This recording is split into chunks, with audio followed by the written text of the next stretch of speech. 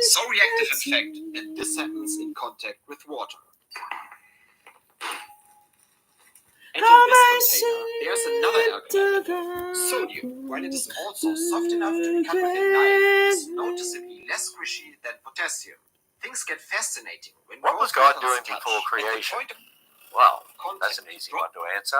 There was no before.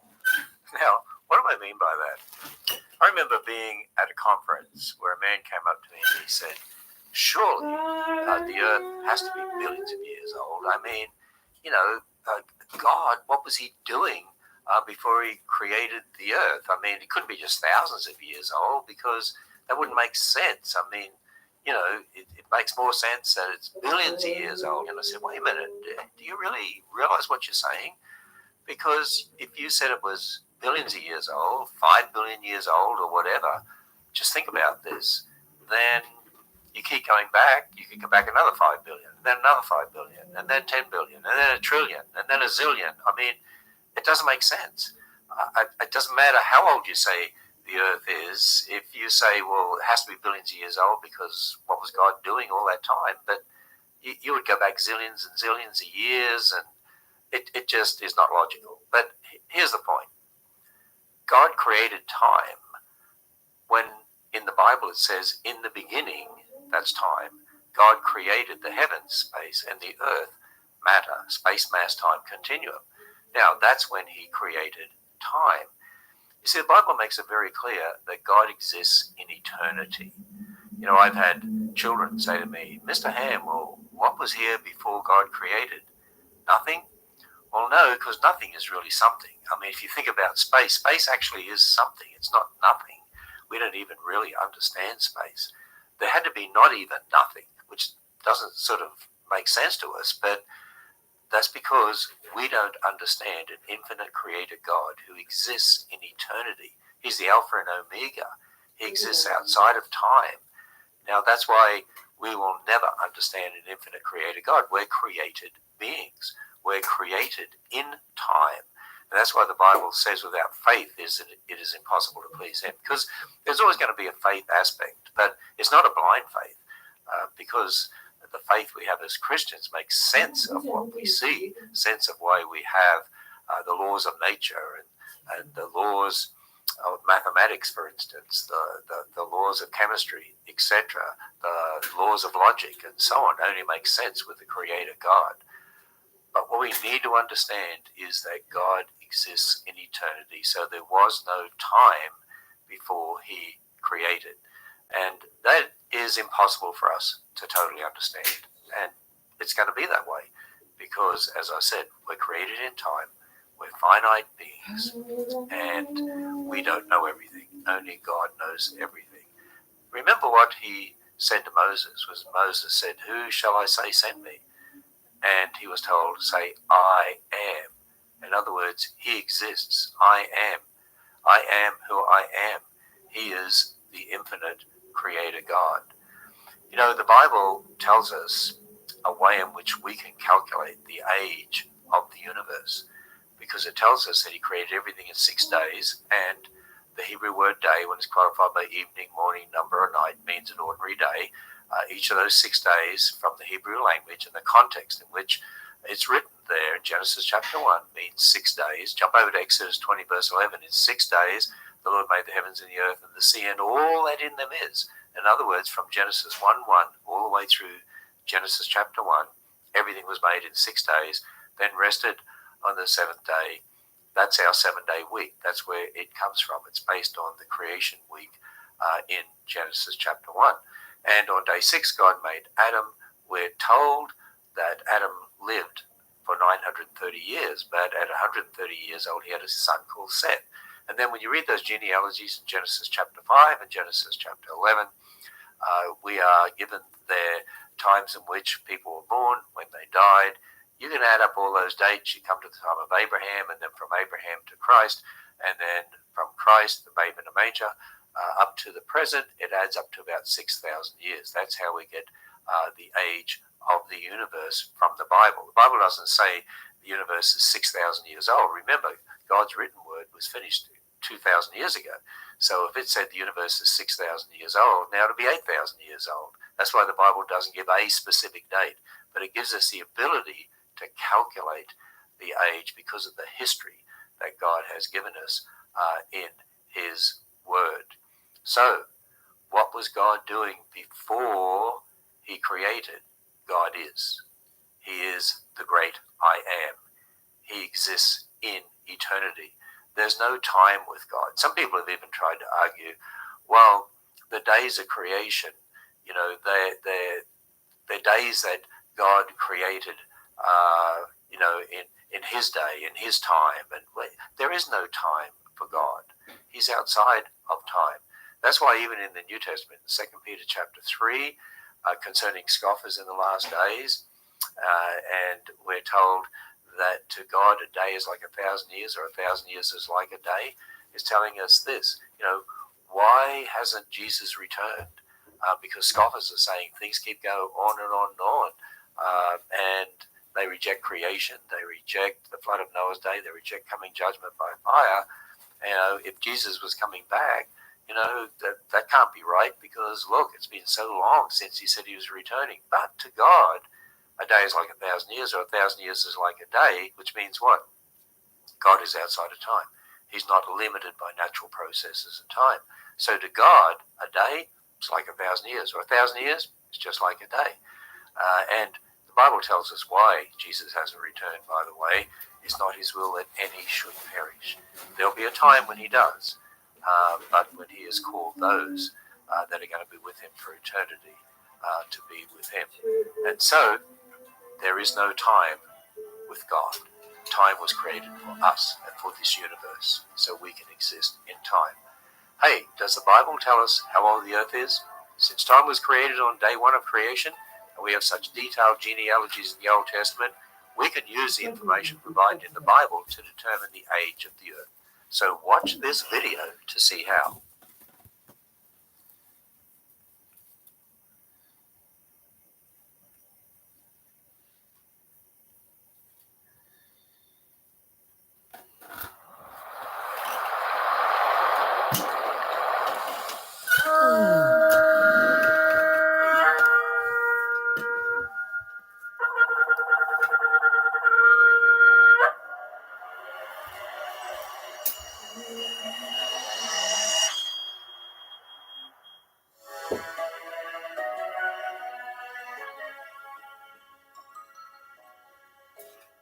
Vaikra, Leviticus chapter 1.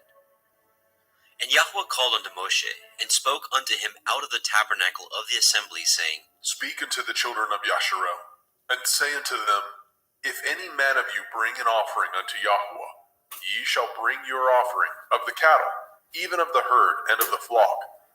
If his offering be a burnt sacrifice of the herd, let him offer a male without blemish. He shall offer it of his own voluntary will at the door of the tabernacle of the assembly before Yahweh. And he shall put his hand upon the head of the burnt offering, and it shall be accepted for him to make an atonement for him. And he shall kill the bullock before Yahweh, and the priests, Aharon's sons, shall bring the blood, and sprinkle the blood round about upon the altar that is by the door of the tabernacle of the assembly. And he shall flay the burnt offering, and cut it into his pieces. And the sons of Aharon the priest shall put fire upon the altar, and lay the wood in order upon the fire. And the priests, Aharon's sons, shall lay the parts, the head, the fat, in order upon the wood that is on the fire, which is upon the altar. But his inwards and his legs shall he wash in water, and the priest shall burn all on the altar, to be a burnt sacrifice, an offering made by fire, of sweet savor unto Yahweh. And if his offering be of the flocks, namely of the sheep, or of the goats, for a burnt sacrifice, he shall bring it a male without blemish. And he shall kill it on the side of the altar northward, before Yahweh and the priest. Aharon's sons shall sprinkle his blood round about upon the altar. And he shall cut it into his pieces, with his head and his fat, and the priest shall lay them in order on the wood that is on the fire, which is upon the altar. But he shall wash the inwards of the legs with water, and the priest shall bring it all, and burn it upon the altar. It is a burnt sacrifice, an offering made by fire, of sweet savor unto Yahweh. And if the burnt sacrifice for his offering to Yahweh be of fowls, then he shall bring his offering of turtle doves, or of young pigeons. And the priest shall bring it unto the altar, and wring off his head, and burn it on the altar, and the blood thereof shall be wrung out at the side of the altar.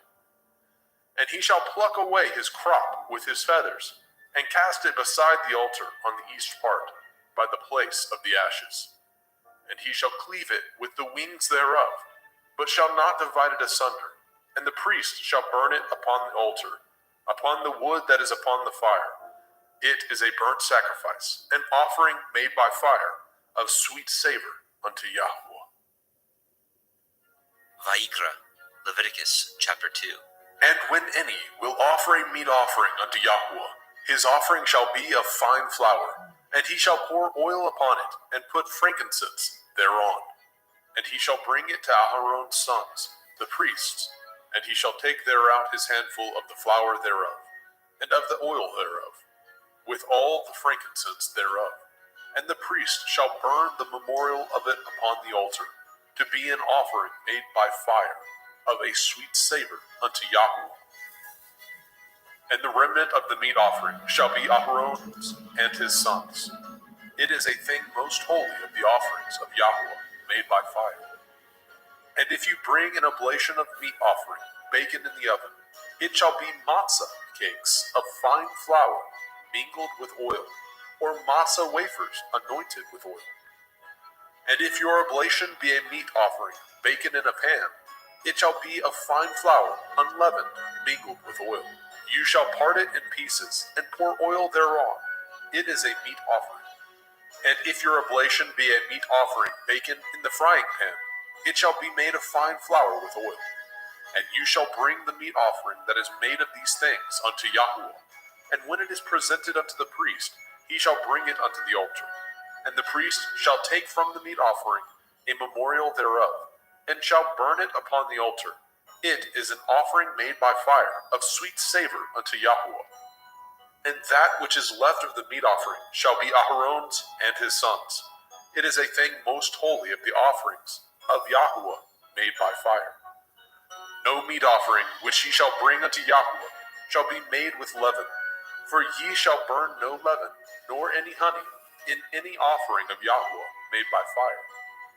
As for the oblation of the firstfruits, ye shall offer them unto Yahweh, but they shall not be burnt on the altar for a sweet savor. And every oblation of your meat offering shall ye season with salt, neither shall ye suffer the salt of the covenant of your Elohim to be lacking from your meat offering. And all your offerings you shall offer salt. And if you offer a meat offering of your firstfruits unto Yahweh, you shall offer the meat offering of your firstfruits, green ears of grain dried by the fire, even grain beaten out of full ears. And you shall put oil upon it, and lay frankincense thereon. It is a meat offering. And the priest shall burn the memorial of it, part of the beaten grain thereof, and part of the oil thereof, with all the frankincense thereof. It is an offering made by fire unto Yahweh. Vayikra, Leviticus chapter 3. And if his oblation be a sacrifice of peace offering, if he offer it of the herd, whether it be a male or a female, he shall offer it without blemish before Yahweh. And he shall lay his hand upon the head of his offering, and kill it at the door of the tabernacle of the assembly. And Aaron's sons, the priests, shall sprinkle the blood upon the altar round about. And he shall offer of the sacrifice of the peace offering an offering made by fire unto Yahweh, the fat that covers the inwards, and all the fat that is upon the inwards, and the 2 kidneys, and the fat that is on them, which is by the flanks, and the caul above the liver, with the kidneys, it shall he take away. And Aaron's sons shall burn it on the altar upon the burnt sacrifice, which is upon the wood that is on the fire. It is an offering made by fire, of sweet savor unto Yahweh. And if his offering for a sacrifice of peace offering unto Yahweh be of the flock, male or female, he shall offer it without blemish. If he offer a lamb for his offering, then shall he offer before Yahweh. And he shall lay his hand upon the head of his offering, and kill it before the tabernacle of the assembly. And Aharon's sons shall sprinkle the blood thereof round about upon the altar. And he shall offer of the sacrifice of the peace offering an offering made by fire unto Yahweh, the fat thereof, and the whole rump. It shall he take off hard by the backbone, and the fat that covers the inwards, and all the fat that is upon the inwards, and the two kidneys, and the fat that is upon them, which is by the flanks, and the caul above the liver, and the kidneys, it shall he take away. And the priest shall burn it upon the altar. It is the food of the offering made by fire unto Yahweh. And if his offering be a goat, then he shall offer it before Yahweh. And he shall lay his hand upon the head of it, and kill it before the tabernacle of the assembly. And the sons of Aharon shall sprinkle the blood thereof upon the altar round about. And he shall offer thereof his offering, even an offering made by fire unto Yahweh, the fat that covers the inwards, and all the fat that is upon the inwards, and the two kidneys, and the fat that is upon them, which is by the flanks, and the caul above the liver, with the kidneys, it shall he take away. And the priest shall burn them upon the altar. It is the food of the offering, made by fire for a sweet savor. All the fat is Yahweh's. It shall be a perpetual statute for your generations throughout all your dwellings, that ye eat neither fat nor blood. Vayikra, Leviticus chapter 4. And Yahweh spoke unto Moshe, saying, Speak unto the children of Yasharel, saying, If a soul shall sin through ignorance against any of the commandments of Yahweh concerning things which ought not to be done, and shall do against any of them, if the priest that is anointed do sin according to the sin of the people, then let him bring for his sin, which he has sinned, a young bullock, without blemish unto Yahweh, for a sin offering. And he shall bring the bullock unto the door of the tabernacle of the assembly before Yahweh, and shall lay his hands upon the bullock's head, and kill the bullock before Yahweh. And the priest that is anointed shall take of the bullock's blood, and bring it to the tabernacle of the assembly. And the priest shall dip his finger in the blood, and sprinkle of the blood 7 times before Yahweh, before the veil of the sanctuary. And the priest shall put some of the blood upon the horns of the altar of sweet incense before Yahweh, which is in the tabernacle of the assembly, and shall pour all the blood of the bullock at the bottom of the altar of the burnt offering, which is at the door of the tabernacle of the assembly. And he shall take off from it all the fat of the bullock for the sin offering, the fat that covers the inwards, and all the fat that is upon the inwards, and the two kidneys, and the fat that is upon them, which is by the flanks, and the caul above the liver, with the kidneys, it shall he take away. As it was taken off from the bullock of the sacrifice of peace offerings, and the priest shall burn them upon the altar of the burnt offering. And the skin of the bullock, and all his flesh, with his head, and with his legs, and his inwards, and his dung, even the whole bullock shall he carry forth without the camp, unto a clean place, where the ashes are poured out, and burn him on the wood with fire. Where the ashes are poured out shall he be burnt.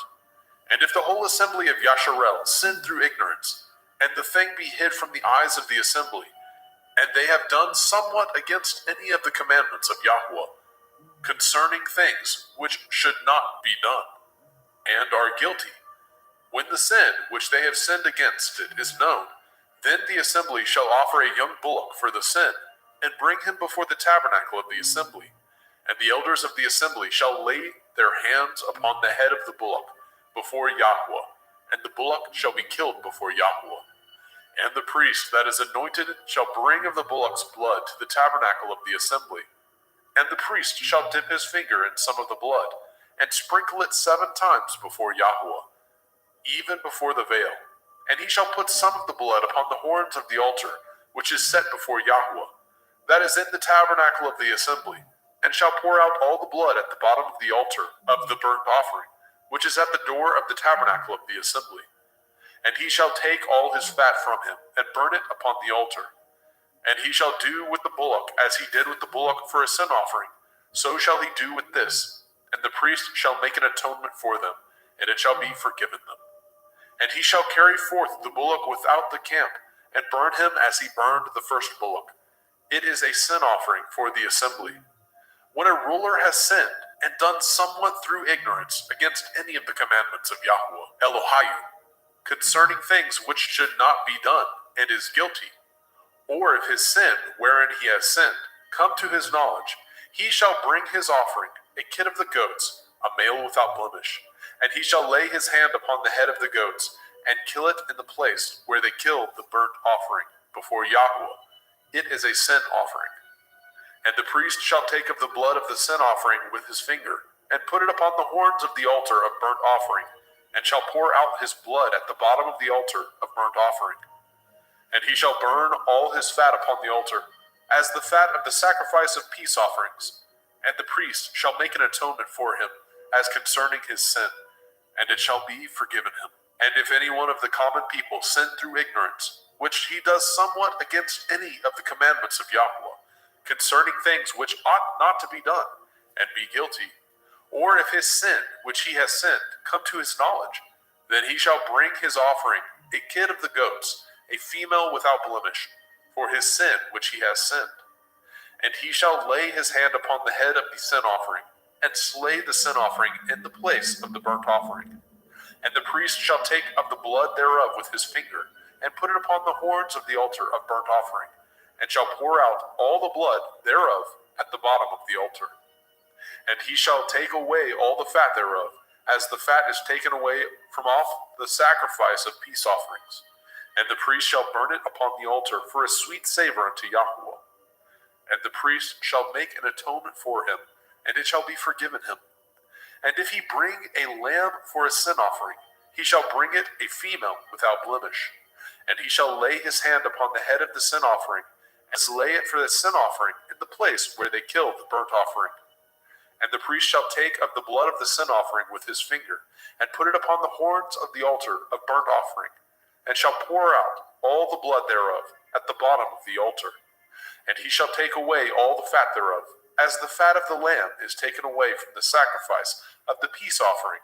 And the priest shall burn them upon the altar, according to the offering made by fire unto Yahweh. And the priest shall make an atonement for his sin that he has committed, and it shall be forgiven him.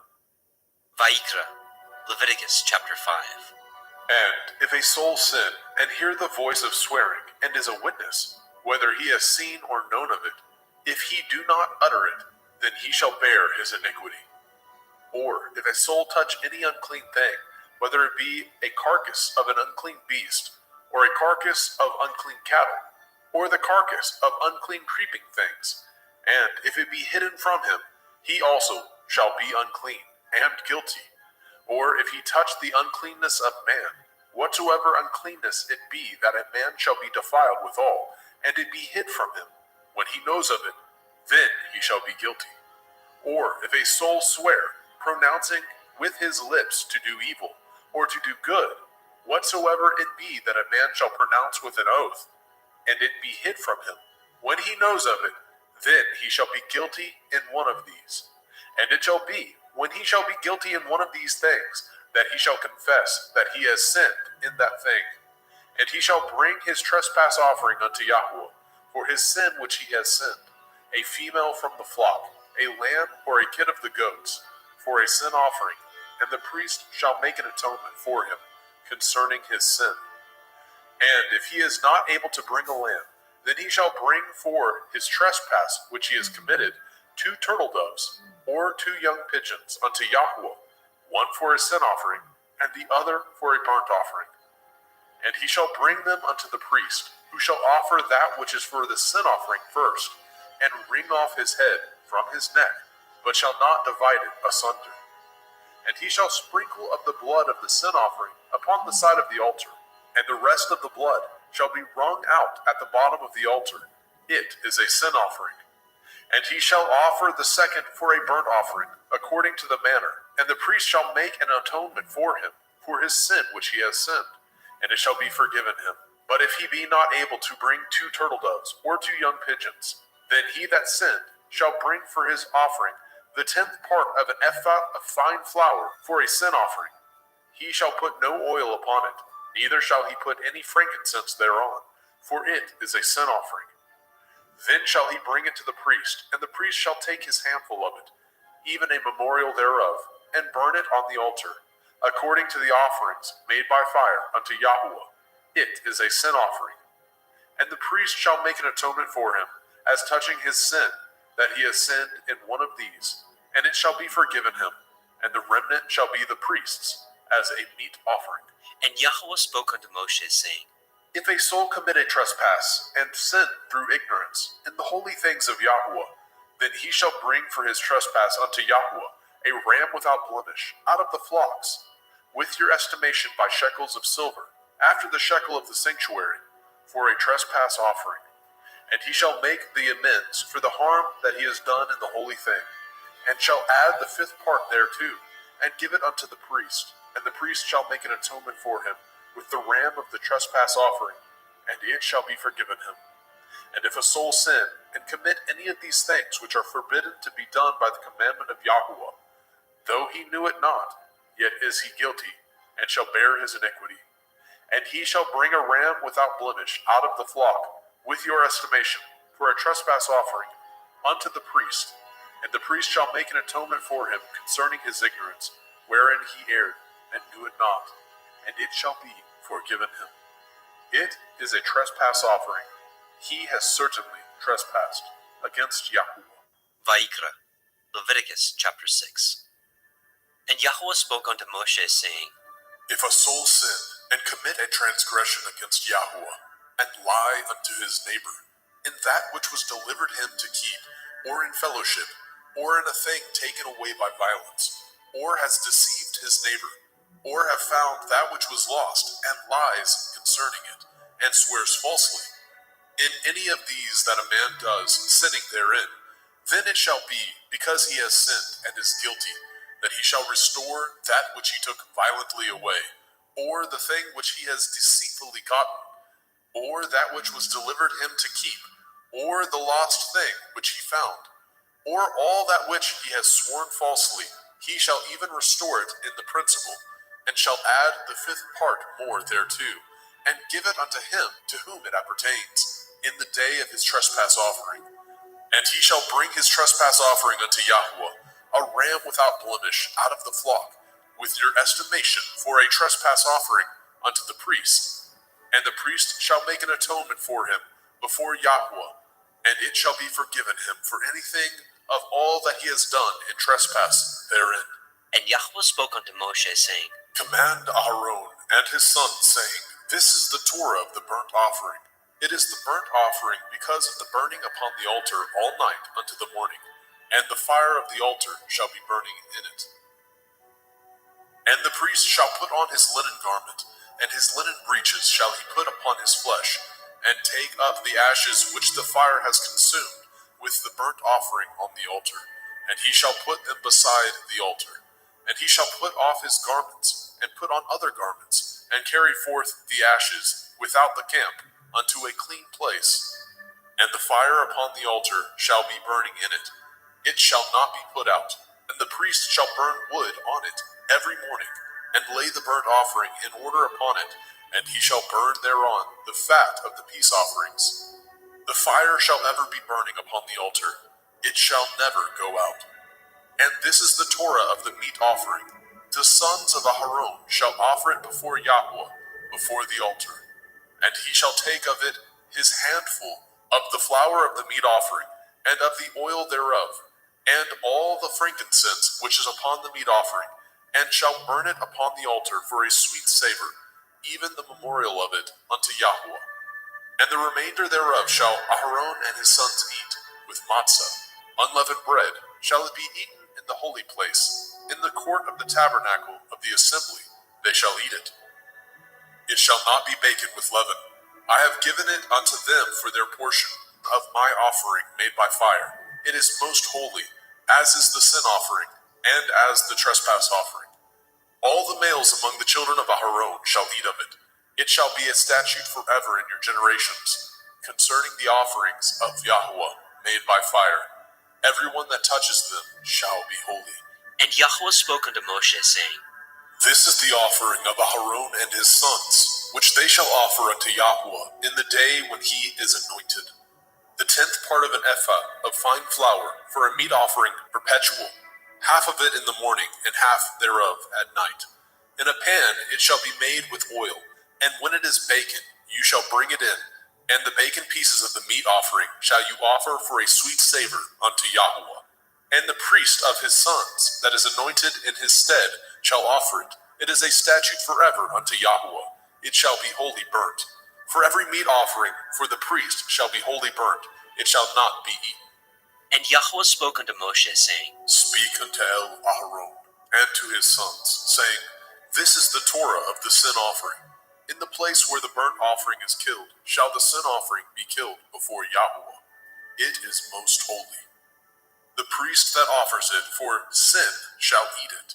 In the holy place shall it be eaten, in the court of the tabernacle of the assembly. Whatsoever shall touch the flesh thereof shall be holy. And when there is sprinkled of the blood thereof upon any garment, you shall wash that whereon it was sprinkled in the holy place. But the earthen vessel wherein it was sodden shall be broken. And if it be sodden in a brazen pot, it shall be both scoured and rinsed in water. All the males among the priests shall eat thereof. It is most holy. And no sin offering, whereof any of the blood is brought into the tabernacle of the assembly, to reconcile withal in the holy place, shall be eaten. It shall be burnt in the fire. Vayikra, Leviticus chapter 7. Likewise, this is the Torah of the trespass offering. It is most holy. In the place where they kill the burnt offering shall they kill the trespass offering, and the blood thereof shall he sprinkle round about upon the altar. And he shall offer it of all the fat thereof, the rump, the fat that covers the inwards, and the 2 kidneys, and the fat that is on them, which is by the flanks, and the caul that is above the liver. With the kidneys it shall he take away. And the priest shall burn them upon the altar for an offering made by fire unto Yahweh. It is a trespass offering. Every male among the priests shall eat thereof. It shall be eaten in the holy place. It is most holy. As the sin offering is, so is the trespass offering. There is one Torah for them. The priest that makes atonement therewith shall have it. And the priest that offers any man's burnt offering, even the priest shall have to himself the skin of the burnt offering which he has offered. And all the meat offering that is baken in the oven, and all that is dressed in the frying pan, and in the pan, shall be the priest's that offer it. And every meat offering mingled with oil, and dry, shall all the sons of Aharon have, one as much as another. And this is the Torah of the sacrifice of peace offerings, which he shall offer unto Yahweh. If he offer it for thanksgiving, then he shall offer with the sacrifice of thanksgiving matzah, unleavened cakes, mingled with oil, and matzah wafers, anointed with oil, and cakes mingled with oil, of fine flour, fried. Besides the cakes, he shall offer for his offering hametz, leavened bread, with the sacrifice of thanksgiving of his peace offerings. And of it he shall offer one out of the whole oblation, for a heave offering unto Yahweh, and it shall be the priest that sprinkles the blood of the peace offerings. And the flesh of the sacrifice of his peace offerings for thanksgiving shall be eaten the same day that it is offered. He shall not leave any of it until the morning. But if the sacrifice of his offering be a vow, or a voluntary offering, it shall be eaten the same day that he offers his sacrifice. On the morrow also the remainder of it shall be eaten. But the remainder of the flesh of the sacrifice on the 3rd day shall be burnt with fire. And if any of the flesh of the sacrifice of his peace offerings be eaten at all on the 3rd day, it shall not be accepted, neither shall it be imputed unto him that offers it. It shall be an abomination, and the soul that eats of it shall bear his iniquity.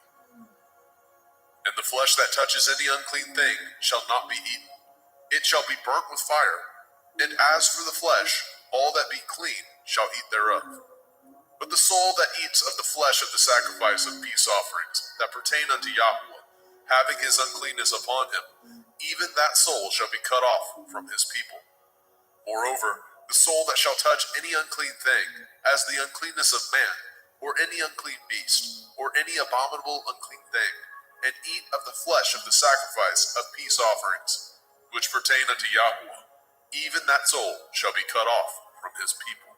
And Yahweh spoke unto Moshe, saying, Speak unto the children of Yasharel, saying, Ye shall eat no manner of fat, of ox, or of sheep, or of goat, and the fat of the beast that dies of itself, and the fat of that which is torn with beast, may be used in any other use, but ye shall in no wise eat of it.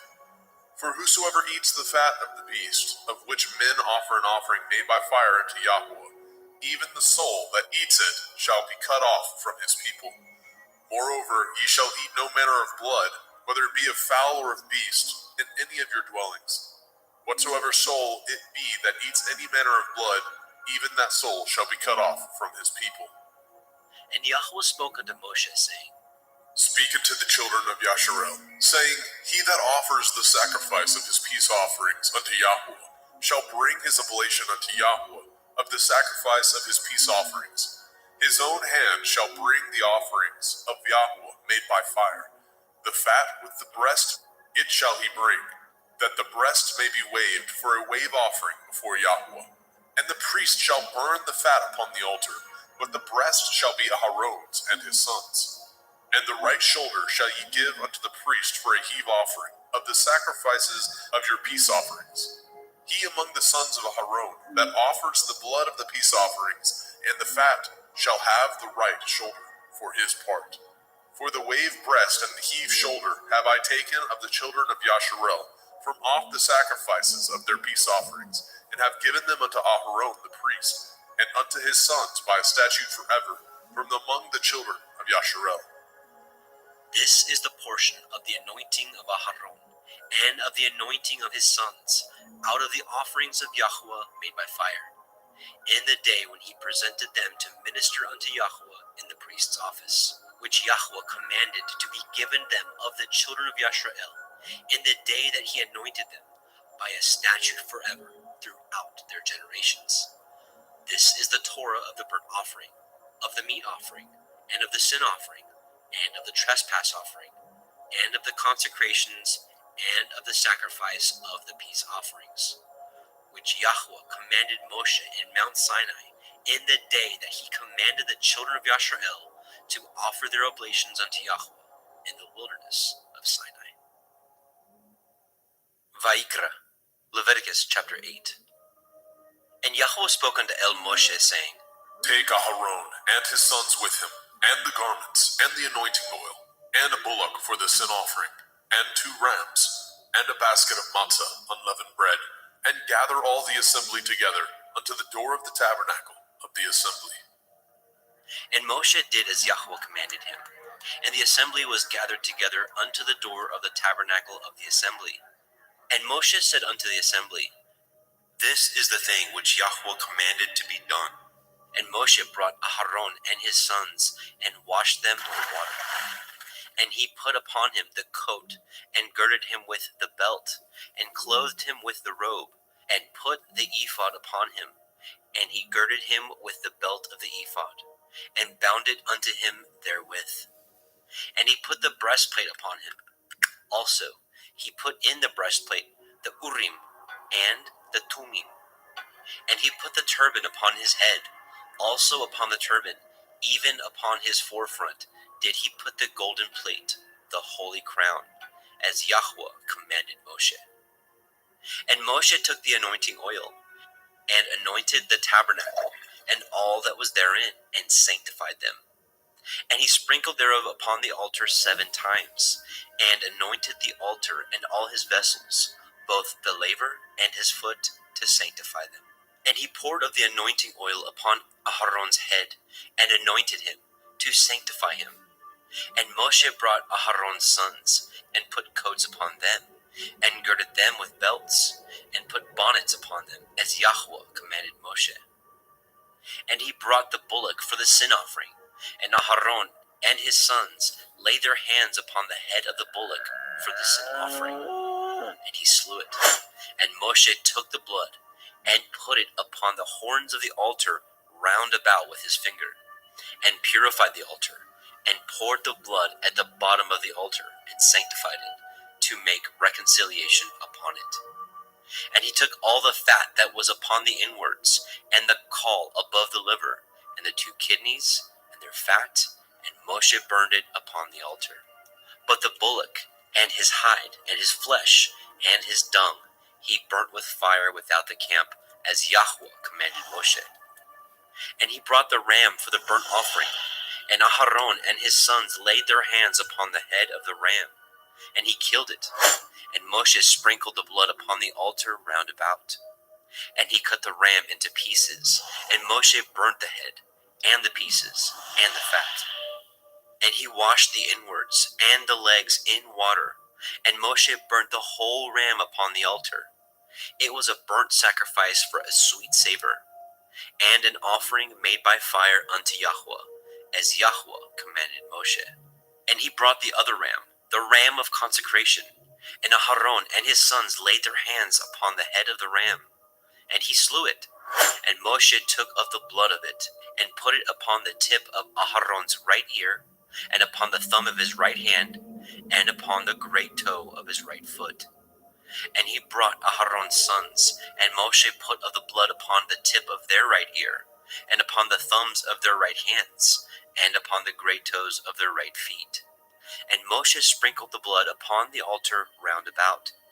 And he took the fat, and the rump, and the fat that was upon the inwards, and the caul above the liver, and the 2 kidneys, and their fat, and the right shoulder. And out of the basket of matzah that was before Yahweh, he took 1 matzah cake, and a cake of oiled bread, and 1 wafer, and put them on the fat, and upon the right shoulder. And he put all upon Aharon's hands, and upon his sons' hands, and waved them for a wave offering before Yahweh. And Moshe took them from off their hands, and burnt them on the altar upon the burnt offering. They were consecrations for a sweet savor. It is an offering made by fire unto Yahweh. And Moshe took the breast, and waved it for a wave offering before Yahweh. For of the ram of consecration it was Moshe's part, as Yahweh commanded Moshe. And Moshe took of the anointing oil, and of the blood which was upon the altar, and sprinkled it upon Aharon and his garments, and upon his sons, and upon his sons' garments with him, and sanctified Aharon and his garments, and his sons' garments with him. And Moshe said unto Aharon and to his sons, Boil the flesh at the door of the tabernacle of the assembly, and there eat it, with the bread that is in the basket of consecrations, as I commanded, saying, Aharon and his sons shall eat it. And that which remains of the flesh and of the bread shall ye burn with fire. And ye shall not go out of the door of the tabernacle of the assembly in 7 days, until the days of your consecration be at an end. For 7 days shall he consecrate you. As he has done this day, so Yahweh has commanded to do, to make an atonement for you. Therefore shall ye abide at the door of the tabernacle of the assembly day and night 7 days, and guard the watch of Yahweh, that ye die not. For so I am commanded. So Aharon and his sons did all the things which Yahweh commanded by the hand of Moshe. Vayikra, Leviticus chapter 9. And it came to pass on the 8th day that Moshe called Aharon and his sons and the elders of Yisrael. And he said unto Aharon, Take a young calf for a sin offering, and a ram for a burnt offering, without blemish, and offer them before Yahweh. And unto the children of Yisrael you shall speak, saying, Take ye a kid of the goats for a sin offering, and a calf and a lamb, both of the first year, without blemish, for a burnt offering. Also a bullock and a ram for peace offerings, to sacrifice before Yahweh, and a meat offering mingled with oil. For today Yahweh will appear unto you. And they brought which Moshe commanded before the tabernacle of the assembly. And all the assembly drew near and stood before Yahweh. And Moshe said, This is the thing which Yahweh commanded that you should do, and the glory of Yahweh shall appear unto you. And Moshe said unto Aharon, Go unto the altar, and offer your sin offering, and your burnt offering, and make an atonement for yourself and for the people, and offer the offering of the people, and make an atonement for them, as Yahweh commanded.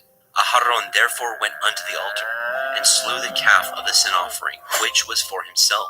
And the sons of Aharon brought the blood unto him, and he dipped his finger in the blood, and put it upon the horns of the altar, and poured out the blood at the bottom of the altar. But the fat, and the kidneys, and the caul above the liver of the sin offering he burnt upon the altar, as Yahweh commanded Moshe. And the flesh and the hide he burnt with fire without the camp. And he slew the burnt offering, and Aharon's sons presented unto him the blood, which he sprinkled round about upon the altar. And they presented the burnt offering unto him, with the pieces thereof, and the head, and he burnt them upon the altar. And he did wash the inwards and the legs, and burnt them upon the burnt offering on the altar. And he brought the people's offering, and took the goat, which was the sin offering for the people, and slew it, and offered it for sin as the first. And he brought the burnt offering, and offered it according to the manner. And he brought the meat offering, and took a handful thereof, and burnt it upon the altar, beside the burnt sacrifice of the morning. He slew also the bullock and the ram for a sacrifice of peace offerings, which was for the people. And Aharon's sons presented unto him the blood, which he sprinkled upon the altar round about. And the fat of the bullock and of the ram, the rump, and that which covers the inwards, and the kidneys, and the caul above the liver, and they put the fat upon the breasts, and he burnt the fat upon the altar. And the breasts and the right shoulder Aharon waved for a wave offering before Yahweh, as Moshe commanded. And Aharon lifted up his hand toward the people, and blessed them, and came down from offering of the sin offering, and the burnt offering, and peace offerings. And Moshe and Aharon went into the tabernacle of the assembly, and came out, and blessed the people. And the glory of Yahweh appeared unto all the people. And there came a fire out from before Yahweh, and consumed upon the altar the burnt offering and the fat, which when all the people saw, they shouted and fell on their face. Vayikra, Leviticus chapter 10. And Nadab and Abihu, the sons of Aharon, took either of them his censer, and put fire therein, and put incense thereon, and offered strange fire before Yahweh, which he commanded them not.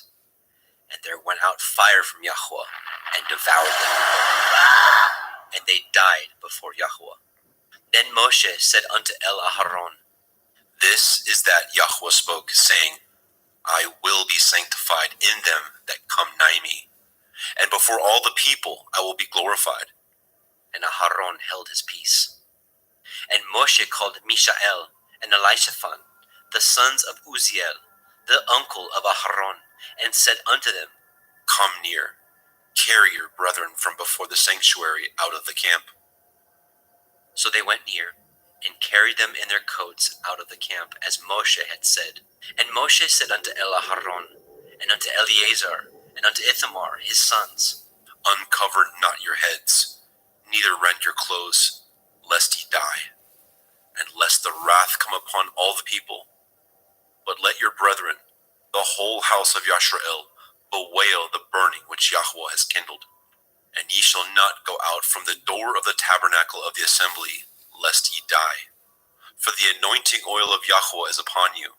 And they did according to the word of Moshe. And Yahweh spoke unto Aharon, saying, Do not drink wine, nor strong drink, you nor your sons with you, when ye go into the tabernacle of the assembly, lest ye die. It shall be a statute forever throughout your generations, and that ye may put difference between holy and unholy, and between unclean and clean, and that ye may teach the children of Yasharel all the statutes which Yahweh has spoken unto them by the hand of Moshe. And Moshe spoke unto Aharon, and unto Eleazar, and unto Ithamar, his sons that were left, Take the meat offering that remains of the offerings of Yahweh made by fire, and eat it without leaven beside the altar, for it is most holy. And ye shall eat it in the holy place, because it is your due, and your sons' due, of the sacrifices of Yahuwah made by fire. For so I am commanded.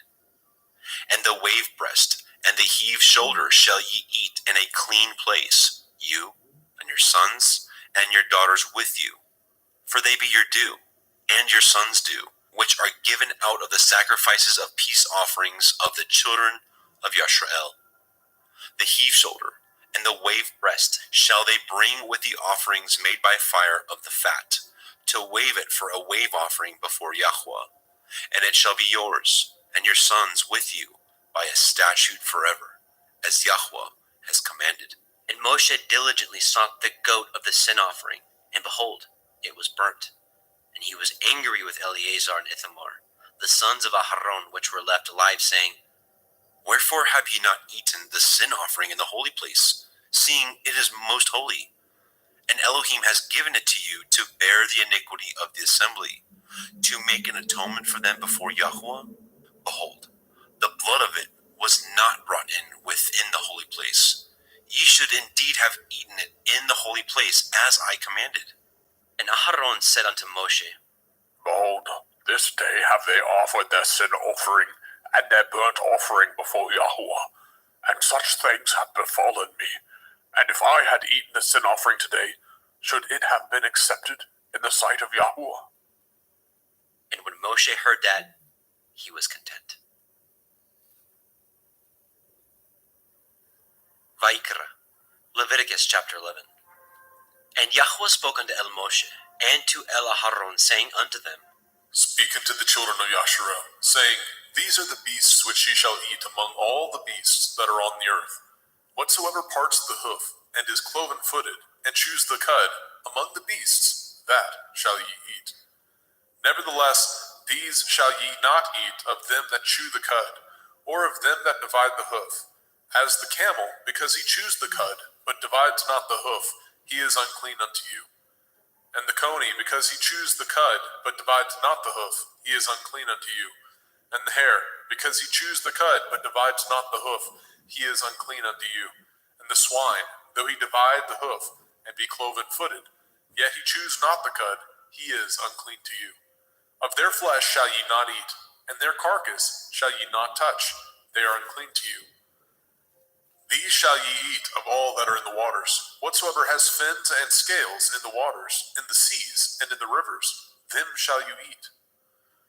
And all that have not fins and scales in the seas, and in the rivers, of all that move in the waters, and of any living thing which is in the waters, they shall be an abomination unto you. They shall be even an abomination unto you. Ye shall not eat of their flesh, but ye shall have their carcasses in abomination. Whatsoever has no fins nor scales in the water, that shall be an abomination unto you. And these are they which ye shall have an abomination among the fowls. They shall not be eaten. They are an abomination, the eagle, the ossifrage, and the osprey, and the vulture, and the kite after his kind, every raven after his kind, and the owl, and the nighthawk, and the cuckow, and the hawk after his kind, and the little owl, and the cormorant, and the great owl, and the swan, and the pelican, and the gier eagle, and the stork, and the heron after her kind, and the lapwing, and the bat. All fowls that creep going upon all four shall be an abomination unto you. Yet these may ye eat of every flying creeping thing that goes upon all four, which have legs above their feet, to leap withal upon the earth. Even these of them ye may eat, the locust after his kind, and the bald locust after his kind, the beetle after his kind, and the grasshopper after his kind. But all other flying creeping things, which have 4 feet, shall be an abomination unto you. And for these ye shall be unclean. Whosoever touches the carcass of them shall be unclean until the evening. And whosoever bears aught of the carcass of them shall wash his clothes, and be unclean until the evening. The carcass of every beast which divides the hoof, and is not cloven-footed, nor chews the cud, are unclean unto you. Every one that touches them shall be unclean. And whatsoever goes upon his paws, among all manner of beasts that go on all fours, those are unclean unto you. Whoso touches their carcass shall be unclean until the evening. And he that bears the carcass of them shall wash his clothes, and be unclean unto the evening. They are unclean unto you. These also shall be unclean unto you. Among the creeping things that creep upon the earth, the weasel, the mouse, and the tortoise, after his kind, and the ferret, and the chameleon, and the lizard, and the snail, and the mole, these are unclean to you among all that creep. Whosoever touches them, when they be dead, shall be unclean until the evening. And upon whatsoever any of them, when they are dead, does fall, it shall be unclean, whether it be any vessel of wood, or raiment, or skin, or sack, whatsoever vessel it be, wherein any work is done, it must be put into water, and it shall be unclean until the evening, so it shall be cleansed. And every earthen vessel, where into any of them that falls, whatsoever is in it shall be unclean, and ye shall break it. Of all meat which may be eaten, that on which such water comes shall be unclean, and all drink that may be drunk in every vessel shall be unclean. And everything whereupon any part of their carcass falls shall be unclean, whether it be oven or range for pots, they shall be broken down, for they are unclean, and shall be unclean unto you. Nevertheless, a fountain or pit, wherein there is plenty of water, shall be clean, but that which touches their carcass shall be unclean. And if any part of their carcass falls upon any sowing seed which is to be sown, it shall be clean. But if any water be put upon the seed, and any part of their carcass fall thereon, it shall be unclean unto you. And if any beast of which ye may eat die, he that touches the carcass thereof shall be unclean unto the evening. And he that eats of the carcass of it shall wash his clothes, and be unclean until the evening. He also that bears the carcass of it shall wash his clothes, and be unclean until the evening. And every creeping thing that creeps upon the earth shall be an abomination. It shall not be eaten. Whatsoever goes upon the belly, and whatsoever goes upon all fours, or whatsoever has more feet among all creeping things that creep upon the earth, them shall ye not eat, for they are an abomination. Ye shall not make yourselves abominable with any creeping thing that creeps, neither shall ye make yourselves unclean with them, that ye should be defiled thereby. For I am Yahuwah Elohim. Ye shall therefore sanctify yourselves, and ye shall be holy, for I am holy. Neither shall ye defile yourselves with any manner of creeping thing that creeps upon the earth. For I am Yahuwah, that brings you up out of the land of Mitzrayim, to be your Elohim. Ye shall therefore be holy, for I am holy. This is the Torah of the beasts, and of the fowl, and of every living creature that moves in the waters, and of every creature that creeps upon the earth, to make a difference between the unclean and the clean, and between the beast that may be eaten, and the beast that may not be eaten. Vaikra, Leviticus chapter 12. And Yahweh spoke unto Moshe, saying, Speak unto the children of Yasharel, saying, If a woman have conceived seed, and born a male child, then she shall be unclean 7 days. According to the days of the separation for her infirmity, shall she be unclean. And in the 8th day, the flesh of his foreskin shall be circumcised. And she shall then continue in the blood of her purifying 33 days. She shall touch no hallowed thing, nor come into the sanctuary, until the days of her purifying be fulfilled. But if she bear a female child, then she shall be unclean 2 weeks, as in her separation, and she shall continue in the blood of her purifying 66 days.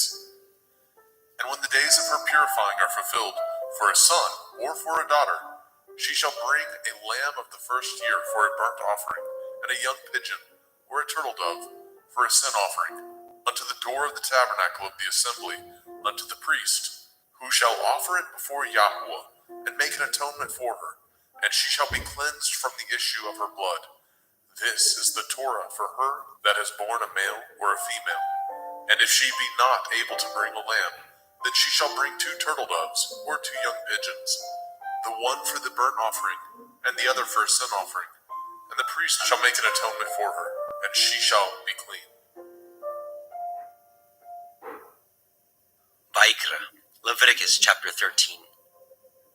And Yahweh spoke unto El Moshe and El Aharon, saying, When a man shall have in the skin of his flesh a rising, a scab, or a bright spot, and it be in the skin of his flesh, like the plague of leprosy, then he shall be brought unto El Aharon the priest, or unto one of his sons the priests. And the priest shall look on the plague in the skin of the flesh, and when the hair in the plague is turned white, and the plague in sight be deeper than the skin of his flesh, it is a plague of leprosy, and the priest shall look on him and pronounce him unclean. If the bright spot be white in the skin of his flesh, and in sight be not deeper than the skin, and the hair thereof be not turned white, then the priest shall shut up him that has the plague 7 days. And the priest shall look on him the 7th day, and behold, if the plague in his sight be at a stay, and the plague spread not in the skin, then the priest shall shut him up 7 days more. And the priest shall look on him again the 7th day, and behold, if the plague be somewhat dark, and the plague spread not in the skin, the priest shall pronounce him clean. It is but a scab, and he shall wash his clothes and be clean. But if the scab spread much abroad in the skin, after that he has been seen of the priest for his cleansing, he shall be seen of the priest again. And if the priest see that, behold, the scab spreads in the skin, then the priest shall pronounce him unclean. It is a leprosy. When the plague of leprosy is in a man, then he shall be brought unto the priest. And the priest shall see him, and behold, if the rising be white in the skin, and it have turned the hair white, and there be quick raw flesh in the rising, it is an old leprosy in the skin of his flesh, and the priest shall pronounce him unclean, and shall not shut him up, for he is unclean. And if a leprosy break out abroad in the skin, and the leprosy cover all the skin of him that has the plague from his head even to his foot, wheresoever the priest looks, then the priest shall consider, and behold, if the leprosy have covered all his flesh, he shall pronounce him clean that has the plague. It is all turned white, he is clean. But when raw flesh appears in him, he shall be unclean. And the priest shall see the raw flesh and pronounce him to be unclean, for the raw flesh is unclean. It is a leprosy. Or if the raw flesh turn again, and be changed unto white, he shall come unto the priest. And the priest shall see him, and behold, if the plague be turned unto white, then the priest shall pronounce him clean that has the plague. He is clean.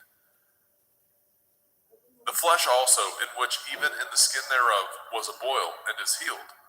And in the place of the boil, where there be a white rising, or a bright spot, white, and somewhat reddish, and it be showed to the priest, and if, when the priest sees it, behold, it be in sight lower than the skin, and the hair thereof be turned white, the priest shall pronounce him unclean. It is a plague of leprosy, broken out of the boil. But if the priest look on it, and behold, there be no white hairs therein, and if it be not lower than the skin, but be somewhat dark, then the priest shall shut him up 7 days. And if it spread much abroad in the skin, then the priest shall pronounce him unclean. It is a plague.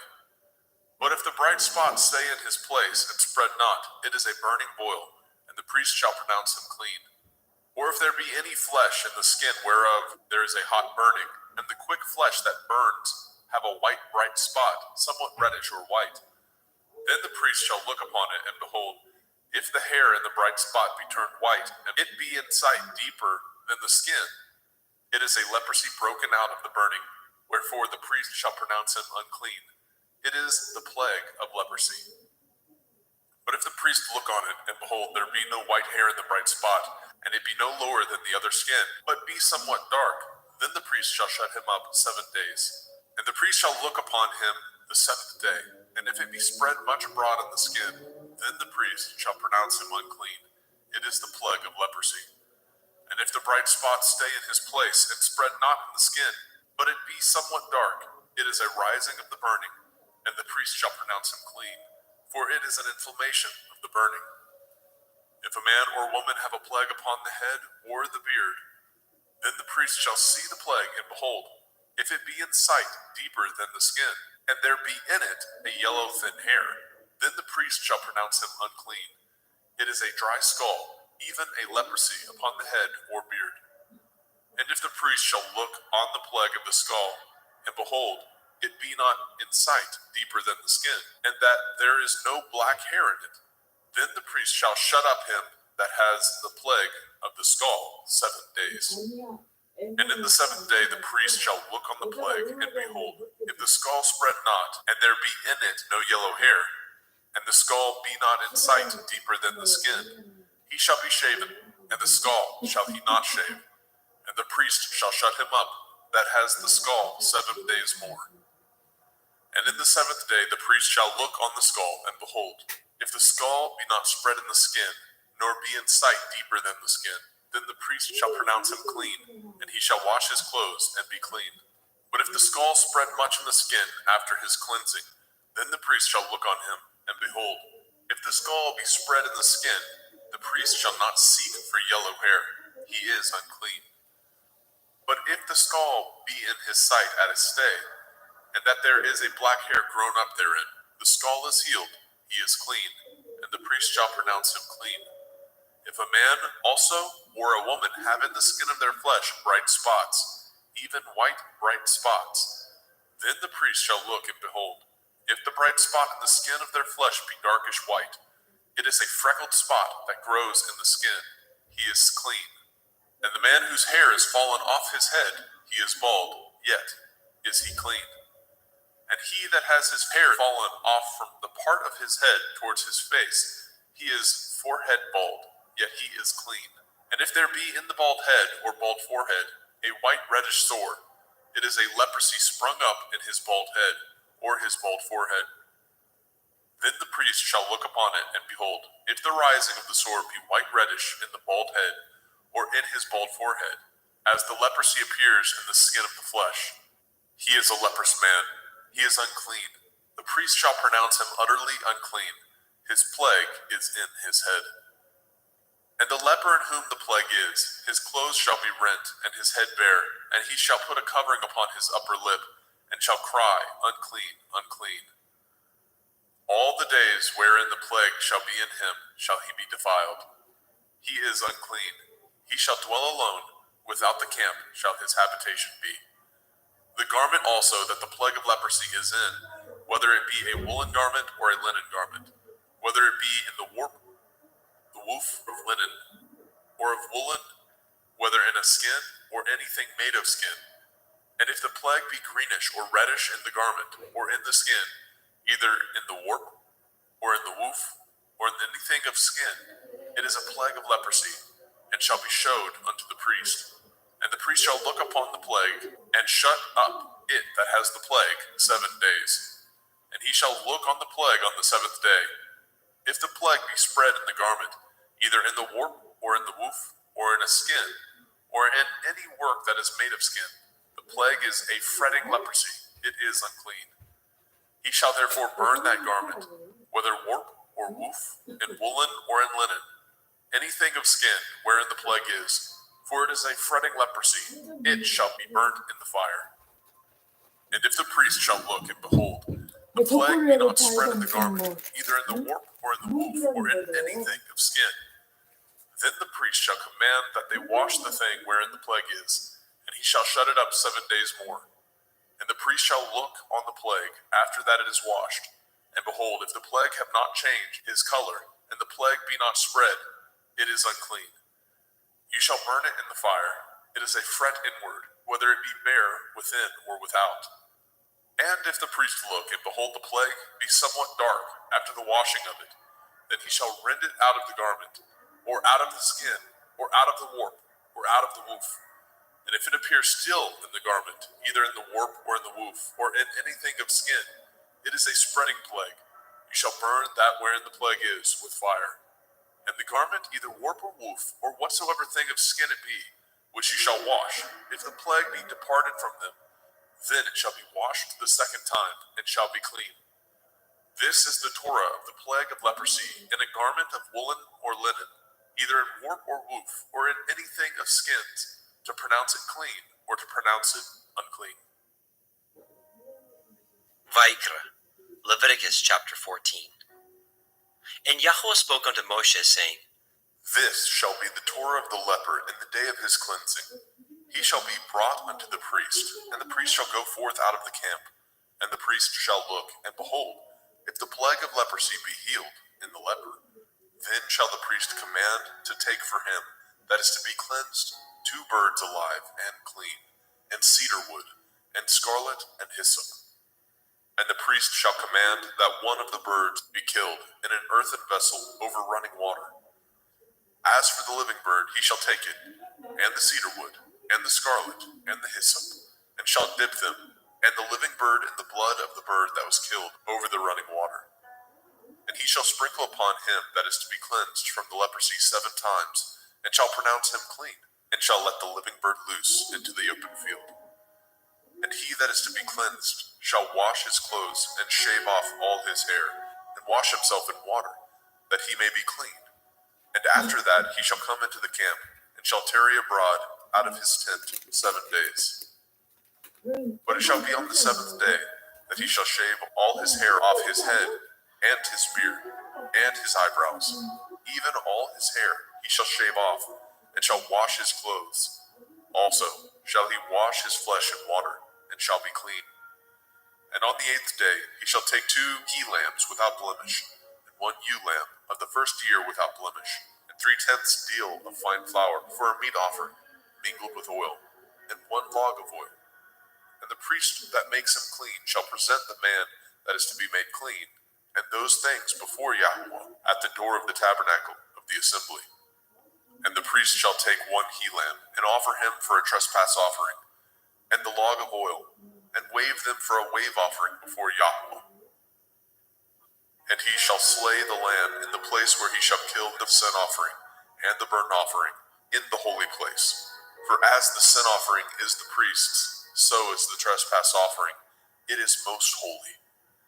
And the priest shall take some of the blood of the trespass offering, and the priest shall put it upon the tip of the right ear of him that is to be cleansed, and upon the thumb of his right hand, and upon the great toe of his right foot. And the priest shall take some of the log of oil, and pour it into the palm of his own left hand. And the priest shall dip his right finger in the oil that is in his left hand, and shall sprinkle of the oil with his finger 7 times before Yahweh. And of the rest of the oil that is in his hand shall the priest put upon the tip of the right ear of him that is to be cleansed, and upon the thumb of his right hand, and upon the great toe of his right foot, upon the blood of the trespass offering. And the remnant of the oil that is in the priest's hand he shall pour upon the head of him that is to be cleansed, and the priest shall make an atonement for him before Yahweh. And the priest shall offer the sin offering, and make an atonement for him that is to be cleansed from his uncleanness, and afterwards he shall kill the burnt offering. And the priest shall offer the burnt offering and the meat offering upon the altar, and the priest shall make an atonement for him, and he shall be clean. And if he be poor, and cannot get so much, then he shall take 1 lamb for a trespass offering to be waved, to make an atonement for him, and 1/10 deal of fine flour mingled with oil for a meat offering, and a log of oil, and 2 turtle doves, or 2 young pigeons, such as he is able to get. And the one shall be a sin offering, and the other a burnt offering. And he shall bring them on the 8th day for his cleansing unto the priest, unto the door of the tabernacle of the assembly before Yahweh.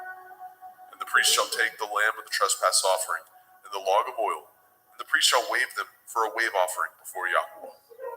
And he shall kill the lamb of the trespass offering, and the priest shall take some of the blood of the trespass offering, and put it upon the tip of the right ear of him that is to be cleansed, and upon the thumb of his right hand, and upon the great toe of his right foot. And the priest shall pour of the oil into the palm of his own left hand. And the priest shall sprinkle with his right finger some of the oil that is in his left hand 7 times before Yahweh. And the priest shall put of that oil that is in his hand upon the tip of the right ear of him that is to be cleansed, and upon the thumb of his right hand, and upon the great toe of his right foot, upon the place of the blood of the trespass offering. And the rest of the oil that is in the priest's hand he shall put upon the head of him that is to be cleansed, to make an atonement for him before Yahweh. And he shall offer the one of the turtle doves, or of the young pigeons, such as he can get, even such as he is able to get, the one for a sin offering, and the other for a burnt offering, with the meat offering. And the priest shall make an atonement for him that is to be cleansed before Yahweh. This is the Torah of him in whom is the plague of leprosy, whose hand is not able to get that which pertains to his cleansing. And Yahweh spoke unto El Moshe, and unto El Aharon, saying, When ye are come into the land of Canaan, which I give to you for a possession, and I put the plague of leprosy in a house of the land of your possession, and he that owns the house shall come and tell the priest, saying, It seems to me there is, as it were, a plague in the house. Then the priest shall command that they empty the house before the priest go into it to see the plague, that all that is in the house be not made unclean. And afterward the priest shall go in to see the house. And he shall look on the plague, and behold, if the plague be in the walls of the house, with hollow strakes, greenish or reddish, which in sight are lower than the wall, then the priest shall go out of the house to the door of the house, and shut up the house 7 days. And the priest shall come again the 7th day, and shall look, and behold, if the plague be spread in the walls of the house, then the priest shall command that they take away the stones in which the plague is, and they shall cast them into an unclean place without the city. And he shall cause the house to be scraped within round about, and they shall pour out the dust that they scrape off without the city into an unclean place. And they shall take other stones, and put them in the place of those stones. And he shall take other mortar, and shall plaster the house. And if the plague come again, and break out in the house, after that he has taken away the stones, and after he has scraped the house, and after it is plastered, then the priest shall come and look, and behold, if the plague be spread in the house, it is a fretting leprosy in the house, it is unclean. And he shall break down the house, the stones of it, and the timber thereof, and all the mortar of the house, and he shall carry them forth out of the city into an unclean place. Moreover, he that goes into the house all the while that it is shut up shall be unclean until the evening. And he that lies in the house shall wash his clothes, and he that eats in the house shall wash his clothes. And if the priest shall come in and look upon it, and behold, the plague has not spread in the house, after the house was plastered, then the priest shall pronounce the house clean, because the plague is healed. And he shall take to cleanse the house 2 birds, and cedar wood, and scarlet, and hyssop. And he shall kill the one of the birds in an earthen vessel over running water. And he shall take the cedar wood, and the hyssop, and the scarlet, and the living bird, and dip them in the blood of the slain bird, and in the running water, and sprinkle the house 7 times. And he shall cleanse the house with the blood of the bird, and with the running water, and with the living bird, and with the cedar wood, and with the hyssop, and with the scarlet. But he shall let go of the living bird out of the city into the open field, and make an atonement for the house, and it shall be clean. This is the Torah for all manner of plague, of leprosy and scald, and for the leprosy of a garment and of a house, and for a rising, and for a scab, and for a bright spot, to teach when it is unclean and when it is clean. This is the Torah of leprosy. Vayikra, Leviticus chapter 15. And Yahweh spoke unto El Moshe and to El Aharon, saying, Speak unto the children of Yasharel, and say unto them, When any man has a running issue out of his flesh, because of his issue he is unclean. And this shall be his uncleanness in his issue, whether his flesh run with his issue, or his flesh be stopped from his issue. It is his uncleanness. Every bed whereon he lies that has the issue is unclean, and everything whereon he sits shall be unclean. And whosoever touches his bed shall wash his clothes, and bathe himself in water, and be unclean until the evening.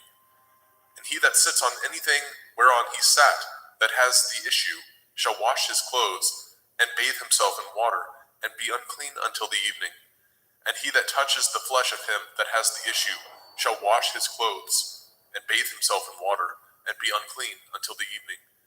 And if he that has the issue spit upon him that is clean, then he shall wash his clothes, and bathe himself in water, and be unclean until the evening. And what saddle soever he rides upon that has the issue shall be unclean. And whosoever touches anything that was under him shall be unclean until the evening. And he that bears any of those things shall wash his clothes, and bathe himself in water, and be unclean until the evening. And whomsoever he touches that has the issue, and has not rinsed his hands in water, he shall wash his clothes, and bathe himself in water, and be unclean until the evening. And the vessel of earth that he touches which has the issue shall be broken, and every vessel of wood shall be rinsed in water. And when he that has an issue is cleansed of his issue, Then he shall number to himself 7 days for his cleansing, and wash his clothes, and bathe his flesh in running water, and shall be clean. And on the 8th day he shall take to him 2 turtle doves or 2 young pigeons, and come before Yahuwah unto the door of the tabernacle of the assembly, and give them unto the priest. And the priest shall offer them, the one for a sin offering, and the other for a burnt offering. And the priest shall make an atonement for him before Yahuwah for his issue. And if any man's seed of copulation go out from him, then he shall wash all his flesh in water, and be unclean until the evening. And every garment and every skin whereon is the seed of copulation shall be washed with water, and be unclean until the evening. The woman also with whom the man shall lie with seed of copulation, they shall both bathe themselves in water, and be unclean until the evening. And if a woman have an issue, and her issue in her flesh be blood, she shall be put apart 7 days, and whosoever touches her shall be unclean until the evening. And everything that she lies upon in her separation shall be unclean. Everything also that she sits upon shall be unclean. And whosoever touches her bed shall wash his clothes, and bathe himself in water, and be unclean until the evening. And whosoever touches anything that she sat upon shall wash his clothes, and bathe himself in water, and be unclean until the evening. And if it be on her bed, or on anything whereon she sits, when he touches it, he shall be unclean until the evening. And if any man lie with her at all, and her flower be upon him, he shall be unclean 7 days, and all the bed whereon he lies shall be unclean. And if a woman have an issue of her blood many days out of the time of her separation, or if it run beyond the time of her separation, all the days of the issue of her uncleanness shall be as the days of her separation. She shall be unclean. Every bed whereon she lies, all the days of her issue, shall be unto her as the bed of her separation, and whatsoever she sits upon shall be unclean, as the uncleanness of her separation. And whosoever touches those things shall be unclean, and shall wash his clothes, and bathe himself in water, and be unclean until the evening. But if she be cleansed of her issue, then she shall number to herself 7 days, and after that she shall be clean. And on the 8th day she shall take unto her 2 turtle doves, or 2 young pigeons, and bring them unto the priest to the door of the tabernacle of the assembly. And the priest shall offer the one for a sin offering, and the other for a burnt offering. And the priest shall make an atonement for her before Yahuwah for the issue of her uncleanness. Thus shall ye separate the children of Yasharel from their uncleanness, that they die not in their uncleanness, when they defile my tabernacle that is among them. This is the Torah of him that has an issue, and of him whose seed goes from him, and is defiled therewith, and of her that is sick of her flowers, and of him that has an issue, of the man and of the woman, and of him that lies with her that is unclean. Vayikra, Leviticus chapter 16. And Yahweh spoke unto Moshe after the death of the 2 sons of Aharon, when they offered before Yahweh and died. And Yahweh said unto El Moshe, Speak unto El Aharon your brother, that he come not at all times into the holy place within the veil before the mercy seat, which is upon the ark, that he die not. For I will appear in the cloud upon the mercy seat. Thus shall Aharon come into the holy place, with a young bullock for a sin offering, and a ram for a burnt offering. He shall put on the holy linen coat, and he shall have the linen breeches upon his flesh, and shall be girded with a linen belt, and with the linen turban shall he be attired. These are holy garments. Therefore shall he wash his flesh in water, and so put them on. And he shall take of the assembly of the children of Yasharel 2 kids of the goats for a sin offering, and 1 ram for a burnt offering. And Aharon shall offer his bullock of the sin offering, which is for himself, and make an atonement for himself and for his house. And he shall take the 2 goats, and present them before Yahuwah at the door of the tabernacle of the assembly. And Aharon shall cast lots upon the 2 goats, 1 lot for Yahuwah, and the other lot for Azazel. And Aharon shall bring the goat upon which Yahuwah's lot fell, and offer him for a sin offering. But the goat on which the lot fell to be for Azazel shall be presented alive before Yahuwah, to make an atonement with him, and to let him go for Azazel into the wilderness.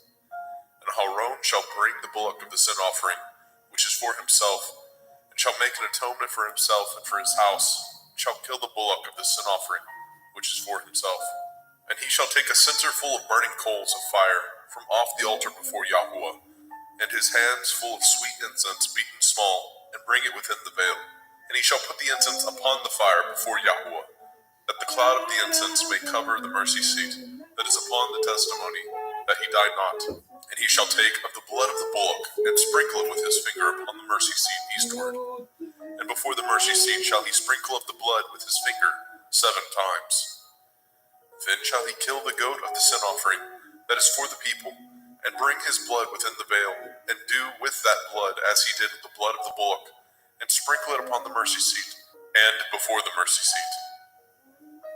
And he shall make an atonement for the holy place, because of the uncleanness of the children of Yasharel, and because of their transgressions, in all their sins. And so shall he do for the tabernacle of the assembly, that remains among them in the midst of their uncleanness. And there shall be no man in the tabernacle of the assembly, when he goes to make an atonement in the holy place, until he comes out, and have made an atonement for himself, and for his household, and for all the assembly of Yasharel. And he shall go out unto the altar that is before Yahuwah, and make an atonement for it, and shall take of the blood of the bullock, and of the blood of the goat, and put it upon the horns of the altar round about. And he shall sprinkle the blood upon it with his finger 7 times, and cleanse it, and hallow it from the uncleanness of the children of Yasharel. And when he has made an end of reconciling the holy place, and the tabernacle of the assembly, and the altar, he shall bring the live goat. And Aharon shall lay both his hands upon the head of the live goat, and confess over him all the iniquities of the children of Yasharel, and all their transgression in all their sins, putting them upon the head of the goat, and shall send him away by the hand of a fit man into the wilderness.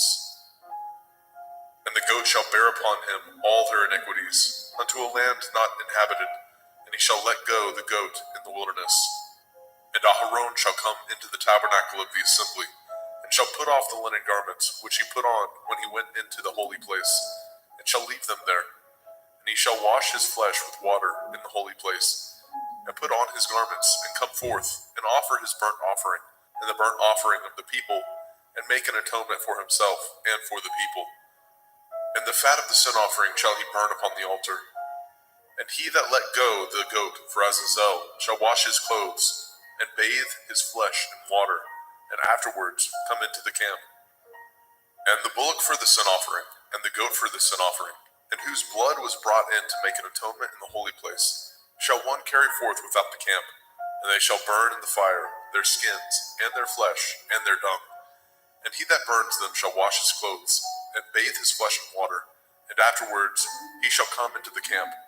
And this shall be a statute forever unto you, that in the 7th month, on the 10th day of the month, ye shall afflict your souls, and do no work at all, whether it be one of your own country, or a stranger that sojourns among you. For on that day shall the priest make an atonement for you, to cleanse you, that ye may be clean from all your sins before Yahuwah. It shall be a Sabbath of rest unto you. Ye shall afflict your souls by a statute forever.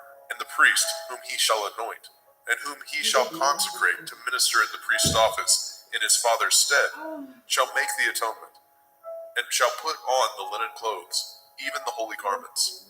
And he shall make an atonement for the holy sanctuary, and he shall make an atonement for the tabernacle of the assembly, and for the altar, and he shall make an atonement for the priests, and for all the people of the assembly. And this shall be an everlasting statute unto you, to make an atonement for the children of Yasharel for all their sins once a year. And he did as Yahweh commanded Moshe.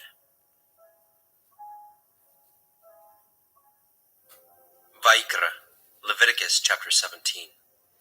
And Yahweh spoke unto Moshe, saying, Speak unto Aharon, and unto his sons, and unto all the children of Yasharel, and say unto them, This is the thing which Yahweh has commanded, saying, What man soever there be of the house of Yasharel, that kills an ox, or lamb, or goat, in the camp, or that kills it out of the camp, and brings it not unto the door of the tabernacle of the assembly, to offer an offering unto Yahweh before the tabernacle of Yahweh, blood shall be imputed unto that man. He has shed blood, and that man shall be cut off from among his people. To the end that the children of Yasharel may bring their sacrifices, which they offer in the open field, even that they may bring them unto Yahweh, unto the door of the tabernacle of the assembly, unto the priest, and offer them for peace offerings unto Yahweh.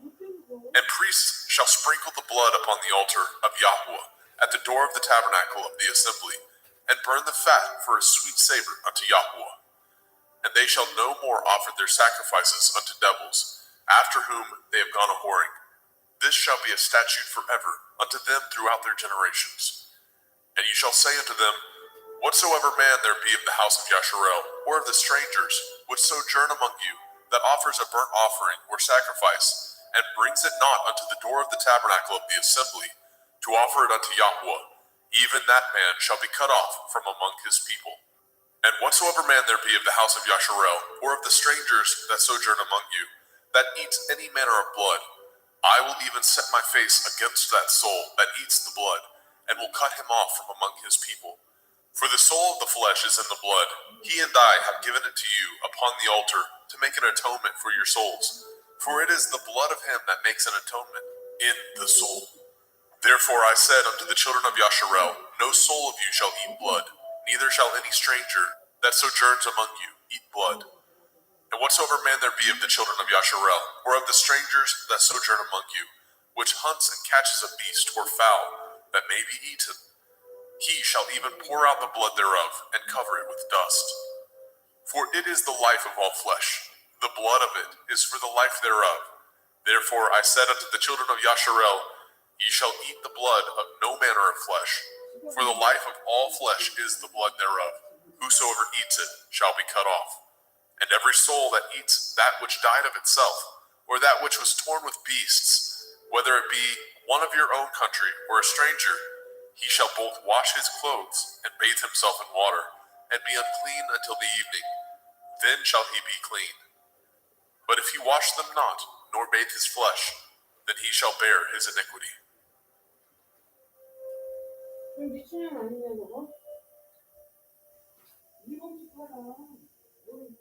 Vayikra, Leviticus chapter 18.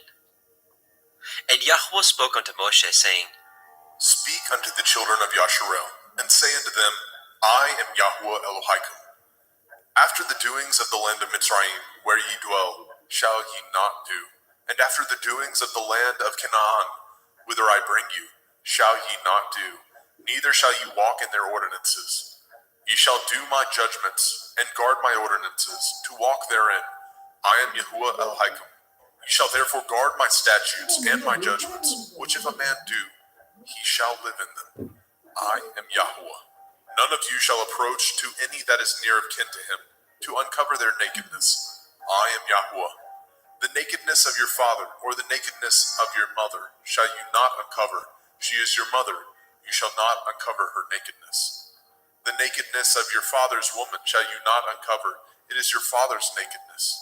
The nakedness of your sister, the daughter of your father, the daughter of your mother, whether she be born at home or born abroad, even their nakedness you shall not uncover. The nakedness of your son's daughter, or of your daughter's daughter, even their nakedness you shall not uncover, for theirs is your own nakedness. The nakedness of your father's woman's daughter, begotten of your father, she is your sister. You shall not uncover her nakedness. You shall not uncover the nakedness of your father's sister. She is your father's near kinswoman.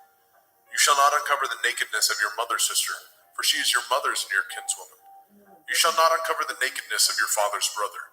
You shall not approach to his woman. She is your aunt. You shall not uncover the nakedness of your daughter-in-law. She is your son's woman. You shall not uncover her nakedness. You shall not uncover the nakedness of your brother's woman. It is your brother's nakedness. You shall not uncover the nakedness of a woman and her daughter. Neither shall you take her son's daughter or her daughter's daughter to uncover her nakedness, for they are your near kinswoman. It is wickedness. Neither shall you take a woman to her sister to vex her, to uncover her nakedness, beside the other in her lifetime. Also you shall not approach unto a woman to uncover her nakedness, as long as she is put apart for her uncleanness. Moreover, you shall not lie carnally with your neighbor's woman to defile yourself with her. And you shall not let any of your seed pass through the fire to Molech, neither shall you profane the name of your Elohim. I am Yahweh.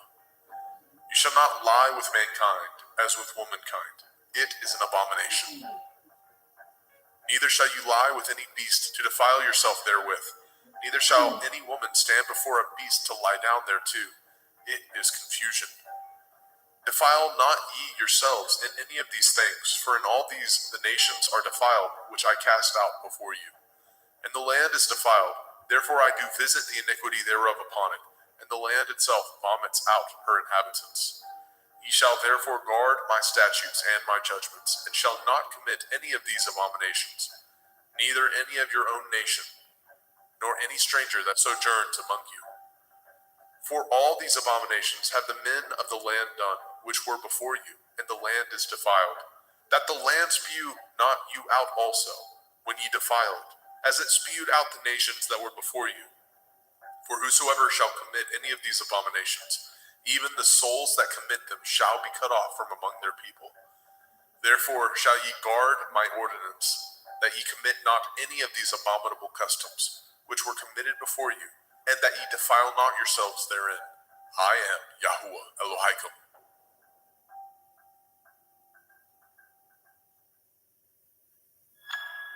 Vaikra, Leviticus chapter 19. And Yahweh spoke unto Moshe, saying, Speak unto all the assembly of the children of Yasharel, and say unto them, Ye shall be holy, for I, Yahuwah Elohaikum, am holy.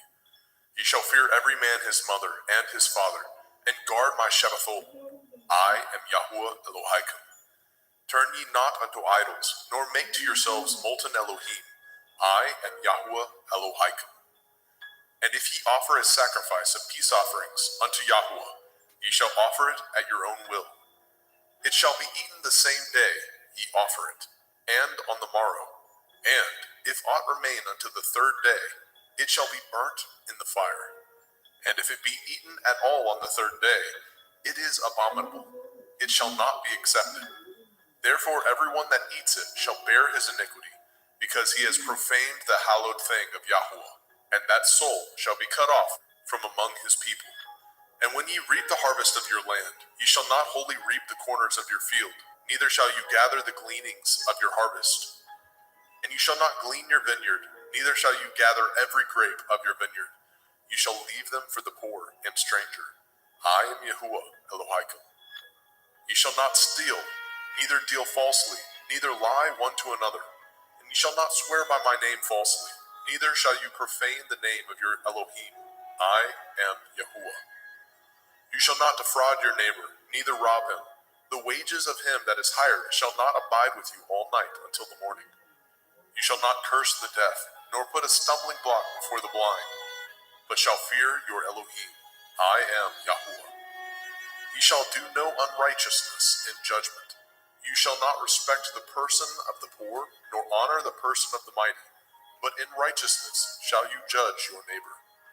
You shall not go up and down as a talebearer among your people, neither shall you stand against the blood of your neighbor. I am Yahuwah. You shall not hate your brother in your heart. You shall in any wise rebuke your neighbor, and not suffer sin upon him. You shall not avenge, nor bear any grudge against the children of your people, but you shall love your neighbor as yourself. I am Yahuwah. Ye shall guard my statutes. You shall not let your cattle gender with a diverse kind. You shall not sow your field with mingled seed. Neither shall a garment mingled of linen and woolen come upon you. And whosoever lies carnally with a woman that is a bondmaid, betrothed to a man, and not at all redeemed, nor freedom given her, she shall be scourged. They shall not be put to death, because she was not free. And he shall bring his trespass offering unto Yahuwah, unto the door of the tabernacle of the assembly, even a ram for a trespass offering. And the priest shall make an atonement for him with the ram of the trespass offering before Yahuwah, for his sin which he has done, and the sin which he has done shall be forgiven him. And when ye come into the land, and shall have planted all manner of trees for food, then ye shall count the fruit thereof as uncircumcised. 3 years shall it be as uncircumcised unto you. It shall not be eaten of. But in the 4th year, all the fruit thereof shall be holy to praise Yahuwah withal. And in the 5th year shall ye eat of the fruit thereof, that it may yield unto you the increase thereof. I am Yahuwah Elohim. Ye shall not eat anything with the blood, neither shall ye use enchantment, nor practice sorcery. You shall not round the corners of your heads, neither shall you mar the corners of your beard. You shall not make any cuttings in your flesh for the dead, nor print any marks upon you. I am Yahuwah. Do not prostitute your daughter, to cause her to be a whore, lest the land fall to whoredom, and the land become full of wickedness. You shall guard my Shabbatot, and reverence my sanctuary. I am Yahuwah. Regard not them that have familiar spirits, neither seek after wizards to be defiled by them. I am Yahuwah Elohim. You shall rise up before the gray head, and honor the face of the old man, and fear your Elohim. I am Yahuwah. And if a stranger sojourn with you in your land, ye shall not vex him. But the stranger that dwells with you shall be unto you as one born among you, and you shall love him as yourself. For ye were strangers in the land of Mitzrayim. I am Yahuwah Elohim. Ye shall do no unrighteousness in judgment, in meat yard, in weight, or in measure. Just balances, just weights, a just ephah, and a just hin shall ye have. I am Yahuwah Elohim, which brought you out of the land of Mitzrayim. Therefore shall ye guard all my statutes, and all my judgments, and do them. I am Yahuwah.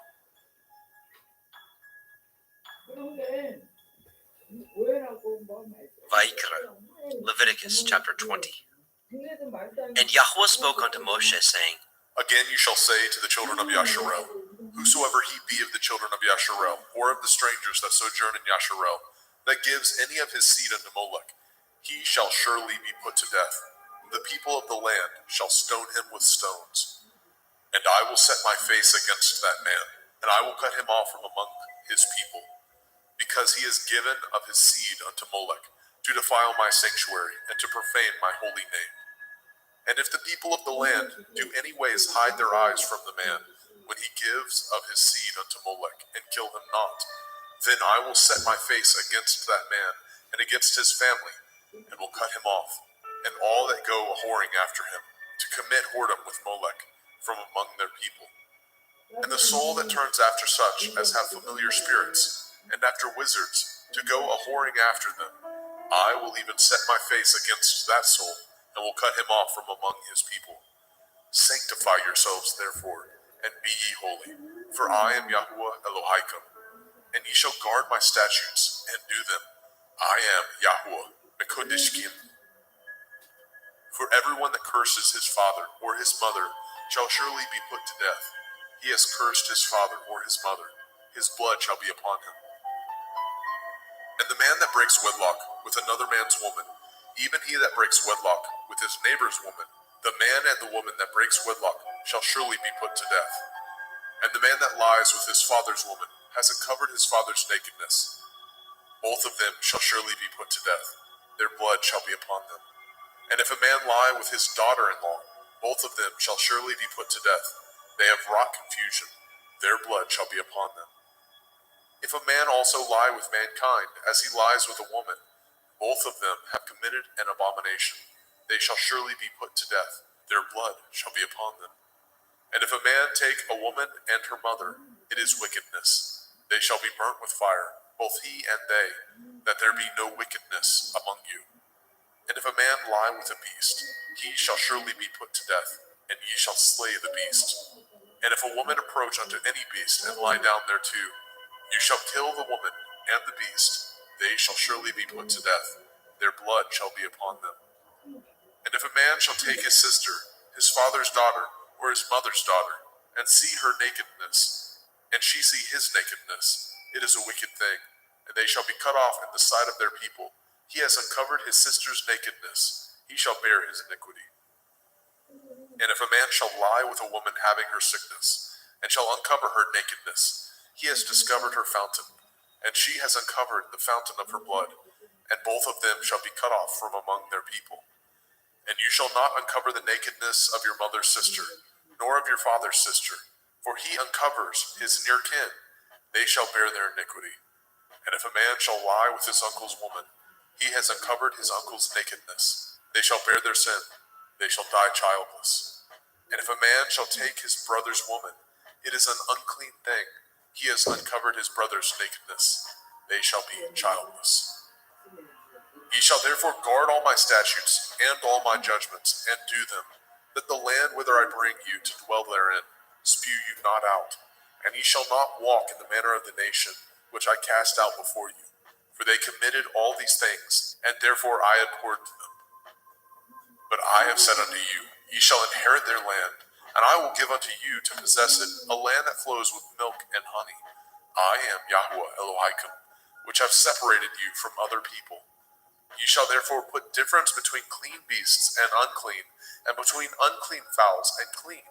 And ye shall not make your souls abominable by beast, or by fowl, or by any manner of living thing that creeps on the ground, which I have separated from you as unclean.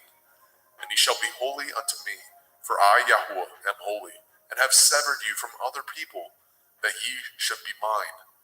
A man also, or a woman that has a familiar spirit, or that is a wizard, shall surely be put to death. They shall stone them with stones. Their blood shall be upon them. Vayikra, Leviticus chapter 21. And Yahweh said unto Moshe, Speak unto the priests, the sons of Aharon, and say unto them, There shall none be defiled for the dead among his people, but for his kin that is near unto him, that is, for his mother, and for his father, and for his son, and for his daughter, and for his brother, and for his sister a virgin, that is nigh unto him, which has had no man, for her may he be defiled. But he shall not defile himself, being a chief among his people, to profane himself. They shall not make baldness upon their head, neither shall they shave off the corners of their beard, nor make any cuttings in their flesh. They shall be holy unto their Elohim, and not profane the name of their Elohim. For the offerings of Yahweh made by fire, and the bread of their Elohim they do offer. Therefore they shall be holy. They shall not take a woman that is a whore, or profane, neither shall they take a woman put away from her man, for he is holy unto his Elohim. You shall sanctify him therefore, for he offers the bread of your Elohim. He shall be holy unto you, for I, Yahweh, which sanctify you, am holy. And the daughter of any priest, if she profane herself by playing the whore, she profanes her father, she shall be burnt with fire. And he that is high priest among his brethren, upon whose head the anointing oil was poured, and that is consecrated to put on the garments, shall not uncover his head, nor rend his clothes. Neither shall he go in to any dead body, nor defile himself for his father, or for his mother. Neither shall he go out of the sanctuary, nor profane the sanctuary of his Elohim. For the crown of the anointing oil of his Elohim is upon him. I am Yahweh. And he shall take a woman in her virginity, a widow or a divorced woman, or profane, or a harlot, these shall he not take, but he shall take a virgin of his own people to be his woman. Neither shall he profane his seed among his people, for I, Yahweh, do sanctify him. And Yahweh spoke unto Moshe, saying, Speak unto El-Aharon, saying, Whosoever he be of your seed in their generations, that has any blemish, let him not approach to offer the bread of his Elohim.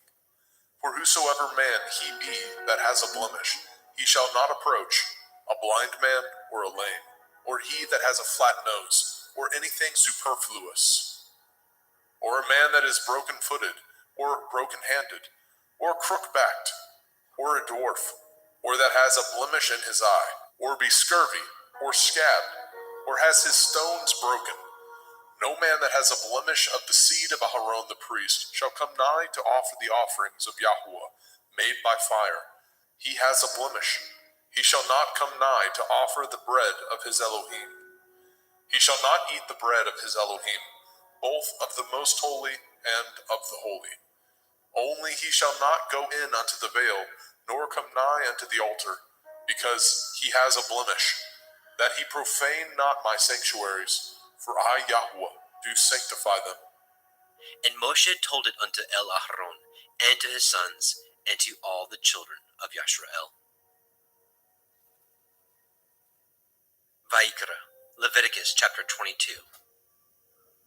And Yahweh spoke unto Moshe, saying, Speak unto Aharon and to his sons, that they separate themselves from the holy things of the children of Yasharel, and that they profane not my holy name in those things, which they hallow unto me. I am Yahweh. Say unto them, whosoever he be of all your seed among your generations, that goes unto the holy things, which the children of Yasharel hallow unto Yahweh, having his uncleanness upon him, that soul shall be cut off from my presence. I am Yahweh. What man soever of the seed of Aaron is a leper, or has a running issue, he shall not eat of the holy things until he be clean. And whoso touches anything that is unclean by the dead, or a man whose seed goes from him, or whosoever touches any creeping thing whereby he may be made unclean, or a man of whom he may take uncleanness, whatsoever uncleanness he has, the soul which has touched any such thing shall be unclean until evening, and shall not eat of the holy things, unless he wash his flesh with water. And when the sun is down, he shall be clean, and shall afterward eat of the holy things, because it is his food. That which dies of itself, or is torn with beasts, he shall not eat, to defile himself therewith. I am Yahweh. They shall therefore guard my ordinance, lest they bear sin for it, and die therefore. If they profane it, I, Yahweh, do sanctify them. There shall no stranger eat of the holy thing. A sojourner of the priest, or a hired servant, shall not eat of the holy thing. But if the priest buy any soul with his money, he shall eat of it. And he that is born in his house, they shall eat of his meat. If the priest's daughter also be married unto a stranger, she may not eat of an offering of the holy things. But if the priest's daughter be a widow, or divorced, and have no child, and is returned unto her father's house, as in her youth, she shall eat of her father's meat, but there shall no stranger eat thereof. And if a man eat of the holy thing unwittingly, then he shall put the fifth part thereof unto it, and shall give it unto the priest with the holy thing. And they shall not profane the holy things of the children of Yasharel, which they offer unto Yahweh, or suffer them to bear the iniquity of trespass when they eat their holy things. For I, Yahweh, do sanctify them.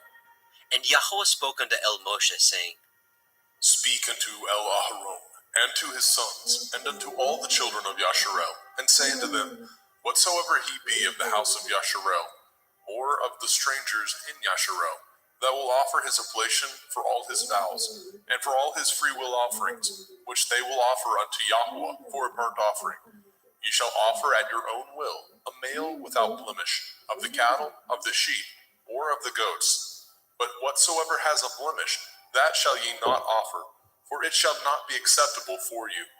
And whosoever offers a sacrifice of peace offerings unto Yahweh, to accomplish his vow, or a freewill offering in cattle or sheep, it shall be perfect to be accepted. There shall be no blemish therein. Blind, or broken, or maimed, or having a running sore, or scurvy, or scabbed, ye shall not offer these unto Yahweh, nor make an offering by fire of them upon the altar unto Yahweh.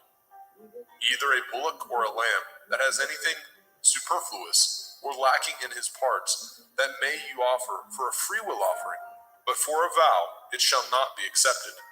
Ye shall not offer unto Yahweh that which is bruised, or crushed, or broken, or cut, neither shall ye make any offerings thereof in your land. Neither from a stranger's hand shall ye offer the bread of your Elohim of any of these, because their corruption is in them, and blemishes be in them. They shall not be accepted for you. And Yahweh spoke unto Moshe, saying, When a bullock or a sheep or a goat is brought forth, then it shall be 7 days under the dam, and from the 8th day and thenceforth it shall be accepted for an offering made by fire unto Yahweh.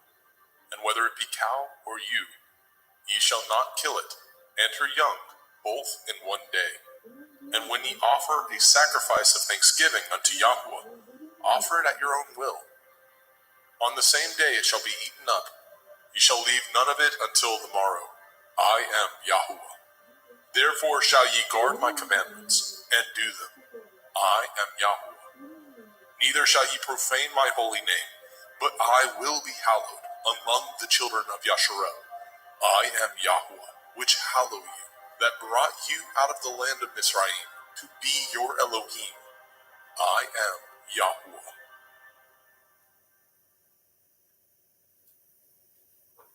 Vayikra, Leviticus chapter 23. And Yahweh spoke unto Moshe, saying, Speak unto the children of Yasharel, and say unto them concerning the feasts of Yahweh, which ye shall proclaim to be holy assemblies. Even these are my feasts. 6 days shall work be done, but the 7th day is the Sabbath of rest, a holy assembly. Ye shall do no work therein. It is the Sabbath of Yahweh in all your dwellings. These are the feasts of Yahweh, even holy assemblies, which ye shall proclaim in their appointed times.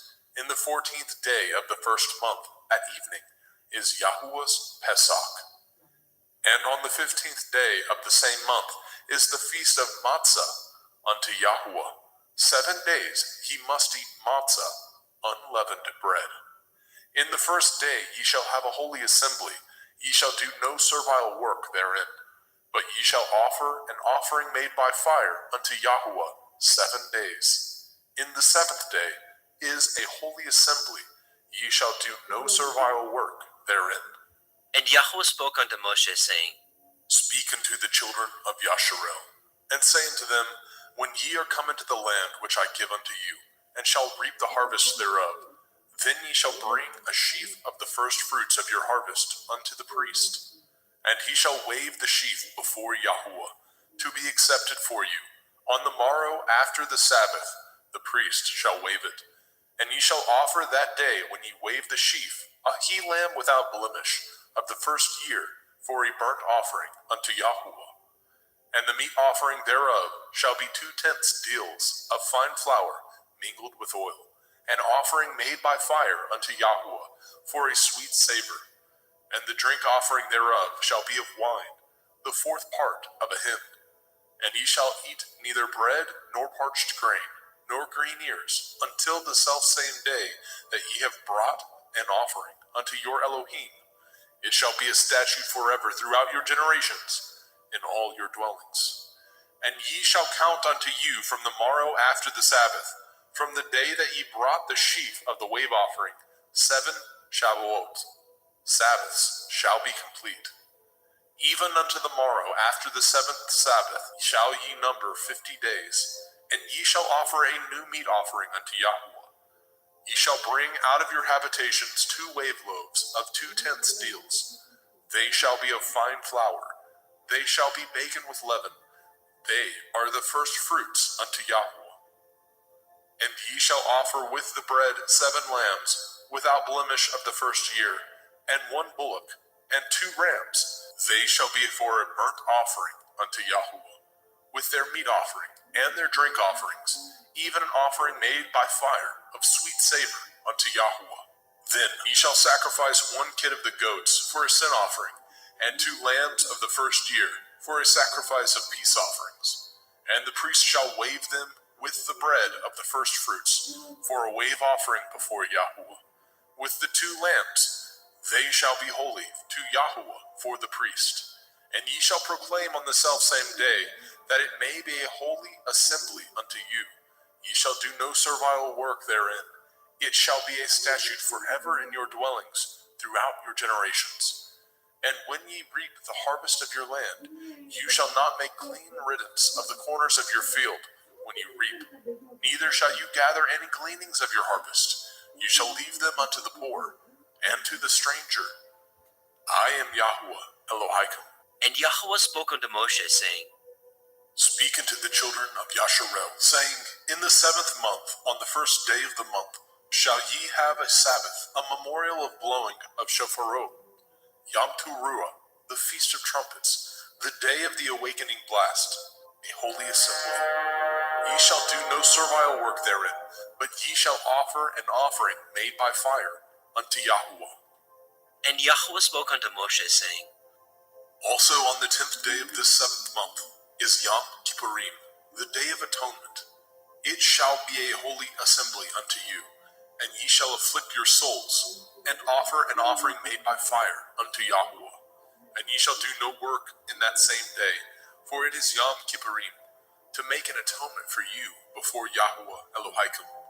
For whatsoever soul it be that shall not be afflicted in that same day, he shall be cut off from among his people.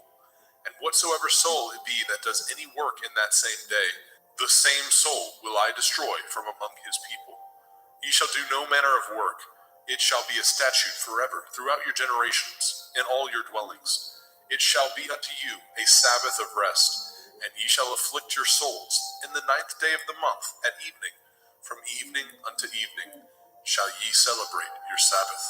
And Yahweh spoke unto Moshe, saying, Speak unto the children of Yasharel, saying, The 15th day of this 7th month shall be the feast of Sukkot, tabernacles, for 7 days unto Yahweh. On the first day shall be a holy assembly.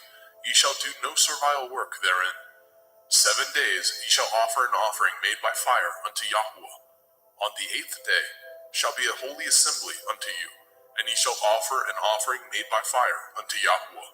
It is a solemn assembly, and ye shall do no servile work therein.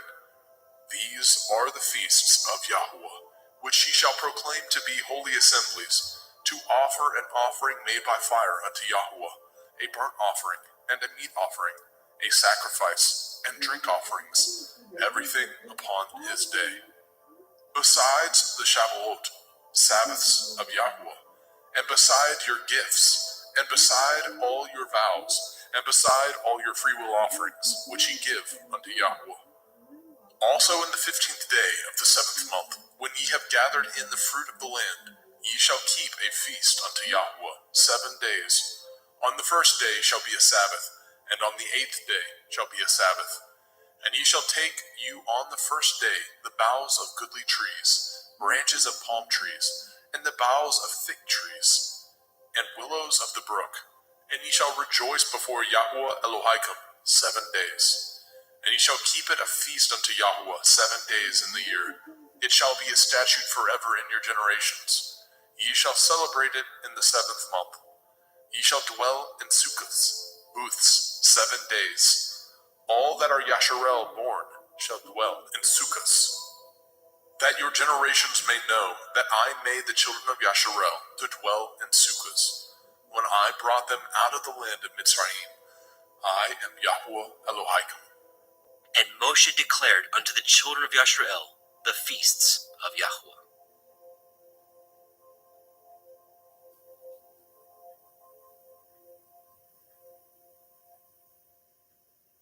Vaikra, Leviticus chapter 24. And Yahweh spoke unto Moshe, saying, Command the children of Yasharel that they bring unto you pure olive oil, beaten for the light, to cause the lamps to burn continually, without the veil of the testimony. In the tabernacle of the assembly shall Aharon order it from the evening unto the morning before Yahweh continually. It shall be a statute forever in your generations. He shall order the lamps upon the pure menorah, 7-branched candlestick, before Yahweh continually. And you shall take fine flour, and bake 12 cakes thereof. 2/10 deals shall be in 1 cake. And you shall set them in 2 rows, 6 on a row, upon the pure table before Yahweh. And you shall put pure frankincense upon each row, that it may be on the bread for a memorial, even a memorial made by fire unto Yahweh. Every Sabbath he shall set it in order before Yahweh continually, being taken from the children of Yasharel by an everlasting covenant. And it shall be Aharon and his sons, and they shall eat it in the holy place, for it is most holy unto him of the offerings of Yahweh made by fire, by a perpetual statute. And the son of a Yashareliteth woman, whose father was a Mitzri, went out among the children of Yasharel. And this son of the Yashareliteth woman and a man of Yasharel strove together in the camp. And the Yashareliteth woman's son blasphemed the name of Yahweh and cursed. And they brought him unto Moshe, and his mother's name was Shelomith, the daughter of Divri, of the tribe of Dan. And they put him in ward, that the mind of Yahweh might be showed them. And Yahweh spoke unto Moshe, saying, Bring forth him that has cursed without the camp, and let all that heard him lay their hands upon his head, and let all the assembly stone him. And you shall speak unto the children of Yasharel, saying, Whosoever curses his Elohim shall bear his sin. And he that blasphemes the name of Yahweh, he shall surely be put to death. And all the assembly shall certainly stone him, as well the stranger, as he that is born in the land, when he blasphemes the name of Yahweh, shall be put to death. And he that kills any man shall surely be put to death. And he that kills a beast shall make it good, beast for beast. And if a man cause a blemish in his neighbor, as he has done, so shall it be done to him. Breach for breach, eye for eye, tooth for tooth. As he has caused a blemish in a man, so shall it be done to him again. And he that kills a beast, he shall restore it. And he that kills a man, he shall be put to death. Ye shall have one manner of law, as well for the stranger, as for one of your own country. For I am Yahweh Elohim. And Moshe spoke to the children of Yasharel, that they should bring forth him that had cursed out of the camp, and stone him with stones. And the children of Yasharel did as Yahweh commanded Moshe.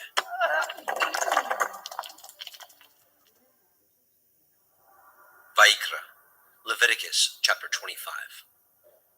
And Yahweh spoke unto Moshe in Mount Sinai, saying, Speak unto the children of Yasharel, and say unto them, When ye come into the land which I give you, then shall the land keep a Sabbath unto Yahweh. 6 years you shall sow your field, and 6 years you shall prune your vineyard, and gather in the fruit thereof. But in the 7th year shall be a Sabbath of rest unto the land, a Sabbath for Yahweh. You shall neither sow your field, nor prune your vineyard. That which grows of its own accord of your harvest you shall not reap, neither gather the grapes of your vine undressed, for it is a year of rest unto the land. And the Sabbath of the land shall be food for you and for your servant, and for your maid, and for your hired servant, and for your stranger that sojourns with you, and for your cattle, and for the beasts that are in your land, shall all the increase thereof be meat. And you shall number 7 Shabbathot, Sabbaths of years unto you, 7 times 7 years, and the space of the 7 Shabbathot of years shall be unto you 49 years. Then shall you cause the shofar of the Jubilee to sound on the 10th day of the 7th month, in Yom Kippurim, the Day of Atonement, shall ye make the shofar sound throughout all your land. And ye shall hallow the 50th year, and proclaim liberty throughout all the land unto all the inhabitants thereof. It shall be a jubilee unto you, and ye shall return every man unto his possession, and ye shall return every man unto his family. A jubilee shall that 50th year be unto you. Ye shall not sow, neither reap that which grows of itself in it, nor gather the grapes in it of your vine undressed. For it is the Jubilee, it shall be holy unto you. Ye shall eat the increase thereof out of the field. In the year of this Jubilee, ye shall return every man unto his possession. And if ye sell aught unto your neighbor, or buy aught of your neighbor's hand, ye shall not oppress one another. According to the number of years after the Jubilee, you shall buy of your neighbor, and according unto the number of years of the fruits, he shall sell it to you. According to the multitude of years, you shall increase the price thereof, and according to the fewness of years, you shall diminish the price of it. For according to the number of the years of the fruits, he sells unto you. Ye shall not therefore oppress one another, but you shall fear your Elohim, for I am Yahweh Elohim. Wherefore ye shall do my statutes, and guard my judgments, and do them, and ye shall dwell in the land in safety. And the land shall yield her fruit, and ye shall eat your fill, and dwell therein in safety. And if ye say, What shall we eat the 7th year? Behold, we shall not sow, nor gather in our increase. Then I will command my blessing upon you in the 6th year, and it shall bring forth fruit for 3 years. And ye shall sow the 8th year, and eat yet of old fruit until the 9th year. Until her fruits come in, ye shall eat of the old store. The land shall not be sold forever, for the land is mine, and ye are strangers and sojourners with me. And in all the land of your possession ye shall grant a redemption for the land. If your brother be waxen poor, and has sold away some of his possession, and if any of his kin come to redeem it, then shall he redeem that which his brother sold. And if the man have not to redeem it, and himself be able to redeem it, then let him count the years of the sale thereof, and restore the overplus unto the man whom he sold it, that he may return unto his possession. But if he be not able to restore it to him, then that which is sold shall remain in the hand of him that has bought it until the year of Jubilee. And in the Jubilee it shall go out, and he shall return unto his possession. And if a man sell a dwelling house in a walled city, then he may redeem it within a whole year after it is sold. Within a full year may he redeem it. And if it be not redeemed within the space of a full year, then the house that is in the walled city shall be established forever to him, that brought it throughout his generations. It shall not go out in the Jubilee. But the houses of the villages which have no wall round about them shall be counted as the fields of the country. They may be redeemed, and they shall go out in the Jubilee. Notwithstanding, the cities of the Leviim, of the houses of the cities of their possession, may the Leviim redeem at any time. And if a man purchases of the Leviim, then the house that was sold and the city of his possession shall go out in the year of Jubilee. For the houses of the cities of the Leviim are their possession among the children of Yasharel. But the field of the suburbs of their cities may not be sold, for it is their perpetual possession. And if your brother be waxen poor and fallen in decay with you, then you shall relieve him, yea, though he be a stranger or a sojourner, that he may live with you. Take no usury of him, or increase, but fear your Elohim, that your brother may live with you. You shall not give him your money upon usury, nor lend him your victuals for increase. I am Yahuwah Elohaikum, which brought you forth out of the land of Mitzrayim, to give you the land of Canaan, and to be your Elohim. And if your brother that dwells by you be waxen poor, and be sold unto you, you shall not compel him to serve as a bondservant, but as a hired servant, and as a sojourner. He shall be with you, and shall serve you unto the year of Jubilee. And then shall he depart from you, both he and his children with him, and shall return unto his own family, and unto the possession of his fathers shall he return. For they are my servants, which I brought forth out of the land of Mitzrayim. They shall not be sold as bondmen. You shall not rule over him with rigor, but shall fear your Elohim. Both your bondmen and your bondmaids, which you shall have, shall be of the heathen that are round about you. Of them shall ye buy bondmen and bondmaids. Moreover, of the children of the strangers that do sojourn among you, of them shall ye buy, and of their families that are with you, which they begat in your land, and they shall be your possession. And ye shall take them as an inheritance for your children after you, to inherit them for a possession. They shall be your bondmen forever. But over your brethren, the children of Yasharel, you shall not rule one over another with rigor. And if a sojourner or a stranger wax rich by you, and your brother that dwells by him wax poor, and sell himself unto the stranger or sojourner by you, or to the stock of the stranger's family, after that he is sold, he may be redeemed again. One of his brethren may redeem him. Either his uncle or his uncle's son may redeem him, or any that is nigh of kin unto him of his family may redeem him, or if he be able, he may redeem himself. And he shall reckon with him that bought him from the year that he was sold unto him, unto the year of Jubilee. And the price of his sale shall be according to the number of years, according to the time of a hired servant shall it be with him. If there be yet many years behind, according unto them he shall give again the price of his redemption, out of the money that he was bought for. And if there remain but few years unto the year of Jubilee, then he shall count with him, and according unto his years shall he give him again the price of his redemption. And as a yearly hired servant shall be with him, and the other shall not rule with rigor over him in your sight. And if he be not redeemed in these years, then he shall go out in the year of Jubilee, both he and his children with him. For unto me the children of Yasharel are servants. They are my servants, whom I brought forth out of the land of Mitzrayim. I am Yahuwah Elohim.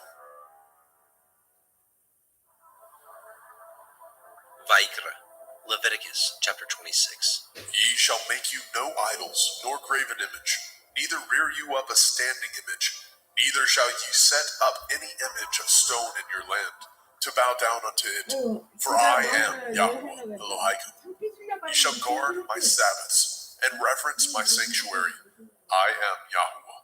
If ye walk in my statutes, and guard my commandments, and do them, then I will give you rain in due season, and the land shall yield her increase, and the trees of the field shall yield their fruit.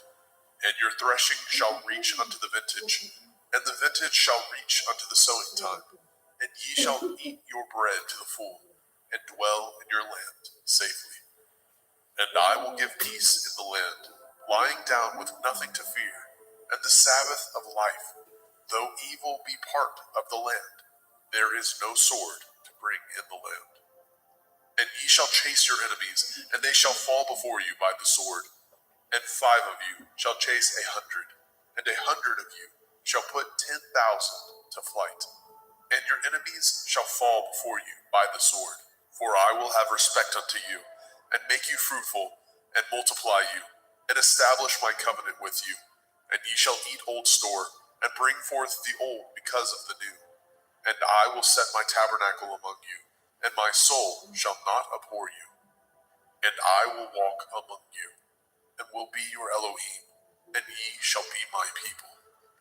I am Yahuwah Elohim, which brought you forth out of the land of Mitzrayim, that ye should not be their bondmen.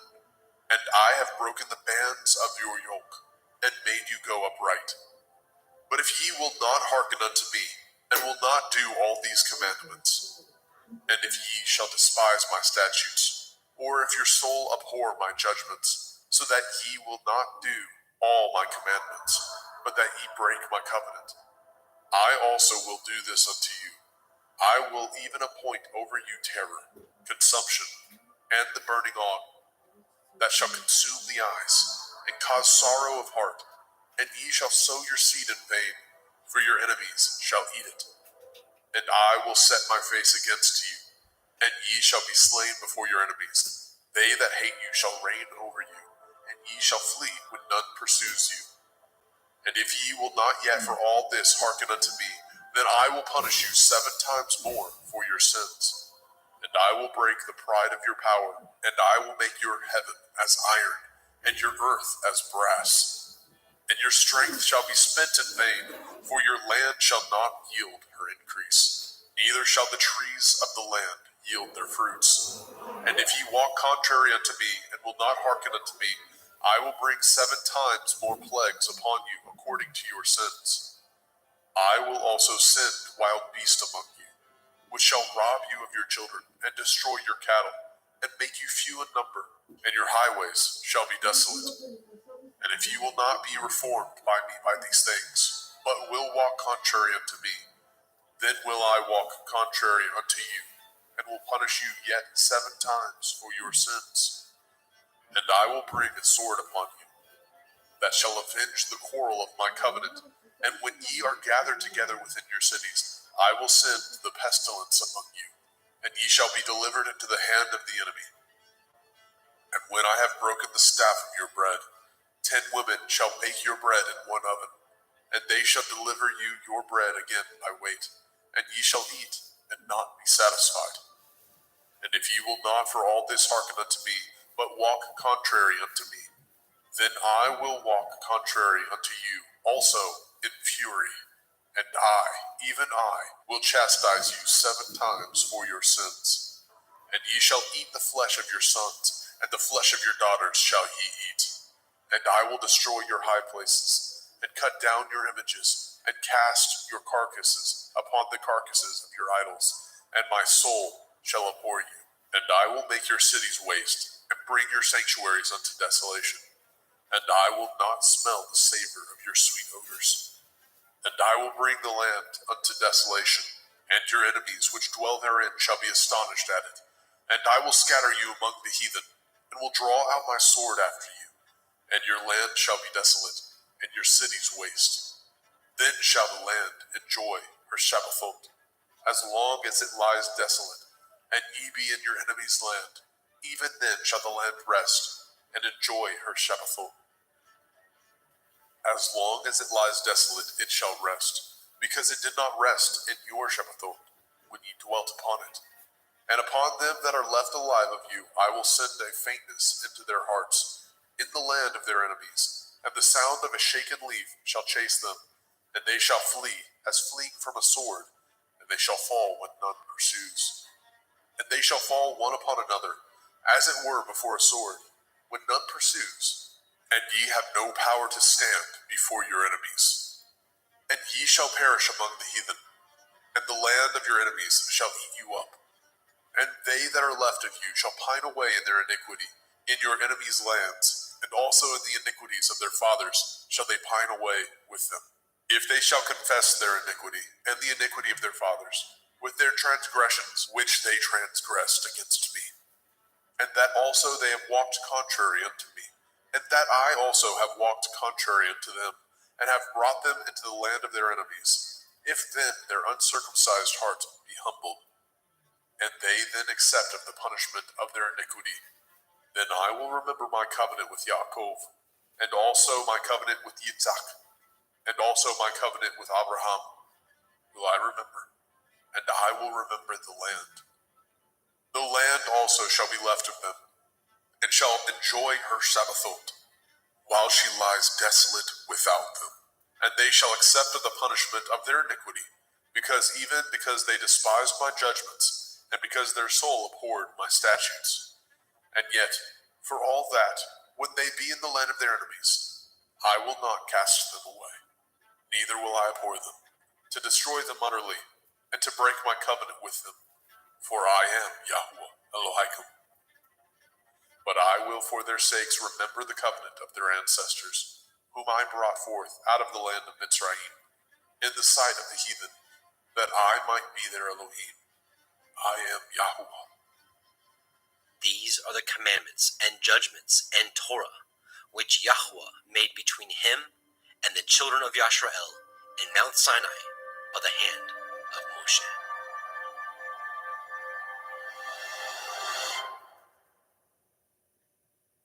Vayikra, Leviticus chapter 27. And Yahweh spoke unto Moshe, saying, Speak unto the children of Yasharel, and say unto them, When a man shall make a singular vow, the persons shall be for Yahuwah by your estimation. And your estimation shall be of the male from 20 years old, even unto 60 years old. Even your estimation shall be 50 shekels of silver, after the shekel of the sanctuary. And if it be a female, then your estimation shall be 30 shekels. And if it be from 5 years old, even unto 20 years old, then your estimation shall be of the male 20 shekels, and for the female 10 shekels. And if it be from a month old, even unto 5 years old, then your estimation shall be of the male 5 shekels of silver, and for the female your estimation shall be 3 shekels of silver. And if it be from 60 years old and above, if it be a male, then your estimation shall be 15 shekels, and for the female 10 shekels. But if he be poorer than your estimation, then he shall present himself before the priest, and the priest shall value him according to his ability. That vowed shall the priest value him. And if it be a beast, whereof men bring an offering unto Yahuwah, all that any man gives of such unto Yahuwah shall be holy. He shall not alter it, nor change it, a good for a bad, or a bad for a good. And if he shall at all change beast for beast, then it and the exchange thereof shall be holy.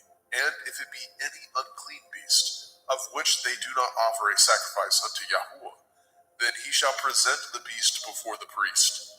And the priest shall value it, whether it be good or bad, as you value it. Who are the priest, so shall it be. But if he will at all redeem it, then he shall add a fifth part thereof unto your estimation. And when a man shall sanctify his house to be holy unto Yahuwah, then the priest shall estimate it, whether it be good or bad. As the priest shall estimate it, so shall it stand. And if he that sanctified it will redeem his house, then he shall add the fifth part of the money of your estimation unto it, and it shall be his. And if a man shall sanctify unto Yahuwah some part of a field of his possession, then your estimation shall be according to the seed thereof. A omer of barley seed shall be valued at 50 shekels of silver. If he sanctify his field from the year of Jubilee, according to your estimation, it shall stand. But if he sanctify his field after the Jubilee, then the priest shall reckon unto him the money according to the years that remain, even unto the year of Jubilee, and it shall be abated from your estimation.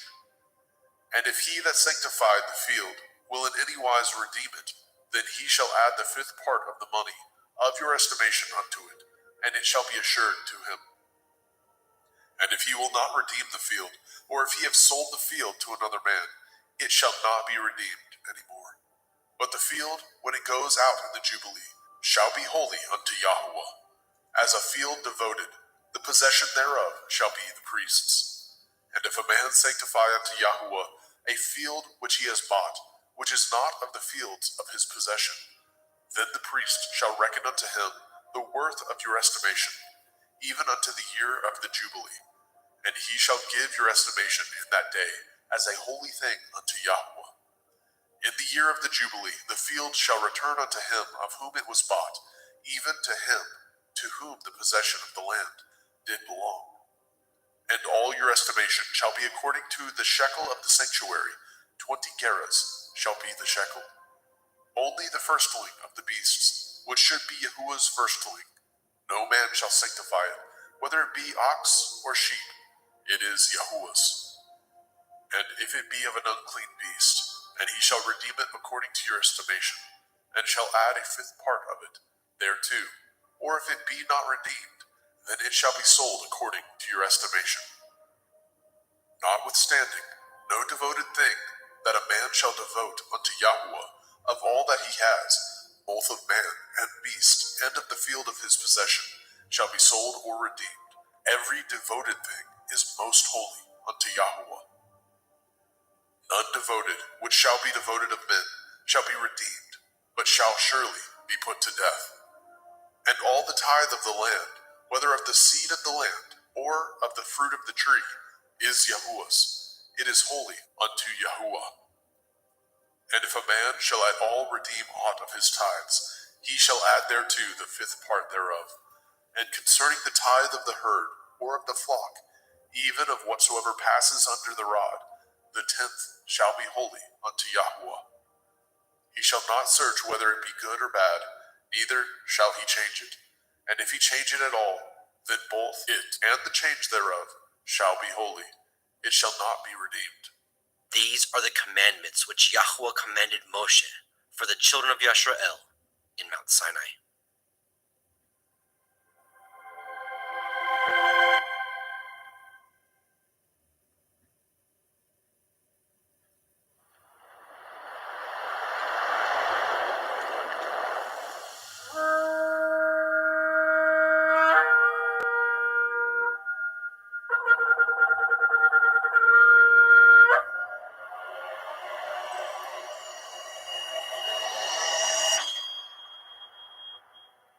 The Book of Shemot, Exodus, Chapter 1.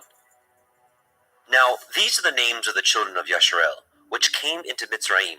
Every man and his household came with Jacob: Reuben, Shimon, Levi, Yehudah, Issachar, Zebulun, and Benjamin. Dan, Naphtali, Gad, and Asher. And all the souls that came out of the loins of Jacob were 70 souls, for Joseph was in Mitzrayim already. And Joseph died, and all his brethren, and all that generation. And the children of Yashar'el were fruitful, and increased abundantly, and multiplied, and waxed exceeding mighty, and the land was filled with them. Now there arose up a new king over Mitzrayim, which knew not Joseph. And he said unto his people, Behold, the people of the children of Yashar'el are more and mightier than we. Come on, let us deal wisely with them, lest they multiply, and it come to pass, that when there falls out any war, they join also unto our enemies, and fight against us, and so get them up out of the land. Therefore they did set over them taskmasters, to afflict them with their burdens. And they built for Pharaoh treasure cities, Pithom and Ramesses. But the more they afflicted them, the more they multiplied and grew, and they were grieved because of the children of Yashar'el. And the Mitzrayim made the children of Yashar'el to serve with rigor, and they made their lives bitter with hard bondage, in mortar, and in brick, and in all manner of service in the field. All their service, wherein they made them to serve, was with rigor. And the king of Mitzrayim spoke to the Ivri midwives, of which the name of the one was Shiphrah, and the name of the other Puah.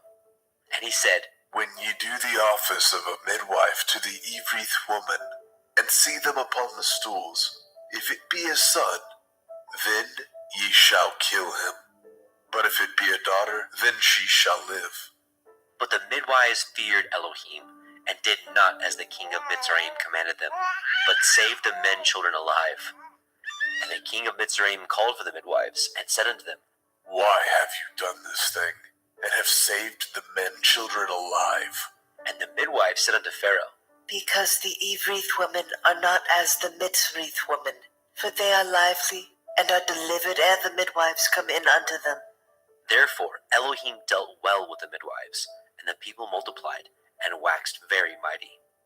And it came to pass, because the midwives feared Elohim, that he made them houses. And Pharaoh charged all his people, saying, Every son that is born ye shall cast into the river, and every daughter ye shall save alive. Shemot, Exodus, chapter 2. And there went a man of the house of Levi, and took to be his woman a daughter of Levi. And the woman conceived, and bore a son. And when she saw him that he was a goodly child, she hid him 3 months.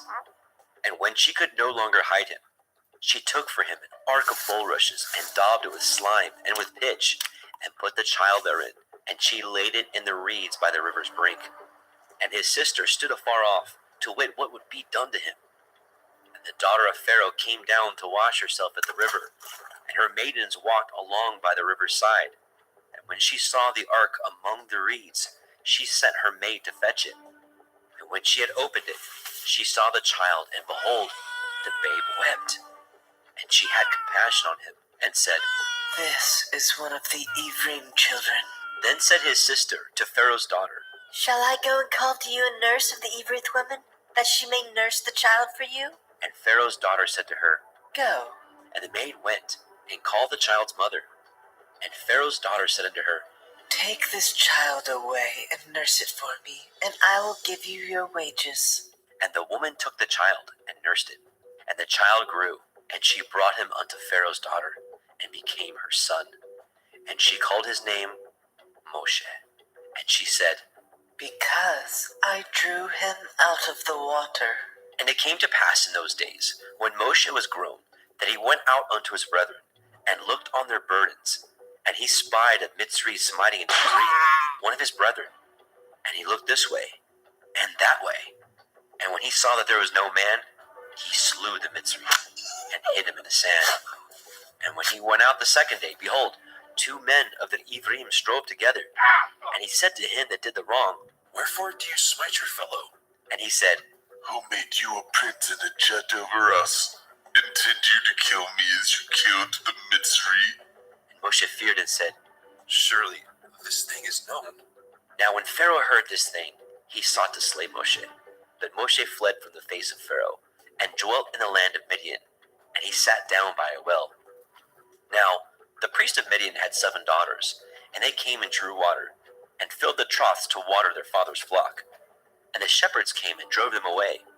But Moshe stood up and helped them, and watered their flock.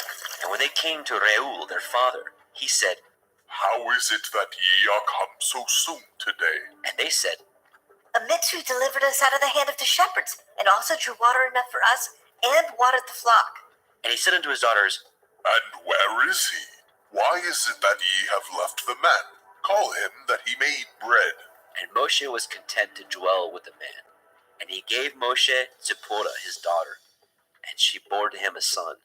And he called his name Gershom, for he said, I have been a stranger in a strange land. And it came to pass in the process of time that the king of Mitzrayim died, and the children of Yasharel sighed by reason of the bondage, and they cried, and their cry came up unto Elohim by reason of the bondage. And Elohim heard their groaning, and Elohim remembered his covenant with Abraham, with Yitzchak, and with Yaakov. And Elohim looked upon the children of Yasharel, and Elohim had respect unto them.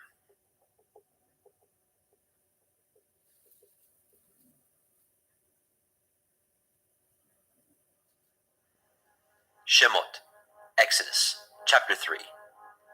Now Moshe kept the flock of Yitro his father-in-law, the priest of Midian, and he led the flock to the backside of the desert, and came to the mountain of Elohim, even to Horeb. And the angel of Yahweh appeared unto him in a flame of fire, out of the midst of a thorn bush. And he looked, and behold, the thorn bush burned with fire, and the thorn bush was not consumed. And Moshe said, I will now turn aside and see this great sight, why the thorn bush is not burnt. And when Yahweh saw that he turned aside to see, Elohim called unto him out of the midst of the thorn bush, and said, Moshe, Moshe. And he said, Here am I. and he said, Draw not nigh hither. Put off your shoes from off your feet, for the place whereon you stand is holy ground.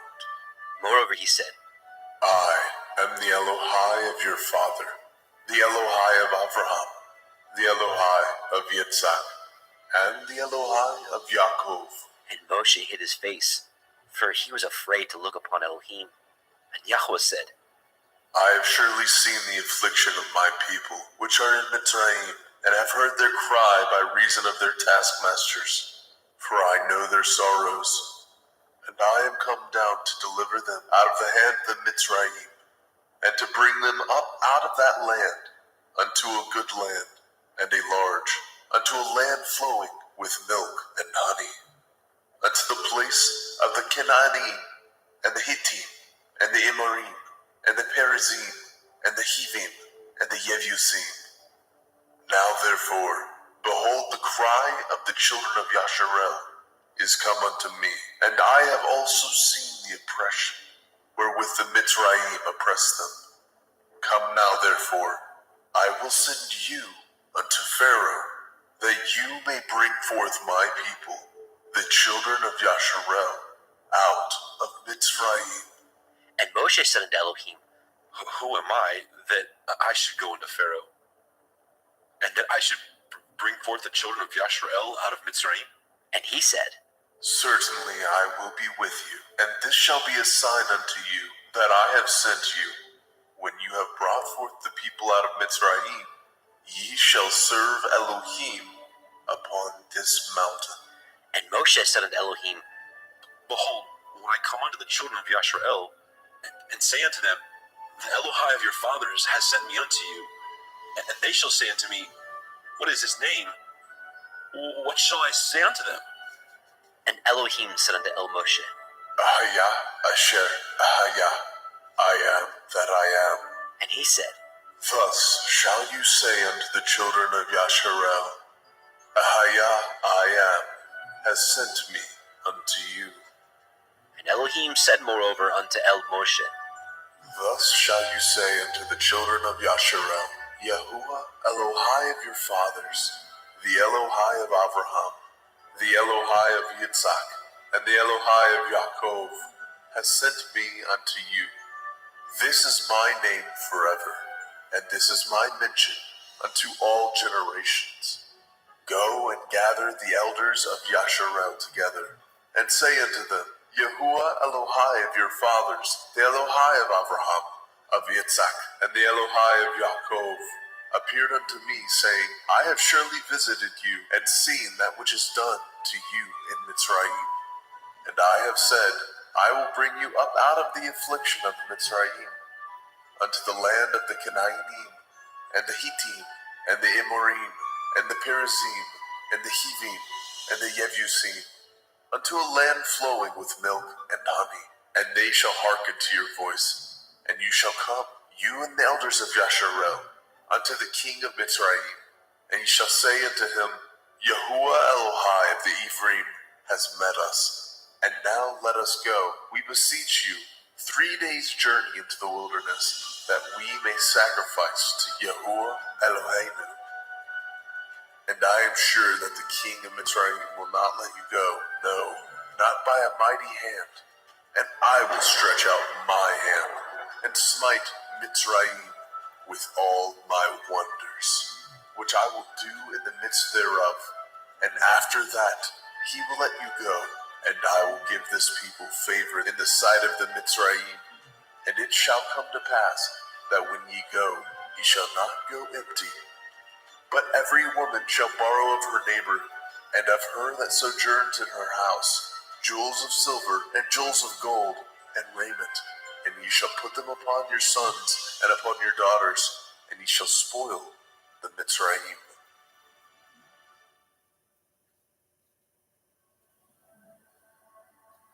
Shemot, Exodus, chapter 4. And Moshe answered and said, But, behold, they will not believe me, nor hearken unto my voice, for they will say, Yahweh has not appeared unto you. And Yahweh said unto him, What is that in your hand? and he said, A rod? and he said, Cast it on the ground. and he cast it on the ground, and it became a serpent. And Moshe fled from before it. And Yahweh said unto Moshe, Put forth your hand, and take it by the tail, and he put forth his hand, and caught it, and it became a rod in his hand. that they may believe that Yahuwah Elohai of their fathers, the Elohai of Abraham, the Elohai of Yitzhak, and the Elohai of Yaakov, has appeared unto you. And Yahweh said furthermore unto him, Put now your hand into your bosom. and he put his hand into his bosom. And when he took it out, behold, his hand was leprous as snow. And he said, Put your hand into your bosom again. and he put his hand into his bosom again, and plucked it out of his bosom, and behold, it was turned again as his other flesh. And it shall come to pass, if they will not believe you, neither hearken to the voice of the first sign, that they will believe the voice of the latter sign. And it shall come to pass, if they will not believe also these 2 signs, neither hearken unto your voice, that you shall take of the water of the river, and pour it upon the dry land, and the water which you take out of the river shall become blood upon the dry land. And Moshe said unto Yahweh, Oh, my Adonai, I am not eloquent, neither heretofore, nor since you have spoken unto your servant, but I am slow of speech and of a slow tongue. And Yahweh said unto him, Who has made man's mouth, or who makes the dumb, or deaf, or the seeing, or the blind? Have not I, Yahuwah? Now therefore go, and I will be with your mouth, and teach you what you shall say. and he said, O my Adonai, send, I pray you, by the hand of whom you will send. and the anger of Yahweh was kindled against Moshe, and he said, Is not Aharon the Levi your brother? I know that he can speak well, and also, behold, he comes forth to meet you, and when he sees you, he will be glad in his heart. And you shall speak unto him, and put the words in his mouth, and I will be with your mouth, and with his mouth, and will teach you what ye shall do. And he shall be your spokesman unto the people, and he shall be, even he shall be to you, instead of a mouth, and you shall be to him, instead of Elohim. And you shall take this rod in your hand, wherewith you shall do signs. And Moshe went and returned to Yitro his father-in-law, and said unto him, Let me go, I pray you, and return unto my brethren which are in Mitzrayim, and see whether they be yet alive. And Yitro said unto Moshe, Go in peace. and Yahweh said unto Moshe in Midian, Go, return into Mitzrayim, for all the men are dead which sought your life. And Moshe took his woman and his sons and set them upon an ass, and he returned to the land of Mitzrayim. And Moshe took the rod of Elohim in his hand. And Yahweh said unto Moshe, When you go to return into Mitzrayim, see that you do all those wonders before Pharaoh, which I have put into your hand. But I will harden his heart, that he shall not let the people go. And you shall say unto Pharaoh, Thus says Yahuwah, Yasharel is my son, even my firstborn. And I say unto you, Let my son go, that he may serve me. And if you refuse to let him go, behold, I will slay your son, even your firstborn. and it came to pass by the way in the inn that Yahweh met him, and sought to kill him. Then Zipporah took a sharp stone, and cut off the foreskin of her son, and cast it at his feet, and said, Surely a bloody man are you to me. So he let him go. Then she said, A bloody man you are, because of the circumcision. and Yahweh said to El Ahron, Go into the wilderness to meet Moshe. and he went, and met him in the mount of Elohim, and kissed him. And Moshe told Aharon all the words of Yahweh who had sent him, and the signs which he had commanded him. And Moshe and Aharon went and gathered together all the elders of the children of Yasharel. And Aharon spoke all the words which Yahweh had spoken unto Moshe, and did the signs in the sight of the people. And the people believed. And when they heard that Yahweh had visited the children of Yasharel, and that he had looked upon their affliction, then they bowed their heads and worshipped.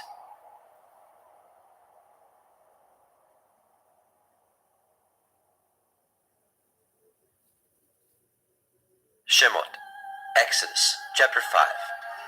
And afterward, Moshe and Aharon went in and told Pharaoh, Thus says Yahweh Elohai of Yasharel, Let my people go, that they may hold a feast unto me in the wilderness. And Pharaoh said, Who is Yahuwah that I should obey his voice to let Yasharel go? I know not Yahuwah, neither will I let Yasharel go. and they said, The Elohai of the Ephraim has met with us. Let us go, we pray you, 3 days' journey into the desert, and sacrifice unto Yahweh Elohim, lest he fall upon us with pestilence, or with a sword. and the king of Mitzrayim said unto them, Wherefore do ye, Moshe and Aaron, let the people from their works get you unto your burdens. And Pharaoh said, Behold, the people of the land now are many, and ye make them rest from their burdens. and Pharaoh commanded the same day the taskmasters of the people and their officers, saying, Ye shall no more give the people straw to make brick, as heretofore. Let them go and gather straw for themselves. And the tell of the bricks which they did make heretofore, ye shall lay upon them. Ye shall not diminish aught thereof, for they be idle. Therefore they cry, saying, Let us go and sacrifice to our Elohim. Let their more work be laid upon the men, that they may labor therein, and let them not regard vain words. And the taskmasters of the people went out, and their officers, and they spoke to the people, saying, Thus says Pharaoh, I will not give you straw. Go ye, get you straw where you can find it. Yet not aught of your work shall be diminished. So the people were scattered abroad throughout all the land of Mitzrayim, to gather stubble instead of straw. And the taskmasters hasted them, saying, Fulfill your works, your daily tasks, as when there was straw. And the officers of the children of Yasharel, which Pharaoh's taskmasters had set over them, were beaten, and demanded, Wherefore have ye not fulfilled your task in making brick both yesterday and today, as heretofore? Then the officers of the children of Yasharel came and cried unto Pharaoh, saying, Wherefore do you thus with your servants? There is no straw given unto your servants, and they say to us, Make brick, and behold, your servants are beaten. But the fault is in your own people. But he said, Ye are idle, ye are idle. Therefore ye say, let us go and do sacrifice to Yahweh. Go therefore now and work, for there shall no straw be given you. Yet shall ye deliver the tale of bricks. And the officers of the children of Yasharel did see that they were in an evil case. After it was said, Ye shall not finish all of your bricks from your daily task. and they met Moshe and Aharon, who stood in the way, as they came forth from Pharaoh. And they said unto them, Yahuwah, look upon you and judge, because ye have made us savor to be abhorred in the eyes of Pharaoh, and in the eyes of his servants, to put a sword in their hand to slay us. And Moshe returned unto Eliyahu and said, Adonai, wherefore have you so evil entreated this people? Why is it that you have sent me? For since I came to Pharaoh to speak in your name, he has done evil to the people. Neither have you delivered your people at all. Shemot, Exodus, chapter 6. Then Yahweh said unto Moshe, Now shall you see what I will do to Pharaoh, for with a strong hand shall he let them go, and with a strong hand shall he drive them out of his land. And Elohim spoke unto Moshe, and said unto him, I am Yahuwah, and I appeared unto El Abraham, unto El Yitzhak, and unto El Yaakov, by El Shaddai. But by my name Yahuwah was I not known to them. And I have also established my covenant with them, to give them the land of Canaan, the land of their pilgrimage, wherein they were strangers. And I have also heard the groanings of the children of Yasharel, whom the Mitzrayim keep in bondage, and I have remembered my covenant. Wherefore say unto the children of Yasharel, I am Yahuwah, and I will bring you out from under the burdens of the Mitzrayim, and I will rid you out of their bondage, and I will redeem you with a stretched out arm, and with great judgments. And I will take you to me for a people, and I will be to you Elohim. And ye shall know that I am Yahuwah Elohim, which brings you out from under the burdens of the Mitzrayim. And I will bring you into the land, concerning the which I did swear to give it to Abraham, to Yitzhak, and to Yaakov, and I will give it to you for a heritage. I am Yahuwah. And Moshe spoke so unto the children of Yasharel, but they hearkened not unto Moshe, for anguish of the Ruach, and for cruel bondage. And Yahweh spoke unto Moshe, saying, Go in, speak unto Pharaoh, king of Mitzrayim, that he let the children of Yasharel go out of his land. And Moshe spoke before Yahweh, saying, Behold, the children of Yasharel have not hearkened unto me. How then shall Pharaoh hear me, who am of uncircumcised lips? And Yahweh spoke unto El Moshe and unto El Aharon, and gave them a charge unto the children of Yasharel and unto Pharaoh, king of Mitzrayim, to bring the children of Yasharel out of the land of Mitzrayim. These be the heads of their fathers' houses, the sons of Reuben, the firstborn of Yasharel, Chanok, and Palu, and Chetzron, and Carmi. These be the families of Reuben. And the sons of Shimon, Yemuel, and Yamin, and Ochad, and Yakin, and Tzochar, and Shaul, the son of the Canaanite woman. These are the families of Shimon. And these are the names of the sons of Levi, according to their generations, Gershon, and Kohath, and Merari. And the years of the life of Levi were 137 years. The sons of Gershon, Livni, and Shimei, according to their families. And the sons of Kohath, Amram, and Yitzchar, and Hebron, and Uziel. And the years of the life of Kohath were 133 years. And the sons of Merari, Machli, and Mushi. These are the families of Levi, according to their generations. And Amram took Jochebed, his father's sister, to be his woman. And she bore him Aharon, and Moshe. And the years of the life of Amram were 137 years. And the sons of Yitzchar, Korach, and Nepheg, and Zikrai. And the sons of Uziel, Mishael, and Elishaphan, and Chitrai. And Aharon took him Elisheba, daughter of Aminadab, sister of Nachshon, to be his woman.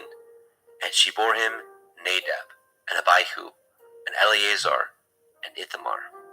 And the sons of Korach, Asir, Elkanah, Avisaph, these are the families of the Korchai. And Eleazar, Ahron's son, took him one of the daughters of Putiel to be his woman, and she bore him Phinehas. These are the heads of the fathers of the Leviim, according to their families. These are that Ahron and Moshe, to whom Yahweh said, Bring out the children of Yasharel from the land of Mitzrayim, according to their families. These are they which spoke to Pharaoh, king of Mitzrayim, to bring out the children of Yasharel from Mitzrayim. These are that Moshe and Aharon. And it came to pass on the day when Yahweh spoke unto Moshe in the land of Mitzrayim, that Yahweh spoke unto Moshe, saying, I am Yahuwah. Speak you unto Pharaoh king of Mitzrayim all that I say unto you. And Moshe said before Yahweh, Behold, I am of uncircumcised lips. How shall Pharaoh hearken unto me? Shemot, Exodus, chapter 7. And Yahweh said unto Moshe, See, I have made you an Elohim to Pharaoh, and Aharon your brother shall be your prophet. You shall speak all that I command you, and Aharon your brother shall speak unto Pharaoh, that he send the children of Yasharel out of his land. And I will harden Pharaoh's heart, and multiply my signs and my wonders in the land of Mitzrayim. But Pharaoh shall not hearken unto you, that I may lay my hand upon Mitzrayim, and bring forth my armies and my people, the children of Yasharel, out of the land of Mitzrayim, by great judgments. And the Mitzrayim shall know that I am Yahuwah, when I stretch forth my hand upon the Mitzrayim, and bring out the children of Yasharel from among them. And Moshe and Aharon did as Yahweh commanded them. So did they. And Moshe was 80 years old, and Aharon 83 years old, when they spoke unto Pharaoh.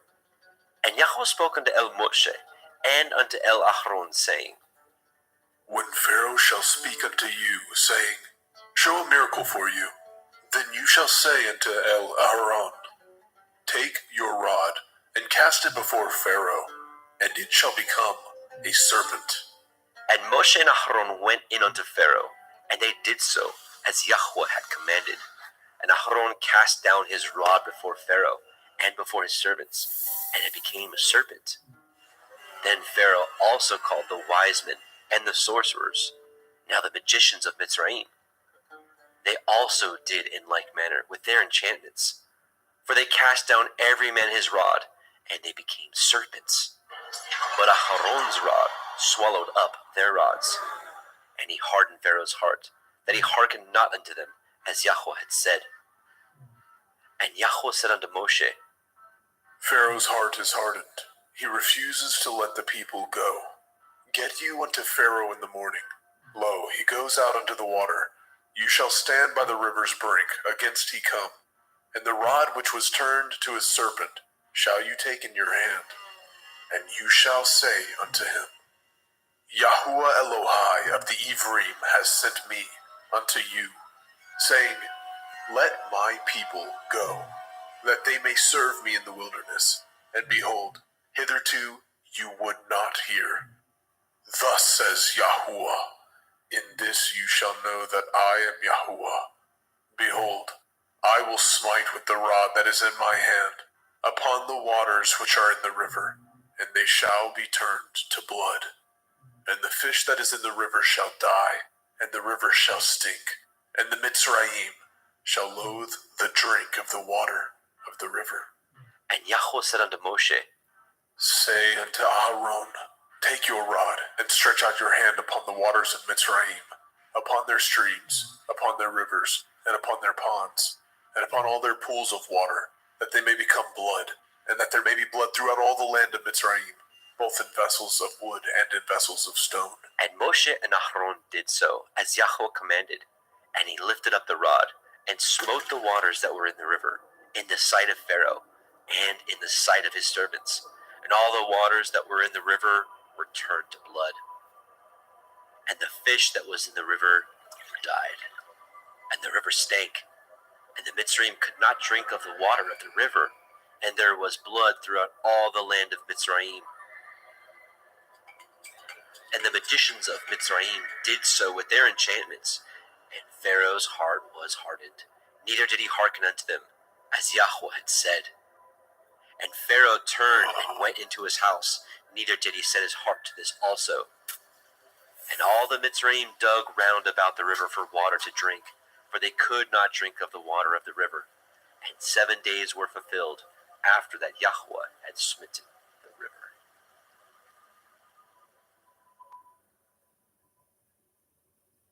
Shemot, Exodus, chapter 8. And Yahweh spoke unto Moshe, Go unto Pharaoh, say unto him, Thus says Yahweh, Let my people go, that they may serve me. And if you refuse to let them go, behold, I will smite all your borders with frogs. And the river shall bring forth frogs abundantly, which shall go up and come into your house, and into your bedchamber, and upon your bed, and into the house of your servants, and upon your people, and into the ovens, and into your kneading troughs. And the frogs shall come up, both on you and upon your people, and upon all your servants. And Yahweh spoke unto El Moshe, Say unto El Aharon, Stretch forth your hand with your rod over the streams, over the rivers, and over the ponds, and cause the frogs to come up upon the land of Mitzrayim. And Aharon stretched out his hand over the waters of Mitzrayim, and the frogs came up and covered the land of Mitzrayim. And the magicians did so with their enchantments, and brought up the frogs upon the land of Mitzrayim. Then Pharaoh called for Moshe and Aharon and said, Entreat El Yahuwah, that he may take away the frogs from me, and from my people, and I will let the people go, that they may do sacrifice unto Yahuwah. And Moshe said unto Pharaoh, Glory over me. When shall I entreat for you, and for your servants, and for your people, to destroy the frogs from you and from your houses, that they may remain in the river only? And he said, Tomorrow. And he said, Be it according to your word, that you may know that there is none like unto Yahweh Eloheinu. And the frogs shall depart from you, and from your houses, and from your servants, and from your people. They shall remain in the river only. And Moshe and Aharon went out from Pharaoh, and Moshe cried unto El Yahweh, because of the frogs which he had brought against Pharaoh. And Yahweh did according to the word of Moshe, and the frogs died out of the houses, out of the villages, and out of the fields. And they gathered them together upon heaps, and the land stank. But when Pharaoh saw that there was respite, he hardened his heart, and hearkened not unto them, as Yahweh had said. And Yahweh said unto El Moshe, Say unto El Aharon, Stretch out your rod, and smite the dust of the land, that it may become lice throughout all the land of Mitzrayim. And they did so. For Aharon stretched out his hand with his rod, and smote the dust of the earth, and it became lice in man and in beast. All the dust of the land became lice throughout all the land of Mitzrayim. And the magicians did so with their enchantments to bring forth the lice, but they could not. So there were lice upon man and upon beast. Then the magicians said unto Pharaoh, This is the finger of Elohim. And Pharaoh's heart was hardened, and he hearkened not unto them, as Yahweh had said. And Yahweh said unto Moshe, Rise up early in the morning, stand before Pharaoh. Lo, he comes forth to the water. And say unto him, Thus says Yahuwah, Let my people go, that they may serve me. Else if you will not let my people go, behold, I will send swarms of flies upon you, and upon your servants, and upon your people, and into your houses. And the houses of the Mitzrayim shall be full of swarms of flies, and also the ground whereon they are. And I will deliver in that day the land of Goshen, in which my people dwell, that no swarms of flies shall be there, to the end you may know that I am Yahuwah in the midst of the earth. And I will put a division between my people and your people. Tomorrow shall this sign be. And Yahweh did so, and there came a grievous swarm of flies into the house of Pharaoh, and into his servants' houses, and into all the land of Mitzrayim. The land was corrupted by reason of the swarm of flies. And Pharaoh called for Moshe and for Aharon and said, Go ye, sacrifice to your Elohim in the land. And Moshe said, It is not meet so to do, for we shall sacrifice the abomination of the Mitzrayim to Yahweh Eloheinu. Lo, shall we sacrifice the abomination of the Mitzrayim before their eyes? And will they not stone us? We will go 3 days' journey into the wilderness, and sacrifice to Yahweh Eloheinu, as he shall command us. And Pharaoh said, I will let you go, that ye may sacrifice to Yahuwah Elohika in the wilderness. Only ye shall not go very far away. Entreat for me. And Moshe said, Behold, I go out from you, and I will entreat El Yahweh, that the swarms of flies may depart from Pharaoh, from his servants, and from his people, tomorrow. But let not Pharaoh deal deceitfully any more, in not letting the people go to sacrifice to Yahweh. And Moshe went out from Pharaoh, and entreated Yahweh. And Yahweh did according to the word of Moshe, and he removed the swarms of flies from Pharaoh, from his servants, and from his people. There remained not one. And Pharaoh hardened his heart at this time also, neither would he let the people go.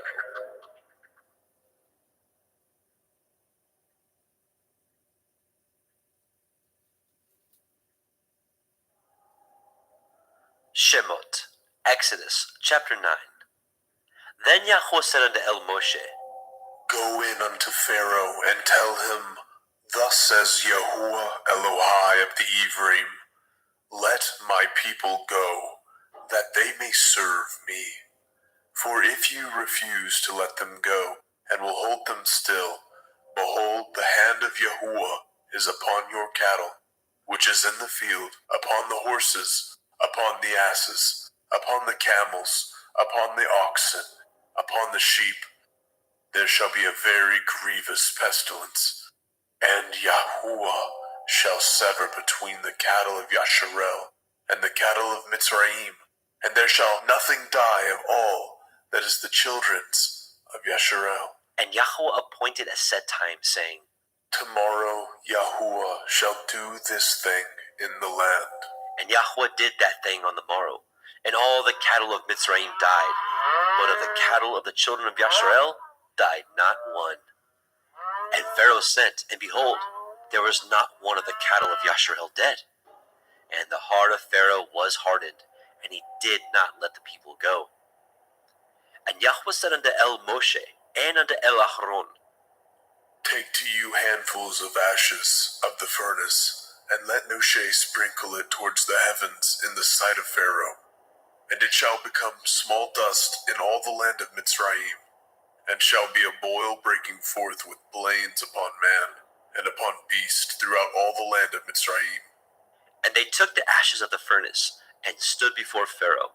And Moshe sprinkled it up toward the heavens, and it became a boil, breaking forth with blains upon man, and upon beast. And the magicians could not stand before Moshe because of the boils, for the boil was upon the magicians, and upon all the Mitzrayim. And Yahweh hardened the heart of Pharaoh, and he hearkened not unto them, as Yahweh had spoken unto El Moshe. And Yahweh said unto El Moshe, Rise up early in the morning, and stand before Pharaoh, and say unto him, Thus says Yahuwah Elohai of the Ephraim, Let my people go, that they may serve me. For I will at this time send all my plagues upon your heart, and upon your servants, and upon your people, that you may know that there is none like me in all the earth. For now I will stretch out my hand, that I may smite you and your people with pestilence, and you shall be cut off from the earth. And in very deed for this cause have I raised you up, for to show in you my power, that my name may be declared throughout all the earth. As yet exalt you yourself against my people, that you will not let them go? Behold, tomorrow about this time I will cause it to rain a very grievous hail, such as has not been in Mitzrayim since the foundation thereof even until now. Send therefore now and gather your cattle, and all that you have in the field, for upon every man and beast which shall be found in the field, and shall not be brought home, the hail shall come down upon them, and they shall die. He that feared the word of Yahweh among the servants of Pharaoh made his servants and his cattle flee into the houses. And he that regarded not the word of Yahweh left his servants and his cattle in the field. And Yahweh said unto El Moshe, Stretch forth your hand towards the heavens, that there may be hail in all the land of Mitzrayim, upon man and upon beast, and upon every herb of the field, throughout the land of Mitzrayim. And Moshe stretched forth his rod toward the heavens, and Yahweh sent thunder and hail, and the fire ran along upon the ground, and Yahweh rained hail upon the land of Mitzrayim. So there was hail, and fire mingled with the hail, very grievous, such as there was none like it in all the land of Mitzrayim, since it became a nation. And the hail smote throughout all the land of Mitzrayim, all that was in the field, both man and beast, and the hail smote every herb of the field, and broke every tree of the field. Only in the land of Goshen, where the children of Yashar'el were, was there no hail. And Pharaoh sent and called for Moshe and Aharon, and said unto them, I have sinned this time. Yahuwah is righteous, and I and my people are wicked. Entreat Yahuwah, for it is enough that there be no more mighty thunderings and hail, for I will let you go. Ye shall stay no longer. And Moshe said unto him, As soon as I am gone out of the city, I will spread abroad my hands unto El Yahweh, and the thunder shall cease, neither shall there be any more hail, that you may know how that the earth is Yahweh's. But as for you and your servants, I know that you will not fear Yahweh Elohim. And the flax and the barley was smitten, for the barley was in the ear, and the flax was bold. But the wheat and the rye were not smitten, for they were not grown up. And Moshe went out of the city from Pharaoh, and spread abroad his hands unto El Yahweh, and the thunders and the hail ceased, and the rain was not poured upon the earth. And when Pharaoh saw that the rain and the hail and the thunders were ceased, he sinned yet more, and hardened his heart, he and his servants. And the heart of Pharaoh was hardened, neither would he let the children of Yashar'el go, as Yahweh had spoken by Moshe. Shemot, Exodus, chapter 10.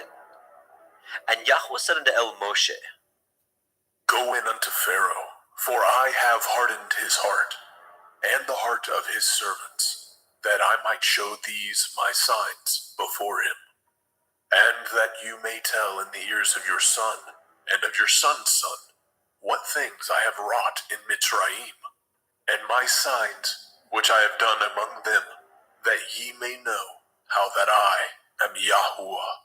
And Moshe and Aharon came in unto Pharaoh, and said unto him, Thus says Yahweh Elohai of the Ephraim, How long will you refuse to humble yourselves before me?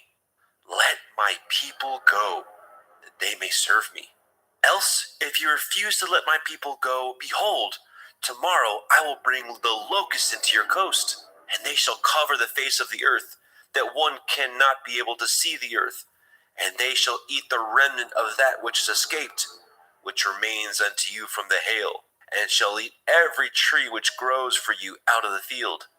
And they shall fill your houses, and the houses of all your servants, and the houses of all the Mitzrayim, which neither your fathers nor your fathers' fathers have seen, since the day that they were upon the earth unto this day. And he turned himself and went out from Pharaoh. And Pharaoh's servants said unto him, How long shall this man be a snare unto us? Let the men go, that they may serve Yahweh Elohim. Know you not that Mizraim is destroyed? And Moshe and Aharon were brought again unto Pharaoh. And he said unto them, Go, serve Yahuwah Elohim. But who are they that shall go? And Moshe said, We will go with our young and with our old, with our sons and with our daughters, with our flocks and with our herds. We will go. For we must hold a feast unto Yahuwah. And he said unto them, Let Yahuwah be so with you, as I will let you go, and your little ones. Look to it, for evil is before you.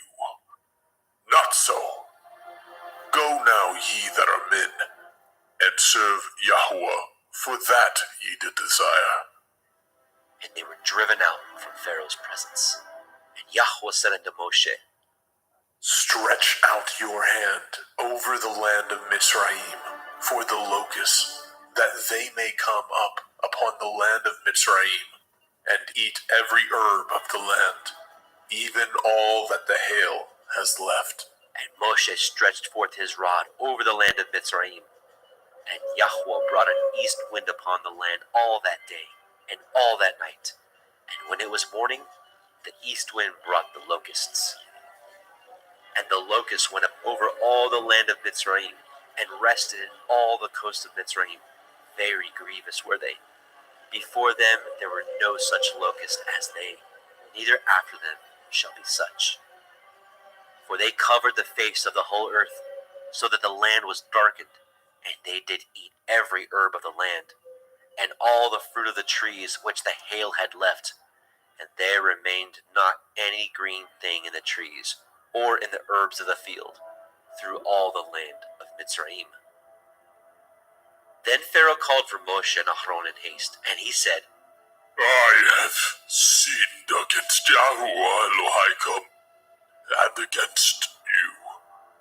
Now therefore forgive, I pray you, my sin only this once, and entreat Yahuwah Elohim, that he may take away from me this death only. And he went out from Pharaoh, and entreated Yahuwah.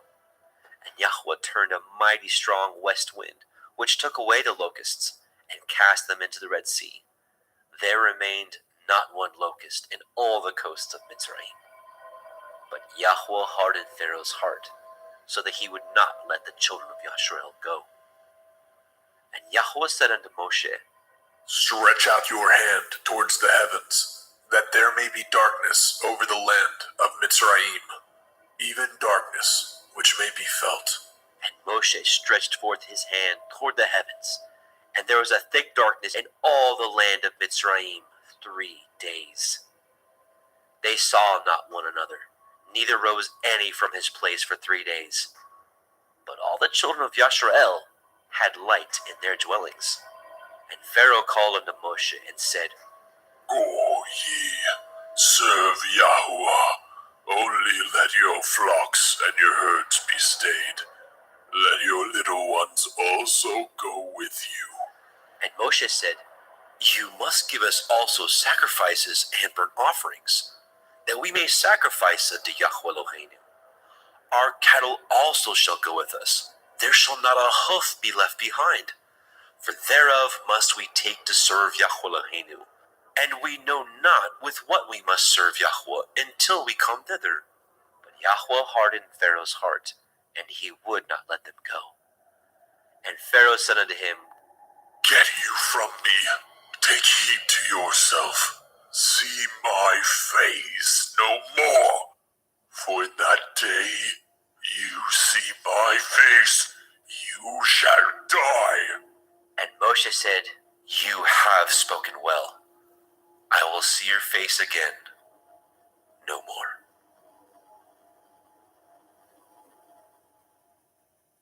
Shemot, Exodus chapter 11. And Yahweh said unto Moshe, Yet will I bring one plague more upon Pharaoh, and upon Mitzrayim. Afterwards He will let you go hence. When he shall let you go, he shall surely thrust you out hence altogether. Speak now in the ears of the people, and let every man borrow of his neighbor, and every woman of her neighbor, jewels of silver and jewels of gold. And Yahweh gave the people favor in the sight of the Mitzrayim. Moreover, the man Moshe was very great in the land of Mitzrayim, in the sight of Pharaoh's servants and in the sight of the people. And Moshe said, Thus says Yahweh, about midnight will I go out into the midst of Mitzrayim, and all the firstborn in the land of Mitzrayim shall die, from the firstborn of Pharaoh that sits upon his throne, even unto the firstborn of the maidservant that is behind the mill, and all the firstborn of beasts. And there shall be a great cry throughout all the land of Mitzrayim, such as there was none like it, nor shall be like it any more. But against any of the children of Yasharel shall not a dog move his tongue, against man or beast, that ye may know how that Yahweh puts a difference between the Mitzrayim and Yasharel. And all these your servants shall come down unto me, and bow down themselves unto me, saying, Get you out, and all the people that follow you. And after that I will go out. And he went out from Pharaoh in great anger. And Yahweh said unto Moshe, Pharaoh shall not hearken unto you, that my wonders may be multiplied in the land of Mitzrayim. And Moshe and Aharon did all these wonders before Pharaoh. And Yahweh hardened Pharaoh's heart, so that he would not let the children of Yasharel go out of his land. Shemot, Exodus, chapter 12. And Yahweh spoke unto El Moshe and El Aharon in the land of Mitzrayim, saying, This month shall be unto you the beginning of months. It shall be the first month of the year to you. Speak ye unto all the assembly of Yasharel, saying, In the 10th day of this month they shall take to them every man a lamb, according to the house of their fathers, a lamb for a house. And if the household be too little for the lamb, let him and his neighbor next unto his house take it according to the number of the souls. Every man according to his eating shall make your count for the lamb. Your lamb shall be without blemish, a male of the first year. Ye shall take it out from the sheep or from the goats, and ye shall keep it up until the 14th day of the same month. And the whole multitude of the assembly of Yasharel shall kill it in the evening. And they shall take of the blood, and strike it on the two sides of the posts, and on the upper doorposts of the houses, wherein they shall eat it. And they shall eat the flesh in that night, roast with fire, and matzah, unleavened bread. And with bitter herbs they shall eat it. Eat not of it raw, nor sodden at all with water, but roast with fire, his head with his legs, and with the purtenance thereof. And ye shall let nothing of it remain until the morning, and that which remains of it until the morning ye shall burn with fire. And thus shall ye eat it, with your loins girded, your shoes on your feet, and your staff in your hand. And ye shall eat it in haste. It is Yahuwah's Pesach. For I will pass through the land of Mitzrayim this night, and will smite all the firstborn in the land of Mitzrayim, both man and beast. And against all the Elohai of Mitzrayim I will execute judgment. I am Yahuwah. And the blood shall be to you for a mark upon the houses where ye are. And when I see the blood, I will pass over you. And the plague shall not be upon you to destroy you, when I smite the land of Mitzrayim. And this day shall be unto you for a memorial, and ye shall keep it a feast to Yahuwah throughout your generations. Ye shall keep it a feast by an ordinance forever. 7 days shall ye eat matzah. Even the first day ye shall put away leaven out of your houses. For whoever eats hametz, leavened bread, from the first day unto the 7th day, that soul shall be cut off from Yasharel. And in the first day there shall be a holy assembly, and in the 7th day there shall be a holy assembly to you. No manner of work shall be done in them, save that which every man must eat, that only may be done of you. And ye shall guard the feast of matzah, unleavened bread. For in this selfsame day have I brought your armies out of the land of Mitzrayim. Therefore shall ye guard this day in your generations by an ordinance forever. In the first day, on the 14th day of the month at evening, ye shall eat matzah, until the 21st day of the month at evening. 7 days shall there be no hametz found in your houses, for whosoever eats that which is with hametz, leaven, even that soul shall be cut off from the assembly of Yasharel, whether he be a stranger or born in the land. Ye shall eat nothing with hametz. In all your habitations shall ye eat matzah. Then Moshe called for all the elders of Yasharel, and said unto them, Draw out, and take you a lamb according to your families, and kill the Pesach. And ye shall take a bunch of hyssop, and dip it in the blood that is in the basin, and strike the lintel and the 2 side posts with the blood that is in the basin. And none of you shall go out at the door of his house until the morning. For Yahweh will pass through to smite the Mitzrayim. And when he sees the blood upon the lintel and on the 2 side posts, Yahweh will pass over the door, and will not suffer the destroyer to come in unto your houses to smite you. And ye shall guard this thing for an ordinance to you and to your sons forever. And it shall come to pass, when ye are come to the land which Yahweh will give you, according as he has promised, that ye shall guard this service. And it shall come to pass, when your children shall say unto you, What mean ye by this service? That ye shall say, It is the sacrifice of Yahweh's Pesach, who passed over the houses of the children of Yasharel in Mitzrayim, when he smote the Mitzrayim and delivered our houses. And the people bowed the head and worshipped. And the children of Yasharel went away, and did as Yahweh had commanded Moshe and Aharon. So did they. And it came to pass that at midnight Yahweh smote all the firstborn in the land of Mitzrayim, from the firstborn of Pharaoh that sat on his throne unto the firstborn of the captive that was in the dungeon, and all the firstborn of cattle. And Pharaoh rose up in the night, he and all his servants, and all the Mitzrayim, and there was a great cry in Mitzrayim, for there was not a house where there was not one dead.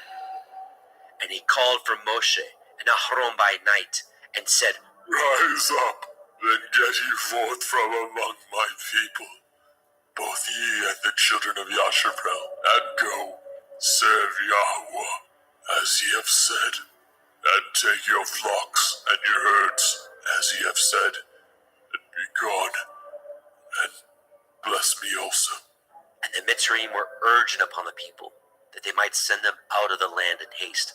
For they said, We be all dead men.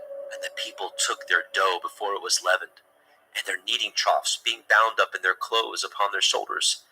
And the children of Yasharel did according to the word of Moshe. And they borrowed of the Mitzrayim jewels of silver, and jewels of gold, and raiment. And Yahweh gave the people favor in the sight of the Mitzrayim, so that they lent unto them such things as they required. And they spoiled the Mitzrayim. And the children of Yasharel journeyed from Ramesses to Sukkot, about 600,000 on foot that were men, beside children. And a mixed multitude went up also with him, and flocks, and herds, even very much cattle. And they baked matzah cakes of the dough which they brought forth out of Mitzrayim, for it was not leavened, because they were thrust out of Mitzrayim, and could not tarry, neither had they prepared for themselves any victual. Now the sojourning of the children of Yasharel, who dwelt in the land of Mitzrayim, and in the land of Canaan, they and their fathers, was 430 years. And it came to pass at the end of the 430 years, even the selfsame day it came to pass, that all the hosts of Yahweh went out from the land of Mitzrayim. It is a night to be much observed unto Yahweh, for bringing them out of the land of Mitzrayim. This is that night of Yahweh, to be observed of all the children of Yasharel in their generations. And Yahweh said unto Moshe and Aharon, This is the ordinance of the Pesach. There shall no stranger eat thereof, but every manservant that is bought for money, when you have circumcised him, then he shall eat thereof. A foreigner and a hired servant shall not eat thereof. In one house shall it be eaten. You shall not carry forth aught of the flesh abroad out of the house, neither shall ye break a bone thereof. All the assembly of Yasharel shall keep it. And when a stranger shall sojourn with you, and will keep the Pesach to Yahuwah, let all his males be circumcised, and then let him come near and keep it. And he shall be as one that is born in the land. For no one uncircumcised person shall eat thereof. 1 Torah shall be to him that is homeborn, and unto the stranger that sojourns among you. Thus did all the children of Yasharel, as Yahweh commanded Moshe and Aharon, so did they. And it came to pass at the selfsame day that Yahweh did bring the children of Yasharel out of the land of Mitzrayim by their armies.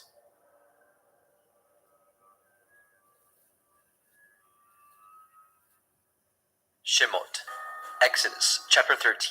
And Yahweh spoke unto Moshe, saying, Sanctify unto me all the firstborn, whatsoever opens the womb among the children of Yasharel, both of man and of beast, it is mine. And Moshe said unto the people, Remember this day, in which you came out from Mitzrayim, out of the house of bondage, for by strength of hand Yahweh brought you out from this place.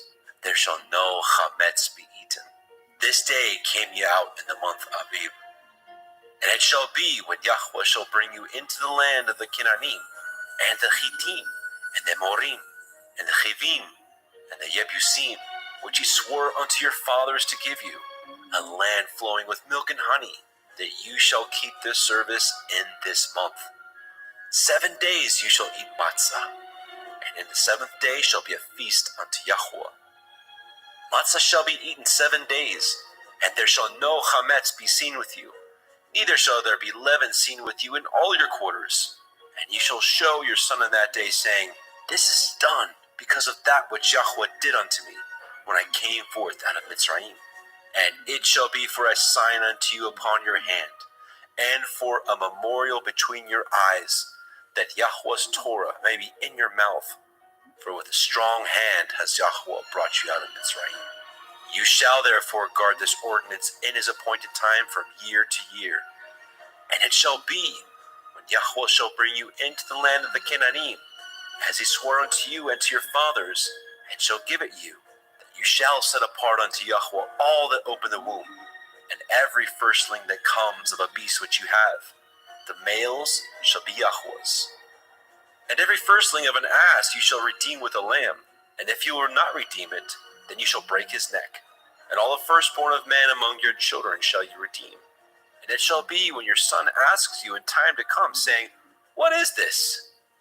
That you shall say unto him, By strength of hand Yahweh brought us out from Mitzrayim, from the house of bondage.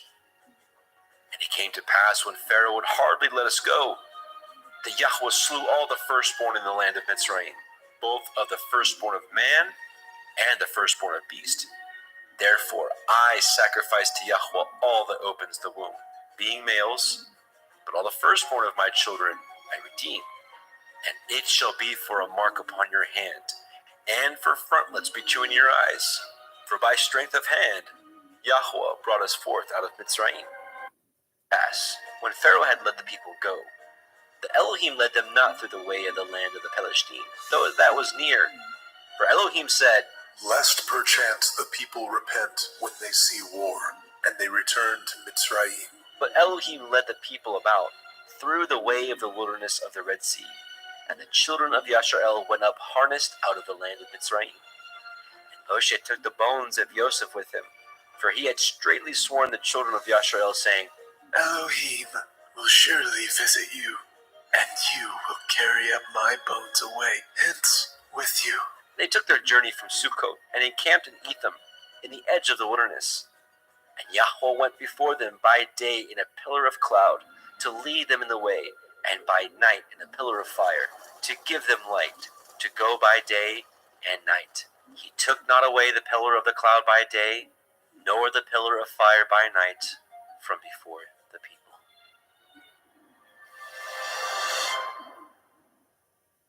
Shemot, Exodus chapter 14.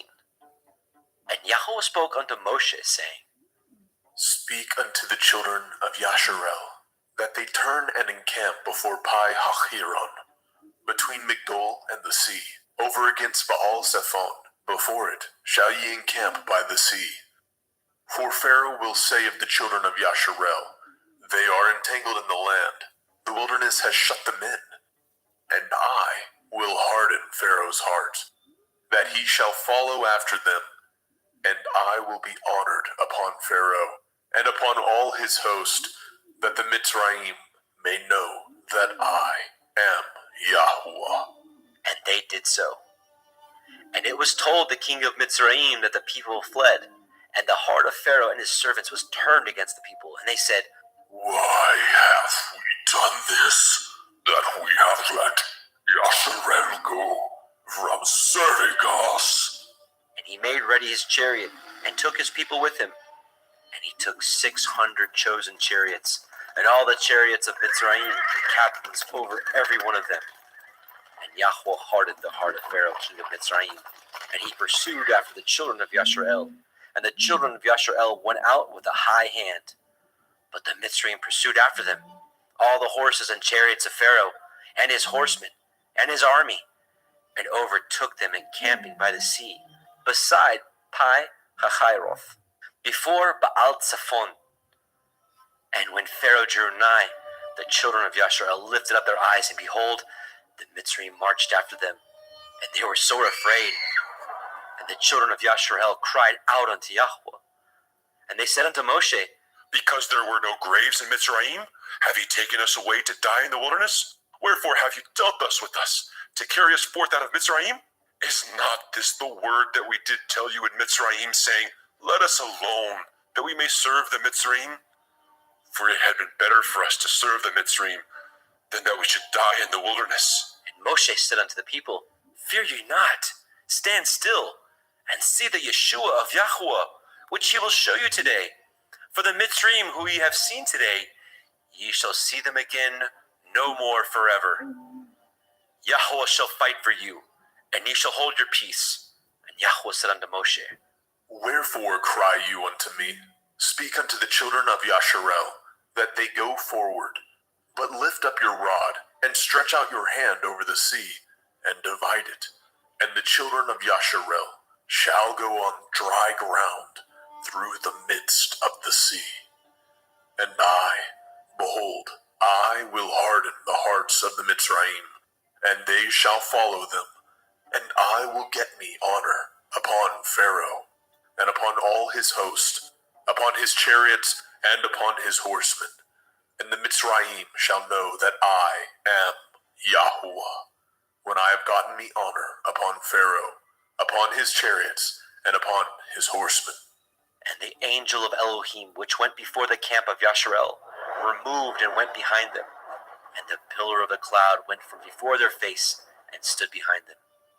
And it came between the camp of the Mitzrayim and the camp of Yasharel, and it was a cloud and darkness to them, but it gave light by night to these, so that the one came not near the other all night. And Moshe stretched out his hand over the sea, and Yahweh caused the sea to go back by a strong east wind all that night, and made the sea dry land, and the waters were divided. And the children of Yasharel went into the midst of the sea upon the dry ground, and the waters were a wall unto them on their right hand and on their left.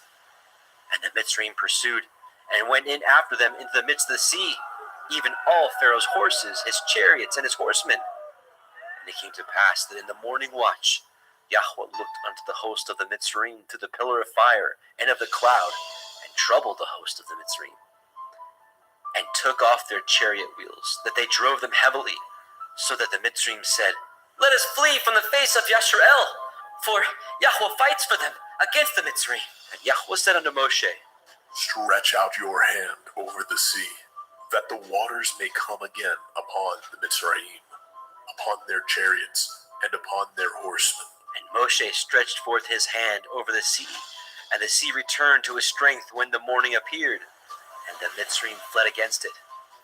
Yahweh overthrew the Mitzrayim in the midst of the sea, and the waters returned, and covered the chariots, and the horsemen, and all the host of Pharaoh that came into the sea after them. there remained not so much as one of them.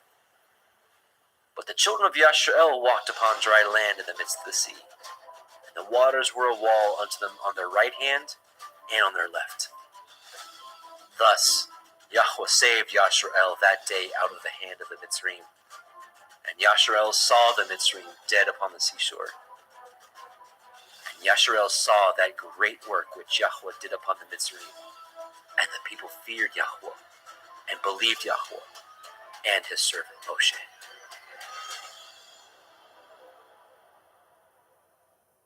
Shemot, Exodus, chapter 15.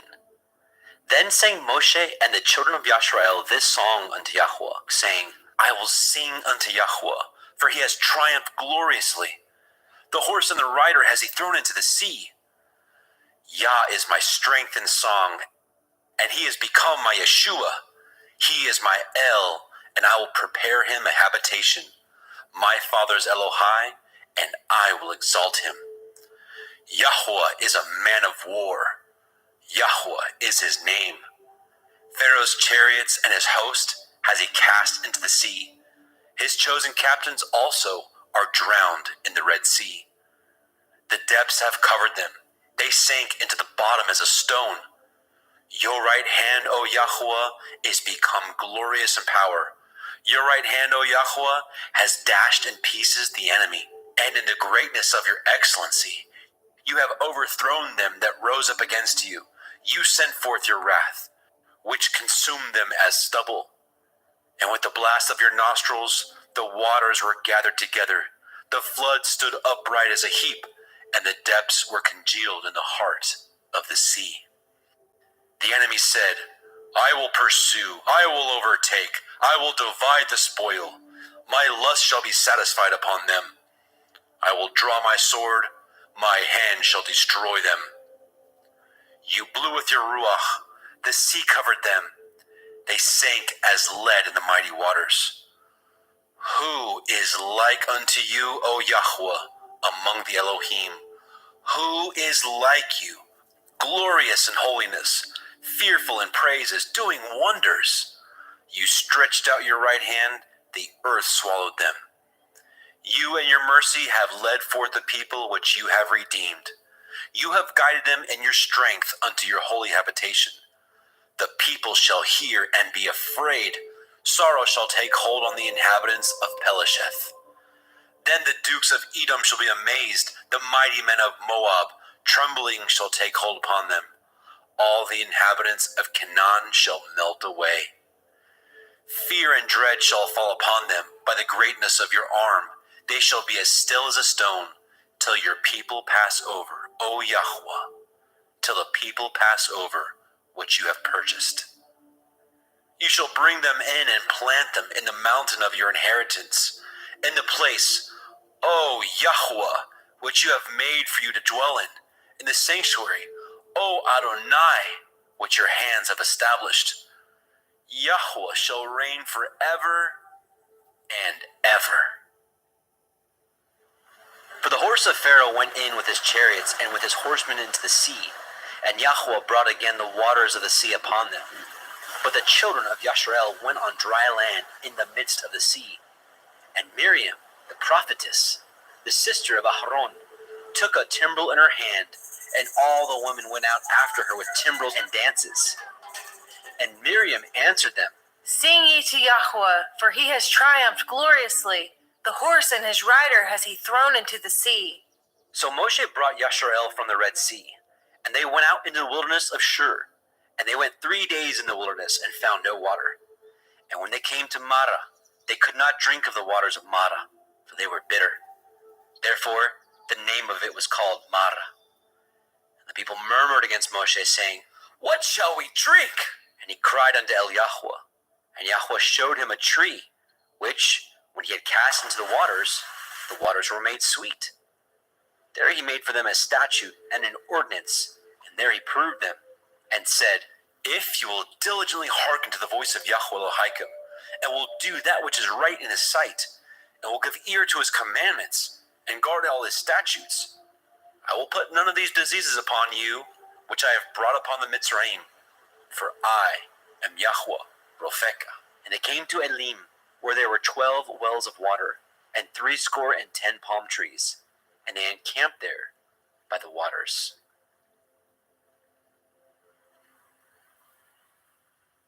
Shemot, Exodus, chapter 16. And they took their journey from Elim, and all the assembly of the children of Yasharel came unto the wilderness of Sin, which is between Elim and Sinai, on the 15th day of the 2nd month after their departing out of the land of Mitzrayim. And the whole assembly of the children of Yasharel murmured against Moshe and Aharon in the wilderness. And the children of Yasharel said unto them, Would to Elohim we had died by the hand of Yahweh in the land of Mitzrayim. But we sat by the flesh pots, and when we did eat bread to the full. For ye have brought us forth into this wilderness to kill this whole assembly with hunger. Then said Yahweh unto Moshe, Behold, I will rain bread from heavens for you, and the people shall go out and gather a certain rate every day, that I may prove them, whether they will walk in my Torah or no. And it shall come to pass that on the 6th day they shall prepare that which they bring in, and it shall be twice as much as they gather daily. And Moshe and Aharon said unto all the children of Yasharel, At evening, then ye shall know what Yahweh has brought out of the land of Mitzrayim. And in the morning, then ye shall see the glory of Yahweh, for that he hears your murmurings against Yahweh. And what are we, that ye murmur against us? And Moshe said, This shall be, when Yahweh shall give you in the evening flesh to eat, and in the morning bread to the full, for that Yahweh hears your murmurings which you murmur against him. And what are we? Your murmurings are not against us, but against Yahweh. And Moshe spoke unto Aharon, Say unto all the assembly of the children of Yasharel, Come near before Yahweh, for he has heard your murmurings. And it came to pass, as Aharon spoke unto the whole assembly of the children of Yasharel, that they looked toward the wilderness, and behold, the glory of Yahweh appeared in the cloud. And Yahweh spoke unto Moshe, saying, I have heard the murmurings of the children of Yasharel. Speak unto them, saying, At evening ye shall eat flesh, and in the morning ye shall be filled with bread, and ye shall know that I am Yahweh Elohim. And it came to pass that at evening the quails came up and covered the camp, and in the morning the dew lay around about the host. And when the dew that lay was gone up, behold, upon the face of the wilderness there lay a small round thing, as small as the hoarfrost on the ground. And when the children of Yasharel saw it, they said one to another, It is manna, for they knew not what it was. And Moshe said unto them, This is the bread which Yahweh has given you to eat. This is the thing which Yahweh has commanded.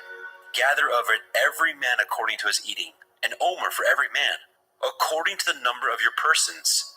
Take you every man for them which are in his tents. And the children of Yasharel did so, and gathered some more, some less. And when they did meet it with an omer, he that gathered much had nothing over, and he that gathered little had no lack. They gathered every man according to his eating. And Moshe said, Let no man leave of it till the morning. Notwithstanding they hearkened not unto Moshe. But some of them left of it until the morning, and it bred worms, and stank. And Moshe was wroth with them. And they gathered it every morning, every man according to his eating. And when the sun waxed hot, it melted. And it came to pass that on the 6th day they gathered twice as much bread, 2 omers for one man. And all the rulers of the assembly came and told Moshe. And he said unto them, This is that which Yahweh has said. Tomorrow is the rest of the holy Shabbat unto Yahweh. Bake that which you will bake today, and seethe that you will seethe, and that which remains over lay up for you to be kept until the morning. And they laid it up until the morning as Moshe bade, and it did not stink, neither was there any worm therein. And Moshe said, Eat that today, for today is a Shabbat unto Yahweh. Today ye shall not find it in the field. 6 days shall ye gather it, but on the 7th day, which is the Shabbat, in it there shall be none.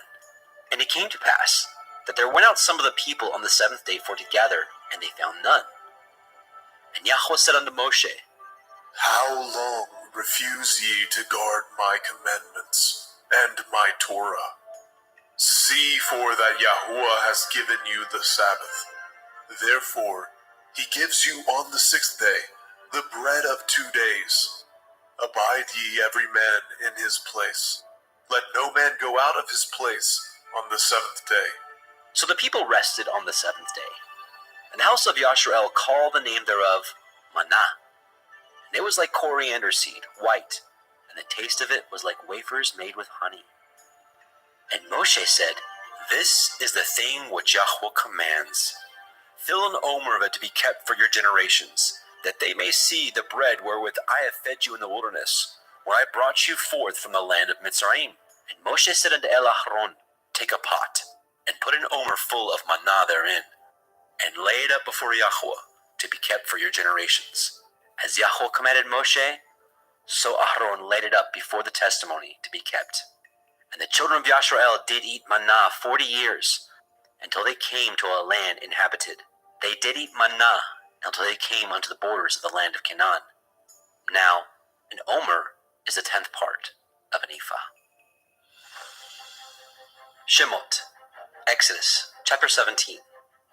And all the assembly of the children of Yashrael journeyed from the wilderness of Sin, after their journeys, according to the commandment of Yahweh, and pitched in Rephidim, and there was no water for the people to drink. Wherefore the people did chide with Moshe, and said, Give us water, that we may drink. And Moshe said unto them, Why chide ye with me? Wherefore do you tempt Yahweh? The people thirsted there for water. And the people murmured against Moshe, and said, Wherefore is it that you brought us up out of Mitzrayim, to kill us and our children and our cattle with thirst? And Moshe cried unto Yahweh, saying, What shall I do unto this people? They be almost ready to stone me. And Yahweh said unto Moshe, Go on before the people, and take with you the elders of Yasharel, and your rod, wherewith you smote the river, take in your hand, and go. Behold, I will stand before you there upon the rock in Horeb, and you shall smite the rock, and there shall come water out of it, that people may drink. And Moshe did so in the sight of the elders of Yashrael. And he called the name of the place Massa and Meribah, because of the chiding of the children of Yashrael, and because they tempted Yahweh, saying, Is Yahweh among us, or not? Then came Amalek, and fought with Yashrael and Rephidim. And Moshe said unto Yahusha, Choose us out men, and go out, fight with Amalek. Tomorrow I will stand on the top of the hill with the rod of Elohim in my hand. So Yahusha did as Moshe had said to him, and fought with Amalek. And Moshe and Aharon and Hur went up to the top of the hill. And it came to pass, when Moshe held up his hand, that Yashrael prevailed. And when he let down his hand, Amalek prevailed. Moshe's hands were heavy, and he took a stone and put it under him, and he sat thereon. And Aharon and Hur stayed up his hands, the one on the one side, and the other on the other side. And his hands were steady until the going down of the sun. And Yahusha discomfited Amalek and his people with the edge of the sword.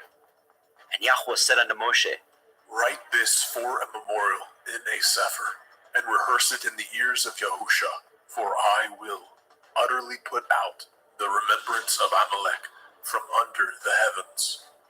And Moshe built an altar, and called the name of it Yahweh Nisai. For he said, Because Yah has sworn that Yahweh will have war with Amalek from generation to generation. Shemot, Exodus, chapter 18. When Yitro, the priest of Midian, Moshe's father-in-law, heard all that Elohim had done for Moshe, and for Yasharel his people, and that Yahweh had brought Yasharel out of Mitzrayim, then Yitro, Moshe's father-in-law, took Zipporah, Moshe's woman, after he had sent her back, and her 2 sons, of which the name of the one was Gershom, for he said, I have been an alien in a strange land. And the name of the other was Eleazar, for the Elohai of my father, said he, was my help, and delivered me from the sword of Pharaoh. And Yitro, Moshe's father-in-law, came with his sons and woman unto Moshe in the wilderness, where he encamped at the mount of Elohim. And he said unto Moshe, I, your father-in-law Yithro, am come unto you, and your woman, and her 2 sons with her. And Moshe went out to meet his father-in-law, and did obeisance, and kissed him, and they asked each other of their welfare, and they came into the tent. And Moshe told his father-in-law all that Yahweh had done unto Pharaoh, and unto the Mitzrayim for Yasharel's sake, and all the travail that had come upon them by the way, and how Yahweh delivered them. And Yitro rejoiced for all the goodness which Yahweh had done unto Yasharel, whom he had delivered out of the hand of the Mitzrayim. And Yitro said, Blessed be Yahweh, who has delivered you out of the hand of the Mitzrayim, and out of the hand of Pharaoh, who has delivered the people from under the hand of the Mitzrayim. Now I know that Yahweh is greater than all Elohim, for in the thing wherein they dealt proudly, he was above them. And Yitro, Moshe's father-in-law, took a burnt offering and sacrifices for Elohim. Nahron came, and all the elders of Yasharel, to eat bread with Moshe's father-in-law before Elohim. And it came to pass on the morrow that Moshe sat to judge the people, and the people stood by Moshe from the morning unto the evening. And when Moshe's father-in-law saw all that he did to the people, he said, What is this that you do to the people? Why sit you yourself alone, and all the people stand by you from morning unto evening? And Moshe said unto his father-in-law, Because the people come unto me to inquire of Elohim. When they have a matter, they come unto me, and I judge between one and another. And I do make them know the statutes of Elohim and his Torah. And Moshe's father-in-law said unto him, The thing you do is not good. You will surely wear away, both you and this people that is with you, for this thing is too heavy for you. You are not able to perform it yourself alone. Hearken now unto my voice. I will give you counsel, and Elohim shall be with you. Be for the people to Elohimward, that you may bring the causes unto Elohim. And you shall teach them ordinances and Torah, and shall show them the way wherein they must walk, and the work that they must do. Moreover, you shall provide out of all the people able men, such as fear Elohim, men of truth, hating covetousness, and place such over them to be rulers of thousands, and rulers of hundreds, rulers of 50s, and rulers of 10s. And let them judge the people at all seasons, and it shall be that every great matter they shall bring unto you, but every small matter they shall judge. So shall it be easier for you, and they shall bear the burden with you. If you shall do this thing, and Elohim command you so, then you shall be able to endure, and all this people shall also go to their place in peace. So Moshe hearkened to the voice of his father-in-law, and did all that he had said. And Moshe chose able men out of all Yasharel, and made them heads over the people, rulers of thousands, rulers of hundreds, rulers of 50s, and rulers of 10s. And they judged the people at all seasons. The hard causes they brought unto Moshe, but every small matter they judged themselves. And Moshe let his father-in-law depart, and he went his way into his own land. Shemot, Exodus, chapter 19. In the 3rd month, when the children of Yasharel were gone forth out of the land of Mitzrayim, the same day came they into the wilderness of Sinai. For they were departed from Rephidim, and were come to the desert of Sinai, and had pitched in the wilderness. And there Yasharel camped before the mount. And Moshe went up unto Elohim, and Yahweh called unto him out of the mountain, saying, Thus shall you say to the house of Yaakov, and tell the children of Yasharel, Ye have seen what I did unto the Mitzrayim, and how I bore you on eagle's wings, and brought you unto myself.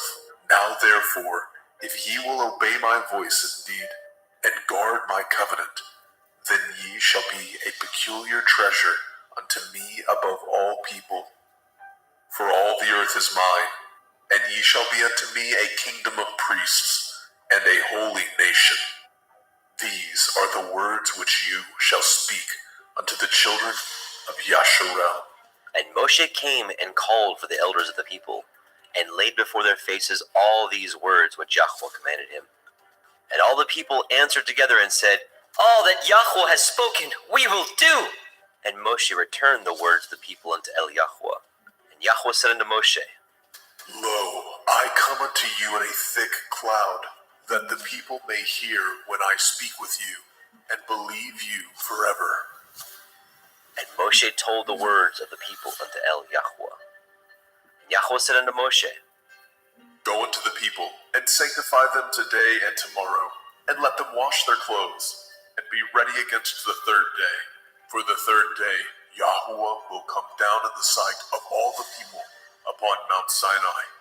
And you shall set bounds unto the people round about, saying, Take heed to yourselves, that ye go not up unto the mount, or touch the border of it. Whosoever touches the mount shall be surely put to death. There shall not a hand touch it, but he shall surely be stoned or shot through. Whether it be beast or man, it shall not live. When the shofar sounds long, they shall come up to the mount. And Moshe went down from the mount unto the people, and sanctified the people, and they washed their clothes. And he said unto the people, Be ready against the third day, come not at your women. And it came to pass on the third day in the morning, that there were thunders and lightnings, and a thick cloud upon the mount, and the voice of the shofar exceeding loud, so that all the people that was in the camp trembled. And Moshe brought forth the people out of the camp to meet with Elohim, and they stood at the nether part of the mount. And Mount Sinai was altogether on a smoke, because Yahweh descended upon it in fire, and the smoke thereof ascended as the smoke of a furnace, and the whole mount quaked greatly. And when the voice of the shofar sounded long, and waxed louder and louder, Moshe spoke, and Elohim answered him by a voice.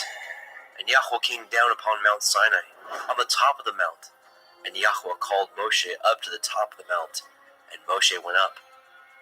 And Yahweh said unto Moshe, Go down, charge the people, lest they break through unto Yahweh to gaze, and many of them perish. And let the priests also, which come near to Yahweh, sanctify themselves, lest Yahweh break forth upon them. And Moshe said unto Yahweh, The people cannot come up unto Mount Sinai, for you charged us, saying, Set bounds about the mount, and sanctify it. And Yahweh said unto him, Away, get you down, and you shall come up you and Aaron with you. But let not the priests and the people break through to come up unto Yahweh, lest he break forth upon them. So Moshe went down unto the people, and spoke unto them. Shemot, Exodus, chapter 20. And Elohim spoke all these words, saying, I am Yahuwah Elohika, which have brought you out of the land of Mitzrayim, out of the house of bondage. You shall have no other Elohim before me.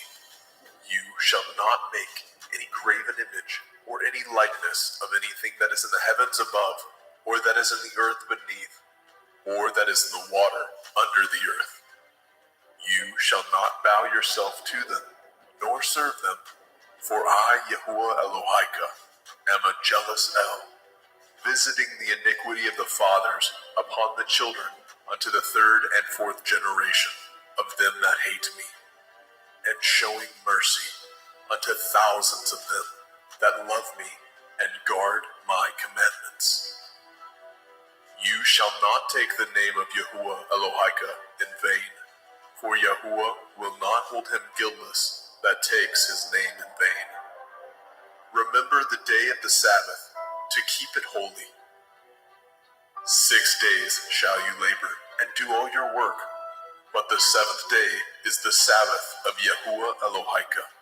In it you shall not do any work, you, nor your son, nor your daughter, your manservant, nor your maidservant, nor your cattle, nor your stranger that is within your gates. For in 6 days Yahuwah made the heavens and the earth, the sea and all that is in them, and rested the seventh day. Wherefore Yahuwah blessed the day of the Sabbath, and hallowed it. Honor your father and your mother, that your days may be long upon the land which Yahuwah Elohika gives you. You shall not kill. You shall not break wedlock. You shall not steal. You shall not bear false witness against your neighbor. You shall not lust after your neighbor's house. You shall not lust after your neighbor's woman, nor his manservant, nor his maidservant, nor his ox, nor his ass, nor anything that is your neighbor's. And all the people saw the thunderings and the lightnings and the noise of the shofar and the mountain smoking. And when the people saw it, they removed and stood afar off. And they said unto Moshe, Speak with us, and we will hear, but let not Elohim speak with us, lest we die. And Moshe said unto the people, Fear not, for Elohim is come to prove you, and that his fear may be before your faces, that you sin not. And the people stood afar off. And Moshe drew near unto the thick darkness where Elohim was. And Yahweh said unto Moshe, Thus you shall say unto the children of Yasharel, Ye have seen that I have talked with you from heaven. Ye shall not make with me Elohai of silver, neither shall ye make unto you Elohai of gold. An altar of earth you shall make unto me, and shall sacrifice thereon your burnt offerings, and your peace offerings, your sheep and your oxen. In all places where I record my name, I will come unto you, and I will bless you. And if you will make me an altar of stone, you shall not build it of hewn stone. For if you lift up your tool upon it, you have polluted it. Neither shall you go up by steps unto my altar, that your nakedness be not discovered thereon. Shemot, Exodus chapter 21. Now these are the judgments which you shall set before them. If you obtain an Ivri servant, 6 years he shall serve, and in the 7th he shall go out free for nothing. If he came in by himself, he shall go out by himself. If he were married, then his woman shall go out with him. If his master have given him a woman, and she have borne him sons or daughters, the woman and her children shall be her master's, and he shall go out by himself. And if the servant shall plainly say, I love my master, my woman, and my children, I will not go out free, then his master shall bring him unto the judges. He shall also bring him to the door, or unto the doorpost, and his master shall pierce his ear through with an awl, and he shall serve him forever. And if a man surrenders his daughter to be a maidservant, she shall not go out as the menservants do. If she please not her master, who has betrothed her to himself, then shall he let her be redeemed.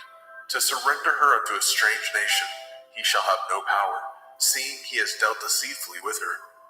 If he have betrothed her unto his son, he shall deal with her after the manner of daughters. If he take him another woman, her food, her raiment, and her duty of marriage shall he not diminish. And if he do not these three unto her, then shall she go out free without money. He that smites a man so that he die shall be surely put to death. And if a man lie not in wait, but Elohim deliver him into his hand, then I will appoint you a place whither he shall flee. But if a man come presumptuously upon his neighbor to slay him with guile, you shall take him from my altar, that he may die. And he that smites his father or his mother shall be surely put to death. And he that steals a man and sells him, or if he be found in his hand, he shall surely be put to death. And he that curses his father or his mother shall surely be put to death. And if men strive together, and one smite another with a stone, or with his fist, and he die not, but keeps his bed, if he rise again, and walk abroad upon his staff, then shall he that smote him be innocent. Only he shall pay for the loss of his time, and shall cause him to be thoroughly healed. And if a man smite his servant, or his mate with a rod, and he die under his hand, he shall surely be punished. Notwithstanding, if he continue a day or two, he shall not be punished, for he is his money. If men strive and hurt a woman with a child, so that her fruit depart from her, and yet no mischief follow, he shall surely be punished, according as the woman's man will lay upon him. He shall pay as the judges determine. And if any mischief follow, then you shall give life for life, eye for eye, tooth for tooth, hand for hand, foot for foot. burning for burning, wound for wound, stripe for stripe. And if a man smite the eye of his servant, or the eye of his maid, that it perish, he shall let him go free for his eye's sake. If he smite out his manservant's tooth, or his maidservant's tooth, he shall let him go free for his tooth's sake. If an ox gore a man or a woman, that they die, then the ox shall be surely stoned, and his flesh shall not be eaten, but the owner of the ox shall be innocent.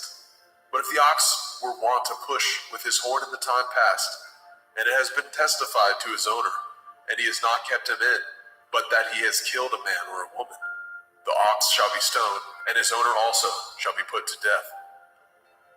If there be laid on him a sum of money, then he shall give for the ransom of his life whatsoever is laid upon him.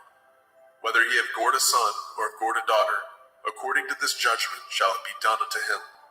If the ox shall push a manservant or a maidservant, he shall give unto their master 30 shekels of silver, and the ox shall be stoned. And if a man shall open a pit, or if a man shall dig a pit, and not cover it, and an ox or an ass fall therein, the owner of the pit shall make it good, and give up money unto the owner of them, and the dead beast shall be his.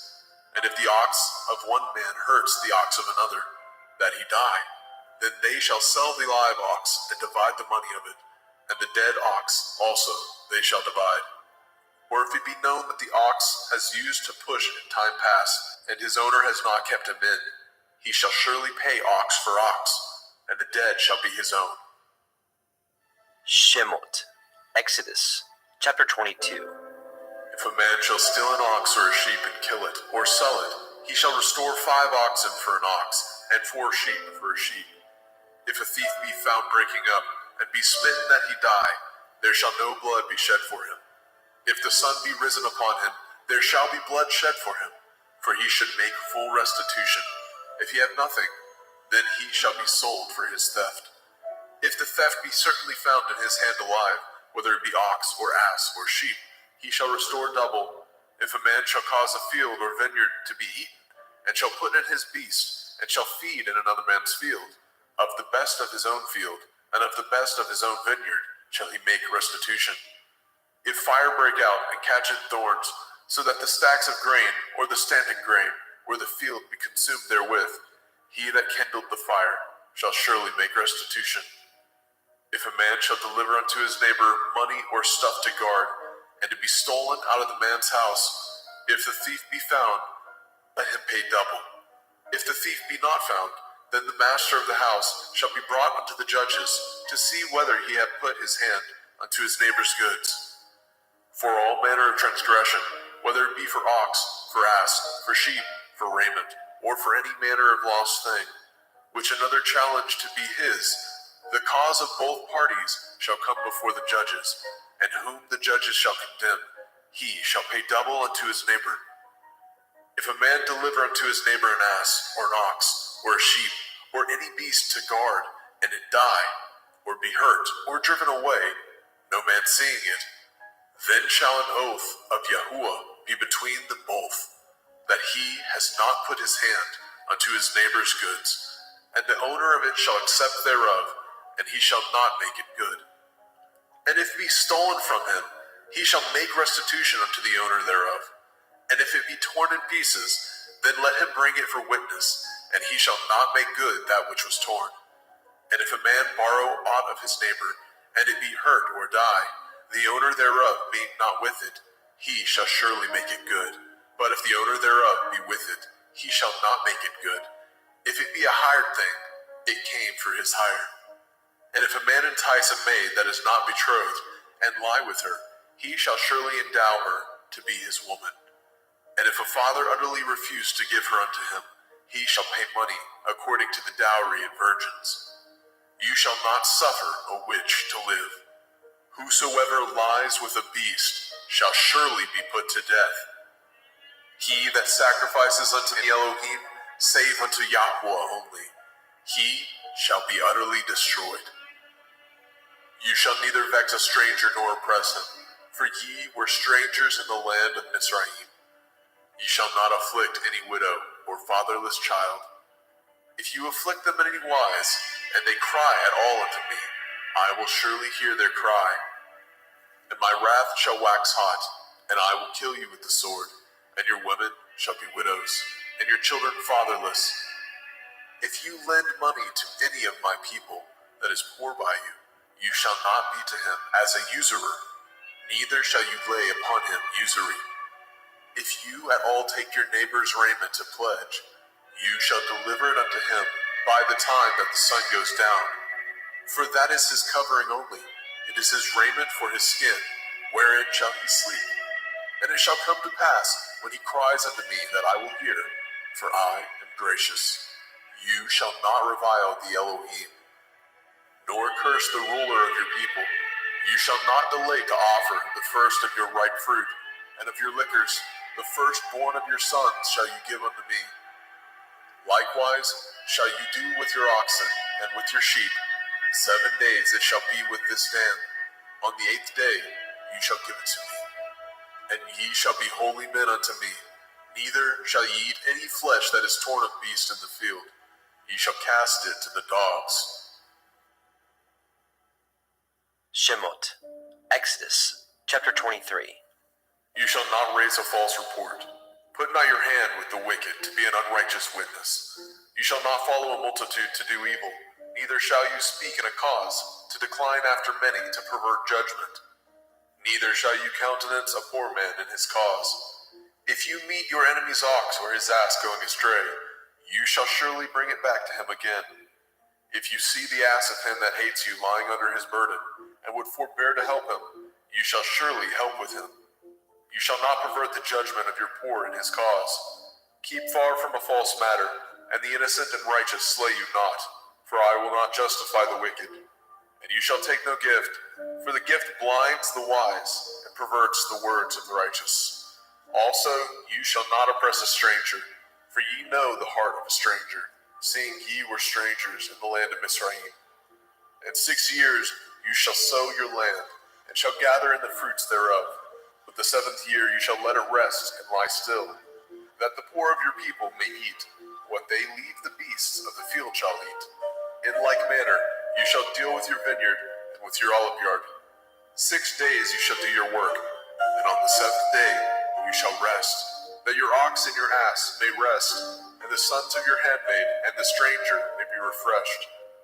And in all things that I have said unto you, be guarded, and make no mention of the name of other Elohim, neither let it be heard out of your mouth. 3 times you shall keep a feast unto me in the year. You shall guard the feast of matzah, unleavened bread. You shall eat matzah 7 days as I command you, in the time appointed of the month of Eve.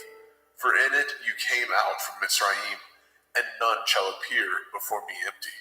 And the feast of Katsir, harvest, the first fruits of your labors, which you have sown in the field, and the feast of Asif, in gathering, which is in the end of the year, when you have gathered your labors out of the field. 3 times in the year all your males shall appear before Adonai Yahuwah.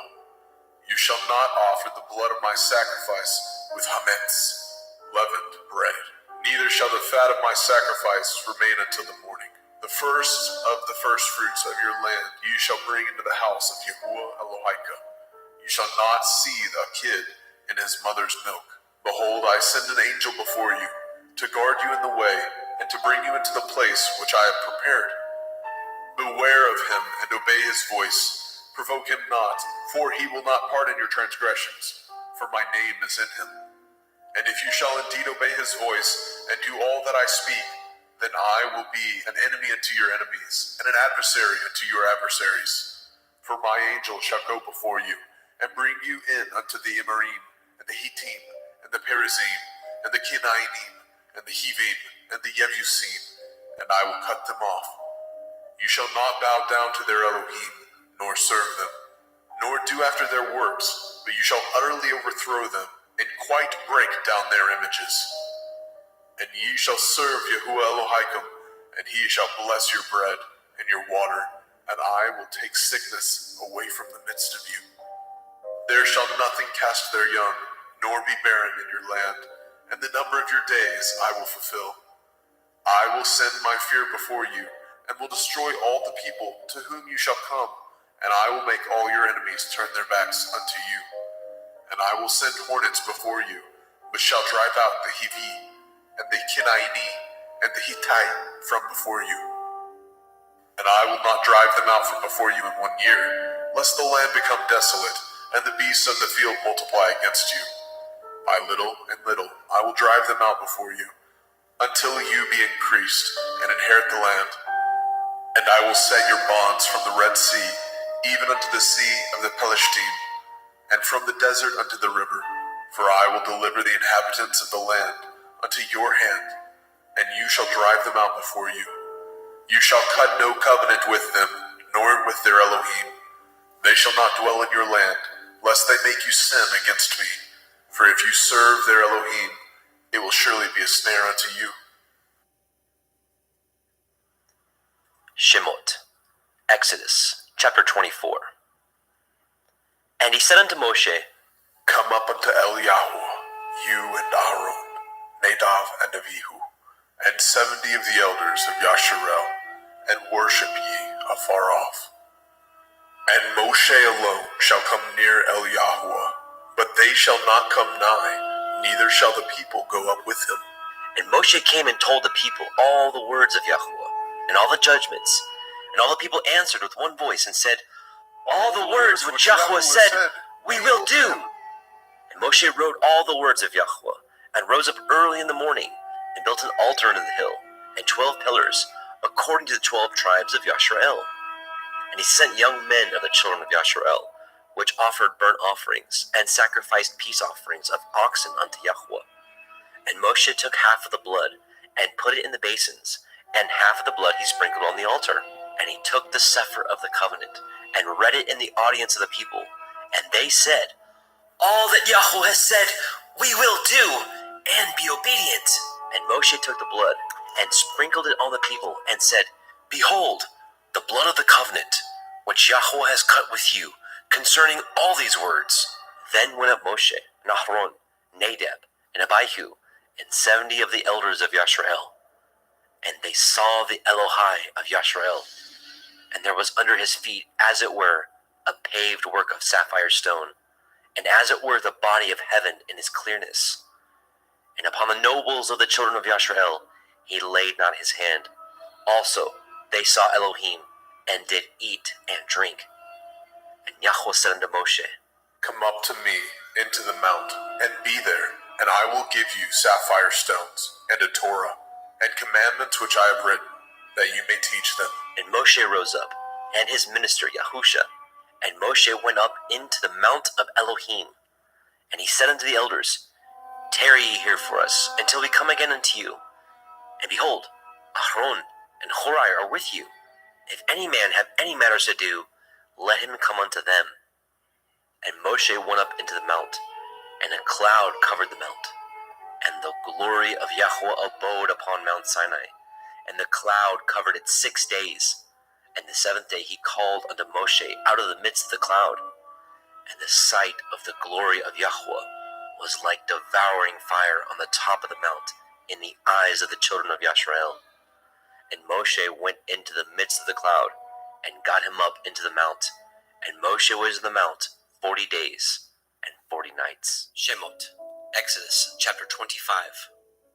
And Yahuwah spoke unto Moshe, saying, Speak unto the children of Yasharel, that they bring me an offering. Of every man that gives it willingly with his heart, ye shall take my offering. And this is the offering which ye shall take of them: gold, and silver, and brass, and blue, and purple, and scarlet, and fine linen, and goat's hair, and ram skin dyed red, and badger skin, and shittim wood, oil for the light, spices for anointing oil, and for sweet incense, onyx stones, and stones to be set in the ephod, in the breastplate. And let them make me a sanctuary, that I may dwell among them.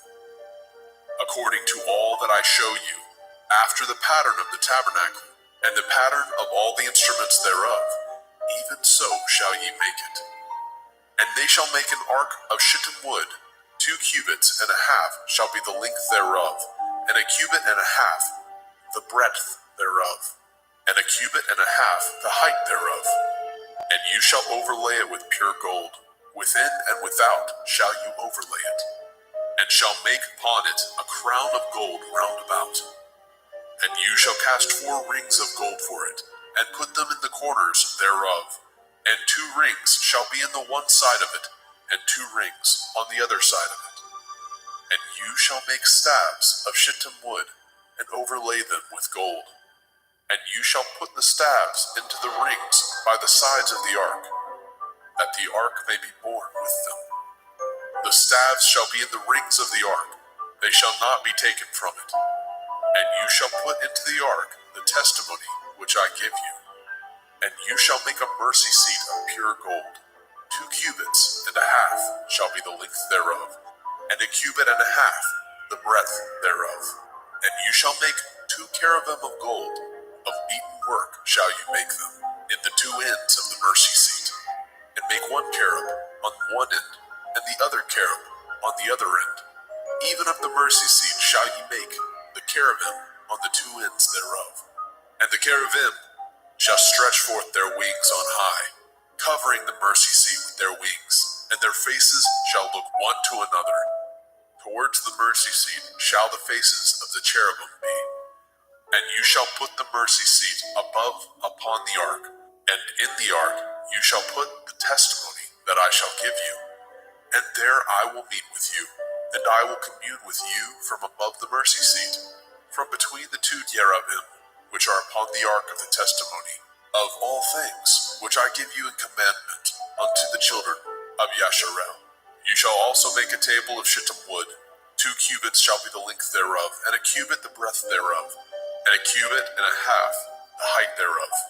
And you shall overlay it with pure gold, and make thereto a crown of gold round about. And you shall make unto it a border of a handbreadth round about. And you shall make a golden crown to the border thereof round about. And you shall make it 4 rings of gold, and put the rings in the 4 corners that are on the 4 feet thereof. Over against the border shall the rings be for places of the staves to bear the table. And you shall make the staves of shittim wood, and overlay them with gold, that the table may be borne with them. And you shall make dishes thereof, and spoons thereof, and covers thereof, and bowls thereof. To cover withal of pure gold shall you make them. And you shall set upon the table showbread before me always. And you shall make a menorah, 7-branched candlestick of pure gold. Of beaten work shall the menorah be made. His shaft and his branches, his bowls, his knops, and his flowers shall be of the same. And 6 branches shall come out of the sides of it. 3 branches of the menorah out of the one side, and 3 branches of the menorah out of the other side. 3 bowls made like unto almonds, with a knop and a flower in one branch, and 3 bowls made like almonds in the other branch, with a knop and a flower. So with the 6 branches that come out of the menorah. And in the menorah shall be 4 bowls made like unto almonds, with their knops and their flowers. And there shall be a knop under 2 branches of the same, and a knop under 2 branches of the same, and a knop under 2 branches of the same, according to the 6 branches that proceed out of the menorah. Their knops and their branches shall be of the same. All of it shall be one beaten work of pure gold. And you shall make the 7 lamps thereof, and they shall light the lamps thereof, that they may give light over against it. And the tongs thereof, and the snuff dishes thereof, shall be of pure gold. Of a talent of pure gold shall he make it, with all these vessels. And look that you make them after the pattern, which was showed you in the mount. Shemot, Exodus chapter 26. Moreover, you shall make the tabernacle with 10 curtains of fine twined linen, and blue and purple, and scarlet, with cherubim of cunning work shall you make them. The length of 1 curtain shall be 28 cubits, and the breadth of 1 curtain 4 cubits. Every one of the curtains shall have 1 measure. The 5 curtains shall be coupled together, one to another, and other 5 curtains shall be coupled one to another. And you shall make loops of blue upon the edge of the 1 curtain from the selvage in the coupling, and likewise shall you make in the uttermost edge of another curtain in the coupling of the second. 50 loops shall you make in the 1 curtain, And 50 loops shall you make in the edge of the curtain, that is the coupling of the second, and the loops may take hold one of another. And you shall make 50 taches of gold, and couple the curtains together with the taches, and it shall be one tabernacle. And you shall make curtains of goat hair to be a covering upon the tabernacle. 11 curtains shall you make. The length of one curtain shall be 30 cubits, and the breadth of one curtain 4 cubits. And the 11 curtains shall be all of one measure. And you shall couple 5 curtains by themselves, and 6 curtains by themselves, and shall double the 6th curtain in the forefront of the tabernacle. And you shall make 50 loops on the edge of the one curtain that is utmost in the coupling, and 50 loops in the edge of the curtain, which couples the second.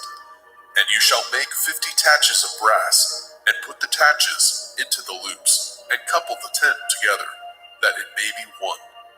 And the remnant that remains of the curtain of the tent, the half curtain that remains, shall hang over the backside of the tabernacle, and a cubit on the one side, and a cubit on the other side, of that which remains in the length of the curtains of the tent. It shall hang over the sides of the tabernacle, on this side and on that side, to cover it. And you shall make a covering for the tent of ram skin dyed red, and a covering above of badger skin. And you shall make the boards for the tabernacle of shittim wood, standing up.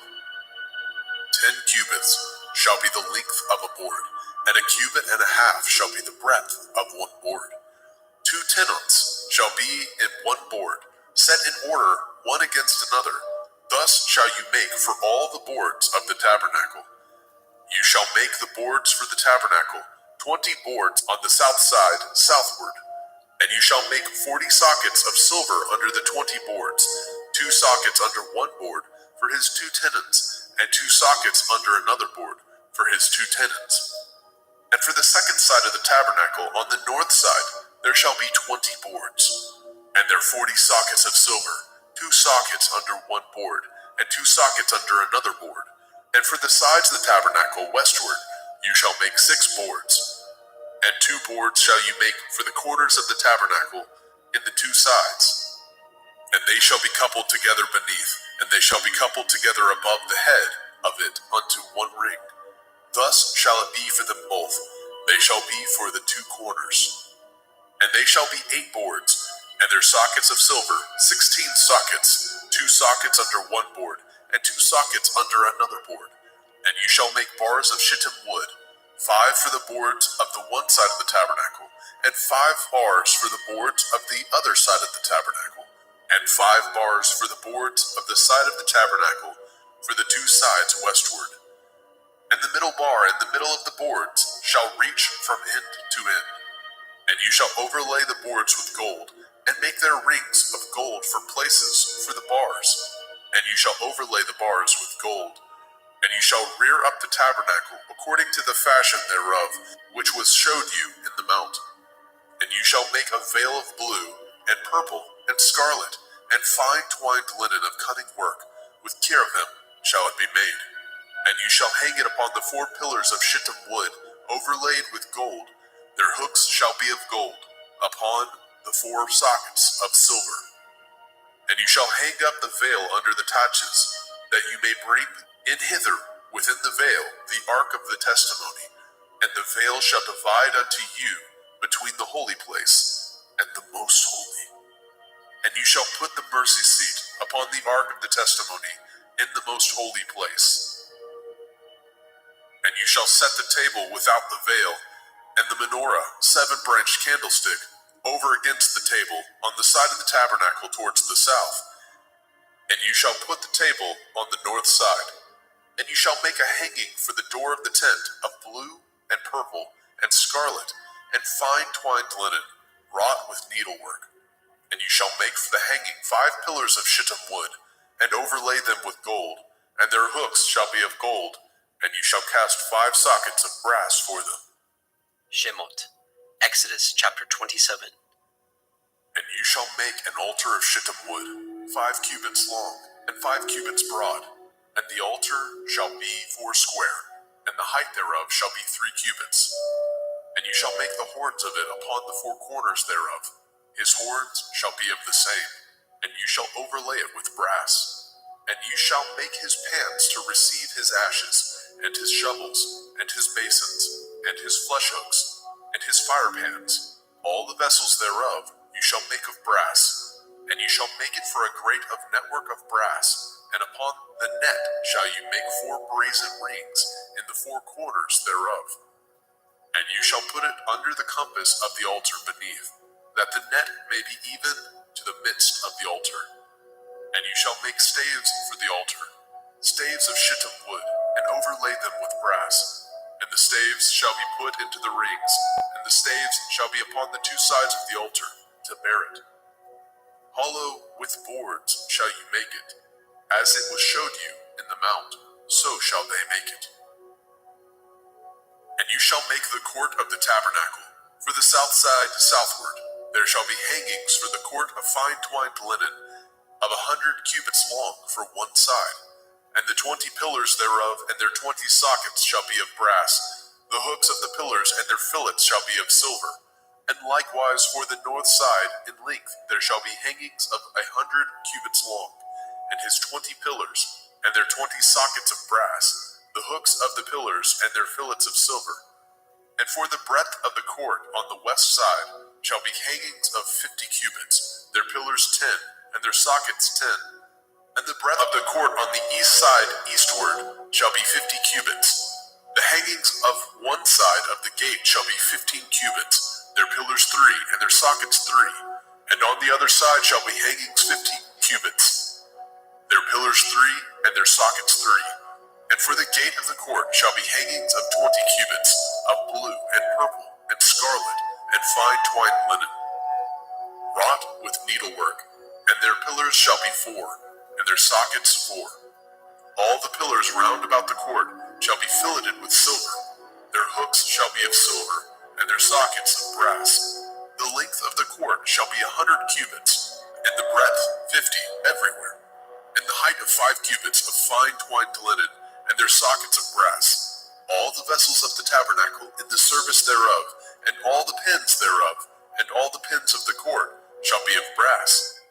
And you shall command the children of Yasharel that they bring you pure olive oil, beaten for the light, to cause the lamp to burn always.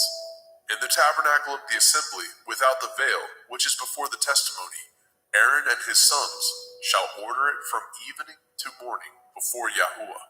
It shall be a statute forever unto their generations, on the behalf of the children of Yasharel. Shemot, Exodus chapter 28. And take unto you Aaron your brother, and his sons with him, from among the children of Yasharel, that he may minister unto me in the priest's office, even Aaron, Nadab, and Abihu, Eleazar, and Itamar, Aaron's sons. And you shall make holy garments for Aaron your brother, for glory and for beauty. And you shall speak unto all that are wise-hearted, whom I have filled with the Ruach Hakmah, spirit of wisdom, that they may make Aaron's garments to consecrate him, that he may minister unto me in the priest's office. And these are the garments which they shall make: a breastplate, an ephod, and a robe, and a broidered coat, a turban, and a belt. And they shall make holy garments for Aaron your brother, and his sons, that he may minister unto me in the priest's office. And they shall take gold, and blue, and purple, and scarlet, and fine linen, and they shall make an ephod of gold, of blue, of purple, of scarlet, and fine twined linen, with cunning work. It shall have the 2 shoulder pieces thereof joined at the 2 edges thereof, and so it shall be joined together. And the belt of the ephod, which is upon it, shall be of the same, according to the work thereof, even of gold, of blue, and purple, and scarlet, and fine twined linen. And you shall take the 2 onyx stones, and grave on them the names of the children of Yasharel, 6 of their names on one stone, and the other 6 names of the rest on the other stone, according to their birth. With the work of an engraver in stone, like the engravings of a signet, shall you engrave the 2 stones with the names of the children of Yasharel. You shall make them to be set in ouches of gold. And you shall put the 2 stones upon the shoulders of the ephod for stones of memorial unto the children of Yasharel. And Aaron shall bear their names before Yahweh upon his two shoulders for a memorial. And you shall make ouches of gold, and 2 chains of pure gold at the ends of wreathen work shall you make them, and fasten the wreathen chains to the ouches. And you shall make the breastplate of judgment with cunning work. After the work of the ephod you shall make it, of gold, of blue, and of purple, and of scarlet, and of fine twined linen shall you make it. 4 square it shall be, being doubled. A span shall be the length thereof, and a span shall be the breadth thereof. And you shall set in it settings of stone, even 4 rows of stones. The first row shall be sardius, a topaz, a carbuncle. This shall be the first row. And the second row shall be an emerald, a sapphire, and a diamond. And the third row a ligure, an agate, and an amethyst. And the fourth row a beryl, and an onyx, and a jasper. They shall be set in gold in their enclosings. And the stones shall be with the names of the children of Yasharel, 12, according to their names, like the engravings of a signet. Every one with his name shall they be according to the 12 tribes. And ye shall make upon the breastplate chains at the end of wreathen work of pure gold. And ye shall make upon the breastplate 2 rings of gold, and shall put the 2 rings on the 2 ends of the breastplate. And ye shall put the 2 wreathen chains of gold in the 2 rings which are on the ends of the breastplate. And the other 2 ends of the 2 wreathen chains ye shall fasten in the 2 ouches, and put them on the shoulder pieces of the ephod before it. And ye shall make 2 rings of gold, and ye shall put them upon the 2 ends of the breastplate in the order thereof, which is in the side of the ephod inward.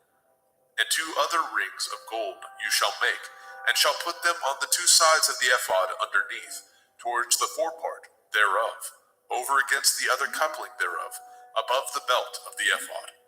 And they shall bind the breastplate by the rings thereof unto the rings of the ephod, with a lace of blue, that it may be above the belt of the ephod, and that the breastplate be not loosed from the ephod.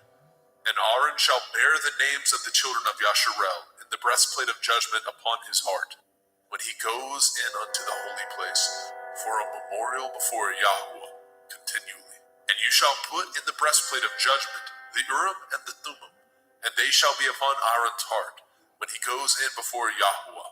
And Aaron shall bear the judgment of the children of Yasharel upon his heart before Yahweh continually. And you shall make the robe of the ephod all of blue, and there shall be a hole in the top of it. In the midst thereof it shall have a binding of woven work round about the whole of it, as it were the hole of a habergeon, that it be not rent. And beneath upon the hem of it you shall make pomegranates of blue, of purple, and of scarlet, round about the hem thereof, and bells of gold between them round about. A golden bell and a pomegranate, a golden bell and a pomegranate, upon the hem of the robe round about. And it shall be upon Aaron to minister, and his sound shall be heard when he goes in unto the holy place before Yahweh, and when he comes out, that he die not. And you shall make a plate of pure gold, grave upon it, like the engravings of a signet, Kodesh el Yahweh, holiness unto Yahweh. And you shall put it on a blue lace, that it may be upon the turban. Upon the forefront of the turban it shall be, and it shall be upon Aaron's forehead, that Aaron may bear the iniquity of the holy things, which the children of Yasharel shall hallow in all their holy gifts, and it shall be upon his forehead, that they may be accepted before Yahweh. And you shall embroider the coat of fine linen, and you shall make the turban of fine linen, and you shall make the belt of needlework. And for Aaron's sons you shall make coats, and you shall make for them belts, and bonnets shall you make for them, for glory and for beauty. And you shall put them upon Aaron your brother, and his sons with him, and shall anoint them, and consecrate them, and sanctify them, that they may minister unto me in the priest's office. And you shall make them linen breeches to cover their nakedness, from the loins even unto the thighs they shall reach. And they shall be upon Aaron and upon his sons, when they come in unto the tabernacle of the assembly, or when they come near unto the altar to minister in the holy place, that they bear not iniquity and die. It shall be a statute forever unto him and his seed after him. Shemot, Exodus chapter 29. And this is the thing that you shall do unto them, to hallow them, to minister unto me in the priest's office. Take 1 young bullock, and 2 rams without blemish, and matzah cakes tempered with oil, and matzah wafers anointed with oil. Of wheaten flour shall you make them. And you shall put them into 1 basket, and bring them in the basket, with the bullock and the 2 rams. And Aaron and his sons you shall bring unto the door of the tabernacle of the assembly, and shall wash them with water. And you shall take the garments and put upon Aaron the coat, and the robe of the ephod, and the breastplate, and gird him with the belt of the ephod. And you shall put the turban upon his head, and put the holy crown upon the turban. Then shall you take the anointing oil, and pour it upon his head, and anoint him. And he shall bring his sons, and put coats upon them. And he shall gird them with belts, Aaron and his sons, and put the bonnets on them. And the priest's office shall be theirs for a perpetual statute. And you shall consecrate Aaron and his sons. And you shall cause a bullock to be brought before the tabernacle of the assembly. And Aaron and his sons shall put their hands upon the head of the bullock. And you shall kill the bullock before Yahweh, by the door of the tabernacle of the assembly. And you shall take the blood of the bullock, and put it upon the horns of the altar with your finger, and pour all the blood beside the bottom of the altar. And you shall take all the fat that covers the inwards, and the caul that is above the liver, and the 2 kidneys, and the fat that is upon them, and burn them upon the altar. But the flesh of the bullock, and his skin, and his dung, shall you burn with fire without the camp. It is a sin offering. You shall also take 1 ram, and Aaron and his sons shall put their hands upon the head of the ram. And you shall slay the ram, and you shall take his blood, and sprinkle it round about upon the altar. And you shall cut the ram in pieces, and wash the inwards of him, and his legs, and put them unto his pieces, and unto his head. And ye shall burn the whole ram upon the altar. It is a burnt offering unto Yahweh. It is a sweet savor, an offering made by fire unto Yahweh. And you shall take the other ram, and Aaron and his sons shall put their hands upon the head of the ram. And you shall kill the ram, and take his blood, and put it upon the tip of the right ear of Aaron, and upon the tip of the right ear of his sons, and upon the thumb of their right hand, and upon the great toe of their right foot, and sprinkle the blood upon the altar round about. And ye shall take the blood that is upon the altar, and of the anointing oil, and sprinkle it upon Aaron, and upon his garments, and upon his sons, and upon the garments of his sons with him, and he shall be hallowed, and his garments, and his sons' garments with him. Also you shall take of the ram the fat and the rump, and the fat that covers the inwards, and the caul above the liver, and the 2 kidneys, and the fat that is upon them, and the right shoulder, for it is a ram of consecration. And 1 loaf of bread, and 1 cake of oiled bread, and 1 wafer out of the basket of the matzah that is before Yahweh. And you shall put it all in the hands of Aaron, and in the hands of his sons, and shall wave them for a wave offering before Yahweh. And you shall receive them of their hands, and burn them upon the altar for a burnt offering, for a sweet savor before Yahweh. It is an offering made by fire unto Yahweh. And you shall take the breast of the ram of Aaron's consecration, and wave it for a wave offering before Yahweh, and it shall be your part. And you shall sanctify the breast of the wave offering, and the shoulder of the heave offering, which is waved, and which is heaved up, of the ram of the consecration, even of that which is for Aaron, and of that which is for his sons. And it shall be Aaron and his sons by a statute forever from the children of Yasharel, for it is a heave offering, and it shall be a heave offering from the children of Yasharel, of the sacrifice of their peace offerings, even their heave offering unto Yahweh. And the holy garments of Aaron shall be his sons after him, to be anointed therein, and to be consecrated in them. And that son that is priest in his stead shall put them on 7 days, when he comes into the tabernacle of the assembly to minister in the holy place. And you shall take the ram of the consecration, and seethe his flesh in the holy place. And Aaron and his sons shall eat the flesh of the ram, and the bread that is in the basket by the door of the tabernacle of the assembly. And they shall eat those things wherewith the atonement was made, to consecrate and to sanctify them. But a stranger shall not eat thereof, because they are holy. And if aught of the flesh of the consecrations, or of the bread, remain unto the morning, then you shall burn the remainder with fire. It shall not be eaten, because it is holy. And thus shall you do unto Aaron and to his sons, according to all things which I have commanded you. 7 days shall you consecrate them. And you shall offer every day a bullock for a sin offering, for atonement. And you shall cleanse the altar when you have made an atonement for it, and you shall anoint it to sanctify it. 7 days you shall make an atonement for the altar, and sanctify it, and it shall be an altar most holy. Whatsoever touches the altar shall be holy. Now this is that which you shall offer upon the altar: 2 lambs of the first year, day by day, continually. The one lamb you shall offer in the morning, and the other lamb you shall offer at evening. And with the one lamb 1/10 deal of flour, mingled with the 4th part of a hin of beaten oil, and the 4th part of a hin of wine, for a drink offering. And the other lamb you shall offer at evening, and shall do thereto according to the meat offering of the morning, and according to the drink offering thereof, for a sweet savor, an offering made by fire unto Yahweh. This shall be a continual burnt offering throughout your generations, at the door of the tabernacle of the assembly, before Yahweh, where I will meet you, to speak there unto you. And there I will meet with the children of Yasharel, and the tabernacle shall be sanctified by my glory. And I will sanctify the tabernacle of the assembly and the altar, and I will sanctify also both Aaron and his sons to minister to me in the priest's office. And I will dwell among the children of Yasharel, and will be their Elohim. And they shall know that I am Yahuwah Elohim, that brought them forth out of the land of Mitzrayim, that I may dwell among them. I am Yahuwah Elohim. Shemot, Exodus chapter 30.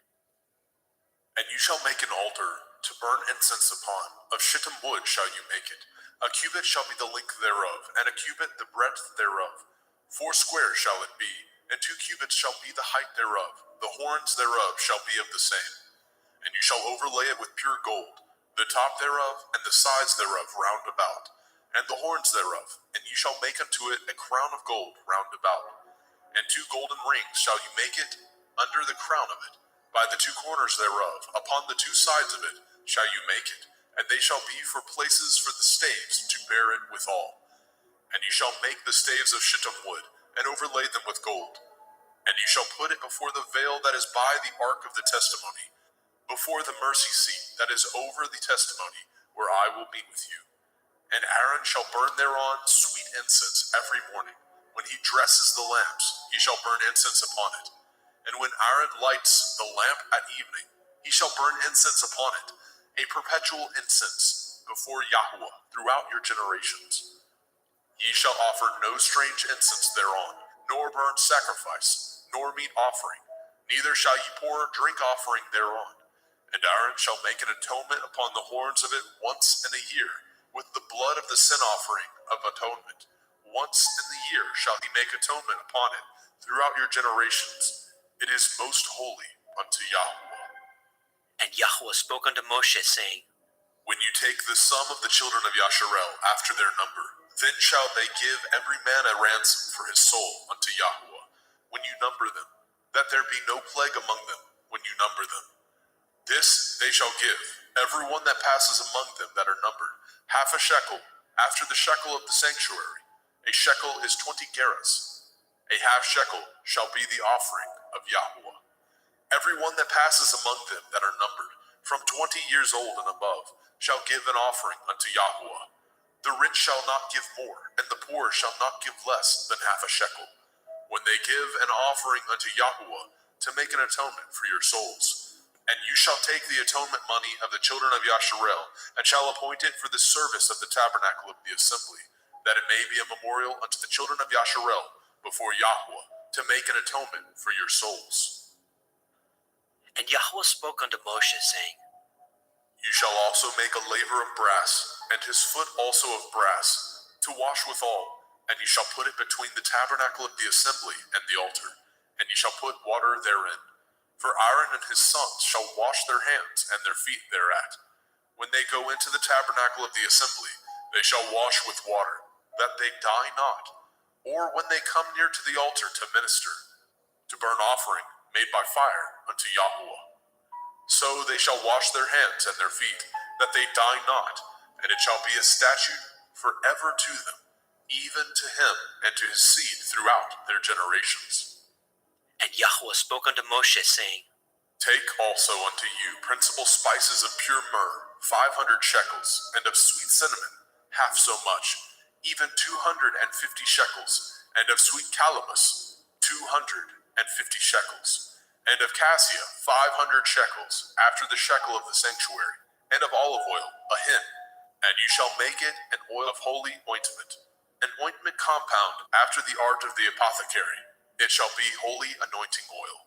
And ye shall anoint the tabernacle of the assembly therewith, and the ark of the testimony, and the table and all his vessels, and the menorah and his vessels, and the altar of incense, and the altar of burnt offering with all his vessels, and the laver and his foot. And ye shall sanctify them, that they may be most holy. Whatsoever touches them shall be holy. And you shall anoint Aaron and his sons, and consecrate them, that they may minister unto me in the priest's office. And you shall speak unto the children of Yasharel, saying, This shall be a holy anointing oil unto me throughout your generations. Upon man's flesh shall it not be poured, neither shall ye make any other like it. After the composition of it, it is holy, and it shall be holy unto you. Whosoever compounds any like it, or whosoever puts any of it upon a stranger, shall even be cut off from his people. And Yahweh spoke unto Moshe, saying, Take unto you sweet spices, stacte, and onycha, and galbanum. These sweet spices and pure frankincense, of each shall be a like weight. And you shall make it a perfume, a confection after the art of the apothecary, tempered together, pure and holy. And you shall beat some of it very small, and put of it before the testimony in the tabernacle of the assembly, where I will meet with you. It shall be unto you most holy. And as for the perfume which you shall make, ye shall not make to yourselves according to the composition thereof. It shall be unto you holy for Yahweh. Whosoever shall make like unto that, to smell thereto, shall even be cut off from his people.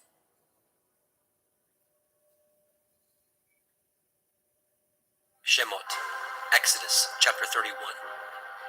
And Yahweh spoke unto Moshe, saying, See, I have called by name Bezalel, the son of Uri, the son of Hori, of the tribe of Yehudah, and I have filled him with the Ruach Elohim, in wisdom and in understanding, and in knowledge, and in all manner of workmanship, to devise cunning works, to work in gold, and in silver, and in brass, and in cutting of stones, to set them, and in carving of timber, to work in all manner of workmanship. And I, behold, I have given with him Aholiab, the son of Ahisamach, of the tribe of Dan, and in the hearts of all that are wise-hearted I have put wisdom, that they may make all that I have commanded you. The tabernacle of the assembly, the ark of the testimony, the mercy seat that is thereupon, and all the furniture of the tabernacle, and the table and his furniture, and the pure menorah with all his furniture, and the altar of incense, and the altar of burnt offering, with all his furniture, and the laver and his foot, and the cloths of service for Aaron the priest, and the garments of his sons, to minister in the priest's office, and the anointing oil, and the sweet incense for the holy place. According to all that I have commanded you, shall they do. And Yahweh spoke unto Moshe, saying, Speak also unto the children of Yasharel, saying, Truly my Shabbathot ye shall guard, for it is a sign between me and you throughout your generations, that ye may know that I am Yahuwah Mekodeshim, Yahuwah who sanctifies you. Ye shall guard the Sabbath, therefore, for it is holy unto you. Every one that defiles it shall surely be put to death, for whosoever does any work thereon, that soul shall be cut off from among his people. 6 days may work be done, but in the seventh is the Sabbath of rest, holy unto Yahuwah. Whosoever does any work in the Sabbath, he shall surely be put to death. Wherefore the children of Yasharel shall guard the Sabbath, to keep the Sabbath throughout their generations, for a perpetual covenant. It is a sign between me and the children of Yasharel forever. For in 6 days Yahuwah made the heavens and the earth, and on the seventh day he rested, and was refreshed. And he gave unto Moshe, when he had made an end of communion with him upon Mount Sinai, 2 sapphires of testimony, sapphire stones, written with the finger of Elohim. Shemot, Exodus chapter 32. And when the people saw that Moshe delayed to come down out of the mount, the people gathered themselves together unto Aaron, and said unto him, Up, make us Elohim, which shall go before us. As for this Moshe, the man that brought us up out of the land of Mitzrayim, we know not what is become of him. And Aaron said unto them, Break off the golden earrings, which are in the ears of your women, of your sons and of your daughters, and bring them unto me. And the people broke off the golden earrings which were in the ears, and brought them unto Aaron. And he received them at their hand, and fashioned it with a graving tool, after he had made it a molten calf. And they said, These be your Elohim, O Yasharel, which brought you up out of the land of Mitzrayim. And when Aaron saw it, he built an altar before it. And Aaron made proclamation and said, Tomorrow is a feast to Yahuwah. And they rose up early on the morrow, and offered burnt offerings, and brought peace offerings. And the people sat down to eat and to drink, and rose up to play. And Yahuwah said unto Moshe, Go, get you down, for your people, which you brought out of the land of Mitzrayim, have corrupted themselves. They have turned aside quickly out of the way which I commanded them. They have made them a molten calf, and have worshipped it, and have sacrificed thereunto, and said, These be your Elohim, O Yasharel, which have brought you up out of the land of Mitzrayim. And Yahuwah said unto Moshe, I have seen this people, and behold, it is a stiff-necked people.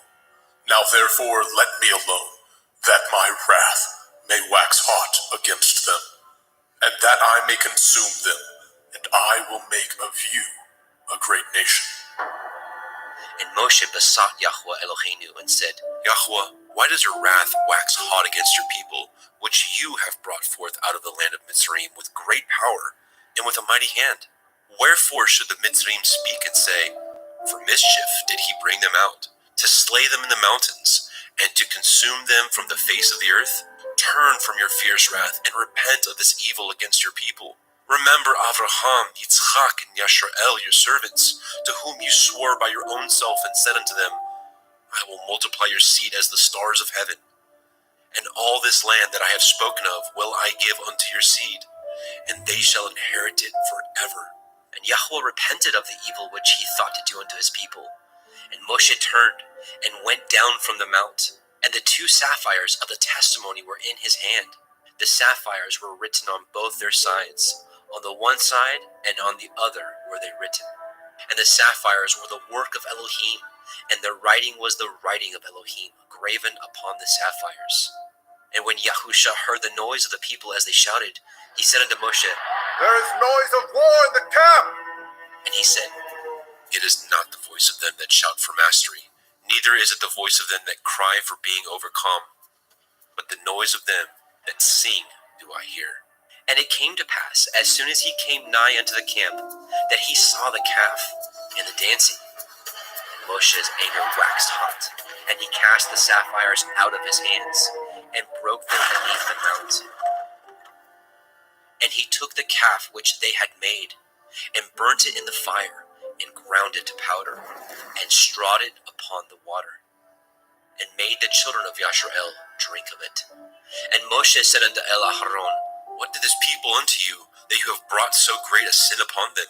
And Aaron said, Let not the anger of my Lord wax hot. You know the people, that they are set on mischief. For they said unto me, Make us Elohim, which shall go before us. For as for this Moshe, the man that brought us up out of the land of Mitzrayim, we know not what is become of him. And I said unto them, Whosoever has any gold, let them break it off. So they gave it me, and I cast it into the fire. And there came out this calf. And when Moshe saw that the people were naked, for Aharon had made them naked unto their shame among their enemies, then Moshe stood in the gate of the camp and said, Who is on Yahweh's side? Let him come unto me. All the sons of Levi gathered themselves together unto him. And he said unto them, Thus says Yahweh Elohai of Yasharel, put every man his sword by his side, and go in and out from gate to gate throughout the camp, and slay every man his brother, and every man his companion, and every man his neighbor. And the children of Levi did according to the word of Moshe, and there fell of the people that day about 3,000 men. For Moshe had said, Consecrate yourselves today to Yahweh, even every man upon his son, and upon his brother, that he may bestow upon you a blessing this day. It came to pass on the morrow that Moshe said unto the people, Ye have sinned a great sin, and now I will go up unto El Yahweh. Perchance I shall make an atonement for your sin. And Moshe returned unto El Yahweh and said, Oh, this people have sinned a great sin, and have made them Elohai of gold. Yet now, if you will forgive their sin, and if not, blot me, I pray you, out of your sefer which you have written. And Yahweh said unto Moshe, Whosoever has sinned against me, him will I blot out of my sefer. Therefore now go, lead the people into the place of which I have spoken unto you. Behold, my angel shall go before you. Nevertheless, in the day when I will visit their sin upon them. And Yahweh plagued the people, because they made the calf, which Aharon made. Shemot, Exodus chapter 33. And Yahweh said unto Moshe, Depart, and go up hence, you and the people which you have brought up out of the land of Mitzrayim, unto the land which I swore unto Abraham, to Yitzhak, and to Yaakov, saying, Unto your seed will I give it. And I will send an angel before you, and I will drive out the Kenai, the Amorai, the Hittai, the Perizzai, the Hivi, and the Jebusai, unto a land flowing with milk and honey, for I will not go up in the midst of you, for you are a stiff-necked people, lest I consume you in the way. And when the people heard the evil report, they mourned. And no man did put on him his ornaments. For Yahweh had said unto Moshe, Say unto the children of Yasharel, Ye are a stiff-necked people. I will come up into the midst of you in a moment, and consume you. Therefore now put off your ornaments from you, that I may know what to do unto you. And the children of Yasharel stripped themselves of their ornaments by the Mount Horeb. And Moshe took the tabernacle, and pitched it without the camp, afar off from the camp, and called it the tabernacle of the assembly. And it came to pass that everyone which sought Yahweh went out unto the tabernacle of the assembly, which was without the camp. And it came to pass, when Moshe went out unto the tabernacle, that all the people rose up, and stood every man at his tent door, and looked after Moshe until he was gone into the tabernacle. And it came to pass, as Moshe entered into the tabernacle, the cloudy pillar descended, and stood at the door of the tabernacle, and Yahweh talked with Moshe. And all the people saw the cloudy pillar stand at the tabernacle door, and all the people rose up and worshipped, every man in his tent door. And Yahweh spoke unto Moshe face to face, as a man speaks unto his friend. And he turned again into the camp, but his servant Yahusha, the son of Nun, a young man, departed not out of the tabernacle. And Moshe said unto Eliyahu, See, you say unto me, Bring up this people, and you have not let me know whom you will send with me. Yet you have said, I know you by name, and you have also found grace in my sight. Now therefore, I pray you, if I have found grace in your sight, show me now your way, that I may know you, that I may find grace in your sight, and consider that this nation is your people. And he said, My presence shall go with you, and I will give you rest. And he said unto him, If your presence go not with me, carry us not up hence. For wherein shall it be known here that I and your people have found grace in your sight? Is it not in that you go with us? So shall we be separated, I and your people, from all the people that are upon the face of the earth. And Yahweh said unto Moshe, I will do this thing also that you have spoken, for you have found grace in my sight, and I know you by name. And he said, I beseech you, show me your glory. And he said, I will make all my goodness pass before you, and I will proclaim the name of Yahweh before you, and will be gracious to whom I will be gracious, and will show mercy on whom I will show mercy. And he said, You cannot see my face, for there shall no man see me and live. And Yahweh said, Behold, there is a place by me, and you shall stand upon a rock.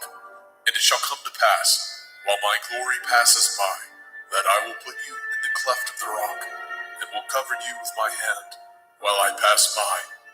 And I will take away my hand, and you shall see my back parts, but my face shall not be seen.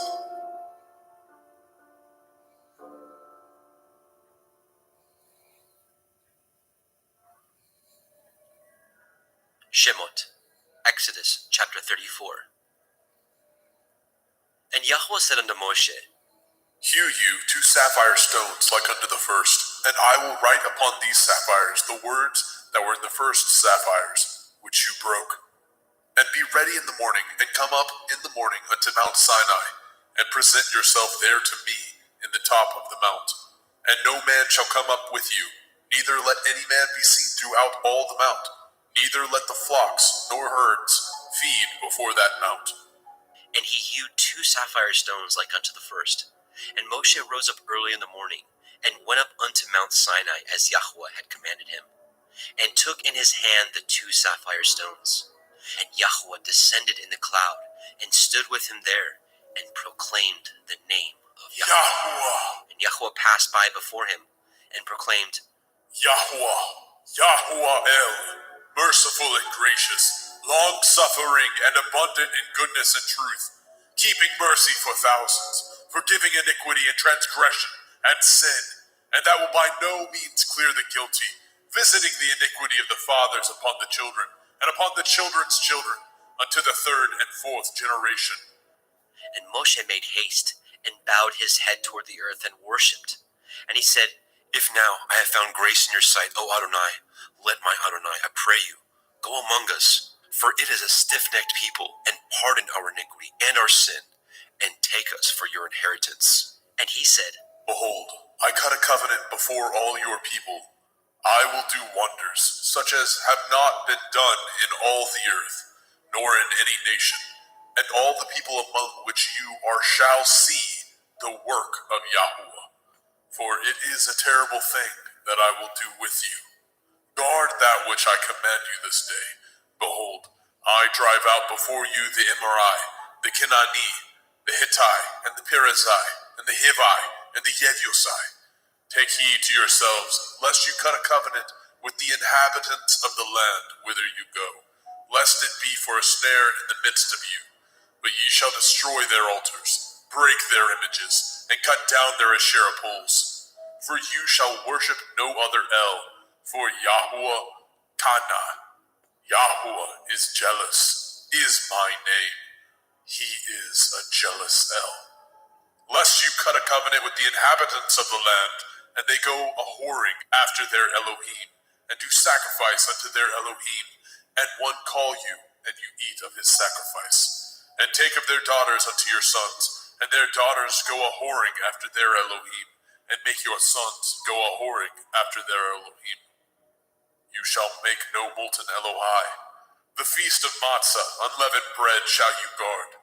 7 days you shall eat matzah, unleavened bread, as I commanded you, in the time of the month of Eve. For in the month of Eve you came out from Mitzrayim.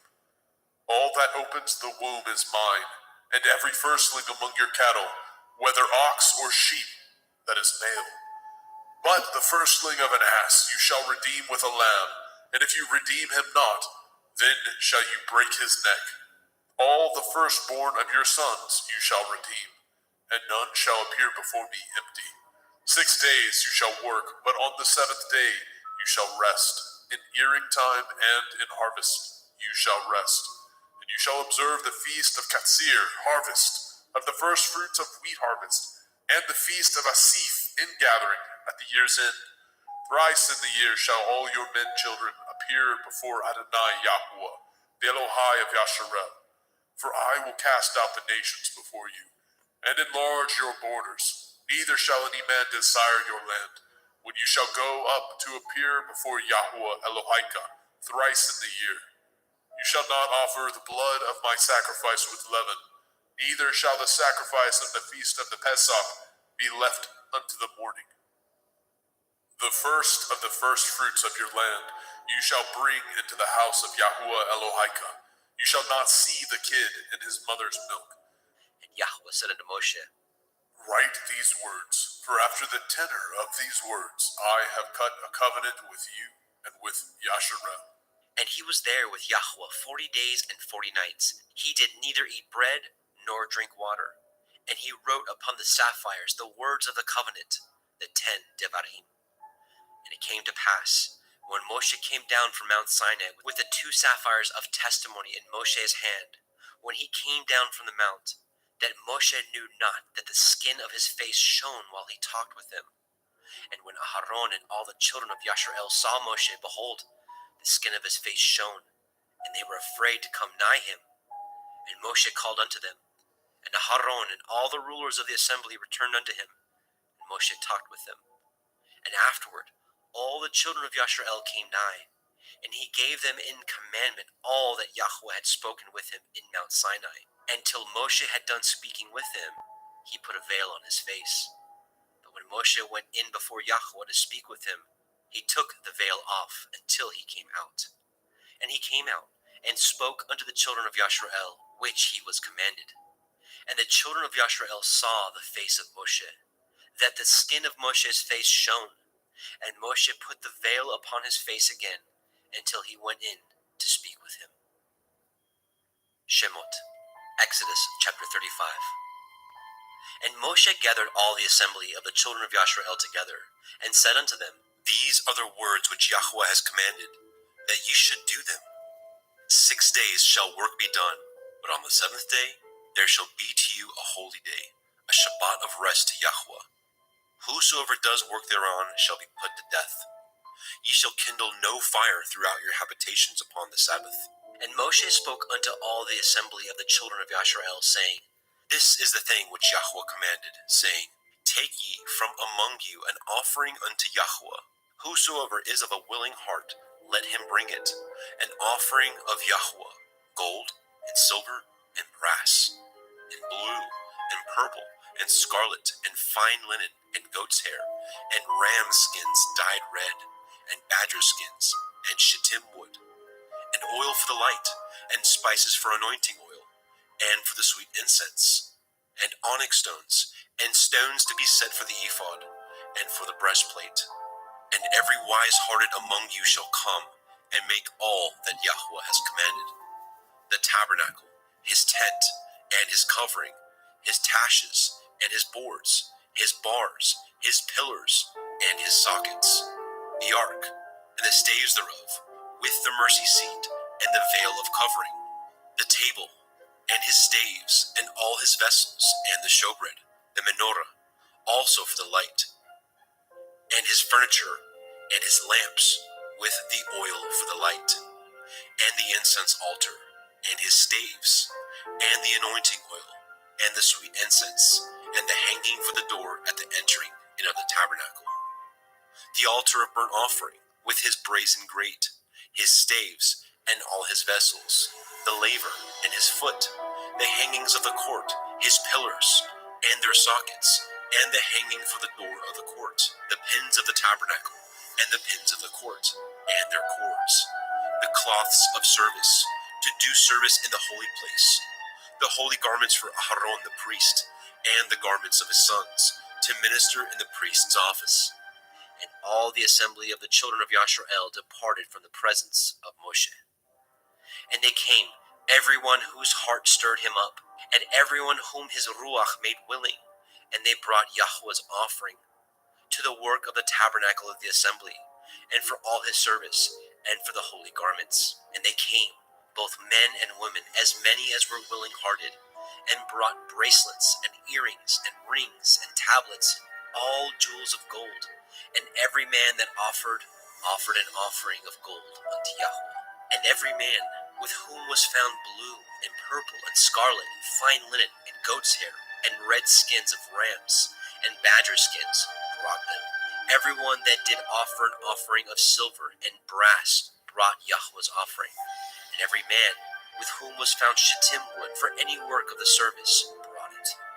And all the women that were wise-hearted did spin with their hands, and brought that which they had spun, both of blue, and of purple, and of scarlet, and of fine linen.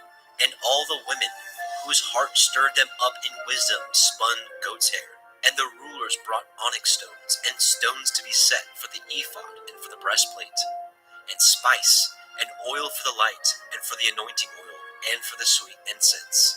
The children of Yasharel brought a willing offering unto Yahweh, every man and woman, whose heart made them willing to bring for all the manner of work, which Yahweh had commanded to be made by the hand of Moshe.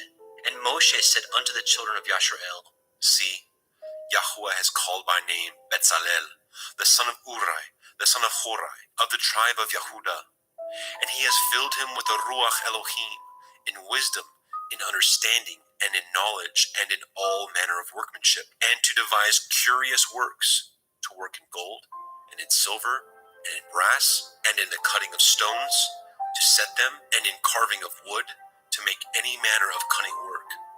And he has put in his heart that he may teach both he and Aholiab, the son of Achisamach, of the tribe of Dan.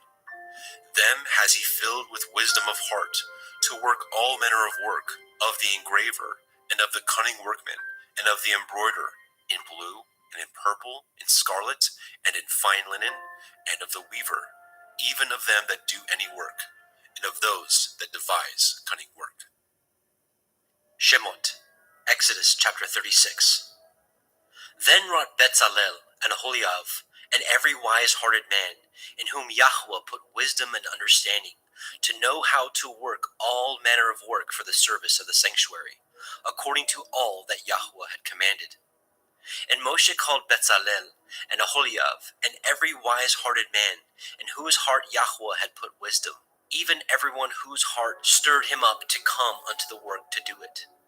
And they received of Moshe all the offering, which the children of Yasharel had wrought for the work of the service of the sanctuary, to make it withal.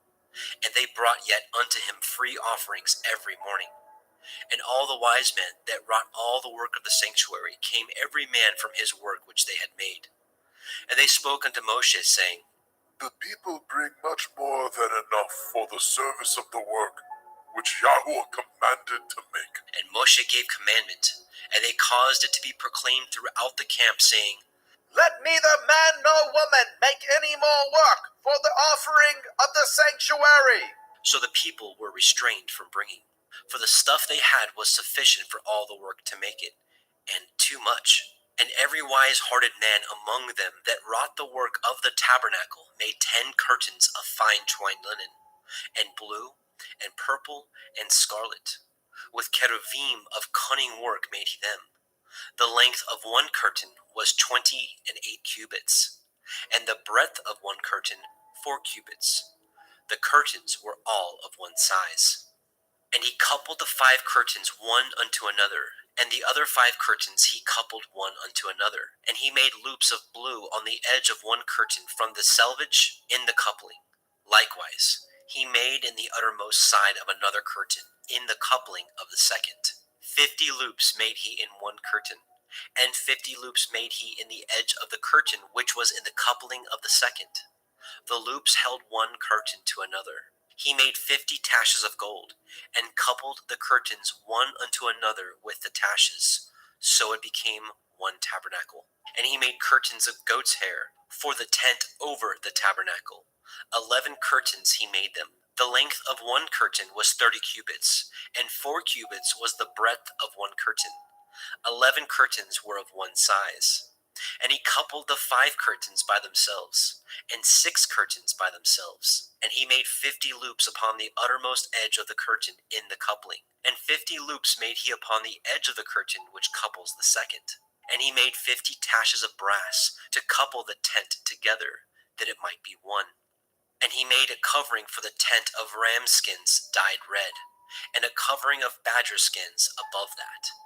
And he made the boards for the tabernacle of shittim wood, standing up. The length of a board was 10 cubits, and the breadth of a board 1 cubit and a half. One board had 2 tenons, equally distant one from another. Thus did he make for all the boards of the tabernacle. And he made the boards for the tabernacle, 20 boards for the south side, southward. And 40 sockets of silver he made under the 20 boards, 2 sockets under one board for his 2 tenons, and 2 sockets under another board for his 2 tenons.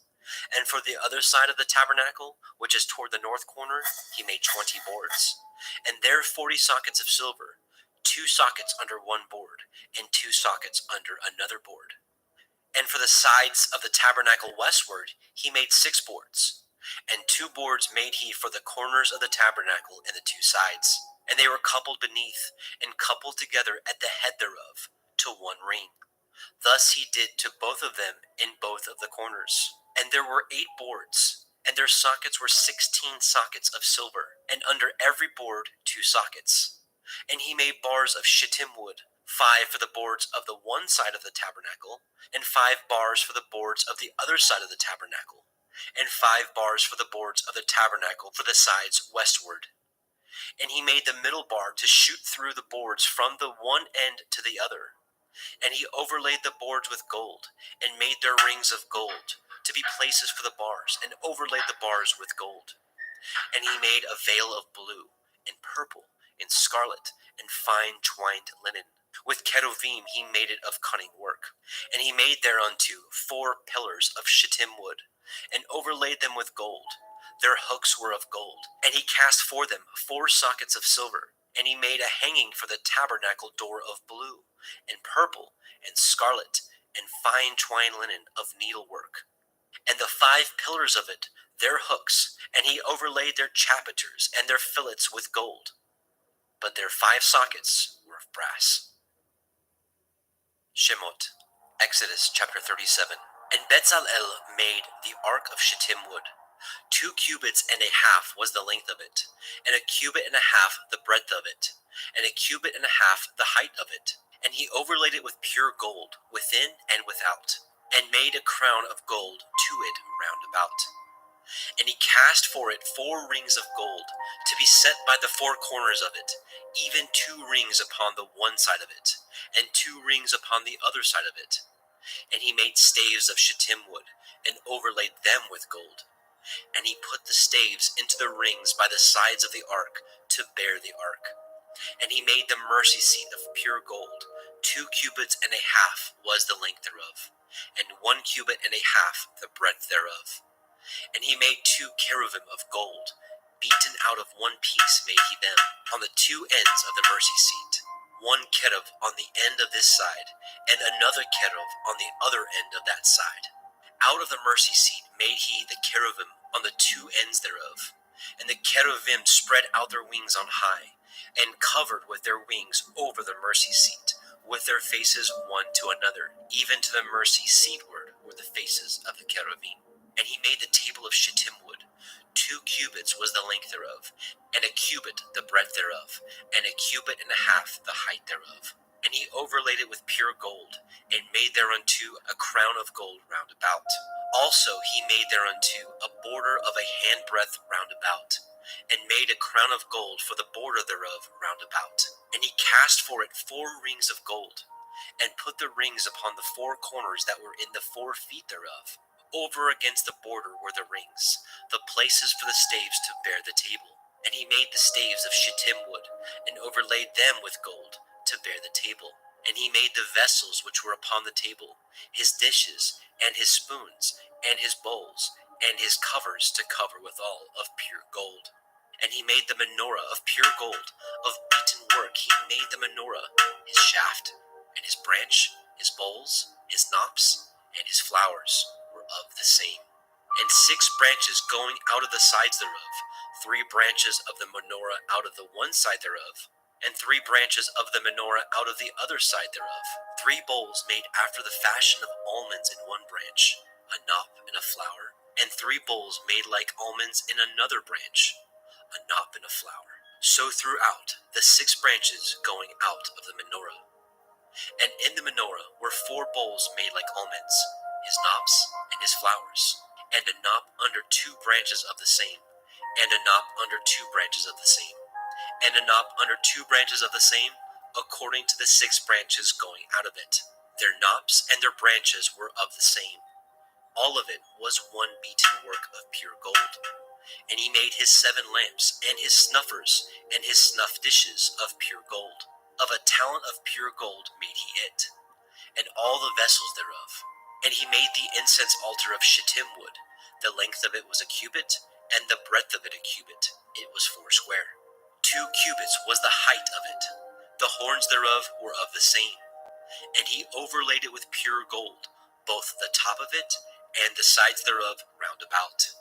And the horns of it also he made unto it a crown of gold round about. And he made 2 rings of gold for it under the crown thereof, by the 2 corners of it, upon the 2 sides thereof, to be places for the staves to bear it withal. And he made the staves of shittim wood, and overlaid them with gold. And he made the holy anointing oil, and the pure incense of sweet spices, according to the work of the apothecary. Shemot, Exodus chapter 38. And he made the altar of burnt offering of shittim wood. 5 cubits was the length thereof, and 5 cubits the breadth thereof. It was 4 square, and 3 cubits the height thereof. And he made the horns thereof on the 4 corners of it. The horns thereof were of the same, and he overlaid it with brass. And he made all the vessels of the altar, the pots, the shovels, and the basins, and the flesh hooks, and the fire pans, all the vessels thereof he made of brass. And he made for the altar a brazen grate of network under the compass thereof, beneath unto the midst of it. And he cast 4 rings for the 4 ends of the grate of brass, to be places for the staves. And he made the staves of shittim wood, and overlaid them with brass. And he put the staves into the rings on the sides of the altar, to bear it withal. He made the altar hollow with boards. And he made the laver of brass, and the foot of it brass, of the looking glasses of the women assembling, which assembled at the door of the tabernacle of the assembly. And he made the court on the south side southward. The hangings of the court were of fine twined linen, 100 cubits. Their pillars were 20, and their brazen sockets 20. The hooks of the pillars and their fillets were of silver. And for the north side the hangings were 100 cubits. Their pillars were 20, and their sockets of brass 20. The hooks of the pillars and their fillets of silver. And for the west side were hangings of 50 cubits, their pillars 10, and their sockets 10. The hooks of the pillars and their fillets of silver. And for the east side, eastward, 50 cubits. The hangings of the one side of the gate were 15 cubits, their pillars 3, and their sockets 3. And for the other side of the court gate, on this hand and on that hand, were hangings of 15 cubits, their pillars 3, and their sockets 3. All the hangings of the court round about were of fine twined linen, and the sockets for the pillars were of brass, the hooks of the pillars and their fillets of silver, and the overlaying of their chapiters of silver, and all the pillars of the court were filleted with silver. And the hanging for the gate of the court was needlework of blue, and purple, and scarlet, and fine twined linen, and 20 cubits was the length. And the height in the breadth was 5 cubits, answerable to the hangings of the court.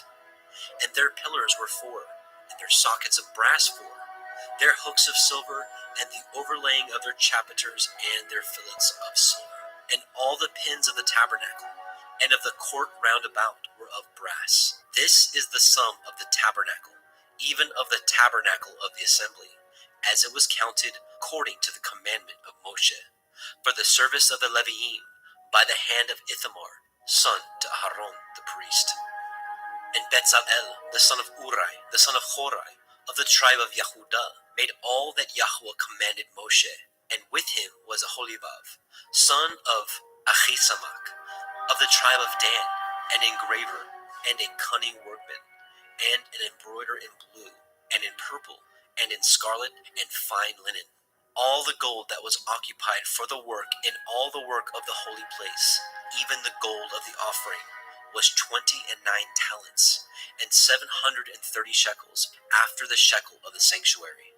And the silver of them that were numbered of the assembly was 100 talents, and 100,703 shekels, after the shekel of the sanctuary. A beka for every man, that is, half a shekel, after the shekel of the sanctuary, for every one that went to be numbered from 20 years old and upward, for 600,000 and 3,550 men. And of the 100 talents of silver were cast the sockets of the sanctuary, and the sockets of the veil, 100 sockets of 100 talents, a talent for a socket. And of the 1,775 shekels he made hooks for the pillars, and overlaid their chapiters, and filleted them. And the brass of the offering was 70 talents, and 2,400 shekels. And therewith he made the sockets to the door of the tabernacle of the assembly, and the brazen altar, and the brazen grate for it, and all the vessels of the altar, and the sockets of the court round about, and the sockets of the court gate, and all the pins of the tabernacle, and all the pins of the court round about. Shemot, Exodus chapter 39. And of the blue, and purple, and scarlet, they made cloths of service, to do service in the holy place, and made the holy garments for Aharon, as Yahweh commanded Moshe. And he made the ephod of gold, blue, and purple, and scarlet, and fine twined linen. And they did beat the gold into thin plates, and cut it into wires, to work it in the blue, and in the purple, and in the scarlet, and in the fine linen, with cunning work. They made shoulder pieces for it, to couple it together. By the two edges was it coupled together. And the belt of his ephod, that was upon it, was of the same, according to the work thereof, of gold, blue, and purple, and scarlet, and fine twined linen, as Yahweh commanded Moshe. And they wrought onyx stones enclosed in ouches of gold, graven as signets are graven, with the names of the children of Yasharel. And he put them on the shoulders of the ephod, that they should be stones for a memorial to the children of Yasharel, as Yahweh commanded Moshe. And he made the breastplate of cunning work, like the work of the ephod, of gold, blue, and purple, and scarlet, and fine twined linen. It was foursquare. They made the breastplate double. A span was the length thereof, and a span the breadth thereof, being doubled. And they set in it 4 rows of stones. The first row was a sardius, a topaz, and a carbuncle. This was the first row. And the second row, an emerald, a sapphire, and a diamond. And the third row, a ligure, an agate, and an amethyst. And the fourth row, a beryl, an onyx, and a jasper. They were enclosed in ouches of gold in their enclosings. And the stones were according to the names of the children of Yasharel, 12 according to their names, like the engravings of a signet, every one with his name according to the 12 tribes. And they made upon the breastplate chains at the end of wreathen work of pure gold. And they made 2 ouches of gold and 2 gold rings, and put the 2 rings in the 2 ends of the breastplate. And they put the 2 wreathen chains of gold in the 2 rings on the ends of the breastplate. And the 2 ends of the 2 wreathen chains they fastened in the 2 ouches, and put them on the shoulder pieces of the ephod before it.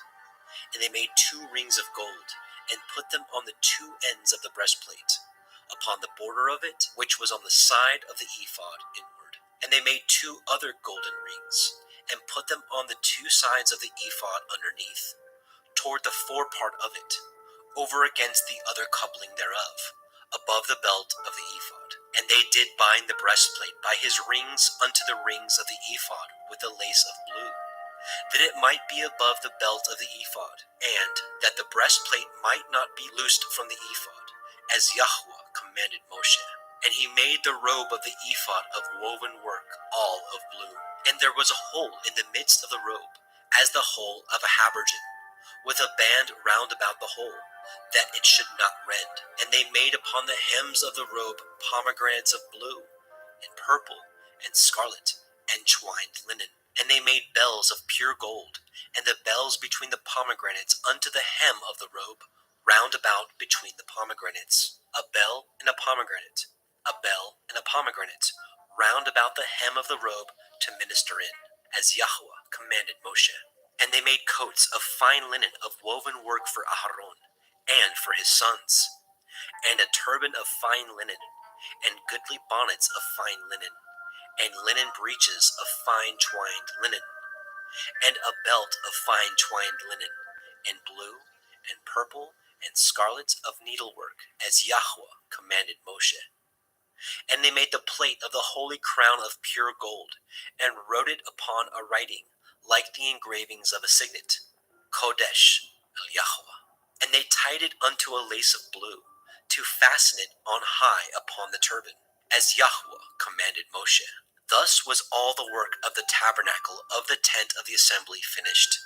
And the children of Yashrael did according to all that Yahweh commanded Moshe.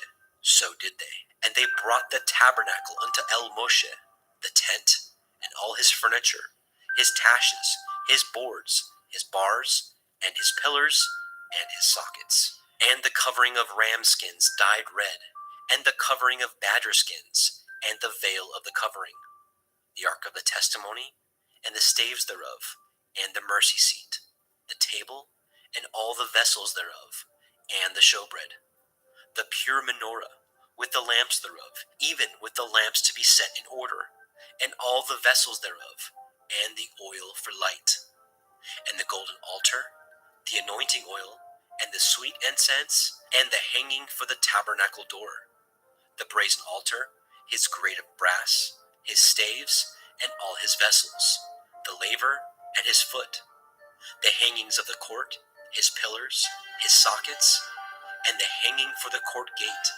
his cords, and his pins, and all the vessels of the service of the tabernacle, for the tent of the assembly, the cloths of service to do service in the holy place, and the holy garments for Aharon the priest, and for his sons' garments to minister in the priest's office, according to all that Yahweh commanded Moshe. So the children of Yashrael made all the work. And Moshe did look upon all the work, and behold, they had done it as Yahweh had commanded. Even so had they done it, and Moshe blessed them. Shemot, Exodus chapter 40. And Yahweh spoke unto Moshe, saying, On the first day of the first month shall you set up the tabernacle of the tent of the assembly, and you shall put therein the ark of the testimony, and cover the ark with the veil. And you shall bring the table, and set in order the things that are to be set in order upon it. You shall bring the menorah, and light the lamps thereof. And you shall set the altar of gold for the incense before the ark of the testimony, and put the hangings of the door to the tabernacle. And you shall set the altar of burnt offering before the door of the tabernacle of the tent of the assembly. And you shall set the laver between the tent of the assembly and the altar, and shall put water therein. And you shall set the court round about, and hang up the hanging at the court gate. And you shall take the anointing oil, and anoint the tabernacle, and all that is therein, and shall hallow it, and all the vessels thereof, and it shall be holy. And you shall anoint the altar of the burnt offering, and all his vessels, and sanctify the altar, and it shall be an altar most holy. And you shall anoint the laver and his foot, and sanctify it. And you shall bring Aharon and his sons unto the door of the tabernacle of the assembly, and wash them with water. And you shall put upon Aharon the holy garments, and anoint him, and sanctify him, that he may minister unto me in the priest's office. And you shall bring his sons, and clothe them with coats. And you shall anoint them, as you anointed their father, that they may minister unto me in the priest's office. For their anointing shall surely be an everlasting priesthood throughout their generations. Thus did Moshe, according to all that Yahweh commanded him, so did he. And it came to pass in the first month in the second year, on the first day of the month, that the tabernacle was reared up. And Moshe reared up the tabernacle, and fastened his sockets, and set up the boards thereof, and put in the bars thereof, and reared up his pillars. And he spread abroad the tent over the tabernacle, and put the covering of the tent above upon it, as Yahweh commanded Moshe. And he took and put the testimony into the ark, and set the staves on the ark, and put the mercy seat above upon the ark. And he brought the ark into the tabernacle, and set up the veil of the covering, and covered the ark of the testimony, as Yahweh commanded Moshe. And he put the table in the tent of the assembly, upon the side of the tabernacle northward, without the veil. And he set the bread in order upon it before Yahweh, as Yahweh commanded Moshe. And he put the menorah in the tent of the assembly, over against the table, on the side of the tabernacle southward. And he lighted the lamps before Yahweh, as Yahweh commanded Moshe. And he put the golden altar in the tent of the assembly before the veil. And he burnt sweet incense thereon, as Yahweh commanded Moshe. And he set up the hanging at the door of the tabernacle. And he put the altar of burnt offering by the door of the tabernacle of the tent of the assembly, and offered upon it the burnt offering and the meat offering, as Yahweh commanded Moshe. And he set the laver between the tent of the assembly and the altar, and put water therein to wash withal. And Moshe and Aharon and his sons washed their hands and their feet thereat, when they went into the tent of the assembly, and when they came near unto the altar, they washed, as Yahweh commanded Moshe. And he reared up the court round about the tabernacle and the altar, and set up the hanging of the court gate. So Moshe finished the work. Then a cloud covered the tent of the assembly, and the glory of Yahweh filled the tabernacle. And Moshe was not able to enter into the tent of the assembly, because the cloud abode thereon, and the glory of Yahweh filled the tabernacle. And when the cloud was taken up over the tabernacle, the children of Yasharel went onward in all their journeys. But if the cloud were not taken up, then they journeyed not till the day that it was taken up. For the cloud of Yahweh was upon the tabernacle day by day, and fire on it by night, in the sight of all the house of Yasharel, throughout all their journeys.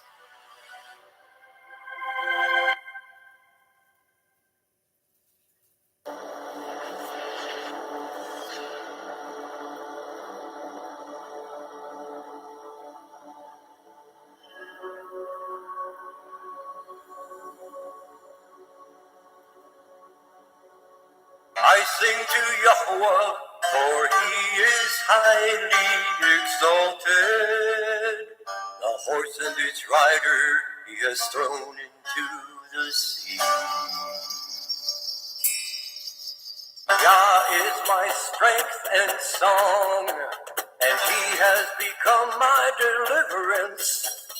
He is my El, and I praise him, Elohim of my father.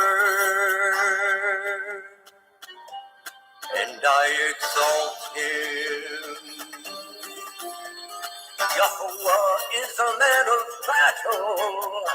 Yahweh is his name. He has cast Pharaoh's chariots and his army into the sea. And his chosen officers are drowned in the sea of reeds. The depths covered them. They went down to the bottom like a stone.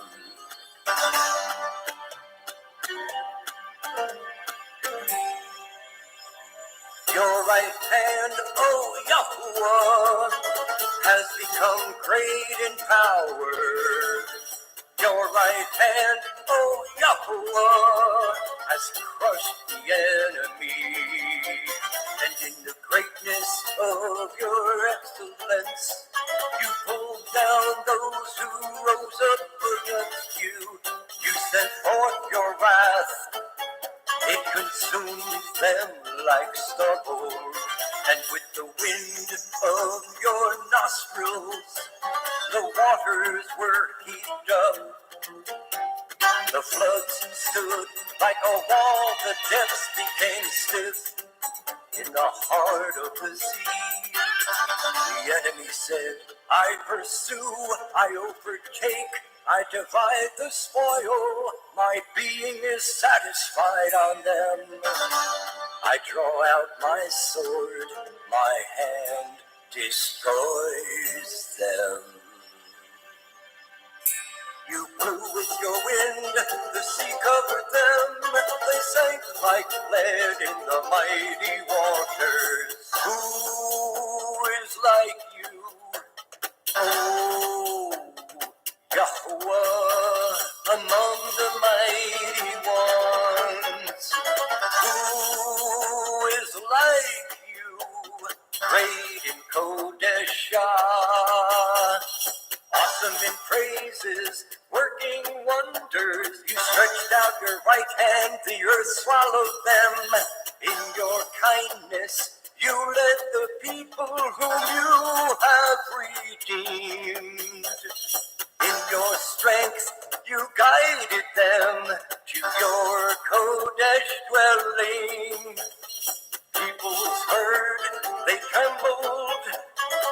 Anguish gripped the inhabitants of Elisheth. Then the chiefs of Edom were troubled, the mighty men of Moab.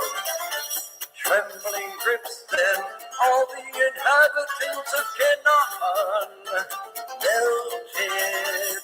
Fear and dread fell on them by the greatness of your arm. They are as silent as a stone.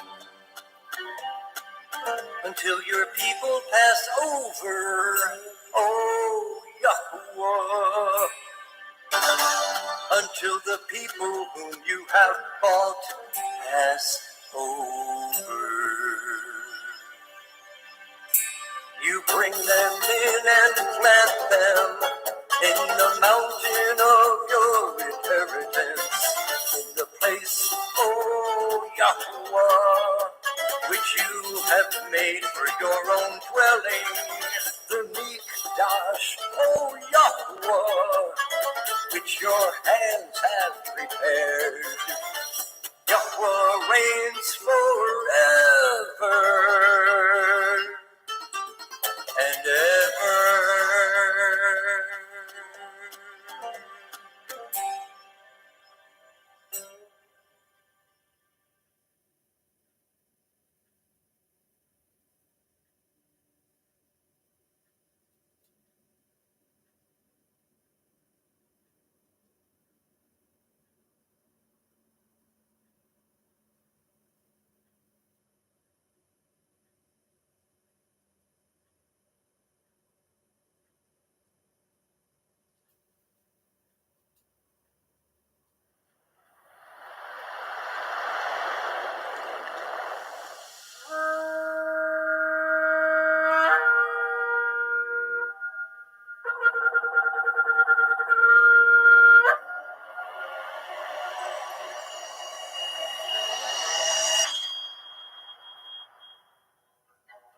Bemidbar, Numbers, chapter 1. And Yahweh spoke unto Moshe in the wilderness of Sinai, in the tabernacle of the assembly, on the first day of the second month, in the second year after they were come out of the land of Mitzrayim, saying, Take ye the sum of all the assembly of the children of Yasharel, after their families, by the house of their fathers, with the number of their names, every male by their polls, from 20 years old and upward, all that are able to go forth to war in Yasharel. You and Aharon shall number them by their armies, and with you there shall be a man of every tribe, everyone head of the house of his fathers. And these are the names of the men that shall stand with you. Of the tribe of Reuben, Elitzur, the son of Shedeur; of Shimon, Shalumiel, the son of Suri Yeshadai; of Yehuda, Nachshon, the son of Aminadav; of Yissachar, Nathaniel, the son of Suar; of Zebulun, Eliav, the son of Shalom; of the children of Joseph; of Ephraim, Elishama, the son of Amihud; of Manasseh, Gamliel, the son of Pedasdur; of Benjamin, Abidan, the son of Gideoni; of Dan, Achiezer, the son of Ammishaddai; of Asher, Pagiel, the son of Okran; of Gad, Eliasaph, the son of Deuel; of Naphtali, Ahira, the son of Enan. These were the renowned of the assembly, princes of the tribes of their fathers, heads of thousands in Yashrael.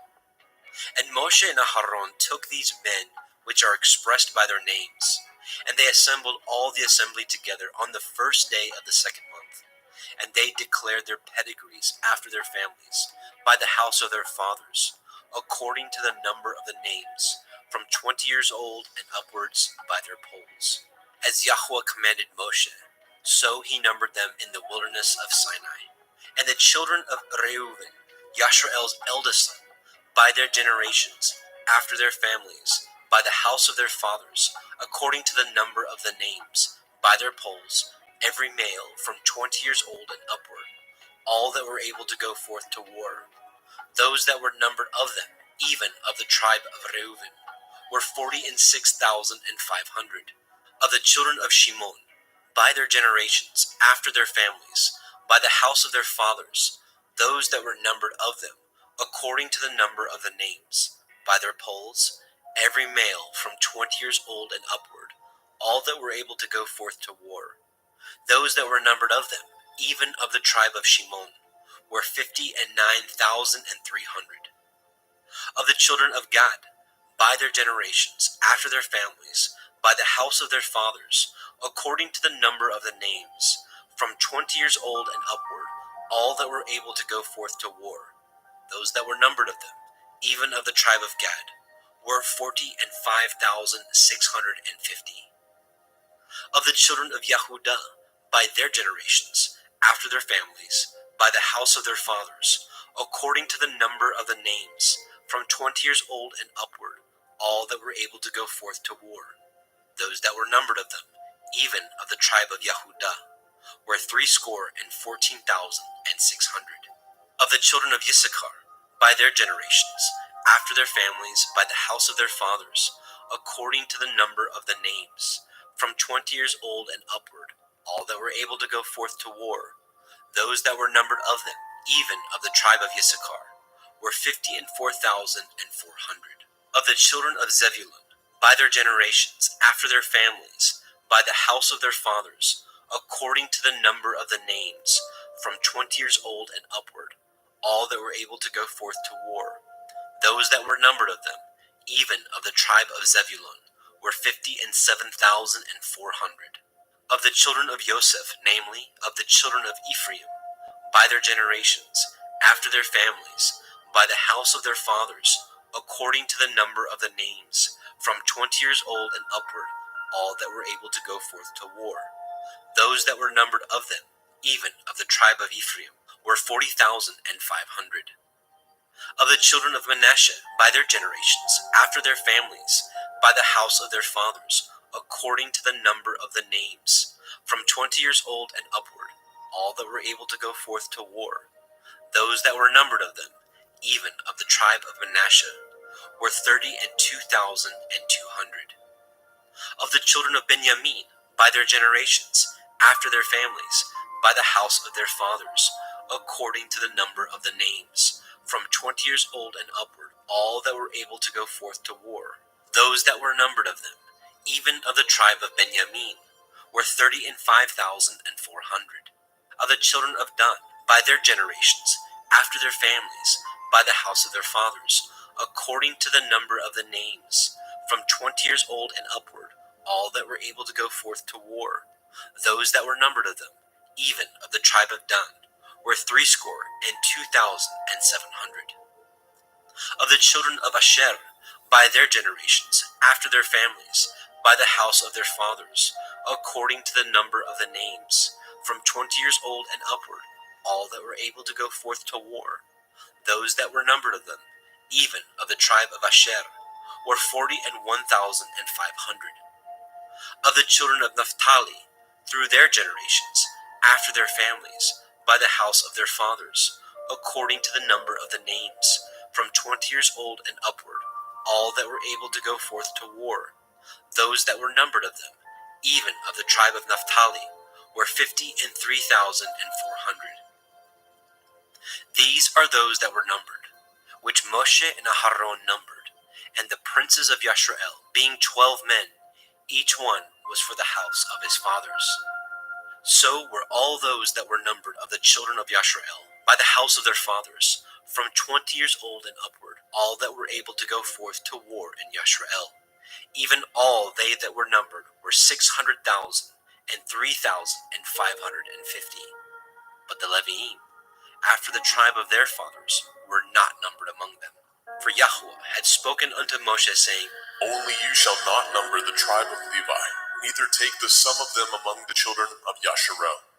But you shall appoint the Leviim over the tabernacle of testimony, and over all the vessels thereof, and over all things that belong to it.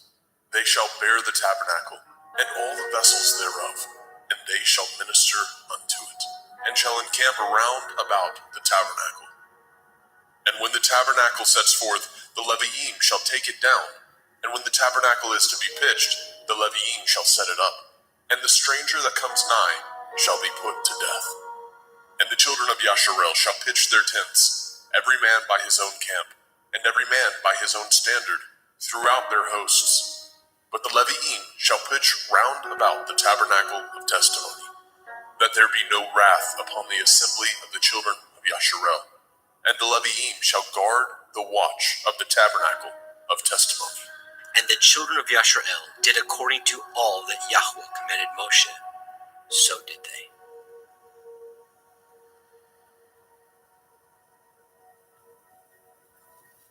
Bemidbar, Numbers, chapter 2.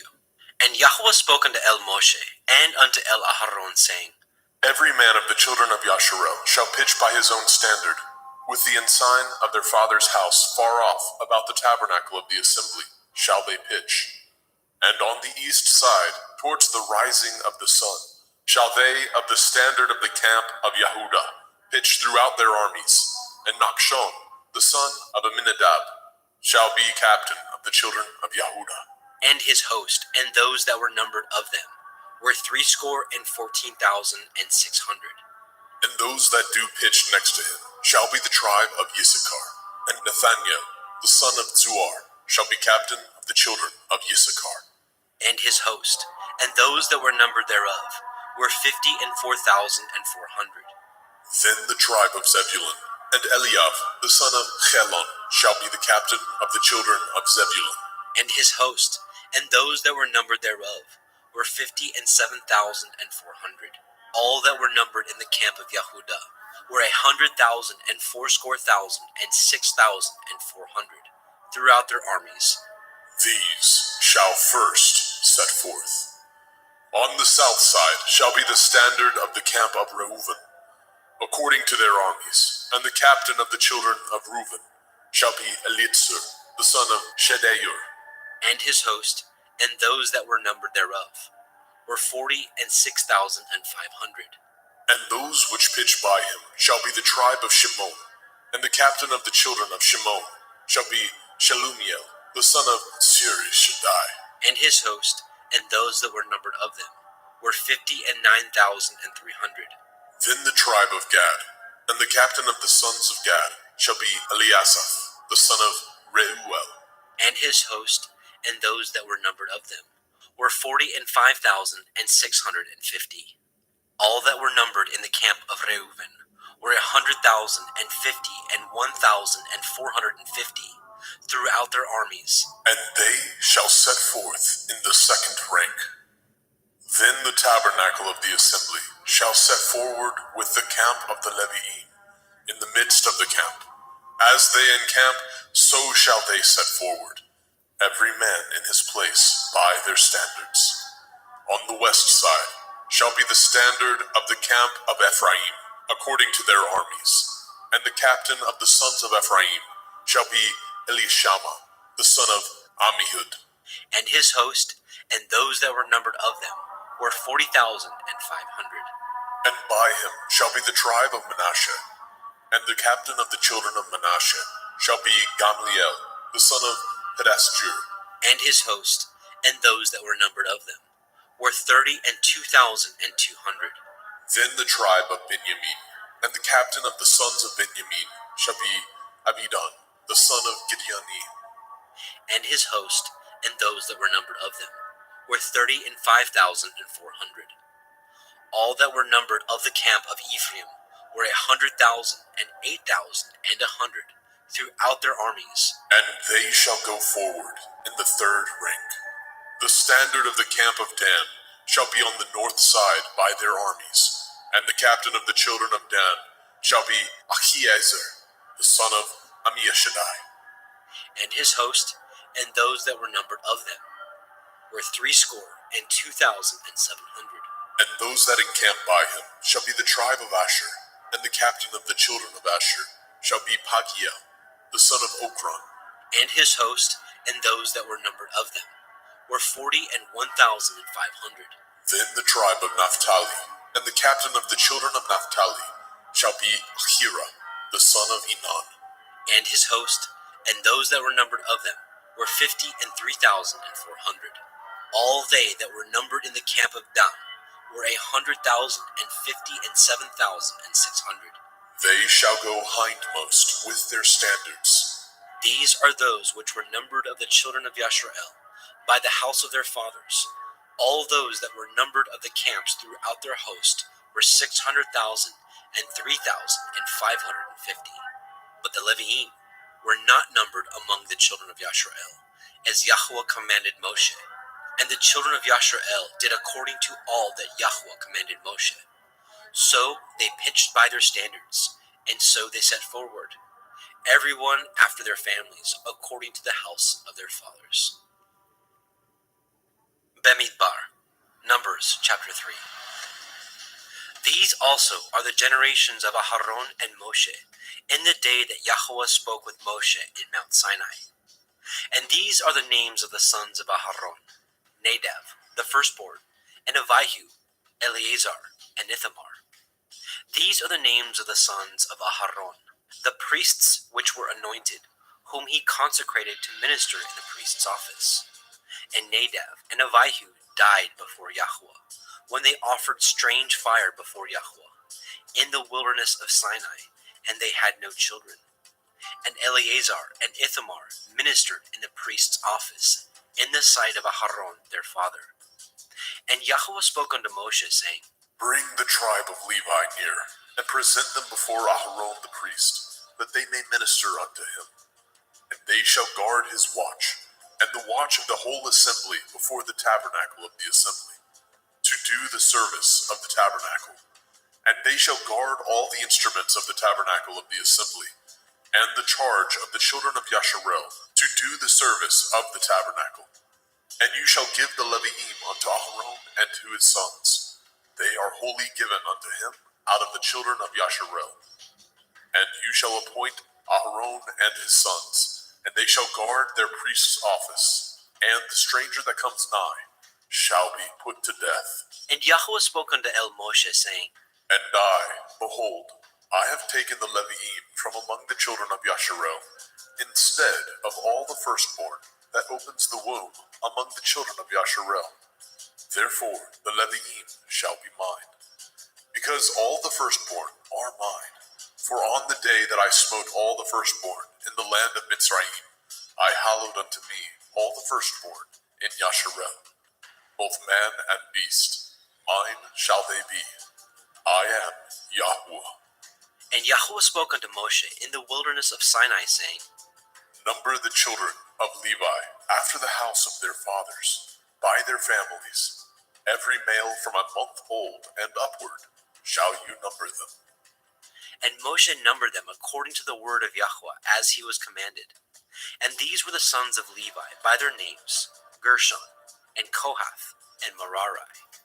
And these are the names of the sons of Gershon by their families, Livni, and Shimei. And the sons of Kohath by their families, Amram, and Yitzchar, Chevron, and Uziel. And the sons of Merari by their families, Machli, and Mushi. These are the families of the Leviim, according to the house of their fathers. Of Gershon was the family of the Libniim, and the family of the Shimeim. These are the families of the Gershonim.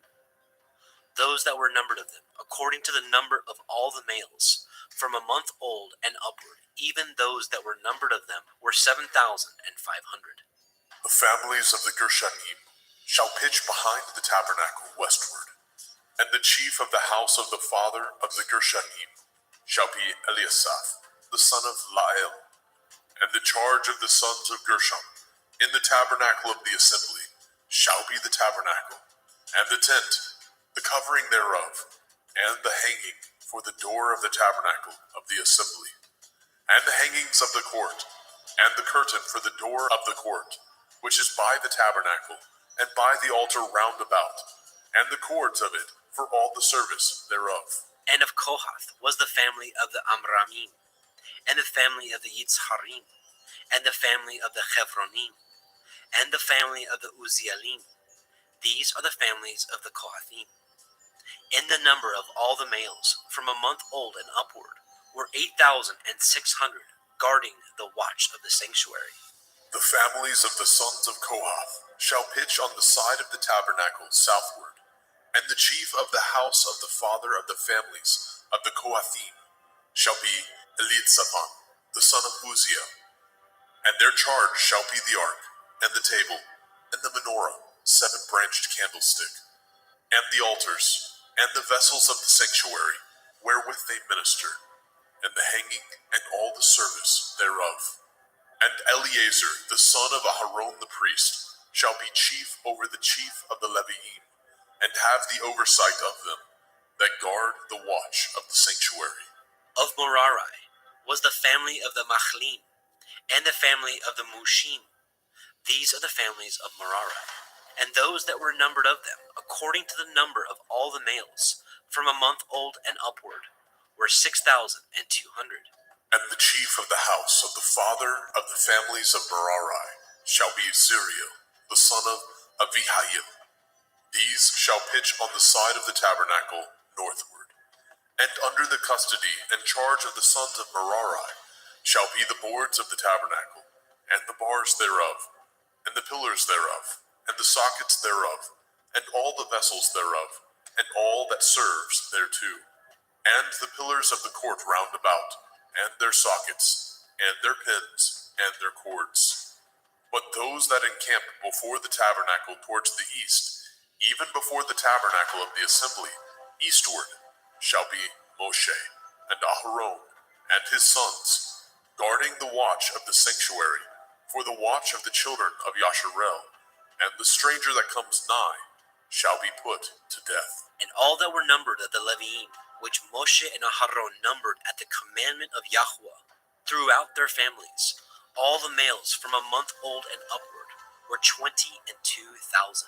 And Yahweh said unto Moshe, Number all the firstborn of the males of the children of Yasharel, from a month old and upward, and take the number of their names, and you shall take the Leviim for me.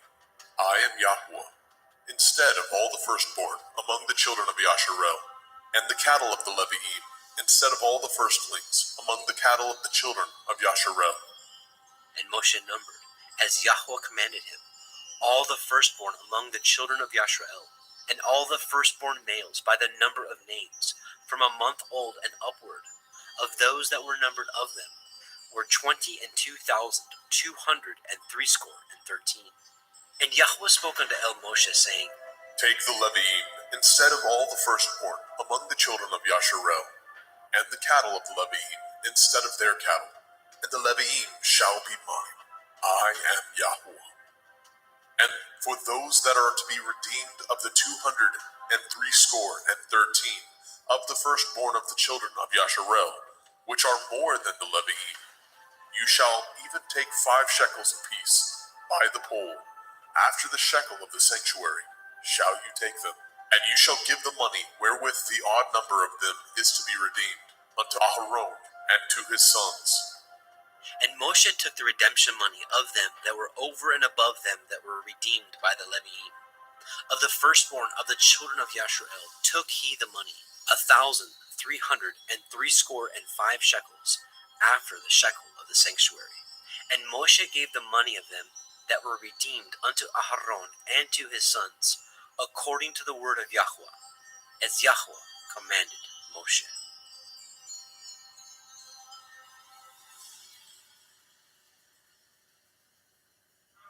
Bemidbar, Numbers chapter 4. And Yahweh spoke unto El Moshe and unto El Aharon, saying, Take the sum of the sons of Kohath from among the sons of Levi, after their families, by the house of their fathers, from 30 years old and upward, even until 50 years old, all that enter into the host, to do the work in the tabernacle of the assembly. This shall be the service of the sons of Kohath in the tabernacle of the assembly, about the most holy things. And when the camp sets forward, Aharon shall come, and his sons, and they shall take down the covering veil, and cover the ark of the testimony with it, and shall put thereon the covering of badger skins, and shall spread over it a cloth wholly of blue, and shall put in the staves thereof, and upon the table of showbread they shall spread a cloth of blue, and put thereon the dishes, the spoons, the bowls, and covers to cover withal, and the continual bread shall be thereon. And they shall spread upon them a cloth of scarlet, and cover the same with a covering of badger skins, and shall put in the staves thereof. And they shall take a cloth of blue, and cover the menorah, 7-branched candlestick, of the light, and his lamps, and his tongs, and his snuff dishes, and all the oil vessels thereof, wherewith they minister unto it. And they shall put it, and all the vessels thereof, within a covering of badger skins, and shall put it upon a bar.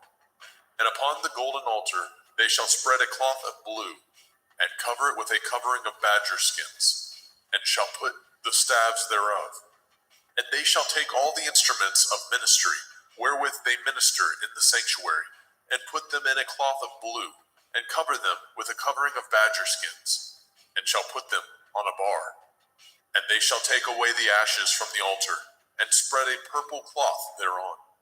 And they shall put upon all the vessels thereof, wherewith they minister about it, even the censers, the flesh hooks, the shovels, the basins, all the vessels of the altar. And they shall spread upon it a covering of badger skins, and put to the staves of it. And when Aharon and his sons have made an end of covering the sanctuary, and all the vessels of the sanctuary, as the camp is to set forward, after that the sons of Kohath shall come to bear it, but they shall not touch any holy thing, lest they die. These things are the burden of the sons of Kohath in the tabernacle of the assembly. And to the office of Eleazar, the son of Aharon, the priest, pertains the oil for the light, and the sweet incense, and the daily meat offering, and the anointing oil, and the oversight of all the tabernacle, and of all that therein is, in the sanctuary, and in the vessels thereof. And Yahweh spoke unto El Moshe and unto El Aharon, saying, Cut ye not off the tribe of the families of the Kohathim from among the Leviim, but thus do unto them, that they may live and not die. When they approach unto the most holy things, Aharon and his sons shall go in, and appoint them every one to his service and to his burden. But they shall not go in to see when the holy things are covered, lest they die.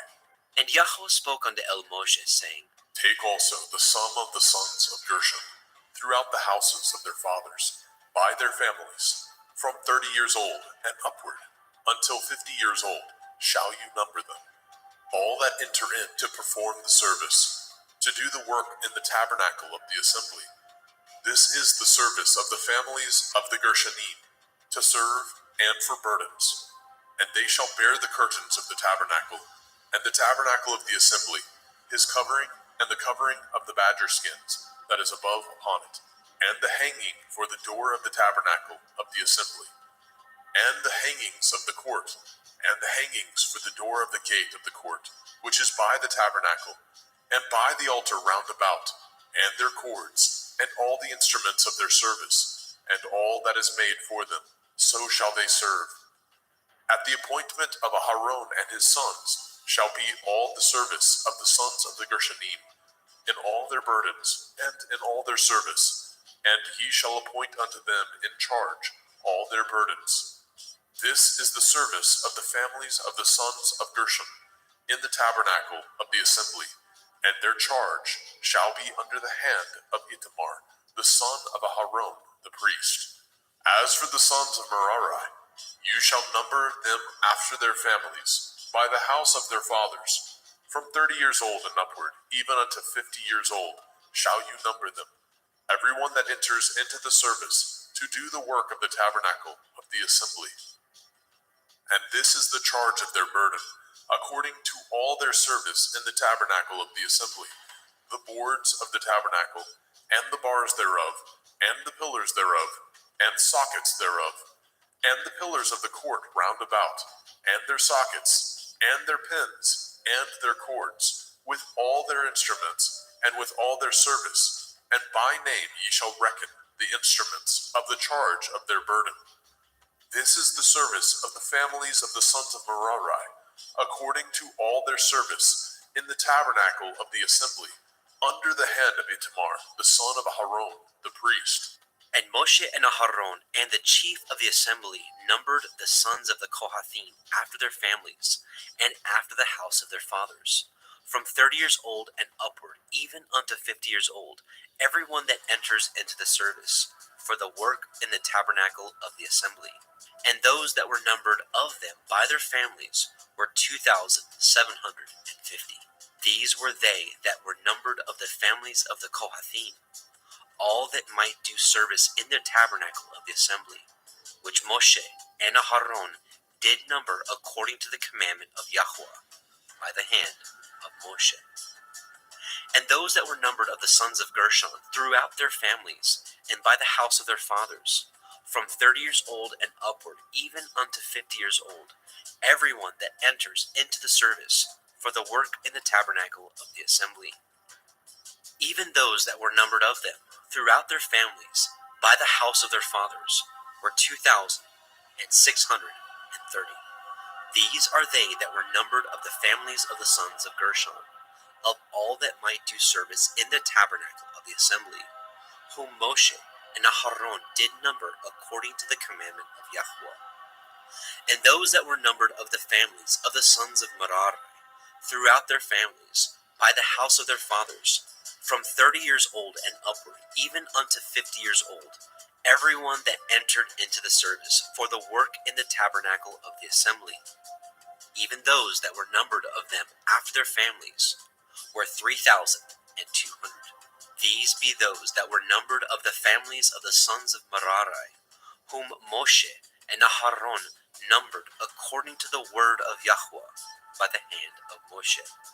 All those that were numbered of the Leviim, whom Moshe and Aharon and the chief of Yisrael numbered, after their families, and after the house of their fathers, from 30 years old and upward, even unto 50 years old, everyone that came to do the service of the ministry, and the service of the burden in the tabernacle of the assembly, even those that were numbered of them, were 8,540. According to the commandment of Yahweh, they were numbered by the hand of Moshe, every one according to his service, and according to his burden. Thus were they numbered of him, as Yahweh commanded Moshe.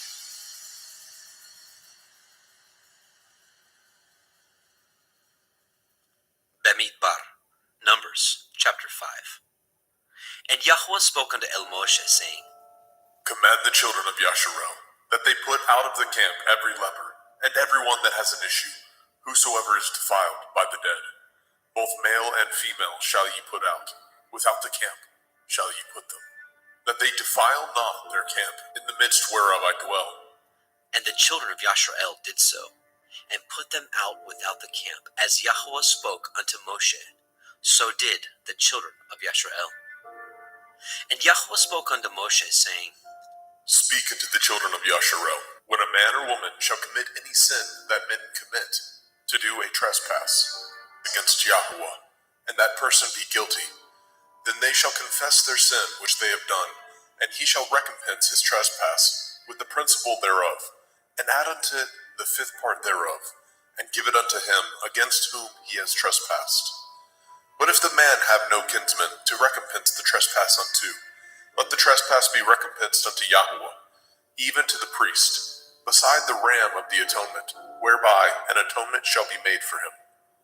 And every offering of all the holy things of the children of Yasharel, which they bring unto the priest, shall be his. And every man's hallowed thing shall be his. Whatsoever any man gives the priest, it shall be his.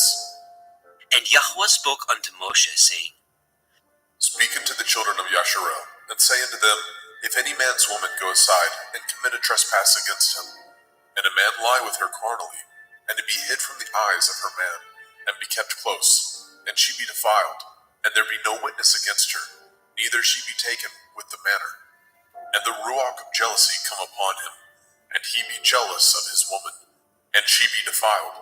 Or if the ruach of jealousy come upon him, and he be jealous of his woman, and she be not defiled, then shall the man bring his woman unto the priest, and he shall bring her offering for her, the 10th part of an ephah of barley meal. He shall pour no oil upon it, nor put frankincense thereon, for it is an offering of jealousy, an offering of memorial, bringing iniquity to remembrance. And the priest shall bring her near, and set her before Yahweh. And the priest shall take holy water in an earthen vessel, and of the dust that is in the floor of the tabernacle the priest shall take, and put it into the water. And the priest shall set the woman before Yahweh, and uncover the woman's head, and put the offering of memorial in her hands, which is the jealousy offering. And the priest shall have in his hand the bitter water that causes the curse. And the priest shall charge her by an oath, and say unto the woman, If no man have lain with you, and if you have not gone aside to uncleanness with another instead of your man, be free from this bitter water that causes the curse. But if you have gone aside to another instead of your man, and if you be defiled, and some man have lain with you beside your man, then the priest shall charge the woman with an oath of cursing, and the priest shall say unto the woman, Yahweh make you a curse and an oath among your people, when Yahweh makes your thigh to rot, and your belly to swell. And this water that causes the curse shall go into your bowels, to make your belly to swell, and your thigh to rot. And the woman shall say, Amen, Amen. And the priest shall write these curses in a sefer, and he shall blot them out with the bitter water. And he shall cause the woman to drink the bitter water that causes the curse, and the water that causes the curse shall enter into her and become bitter. Then the priest shall take the jealousy offering out of the woman's hand, and shall wave the offering before Yahweh, and offer it upon the altar. And the priest shall take a handful of the offering, even the memorial thereof, and burn it upon the altar, and afterward shall cause the woman to drink the water.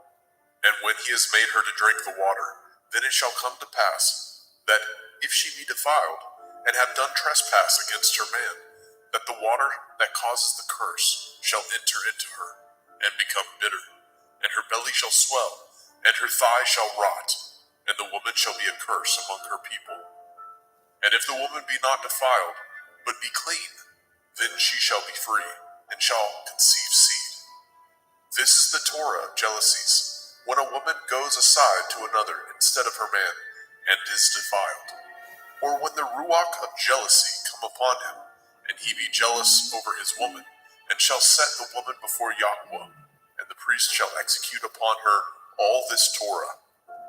Then shall the man be guiltless from iniquity, and his woman shall bear her iniquity. Bemidbar. Numbers chapter 6. And Yahweh spoke unto Moshe, saying, Speak unto the children of Yasharel, and say unto them, When either man or woman shall separate themselves to vow a vow of a Nazir, to separate themselves unto Yahweh, he shall separate himself from wine and strong drink, and shall drink no vinegar of wine, or vinegar of strong drink. Neither shall he drink any liquor of grapes, nor eat moist grapes, or dried. All the days of his separation shall he eat nothing that is made of the vine tree, from the kernels even to the husk.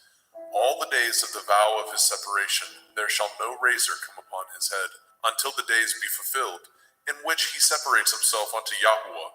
He shall be holy, and shall let the locks of the hair of his head grow. All the days that he separates himself unto Yahweh, he shall come at no dead body. He shall not make himself unclean for his father, or for his mother, for his brother, or for his sister, when they die, because the consecration of his Elohim is upon his head. All the days of his separation he is holy unto Yahweh. And if any man die very suddenly by him, and he has defiled the head of his consecration, then he shall shave his head in the day of his cleansing. On the 7th day shall he shave it. And on the 8th day he shall bring 2 turtle doves, or 2 young pigeons, to the priest, to the door of the tabernacle of the assembly. And the priest shall offer the one for a sin offering, and the other for a burnt offering, and make an atonement for him, for that he sinned by the dead, and shall hallow his head that same day. And he shall consecrate unto Yahweh the days of his separation, and shall bring a lamb of the first year for a trespass offering. But the days that were before shall be lost, because his separation was defiled. And this is the Torah of the Nazir. When the days of his separation are fulfilled, he shall be brought unto the door of the tabernacle of the assembly, and he shall offer his offering unto Yahweh, 1 he-lamb of the first year, without blemish, for a burnt offering, and 1 ewe-lamb of the first year, without blemish, for a sin offering, and 1 ram without blemish, for peace offerings, and a basket of matzah, unleavened bread, cakes of fine flour mingled with oil, and wafers of matzah anointed with oil, and their meat offering, and their drink offerings. And the priest shall bring them before Yahweh, and shall offer his sin offering, and his burnt offering, and he shall offer the ram for a sacrifice of peace offerings unto Yahweh, with the basket of matzah. The priest shall offer also his meat offering, and his drink offering. And the Nazir shall shave the head of his separation at the door of the tabernacle of the assembly, and shall take the hair of the head of his separation, and put it in the fire which is under the sacrifice of the peace offerings. And the priest shall take the sodden shoulder of the ram, and 1 matzah cake out of the basket, and 1 matzah wafer, and shall put them upon the hands of the Nazir, after the hair of his separation is shaven. And the priest shall wave them for a wave offering before Yahweh. This is holy for the priest, with the wave breast and heave shoulder, and after that the Nazir may drink wine. This is the Torah of the Nazir, who has vowed, and of his offering unto Yahweh for his separation, beside that his hand shall get, according to the vow which he vowed, so he must do after the Torah of his separation. And Yahweh spoke unto Moshe, saying, Speak unto Aharon and unto his sons, saying, On this wise ye shall bless the children of Yasharel, saying unto them, Yahweh bless you, and guard you. Yahweh make his face shine upon you, and be gracious unto you. Yahweh lift up his countenance upon you, and give you peace. And they shall put my name upon the children of Yasharel, and I will bless them.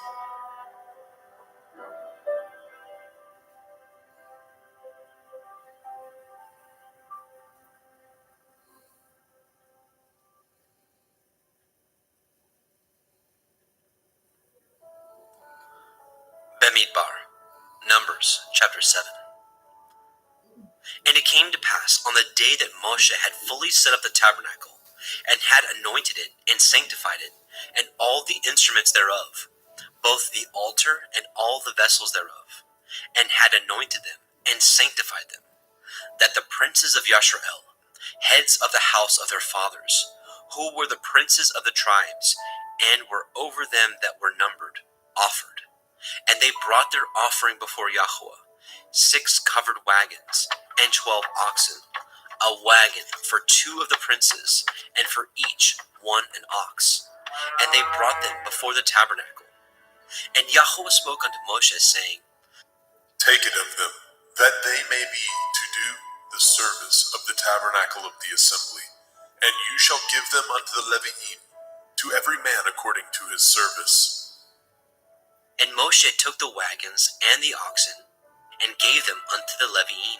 2 wagons and 4 oxen he gave unto the sons of Gershon, according to their service. And 4 wagons and 8 oxen he gave unto the sons of Merari, according unto their service, under the hand of Ithamar, the son of Aharon the priest.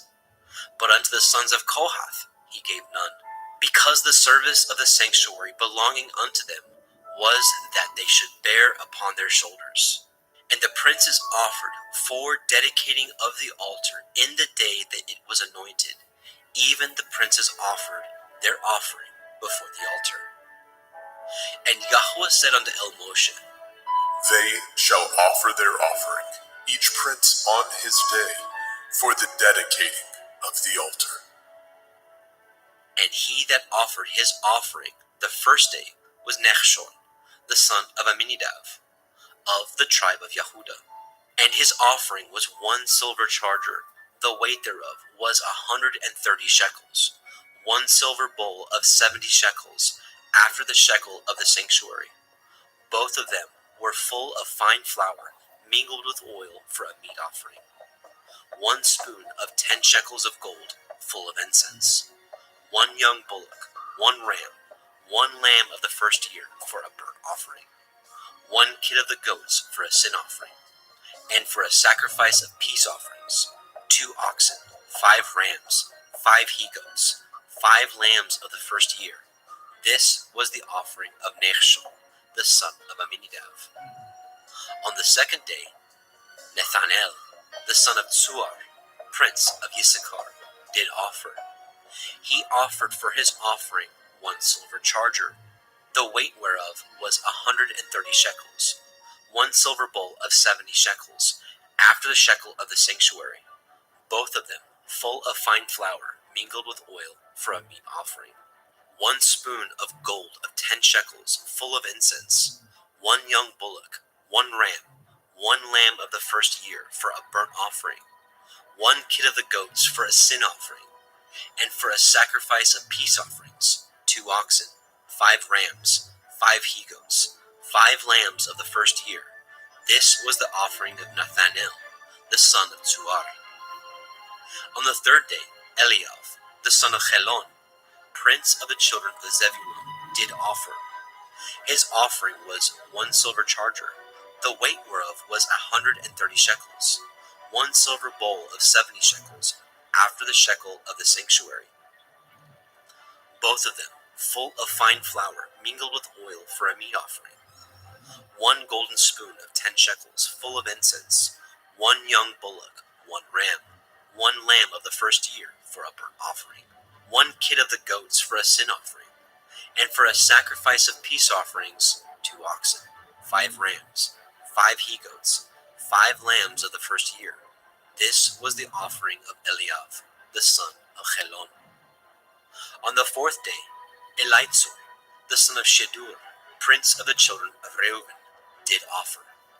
His offering was 1 silver charger of the weight of 130 shekels, 1 silver bowl of 70 shekels, after the shekel of the sanctuary, both of them full of fine flour, mingled with oil for a meat offering. 1 golden spoon of 10 shekels, full of incense.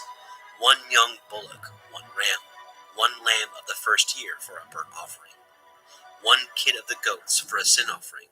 And for a sacrifice of peace offerings, 2 oxen, 5 rams, 5 he-goats, 5 lambs of the first year. This was the offering of Elitzur, the son of Shedur. On the fifth day, Shelumiel, the son of Tzurishaddai, prince of the children of Shimon, did offer. His offering was 1 silver charger, the weight whereof was 130 shekels, 1 silver bowl of 70 shekels, after the shekel of the sanctuary, both of them full of fine flour mingled with oil for a meat offering. 1 golden spoon of 10 shekels, full of incense. 1 young bullock, 1 ram, 1 lamb of the first year for a burnt offering. 1 kid of the goats for a sin offering. And for a sacrifice of peace offerings, 2 oxen, 5 rams, 5 he-goats, 5 lambs of the first year. This was the offering of Shelumiel, the son of Tzurishaddai. On the sixth day, Elisaph, the son of Deuel, prince of the children of Gad, offered. His offering was 1 silver charger of the weight of 130 shekels, a silver bowl of 70 shekels, after the shekel of the sanctuary, both of them full of fine flour mingled with oil for a meat offering. 1 golden spoon of 10 shekels full of incense, 1 young bullock, 1 ram, 1 lamb of the first year for a burnt offering, 1 kid of the goats for a sin offering, and for a sacrifice of peace offerings, 2 oxen, 5 rams, 5 he-goats, 5 lambs of the first year. This was the offering of Elisaph, the son of Deuel. On the 7th day, Elishama, the son of Ammihud, prince of the children of Ephraim, offered. His offering was 1 silver charger, the weight whereof was 130 shekels, 1 silver bowl of 70 shekels, after the shekel of the sanctuary, both of them full of fine flour mingled with oil for a meat offering, 1 golden spoon of 10 shekels full of incense, 1 young bullock, 1 ram, 1 lamb of the first year for a burnt offering, 1 kid of the goats for a sin offering, and for a sacrifice of peace offerings, 2 oxen, 5 rams, 5 he-goats, 5 lambs of the first year. This was the offering of Elishama, the son of Ammihud. On the 8th day offered Gamaliel, the son of Pedatsur, prince of the children of Manasseh. His offering was 1 silver charger of the weight of 130 shekels, 1 silver bowl of 70 shekels, after the shekel of the sanctuary, both of them full of fine flour mingled with oil for a meat offering, 1 golden spoon of 10 shekels full of incense, 1 young bullock, 1 ram, 1 lamb of the first year for a burnt offering, 1 kid of the goats for a sin offering, and for a sacrifice of peace offerings, 2 oxen, 5 rams, 5 he-goats, 5 lambs of the first year. This was the offering of Gamaliel, the son of Pedatsur. On the 9th day, Avidan, the son of Gidonai, prince of the children of Benjamin, offered. His offering was 1 silver charger, the weight whereof was 130 shekels, 1 silver bowl of 70 shekels, after the shekel of the sanctuary, both of them full of fine flour mingled with oil for a meat offering, 1 golden spoon of 10 shekels full of incense, 1 young bullock, 1 ram, 1 lamb of the first year for a burnt offering, 1 kid of the goats for a sin offering, and for a sacrifice of peace offerings, 2 oxen, 5 rams, 5 he-goats, 5 lambs of the first year. This was the offering of Avidan, the son of Gidonai. On the 10th day, Achiezer, the son of Ammishaddai, prince of the children of Dan, offered. His offering was 1 silver charger, the weight whereof was 130 shekels, 1 silver bowl of 70 shekels, after the shekel of the sanctuary, both of them full of fine flour mingled with oil for a meat offering, 1 golden spoon of 10 shekels full of incense, 1 young bullock, 1 ram, 1 lamb of the first year for a burnt offering, 1 kid of the goats for a sin offering, and for a sacrifice of peace offerings, 2 oxen, 5 rams, 5 he-goats, 5 lambs of the first year. This was the offering of Achiezer, the son of Ammishaddai. On the 11th day, Pagiel, the son of Okran, prince of the children of Asher, offered. His offering was 1 silver charger, the weight whereof was 130 shekels, 1 silver bowl of 70 shekels, after the shekel of the sanctuary, both of them full of fine flour mingled with oil for a meat offering, 1 golden spoon of 10 shekels full of incense, 1 young bullock, 1 ram, 1 lamb of the first year for a burnt offering, 1 kid of the goats for a sin offering, and for a sacrifice of peace offerings, 2 oxen, 5 rams, 5 he-goats, 5 lambs of the first year. This was the offering of Pagiel, the son of Okran.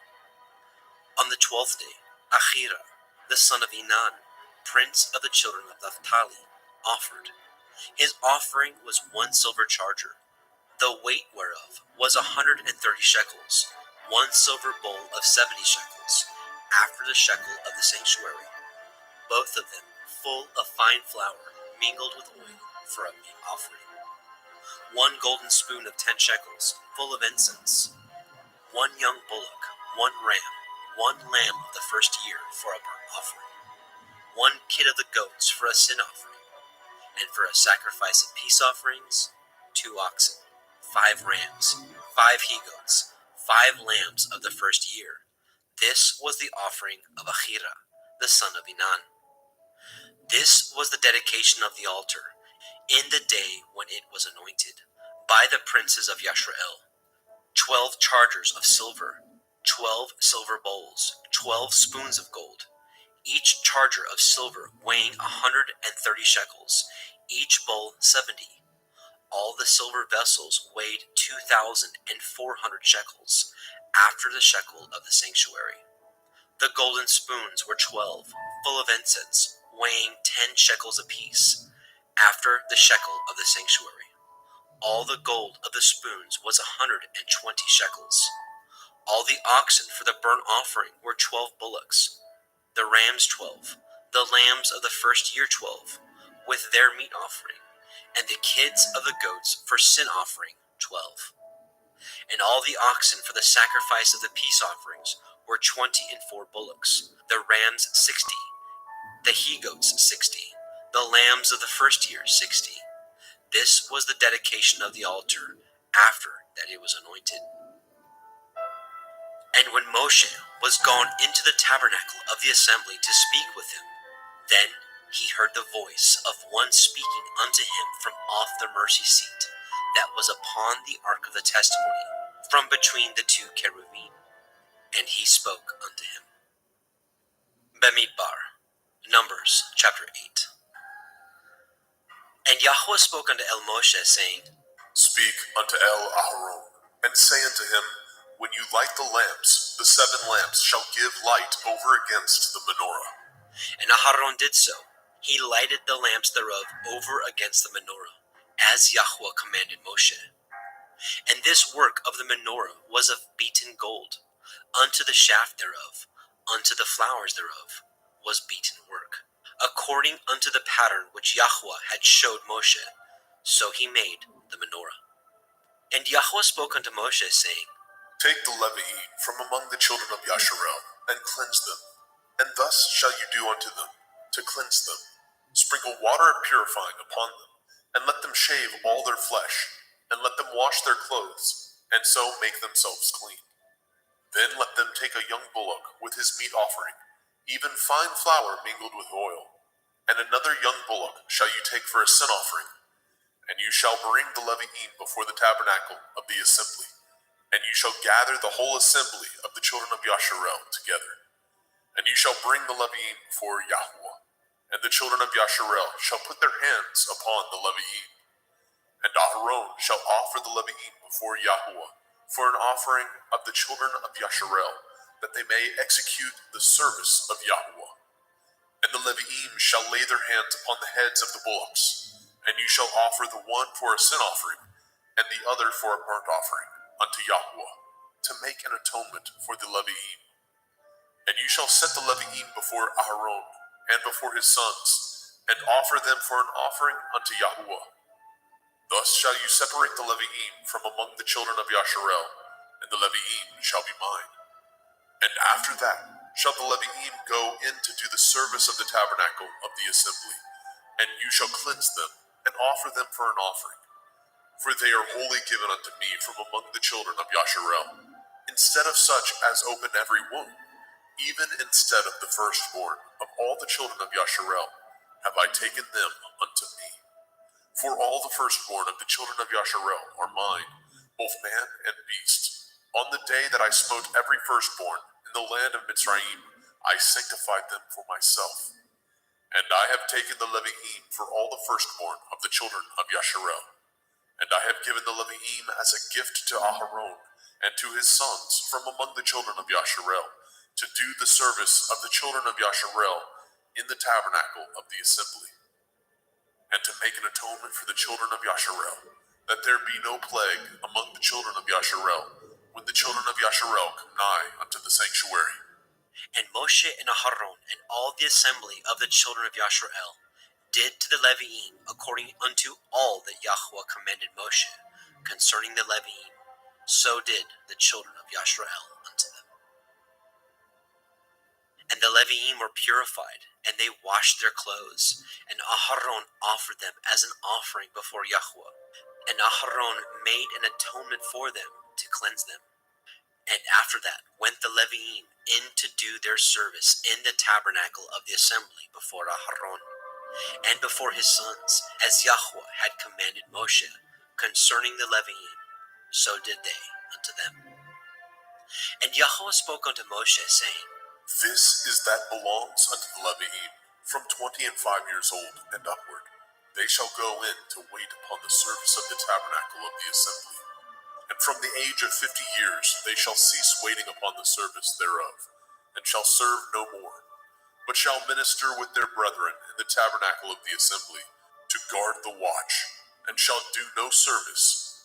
Thus shall you do unto the Leviim touching their charge. Bemidbar, Numbers chapter 9. And Yahweh spoke unto El Moshe in the wilderness of Sinai, in the first month of the second year, after they were come out of the land of Mitzrayim, saying, Let the children of Yasharel also keep the Pesach at his appointed time, in the 14th day of this month at evening. Ye shall keep it in his appointed time, according to all the rites of it, and according to all the ceremonies thereof, shall ye keep it. And Moshe spoke unto the children of Yasharel, that they should keep the Pesach. And they kept the Pesach on the 14th day of the first month at evening, in the wilderness of Sinai, according to all that Yahweh commanded Moshe. So did the children of Yasharel. And there were certain men who were defiled by the dead body of a man, that they could not keep the Pesach on that day. And they came before Moshe, and before Aharon on that day. And those men said unto him, We are defiled by the dead body of a man. Wherefore are we kept back, and we may not offer an offering of Yahuwah on his appointed season among the children of Yasharel. And Moshe said unto them, Stand still, and I will hear what Yahweh will command concerning you. And Yahweh spoke unto Moshe, saying, Speak unto the children of Yasharel, saying, If any man of you, or of your posterity, shall be unclean by reason of a dead body, or be in a journey afar off, yet he shall keep the Pesach unto Yahweh. The 14th day of the second month at evening they shall keep it, and eat it with matzah and bitter herbs. They shall leave none of it unto the morning, nor break any bone of it. According to all the ordinances of the Pesach, they shall keep it. But the man that is clean, and is not in a journey, and forbears to keep the Pesach, even the same soul shall be cut off from among his people, because he brought not the offering of Yahweh in his appointed season. That man shall bear his sin. And if a stranger shall sojourn among you, and will keep the Pesach unto Yahweh, according to the ordinance of the Pesach, and according to the manner thereof, so shall he do.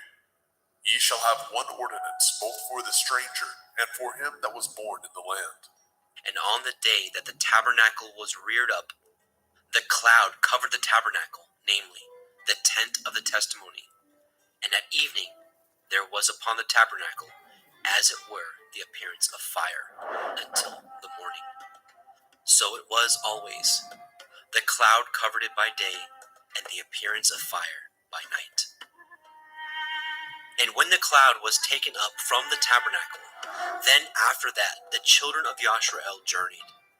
And in the place where the cloud abode, there the children of Yasharel pitched their tents. At the commandment of Yahweh the children of Yasharel journeyed, and at the commandment of Yahweh they pitched.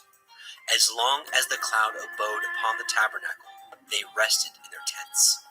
And when the cloud tarried long upon the tabernacle many days, then the children of Yasharel did guard the watch of Yahweh, and journeyed not. And so it was, when the cloud was a few days upon the tabernacle, according to the commandment of Yahweh, they abode in their tents, and according to the commandment of Yahweh they journeyed. And so it was, when the cloud abode from evening unto the morning, and that the cloud was taken up in the morning, then they journeyed. Whether it was by day or by night that the cloud was taken up, they journeyed. Or whether it were 2 days, or a month, or a year, that the cloud tarried upon the tabernacle, remaining thereon, the children of Yasharel abode in their tents, and journeyed not. But when it was taken up, they journeyed. At the commandment of Yahweh they rested in their tents, and at the commandment of Yahweh they journeyed. They guarded the watch of Yahweh at the commandment of Yahweh by the hand of Moshe.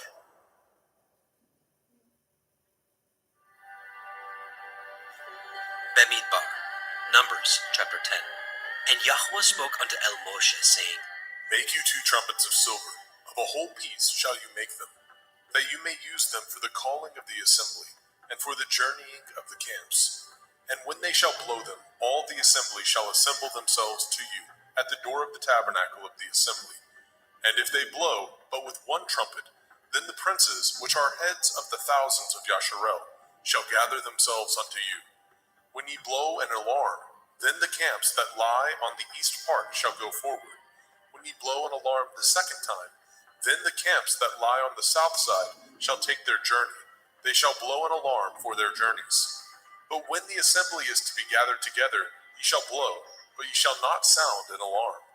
And the sons of Aharon the priest shall blow with the trumpets, and they shall be to you for an ordinance forever throughout your generations. And if ye go to war in your land against the enemy that oppresses you, and ye shall blow an alarm with the trumpets, and ye shall be remembered before Yahuwah Elohim, and ye shall be saved from your enemies. Also in the day of your gladness, and in your solemn days, and in the beginnings of your months, ye shall blow with the trumpets over your burnt offerings, and over the sacrifices of your peace offerings, that they may be to you for a memorial before your Elohim. I am Yahuwah Elohim. And it came to pass on the 20th day of the 2nd month, in the 2nd year, that the cloud was taken up from off the tabernacle of the testimony. And the children of Yasharel took their journeys out of the wilderness of Sinai, and the cloud rested in the wilderness of Paran. And they first took their journey according to the commandment of Yahweh by the hand of Moshe. In the first place went the standard of the camp of the children of Yehudah, according to their armies, and over his host was Nechshon, the son of Amminadab. And over the host of the tribe of the children of Issachar was Nathanael, the son of Tzuar. And over the host of the tribe of the children of Zebulun was Eliav, the son of Chelon. And the tabernacle was taken down, and the sons of Gershon and the sons of Merari set forward, bearing the tabernacle.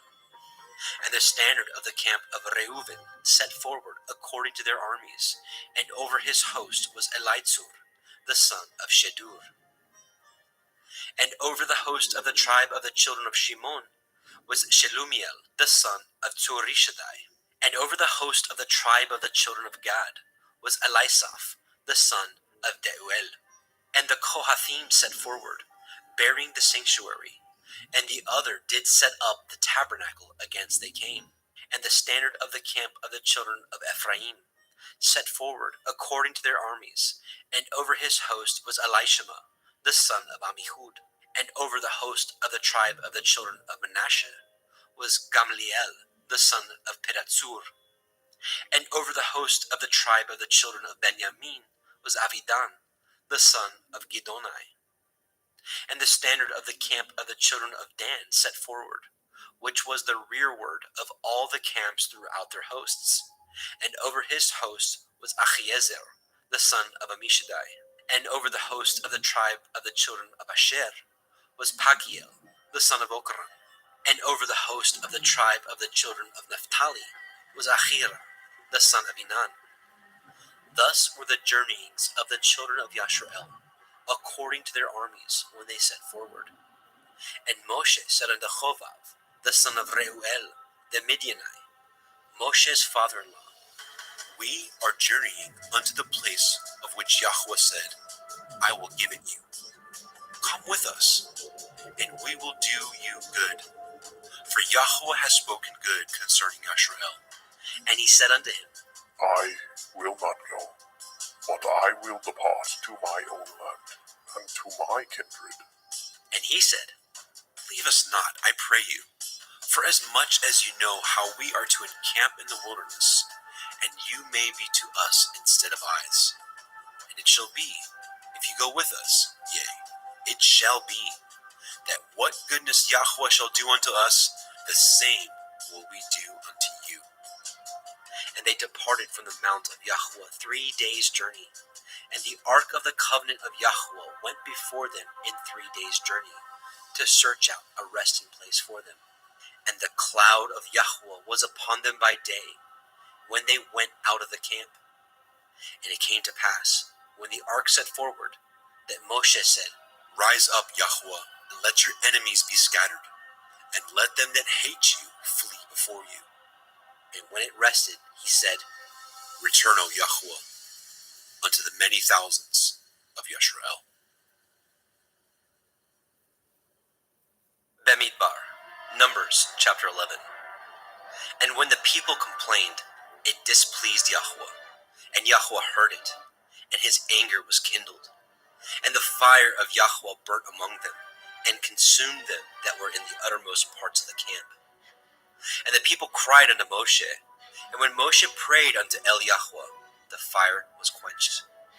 And he called the name of the place Taverah, because the fire of Yahweh burnt among them. And the mixed multitude that was among them fell a-lusting. And the children of Yashrael also wept again, and said, Who shall give us flesh to eat?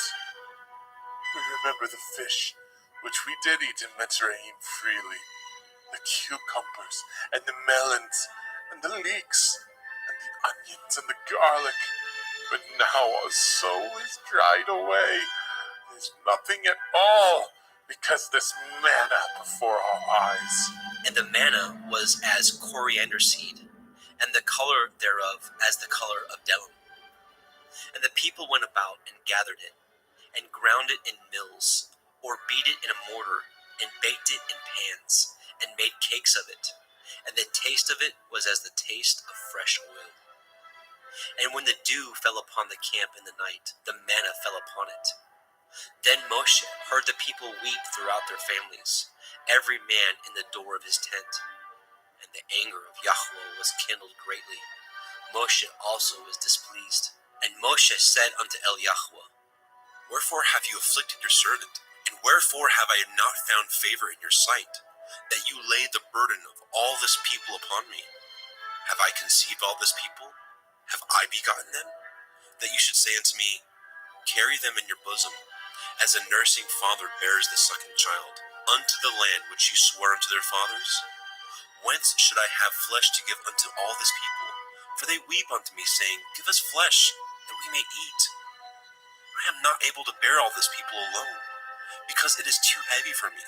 And if you deal thus with me, kill me, I pray you, out of hand, if I have found favor in your sight, and let me not see my wretchedness. And Yahweh said unto Moshe, Gather unto me 70 men of the elders of Yasharel, whom you know to be elders of the people, and officers over them, and bring them unto the tabernacle of the assembly, that they may stand there with you.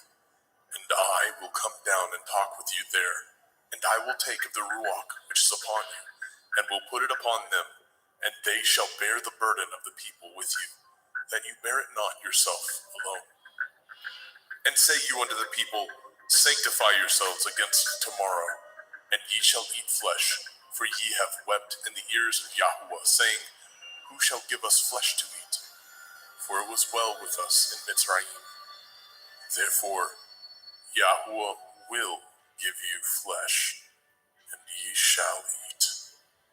Ye shall not eat 1 day, nor 2 days, nor 5 days, neither 10 days, nor 20 days, but even a whole month, until it comes out at your nostrils, and it will be loathsome unto you, because that ye have despised Yahweh, which is among you, and have wept before him, saying, Why came we forth out of Mitzrayim? And Moshe said, "The people among whom I am are 600,000 footmen, and you have said, I will give them flesh, that they may eat a whole month. Shall the flocks and the herds be slain for them to suffice them? Or shall all the fish of the sea be gathered together for them to suffice them?" And Yahweh said unto Moshe, Is Yahuwah's hand waxed short? You shall see now whether my word shall come to pass unto you or not.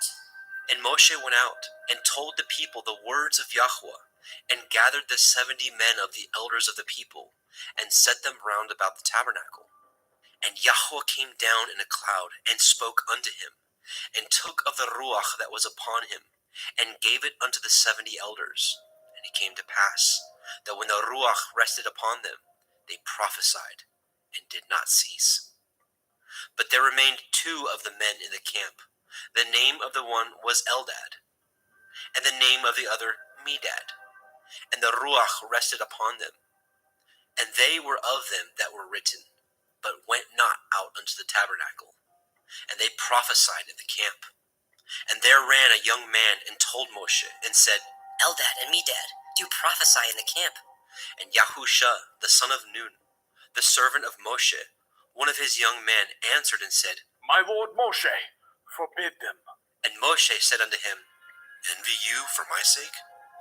Would to Elohim that all Yahweh's people were prophets, and that Yahweh would put his Ruach upon them." And Moshe got him into the camp, he and the elders of Yashrael. And there went forth a wind from Yahweh, and brought the quails from the sea, and let them fall by the camp, as it were a day's journey on this side, and as it were a day's journey on the other side, round about the camp, and as it were 2 cubits high upon the face of the earth. And the people stood up all that day, and all that night, and all the next day, and they gathered the quails. He that gathered least gathered 10 homers. And they spread them all abroad for themselves round about the camp. And while the flesh was yet between their teeth, ere it was chewed, the wrath of Yahweh was kindled against the people. And Yahweh smote the people with a very great plague. And he called the name of that place Kivrot hat Ta'ava, because there they buried the people that lusted. And the people journeyed from Kivrot hat Ta'ava unto Chatzeroth, and abode at Chatzeroth. Bemidbar, Numbers chapter 12. And Miriam and Aharon spoke against Moshe, because of the Cushite woman, whom he had married, for he had married a Cushite woman. And they said, Has Yahweh indeed spoken only by Moshe? Has he not spoken also by us? And Yahweh heard it. Now the man Moshe was very meek, above all the men which were upon the face of the earth. And Yahweh spoke suddenly unto El Moshe, and unto El Aharon, and unto Miriam. Come out, ye 3, unto the tabernacle of the assembly. And they 3 came out. And Yahweh came down in the pillar of the cloud, and stood in the door of the tabernacle, and called Aharon and Miriam. And they both came forth. And he said, Hear now my words. If there be a prophet among you, I, Yahuwah, will make myself known unto him in a vision, and will speak unto him in a dream. My servant Moshe is not so, who is faithful in all my house. With him will I speak mouth to mouth, even apparently, and not in dark speeches and in similitudes. Of Yahuwah shall he behold. Wherefore then were ye not afraid to speak against my servant Moshe. And the anger of Yahweh was kindled against him, and he departed. And the cloud departed from off the tabernacle, and behold, Miriam became leprous, white as snow. And Aharon looked upon Miriam, and behold, she was leprous. And Aharon said unto Moshe, Alas, my lord, I beseech you, lay not the sin upon us, wherein we have done foolishly, and wherein we have sinned. Let her not be as one dead, of whom the flesh is half consumed when he comes out of his mother's womb. And Moshe cried unto El Yahweh, saying, Heal her now, O El, I beseech you. And Yahweh said unto Moshe, If her father had but spit in her face, should she not be ashamed 7 days? Let her be shut out from the camp 7 days, and after that, let her be received in again. And Miriam was shut out from the camp 7 days, and the people journeyed not till Miriam was brought in again. And afterward the people removed from Chatzeroth, and pitched in the wilderness of Paran. Bemidbar, Numbers chapter 13. And Yahweh spoke unto Moshe, saying, Send you men, that they may search the land of Canaan, which I give unto the children of Yasharel. Of every tribe of their fathers shall ye send a man, every one a ruler among them. And Moshe, by the commandment of Yahweh, sent them from the wilderness of Paran. All those men were heads of the children of Yasharel.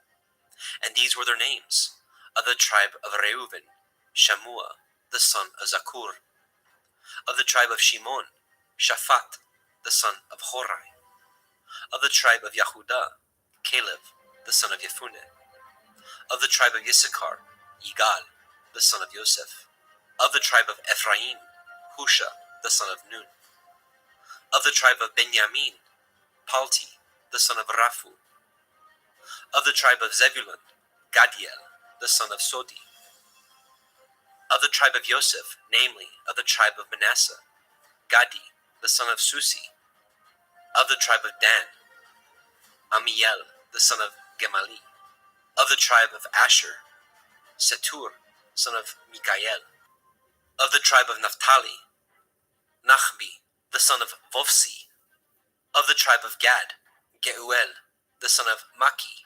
These are the names of the men which Moshe sent to spy out the land. And Moshe called Husha, the son of Nun, Yahusha.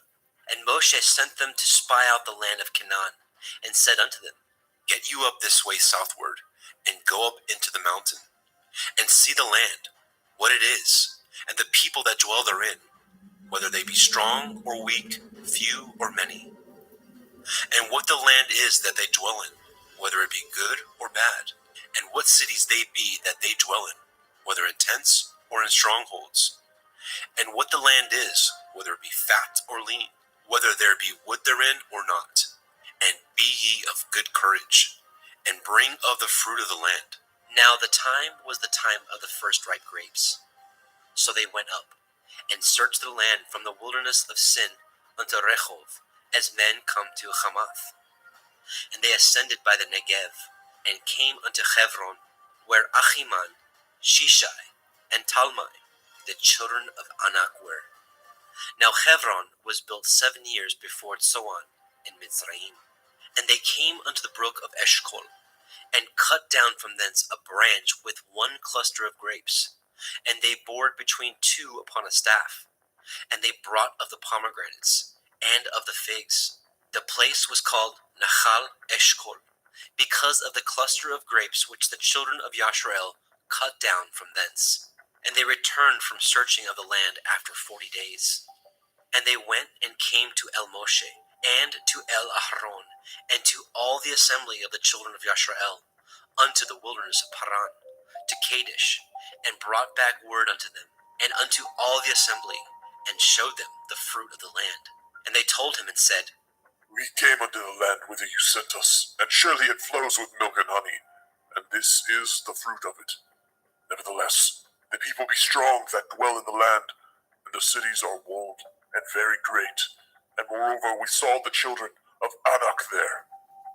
The Amalkim dwell in the land of the Negev, and the Hittim, and the Yebusim, and the Emorim dwell in the mountains, and the Kinanim dwell by the sea, and by the coast of the Yarden. And Caleb stilled the people before Moshe, and said, Let us go up at once and possess it, for we are well able to overcome it.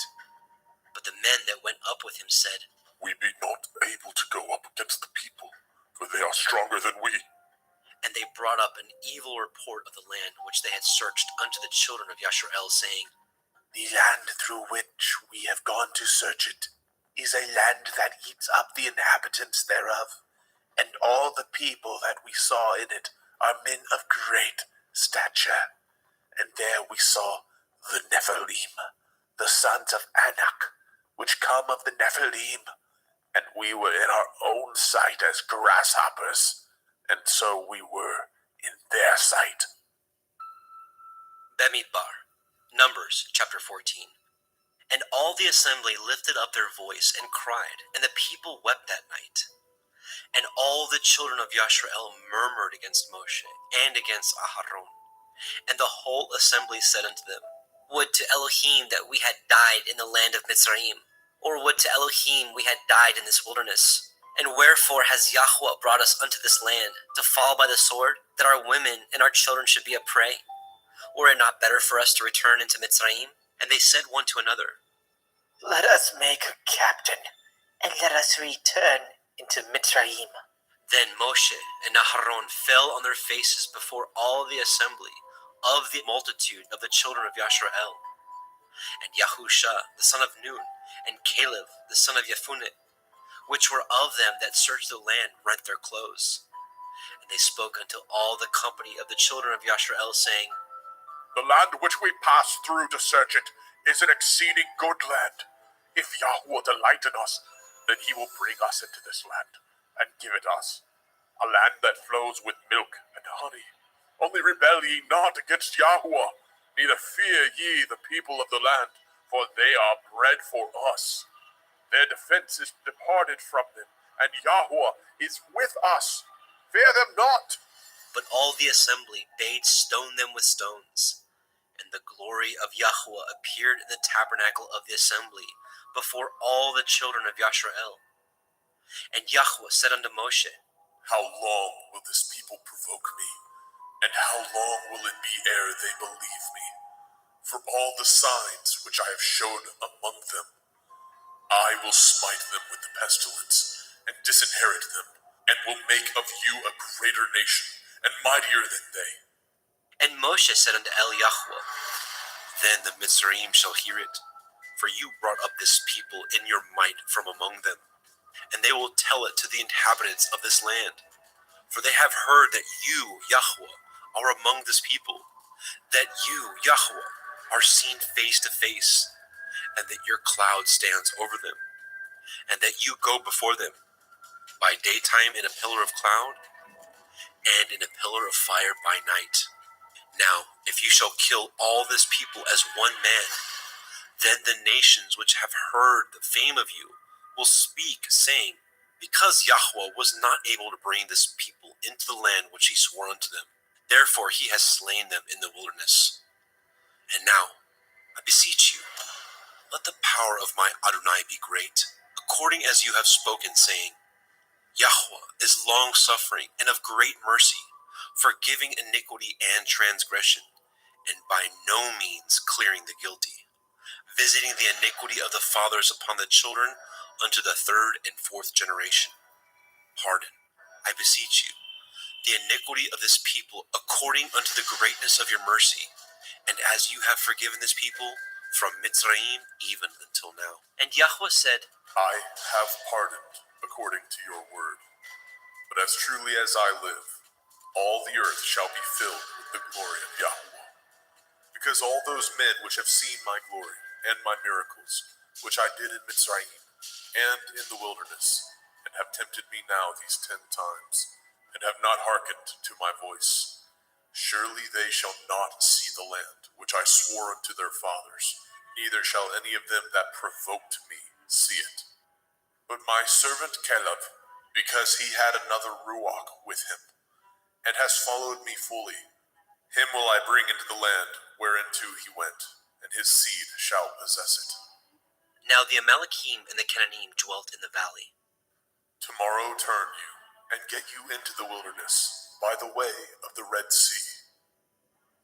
And Yahweh spoke unto Moshe and unto Aharon, saying, How long shall I bear with this evil assembly, which murmur against me? I have heard the murmurings of the children of Yasharel, which they murmur against me.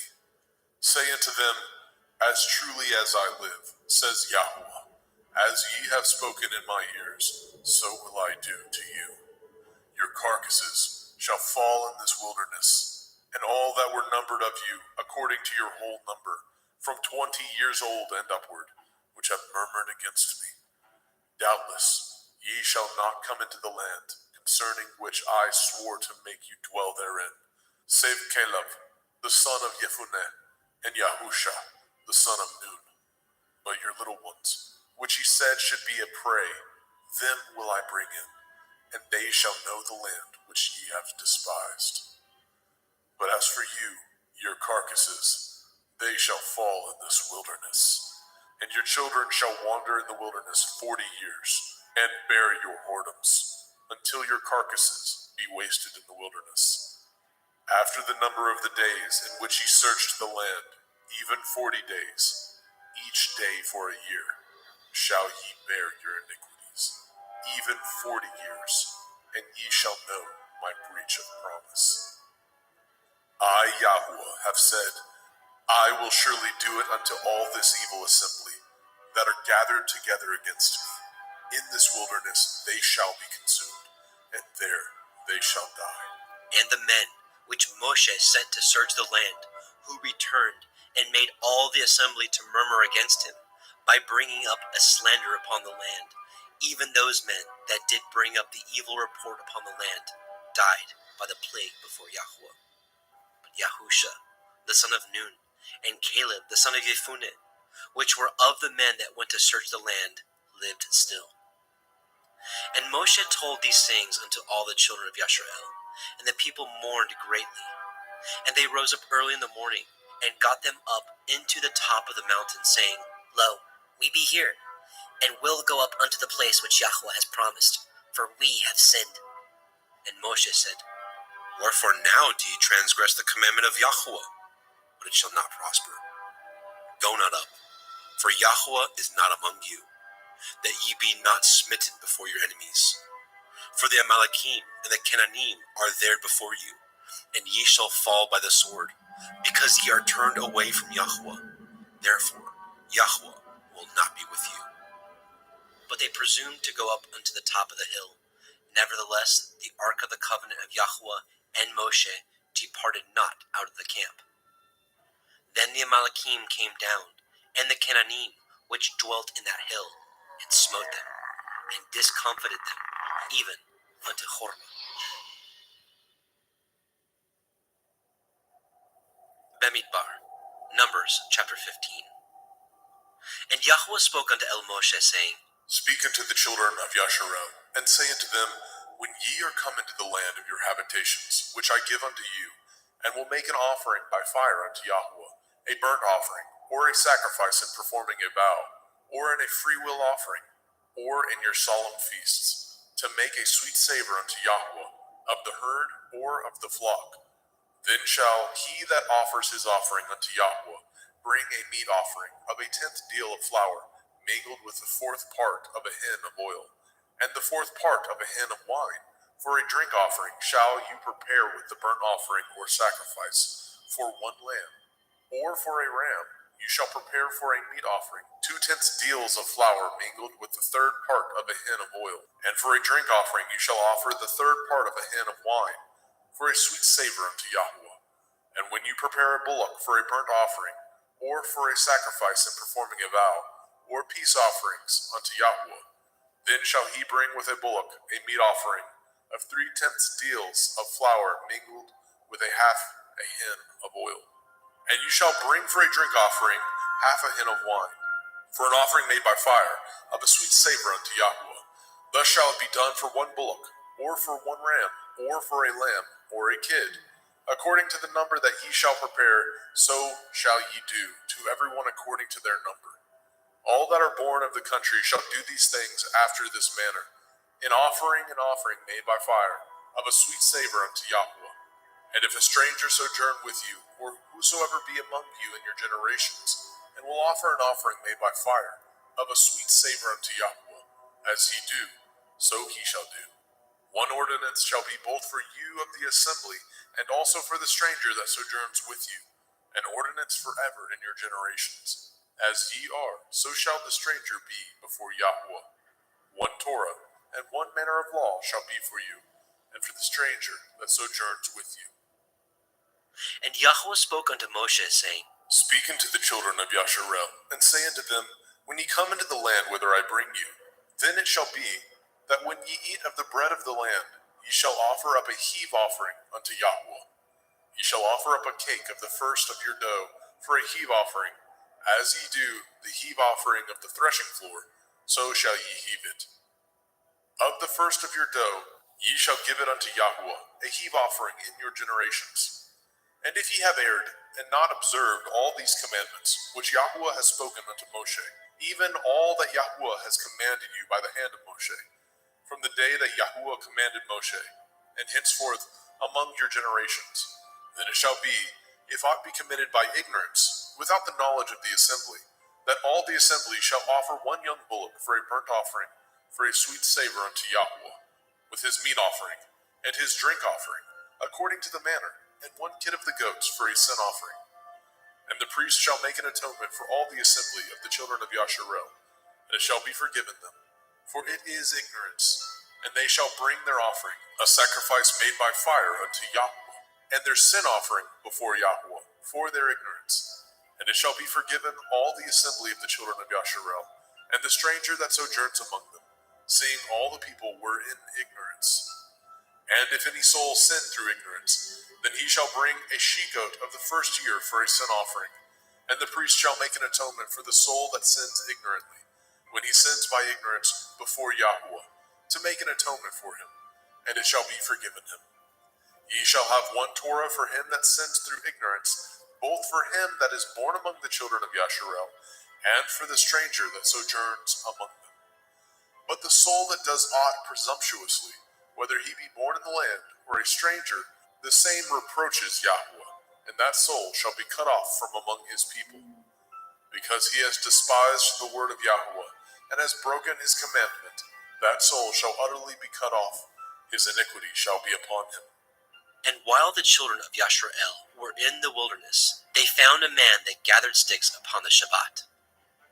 And they that found him gathering sticks brought him unto El Moshe and El Aharon, and unto all the assembly, and they put him in ward, because it was not declared what should be done to him.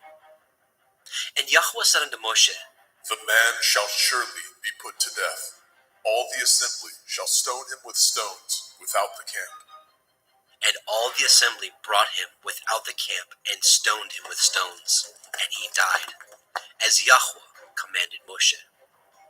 And Yahweh spoke unto El Moshe, saying, Speak unto the children of Yasharel, and bid them that they make them tzitzits, a tassel or a fringe, in the borders of their garments throughout their generations, and that they put upon the tzitzit of the borders a riband of blue. And it shall be unto you a tzitzit, that ye may look upon it, and remember all the commandments of Yahweh, and do them, and that ye seek not after your own heart and your own eyes, which ye use to go a-whoring, that ye may remember and do all my commandments, and be holy unto your Elohim. I am Yahweh Elohaikum, which brought you out of the land of Mitzrayim, to be your Elohim. I am Yahweh Elohaikum. Bemidbar, Numbers chapter 16.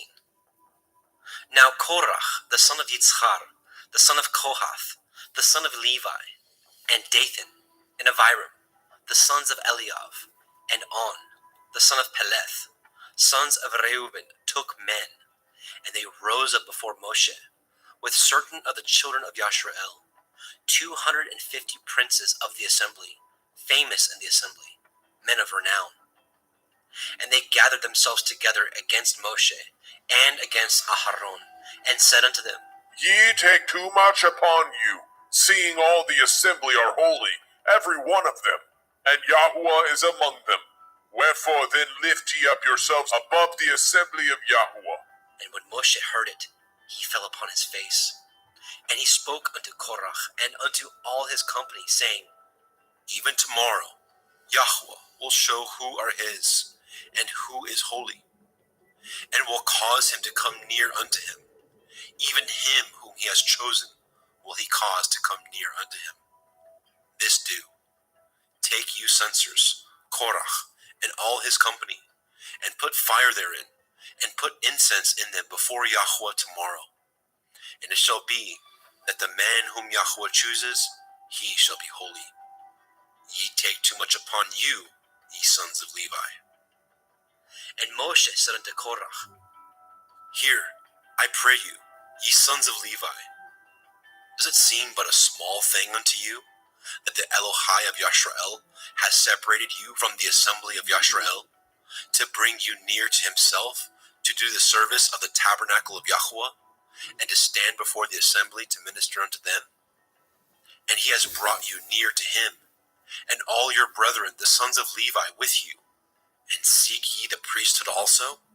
For which cause both you and all your company are gathered together against Yahweh.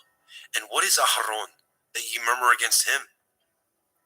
And Moshe sent to call Dathan and Abiram, the sons of Eliav, which said, We will not come up. Is it a small thing that you have brought us up out of a land that flows with milk and honey to kill us in the wilderness? Except you make yourselves altogether a prince over us. Moreover, you have not brought us into a land that flows with milk and honey, or given us inheritance of fields and vineyards. Will you put out the eyes of these men? We will not come up. And Moshe was very wroth, and said unto Eliyahu, Respect not you their offering. I have not taken one ass from them, neither have I hurt one of them. And Moshe said unto Korach, Be you and all your company before Yahweh, you and they, and Aharon tomorrow, and take every man his censer, and put incense in them, and bring ye before Yahweh every man his censer, 250 censers, you also, and Aharon, each of you his censer. And they took every man his censer, and put fire in them, and laid incense thereon, and stood in the door of the tabernacle of the assembly with Moshe and Aharon. And Korach gathered all the assembly against them unto the door of the tabernacle of the assembly.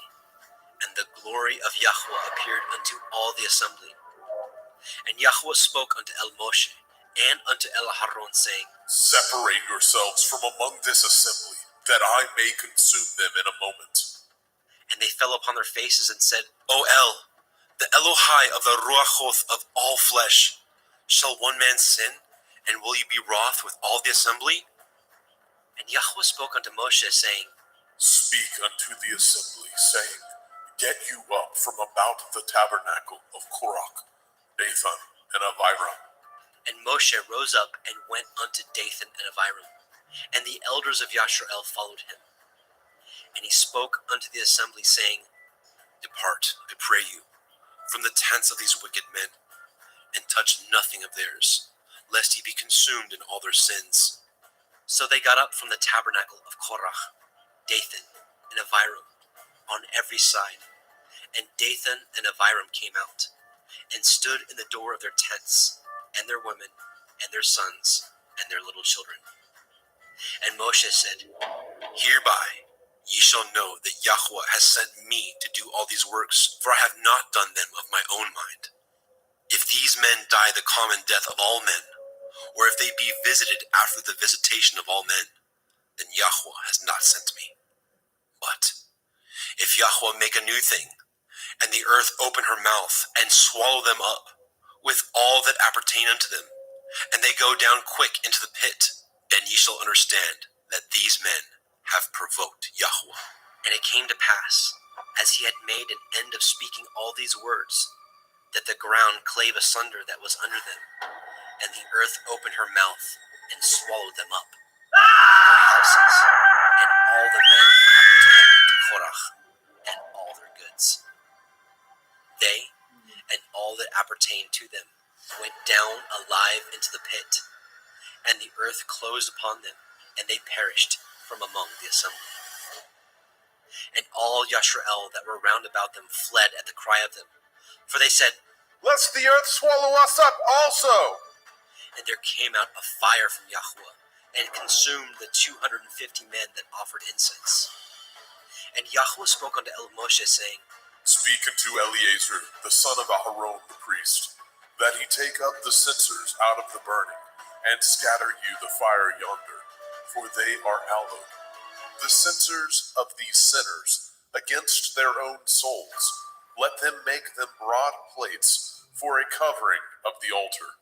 For they offered them before Yahweh, therefore they are hallowed, and they shall be a sign unto the children of Yasharel. And Eleazar the priest took the brazen censers, wherewith they that were burnt had offered. And they were made broad plates for a covering of the altar, to be a memorial unto the children of Yasharel, that no stranger, which is not of the seed of Aharon, come near to offer incense before Yahweh, that he be not as Korach and his company, as Yahweh said to him by the hand of Moshe. But on the morrow, all the assembly of the children of Yasharel murmured against Moshe and against Aharon, saying, Ye have killed the people of Yahweh. And it came to pass, when the assembly was gathered against Moshe and against Aharon, that they looked toward the tabernacle of the assembly, and, behold, the cloud covered it, and the glory of Yahweh appeared. And Moshe and Aharon came before the tabernacle of the assembly. And Yahweh spoke unto Moshe, saying, Get you up from among this assembly, that I may consume them as in a moment. And they fell upon their faces. And Moshe said unto Aharon, Take a censer, and put fire therein from off the altar, and put on incense, and go quickly unto the assembly, and make an atonement for them, for there is wrath gone out from Yahweh. The plague is begun. And Aharon took as Moshe commanded, and ran into the midst of the assembly, and, behold, the plague was begun among the people. And he put on incense, and made an atonement for the people. And he stood between the dead and the living, and the plague was stayed. Now they that died in the plague were 14,700, beside them that died about the matter of Korach. And Aharon returned unto Moshe, unto the door of the tabernacle of the assembly, and the plague was stayed. Bamidbar, Numbers chapter 17. And Yahweh spoke unto Moshe, saying, Speak unto the children of Yasharel, and take of every one of them a rod according to the house of their fathers. Of all their princes according to the house of their fathers, 12 rods. Write you every man's name upon his rod. And you shall write Aharon's name upon the rod of Levi. For 1 rod shall be for the head of the house of their fathers. And you shall lay them up in the tabernacle of the assembly, before the testimony, where I will meet with you. And it shall come to pass, that the man's rod whom I shall choose shall blossom, and I will make to cease from me the murmurings of the children of Yasharel, whereby they murmur against you. And Moshe spoke unto the children of Yasharel, and every one of their princes gave him a rod apiece, for each prince 1, according to their fathers' houses, even 12 rods. And the rod of Aharon was among their rods. And Moshe laid up the rods before Yahweh in the tabernacle of witness. And it came to pass that on the morrow Moshe went into the tabernacle of witness, and, behold, the rod of Aharon for the house of Levi was budded, and brought forth buds, and blossomed blossoms, and yielded almonds. And Moshe brought out all the rods from before Yahweh unto the children of Yasharel. And they looked, and took every man his rod.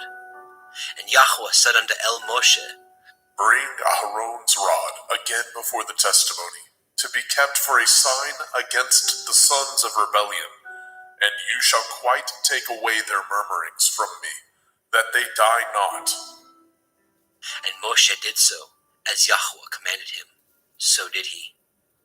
And the children of Yasharel spoke unto Moshe, saying, Behold, we die, we perish, we all perish. Whosoever comes anything near unto the tabernacle of Yahweh shall die. Shall we be consumed with dying?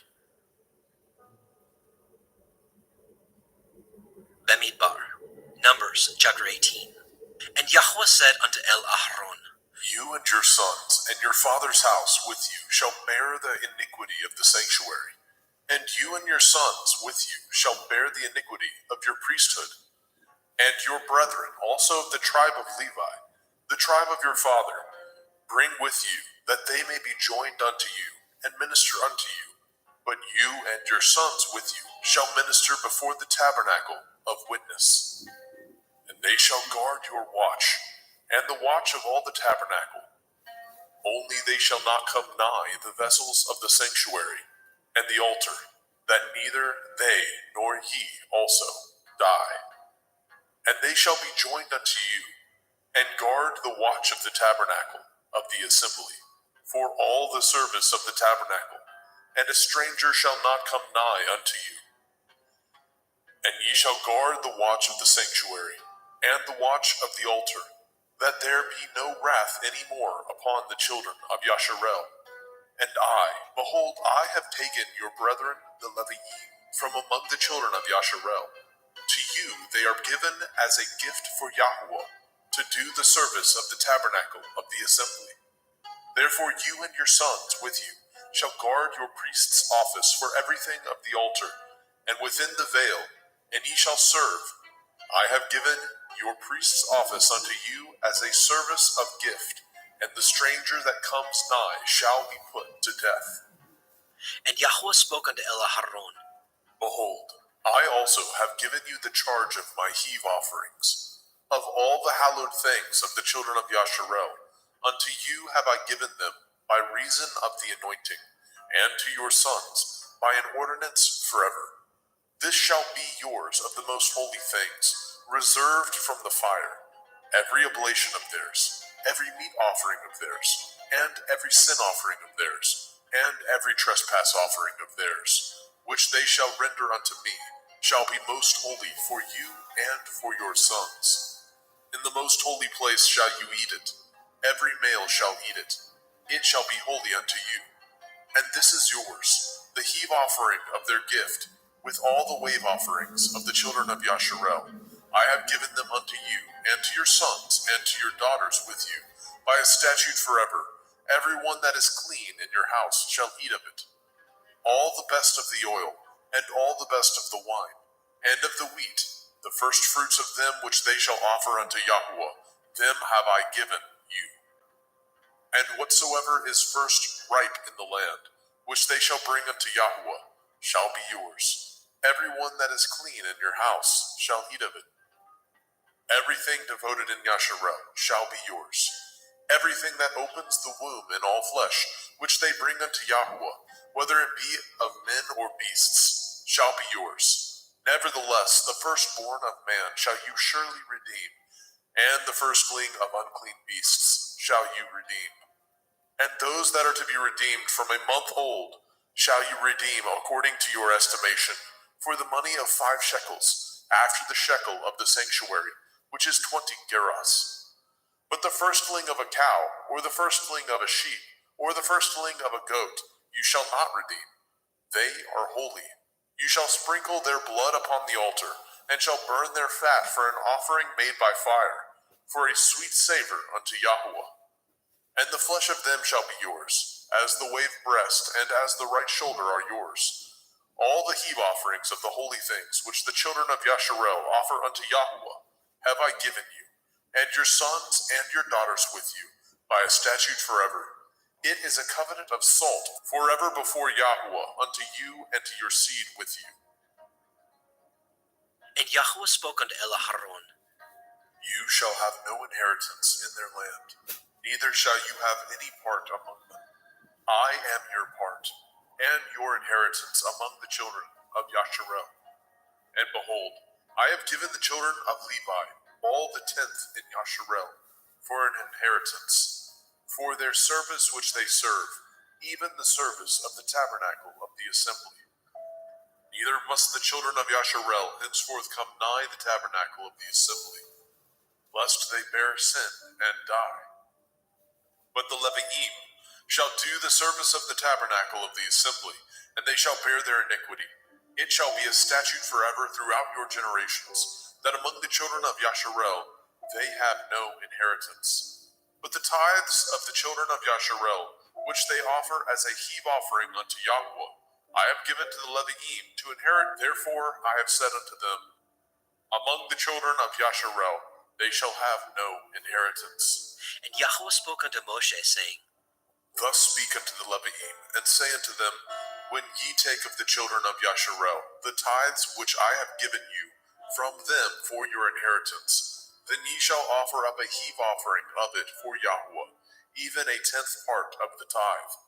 And this your heave offering shall be reckoned unto you, as though it were the grain of the threshing floor, and as the fullness of the winepress. Thus ye also shall offer a heave offering unto Yahweh of all your tithes, which ye receive of the children of Yasharel, and ye shall give thereof Yahweh's heave offering to Aharon the priest.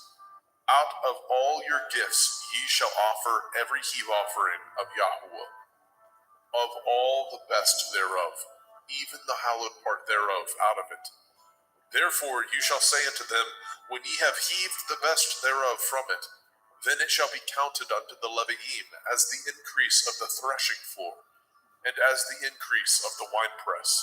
And ye shall eat it in every place, ye and your household, for it is your reward for your service in the tabernacle of the assembly, and ye shall bear no sin by reason of it. When ye have heaved from it the best of it, neither shall ye pollute the holy things of the children of Yasharel, lest ye die. Bamidbar, Numbers, chapter 19.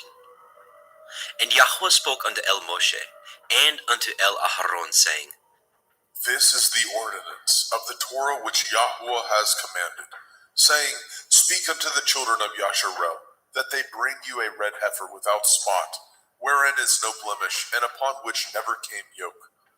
And ye shall give her unto Eleazar the priest, that he may bring her forth without the camp, and one shall slay her before his face. And Eleazar the priest shall take of her blood with his finger, and sprinkle of her blood directly before the tabernacle of the assembly 7 times.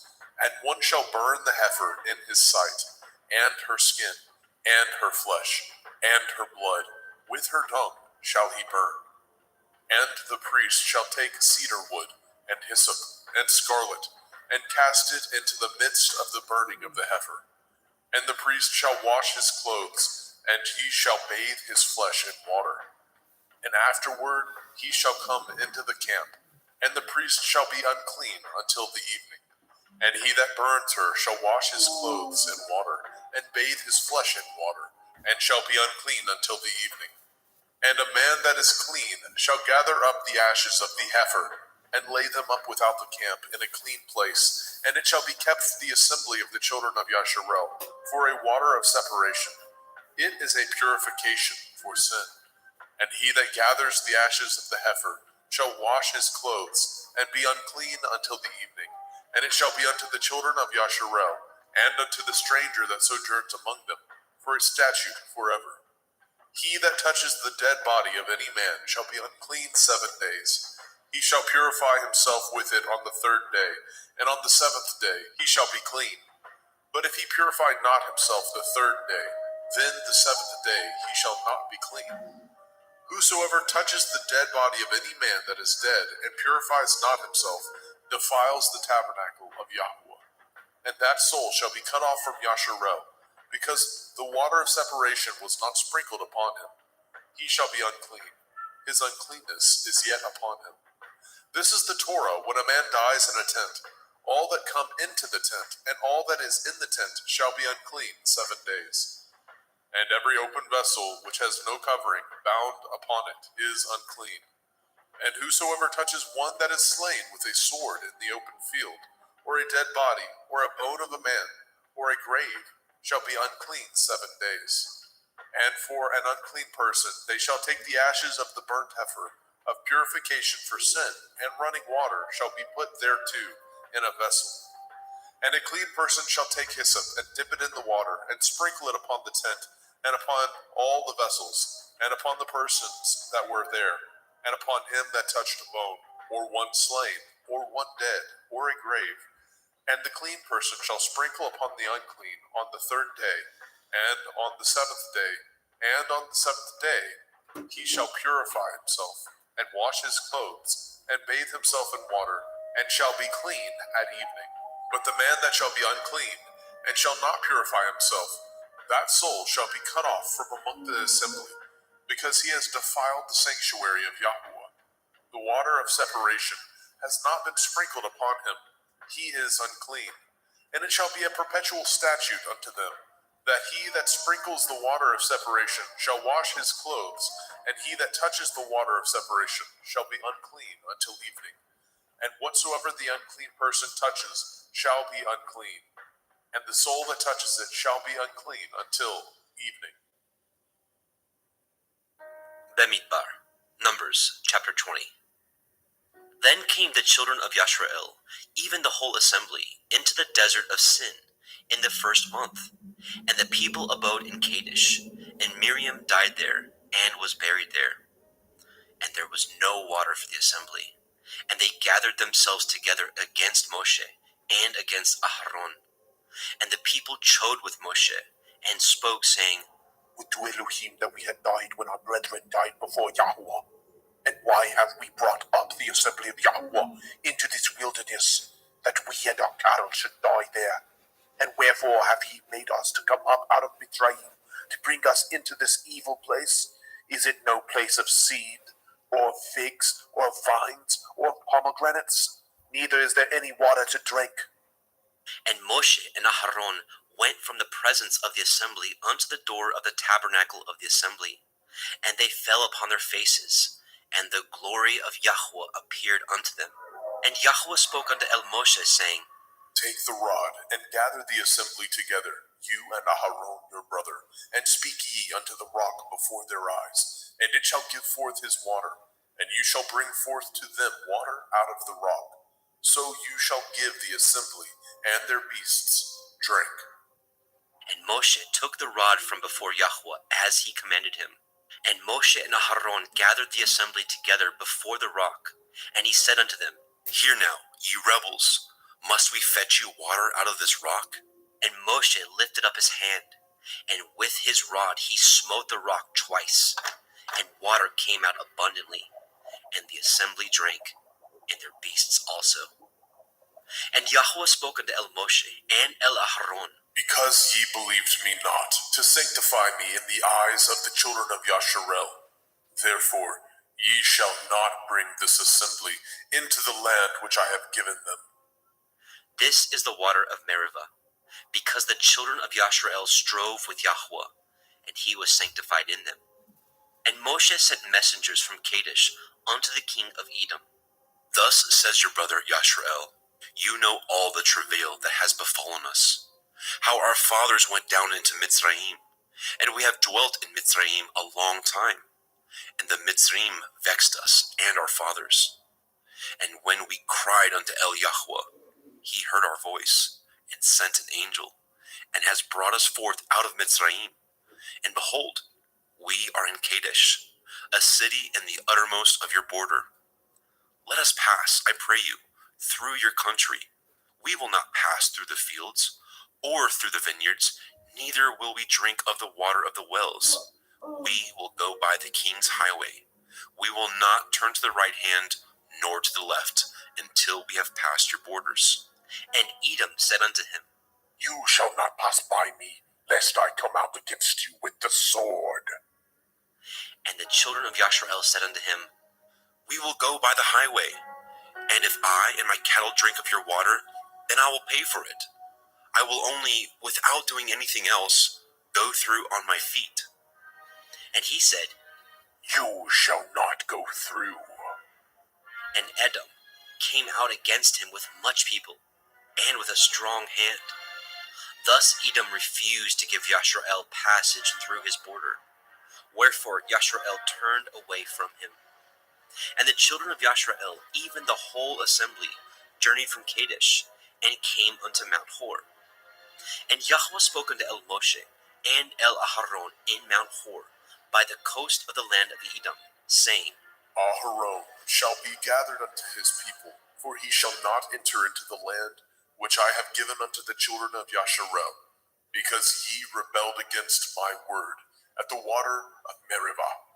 Take Aharon and Eleazar his son, and bring them up unto Mount Hor, and strip Aharon of his garments, and put them upon Eleazar his son, and Aharon shall be gathered unto his people, and shall die there. And Moshe did as Yahweh commanded, and they went up into Mount Hor in the sight of all the assembly. And Moshe stripped Aharon of his garments, and put them upon Eleazar his son. And Aharon died there in the top of the mount. And Moshe and Eleazar came down from the mount. And when all the assembly saw that Aharon was dead, they mourned for Aharon 30 days, even all the house of Yashrael.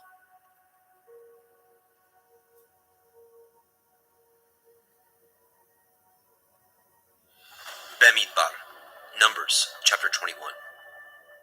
And when King Arad the Canaanite, which dwelt in the Negev, heard tell that Yashrael came by the way of the spies, then he fought against Yashrael, and took some of them prisoners.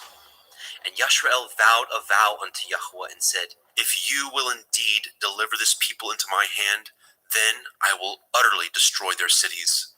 And Yahweh hearkened to the voice of Yashrael, and delivered up the Canaanim, and they utterly destroyed them and their cities. And he called the name of the place Hormah. And they journeyed from Mount Hor by the way of the Red Sea, to compass the land of Edom. And the soul of the people was much discouraged because of the way. And the people spoke against Elohim, and against Moshe. Wherefore have ye brought us up out of Mitzrayim to die in the wilderness? For there is no bread, neither is there any water, and our soul loathes this light bread. And Yahweh set fiery serpents among the people, and they bit the people, and much people of Yashrael died. Therefore the people came to Moshe and said, We have sinned, for we have spoken against Yahuwah and against you. Pray unto Yahuwah that he take away the serpents from us. And Moshe prayed for the people. And Yahweh said unto Moshe, Make you a fiery serpent, and set it upon a pole, and it shall come to pass that everyone that is bitten, when he looks upon it, shall live. And Moshe made a serpent of brass, and put it upon a pole. And it came to pass, that if a serpent had bitten any man, when he beheld the serpent of brass, he lived. And the children of Yashrael set forward, and pitched in Ovoth. And they journeyed from Ovoth, and pitched at Ie ha-Availim, in the wilderness which is before Moab, toward the sunrising. From thence they removed, and pitched in the valley of Zered. From thence they removed, and pitched on the other side of Arnon, which is in the wilderness that comes out of the coast of the Amorim. For Arnon is the border of Moab, between Moab and the Amorim. Wherefore it is said in the Sefer of the wars of Yahweh, what he did in the Red Sea, and in the brooks of Arnon, and at the stream of the brooks that goes down to the dwelling of Ar, and lies upon the border of Moab. And from thence they went to Be'er, that is the well whereof Yahweh spoke unto Moshe. Gather the people together, and I will give them water. Then Yashrael sang this song, Spring up, O well, sing ye unto it. The princess dug the well. The nobles of the people dug it by the direction of the Torah giver with their staffs. And from the wilderness they went to Matana, and from Matana to Nachaliel, and from Nachaliel to Bamoth, and from Bamoth in the valley that is in the country of Moab to the top of Pigkah, which looks towards Yeshimon. And Yashrael sent messengers unto Sihon, king of the Amorim, saying, Let me pass through your land. We will not turn into the fields, or into the vineyards. We will not drink of the waters of the well, but we will go along by the king's highway, until we be past your borders. And Sihon would not suffer Yashrael to pass through his border. But Sihon gathered all his people together, and went out against Yashrael into the wilderness. And he came to Yachatz, and fought against Yashrael. And Yashrael smote him with the edge of the sword, and possessed his land from Arnon unto Yabok, even unto the children of Ammon. For the border of the children of Ammon was strong.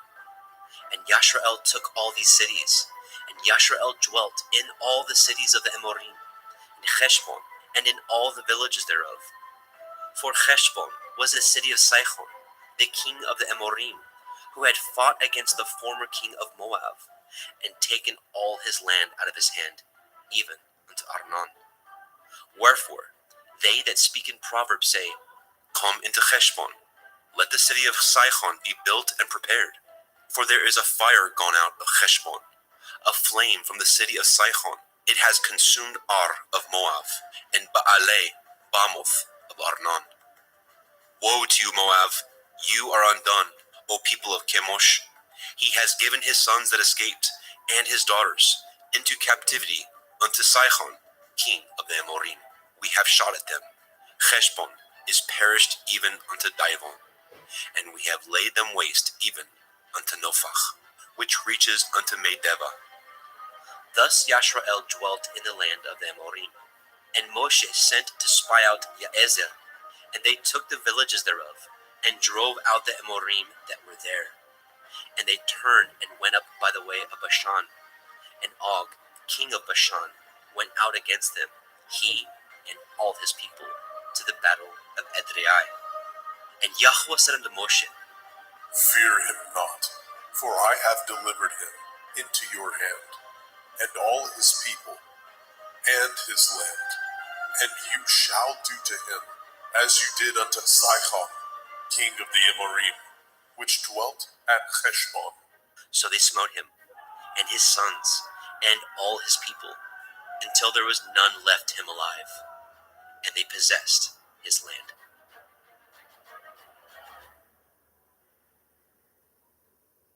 Bamidbar, Numbers, chapter 22.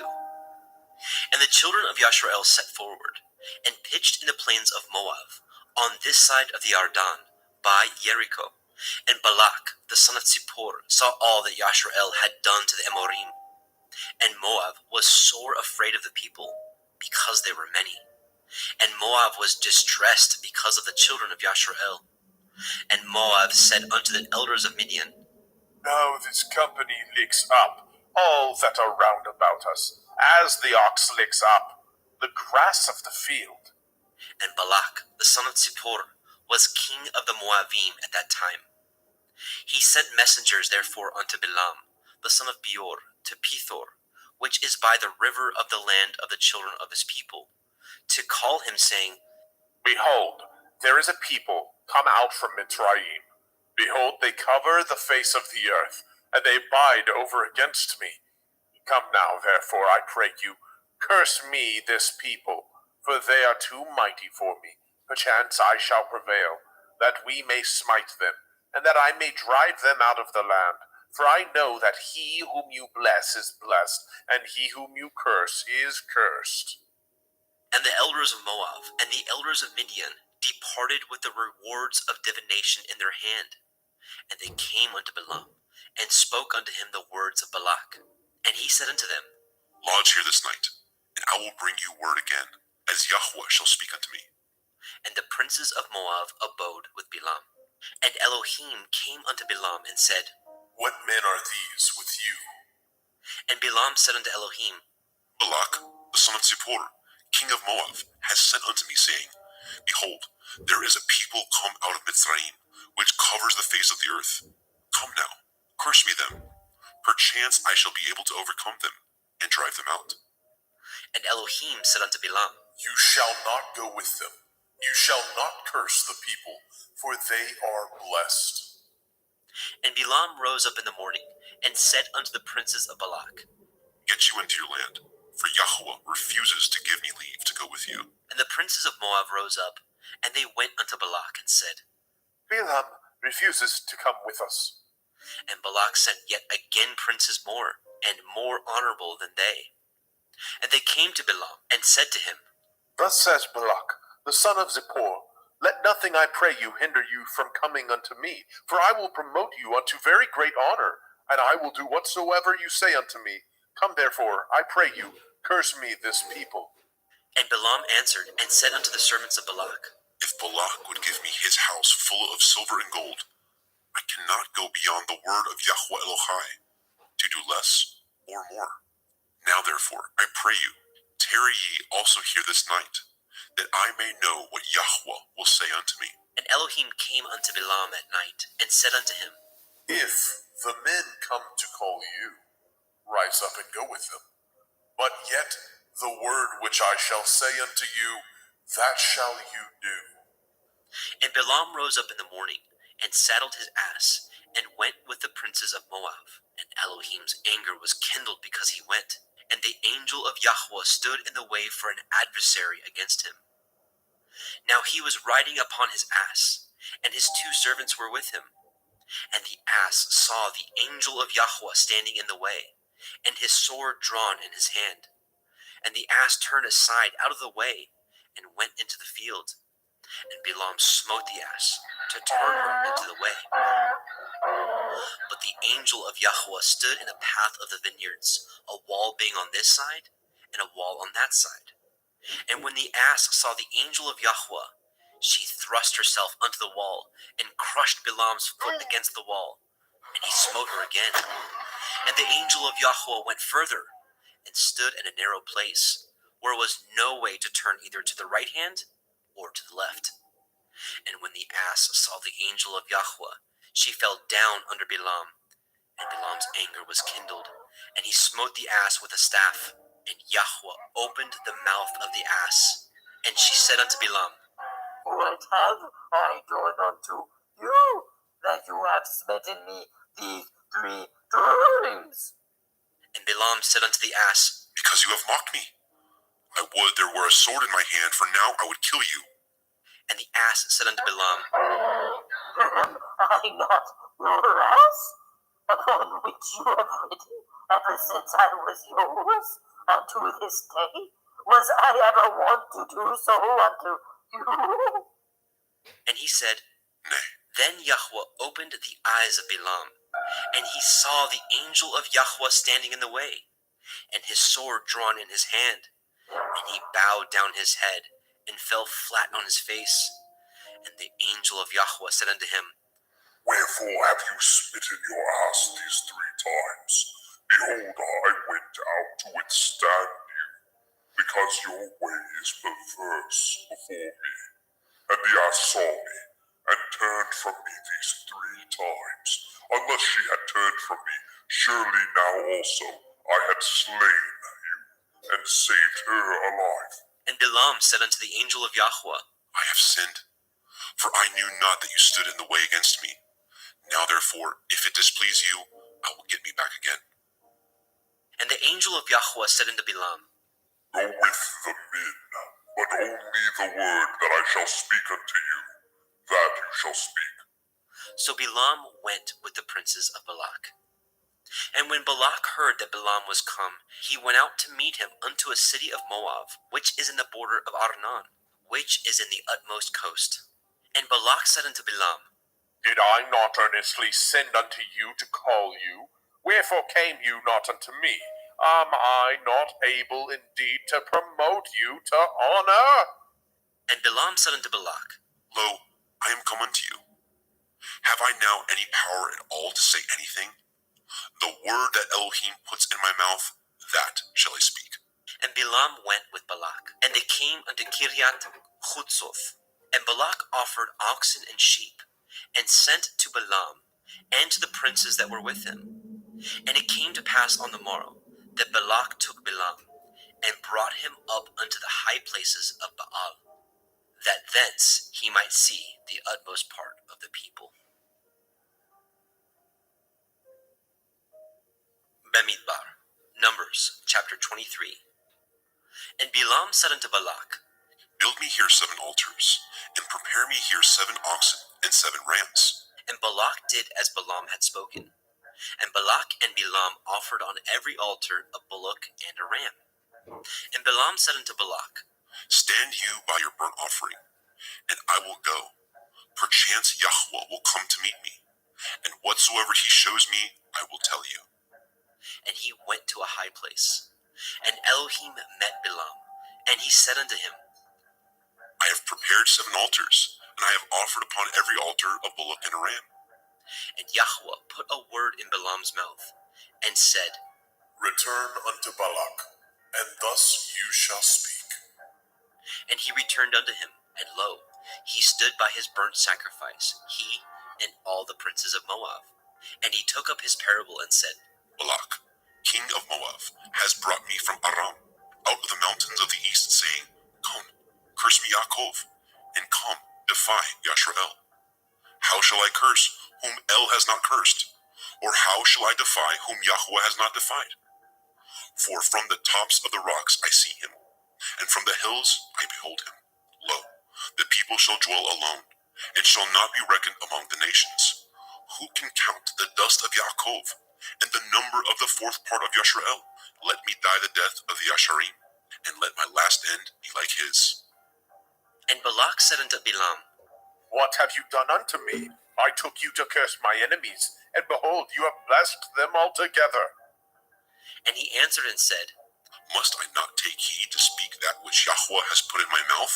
And Balak said unto him, Come, I pray you, with me unto another place, from whence you may see them. You shall see but the uttermost part of them, and shall not see them all, and curse me them from thence. And he brought him unto the field of Tsophim, to the top of Pigkah, and built 7 altars, and offered a bullock and a ram on every altar. And he said unto Balak, Stand here by your burnt offering, while I meet Yahweh yonder. And Yahweh met Balaam, and put a word in his mouth, and said, Go again unto Balak, and say thus. And when he came to him, behold, he stood by his burnt offering, and the princes of Moab with him. And Balak said unto him, What has Yahuwah spoken? And he took up his parable and said, Rise up, Balak, and hear. Hearken unto me, you son of Zippor. El is not a man, that he should lie, neither the son of Adam, that he should repent. He has said, and shall he not do it? Or has he spoken, and shall he not make it good? Behold, I have received commandment to bless, and he has blessed, and I cannot reverse it. He has not beheld iniquity in Yaakov, neither has he seen perverseness in Yashrael. Yahweh Eloheinu is with him, and the shout of a king is among them. El brought them out of Mitzrayim. He has, as it were, the strength of an unicorn. Surely there is no enchantment against Yaakov, neither is there any divination against Yashrael. According to this time it shall be said of Yaakov and of Yashrael, What has El wrought? Behold, the people shall rise up as a great lion, and lift up himself as a young lion. He shall not lie down until he eat of the prey, and drink the blood of the slain. And Balak said unto Balaam, Neither curse them at all, nor bless them at all. But Balaam answered and said unto Balak, Told not I you, saying, All that Yahweh speaks, that I must do? And Balak said unto Balaam, Come, I pray you, I will bring you unto another place. Perchance it will please Elohim that you may curse me them from thence. And Balak brought Balaam unto the top of Peor, that looks towards Yeshimon. And Balaam said unto Balak, Build me here 7 altars, and prepare me here 7 bullocks and 7 rams. And Balak did as Balaam had said, and offered a bullock and a ram on every altar. Bamidbar, Numbers, chapter 24. And when Balaam saw that it pleased Yahweh to bless Yashrael, he went not, as at other times, to seek for enchantments, but he set his face toward the wilderness. And Balaam lifted up his eyes, and he saw Yashrael abiding in his tents according to their tribes. And the Ruach Elohim came upon him. And he took up his parable and said, Balaam, the son of Beor, has said, and the man whose eyes are open has said, He has said, which heard the words of El, which saw the vision of El Shaddai, falling into a trance, but having his eyes open. How goodly are your tents, O Yaakov, and your tabernacles, O Yashrael. As the valleys are they spread forth, as gardens by the riverside, as the trees of line aloes which Yahweh has planted, and as cedar trees beside the waters. He shall pour the water out of his buckets, and his seed shall be in many waters, and his king shall be higher than Agag, and his kingdom shall be exalted. El brought him forth out of Mitzrayim. He has, as it were, the strength of an unicorn. He shall eat up the nations his enemies, and shall break their bones, and pierce them through with his arrows. He couched, he lay down as a lion, and as a great lion. Who shall stir him up? Blessed is he that blesses you, and cursed is he that curses you. And Balak's anger was kindled against Balaam, and he smote his hands together. And Balak said unto Balaam, I called you to curse my enemies, and behold, you have altogether blessed them these 3 times. Therefore now flee to your place. I thought to promote you unto great honor, but lo, Yahuwah has kept you back from honor. And Balaam said unto Balak, Spoke I not also to your messengers which you sent unto me, saying, If Balak would give me his house full of silver and gold, I cannot go beyond the commandment of Yahuwah, to do either good or bad of my own mind. But what Yahuwah says, that will I speak. And now, behold, I go unto my people. Come therefore, and I will advertise what this people shall do to your people in the latter days. And he took up his parable and said, Balaam, the son of Beor, has said, and the man whose eyes are open has said. He has said, which heard the words of El, and knew the knowledge of El Elyon, which saw the visions of El Shaddai, falling into a trance, but having his eyes open. I shall see him, but not now. I shall behold him, but not nigh. There shall come a star out of Yaakov, and a scepter shall rise out of Yashrael, and shall smite the corners of Moab, and destroy all the children of Sheth. And Edom shall be a possession. Seir also shall be a possession for his enemies, and Yashrael shall do valiantly. Out of Yaakov shall come he that shall have dominion, and shall destroy him that remains of the city. And when he looked on Amalek, he took up his parable and said, Amalek was the first of the nations, but his latter end shall be that he perish forever. And he looked on the Kenyaim, and took up his parable and said, Strong is your dwelling place, and you put your nest in a rock.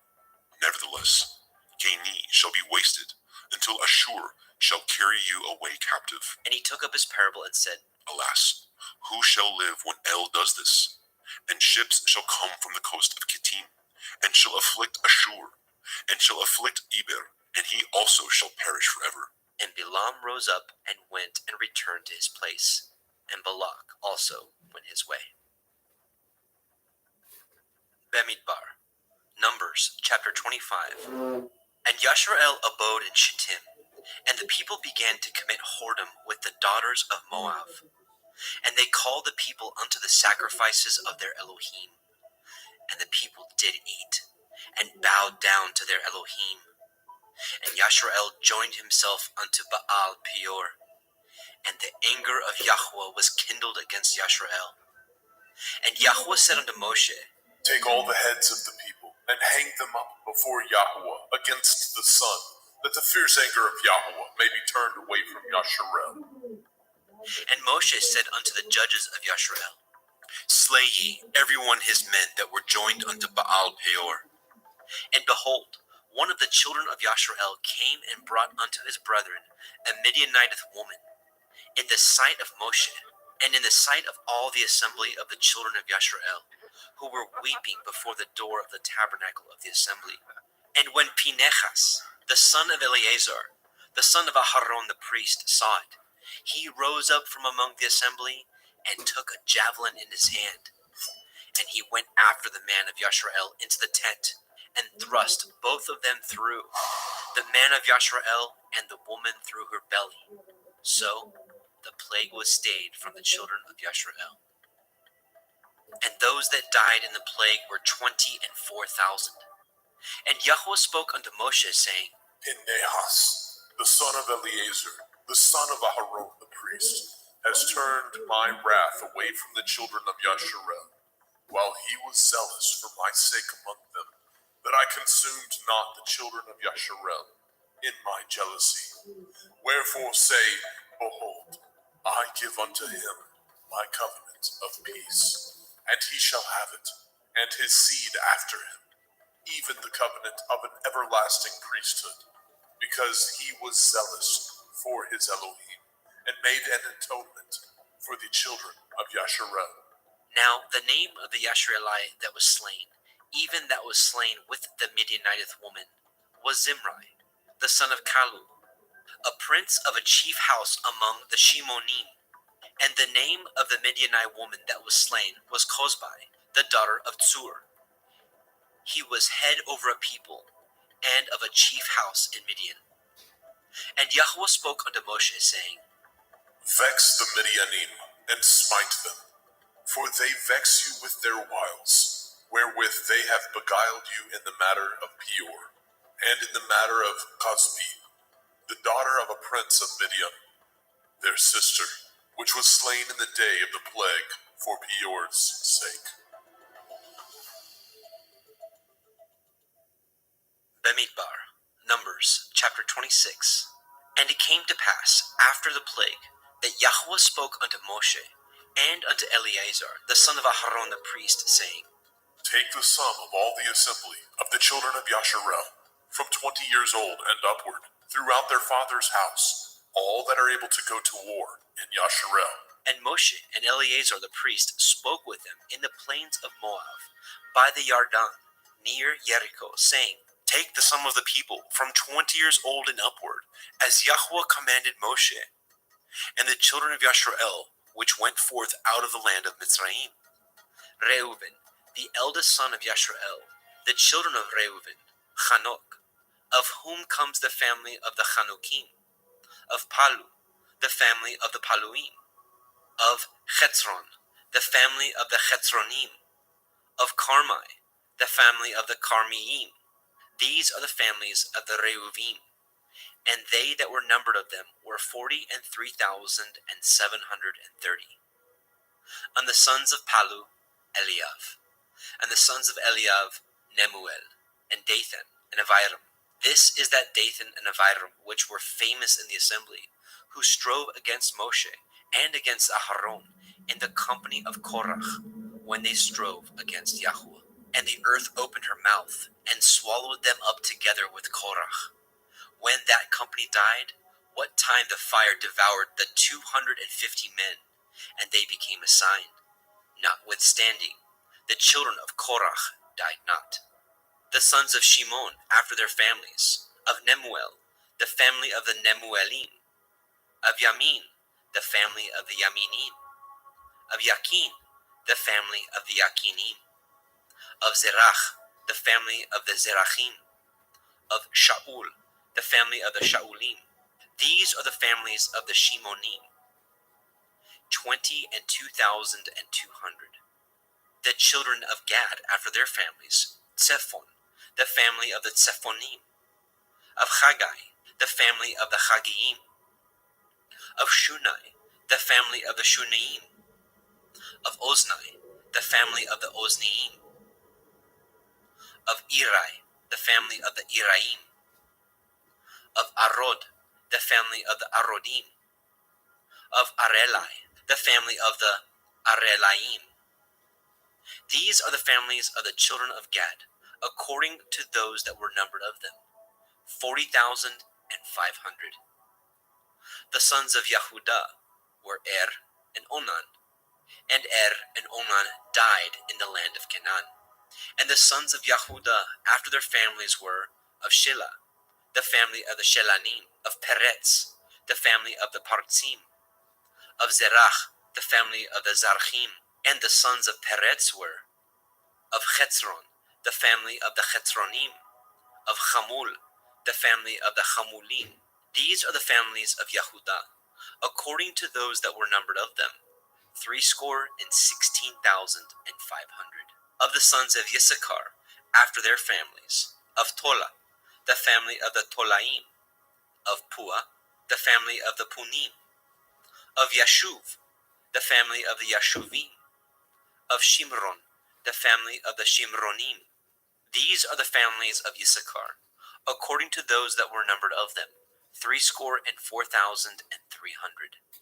Of the sons of Zebulun, after their families, of Sered, the family of the Kardim, of Elon, the family of the Elonim, of Yachleel, the family of the Yachleelim. These are the families of the Zebulonim. according to those that were numbered of them, 65,500. The sons of Joseph, after their families, were Manasseh and Ephraim. Of the sons of Manasseh, of Machir, the family of the Machirim.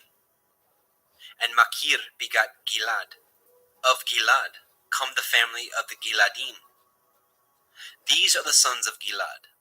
Of Iezer, the family of the Iezerim. Of Chelek, the family of the Chelekim. And of Asriel, the family of the Asrielim. And of Shechem, the family of the Shechemim. And of Shemida, the family of the Shemidaim. And of Chefer, the family of the Cheferim. And Zelophehad, the son of Chefer, had no sons, but daughters. And the names of the daughters of Zelophehad were Machla, and Noah, Chogla, Milcah, and Tirzah. These are the families of Manasseh, and those that were numbered of them, 52,700. These are the sons of Ephraim, after their families. Of Shutelach, the family of the Shutelachim. Of Becher, the family of the Bakrim. Of Tachan, the family of the Tachanim. And these are the sons of Shutelach. Of Iran, the family of the Iranim. These are the families of the sons of Ephraim, according to those that were numbered of them, 32,500. These are the sons of Joseph, after their families. The sons of Benjamin, after their families. Of Bela, the family of the Baliim. Of Ashbel, the family of the Ashbelim. Of Achiram, the family of the Achiramim. Of Shephufam, the family of the Shephufamim. Of Chufam, the family of the Chufamim. And the sons of Bela were Ard and Naaman. Of Ard, the family of the Ardim. And of Naaman, the family of the Namiim. These are the sons of Benjamin, after their families, and they that were numbered of them were 45,600. These are the sons of Dan, after their families. Of Chushim, the family of the Chushimim. These are the families of Dan, after their families. All the families of the Chushimim, according to those that were numbered of them, were 64,400. Of the children of Asher, after their families, Yimna, the family of the Yimnachim. Of Yishvi, the family of the Yishviim. Of Beriah, the family of the Beriim. Of the sons of Beriah. Of Chever, the family of the Cheverim. Of Malkiel, the family of the Malkielim. And the name of the daughter of Asher was Serach.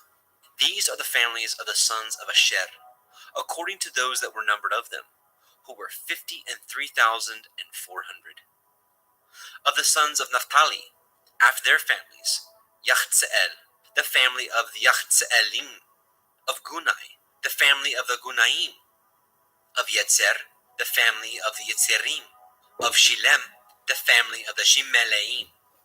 These are the families of Naphtali, according to their families, and they that were numbered of them were 45,400. These were numbered of the children of Yashrael, 600,730. And Yahweh spoke unto Moshe, saying, Unto these the land shall be divided for an inheritance, according to the number of names. To many you shall give the more inheritance, and to few you shall give the less inheritance. To everyone shall his inheritance be given according to those that were numbered of him. Notwithstanding, the land shall be divided by lot, according to the names of the tribes of their fathers. They shall inherit. According to the lot shall the possession thereof be divided between many and few. And these are they that were numbered of the Leviim, after their families. Of Gershon, the family of the Gershonim. Of Kohath, the family of the Kohathim. Of Merari, the family of the Merarim. These are the families of the Leviim. The family of the Leviim, the family of the Chevronim, the family of the Machlim, the family of the Mushim, the family of the Korchiim. And Kohath begot Amram, and the name of Amram's woman was Jochebed, the daughter of Levi, whom her mother bore to Levi in Mitzrayim. And she bore unto Amram, Aharon, and Moshe, and Miriam, their sister. And unto Aharon was born Nadab, and Abihu, Eleazar, and Ithamar. And Nadab and Abihu died, when they offered strange fire before Yahweh. And those that were numbered of them were 23,000, all males from a month old and upward. For they were not numbered among the children of Yashrael, because there was no inheritance given them among the children of Yashrael. These are they that were numbered by Moshe and Eleazar the priest, who numbered the children of Yashrael in the plains of Moab, by the Yarden near Jericho. But among these was not a man of them whom Moshe and Aharon the priest numbered. For when they numbered the children of Yashrael in the wilderness of Sinai, for Yahweh had said of them, they shall surely die in the wilderness. And there was not left a man of them, save Caleb the son of Jephunneh, and Yahusha the son of Nun. Bemidbar, Numbers, chapter 27. Then came the daughters of Zelophehad, the son of Hefer, the son of Gilad, the son of Machir, the son of Manasseh, of the families of Manasseh, the son of Joseph,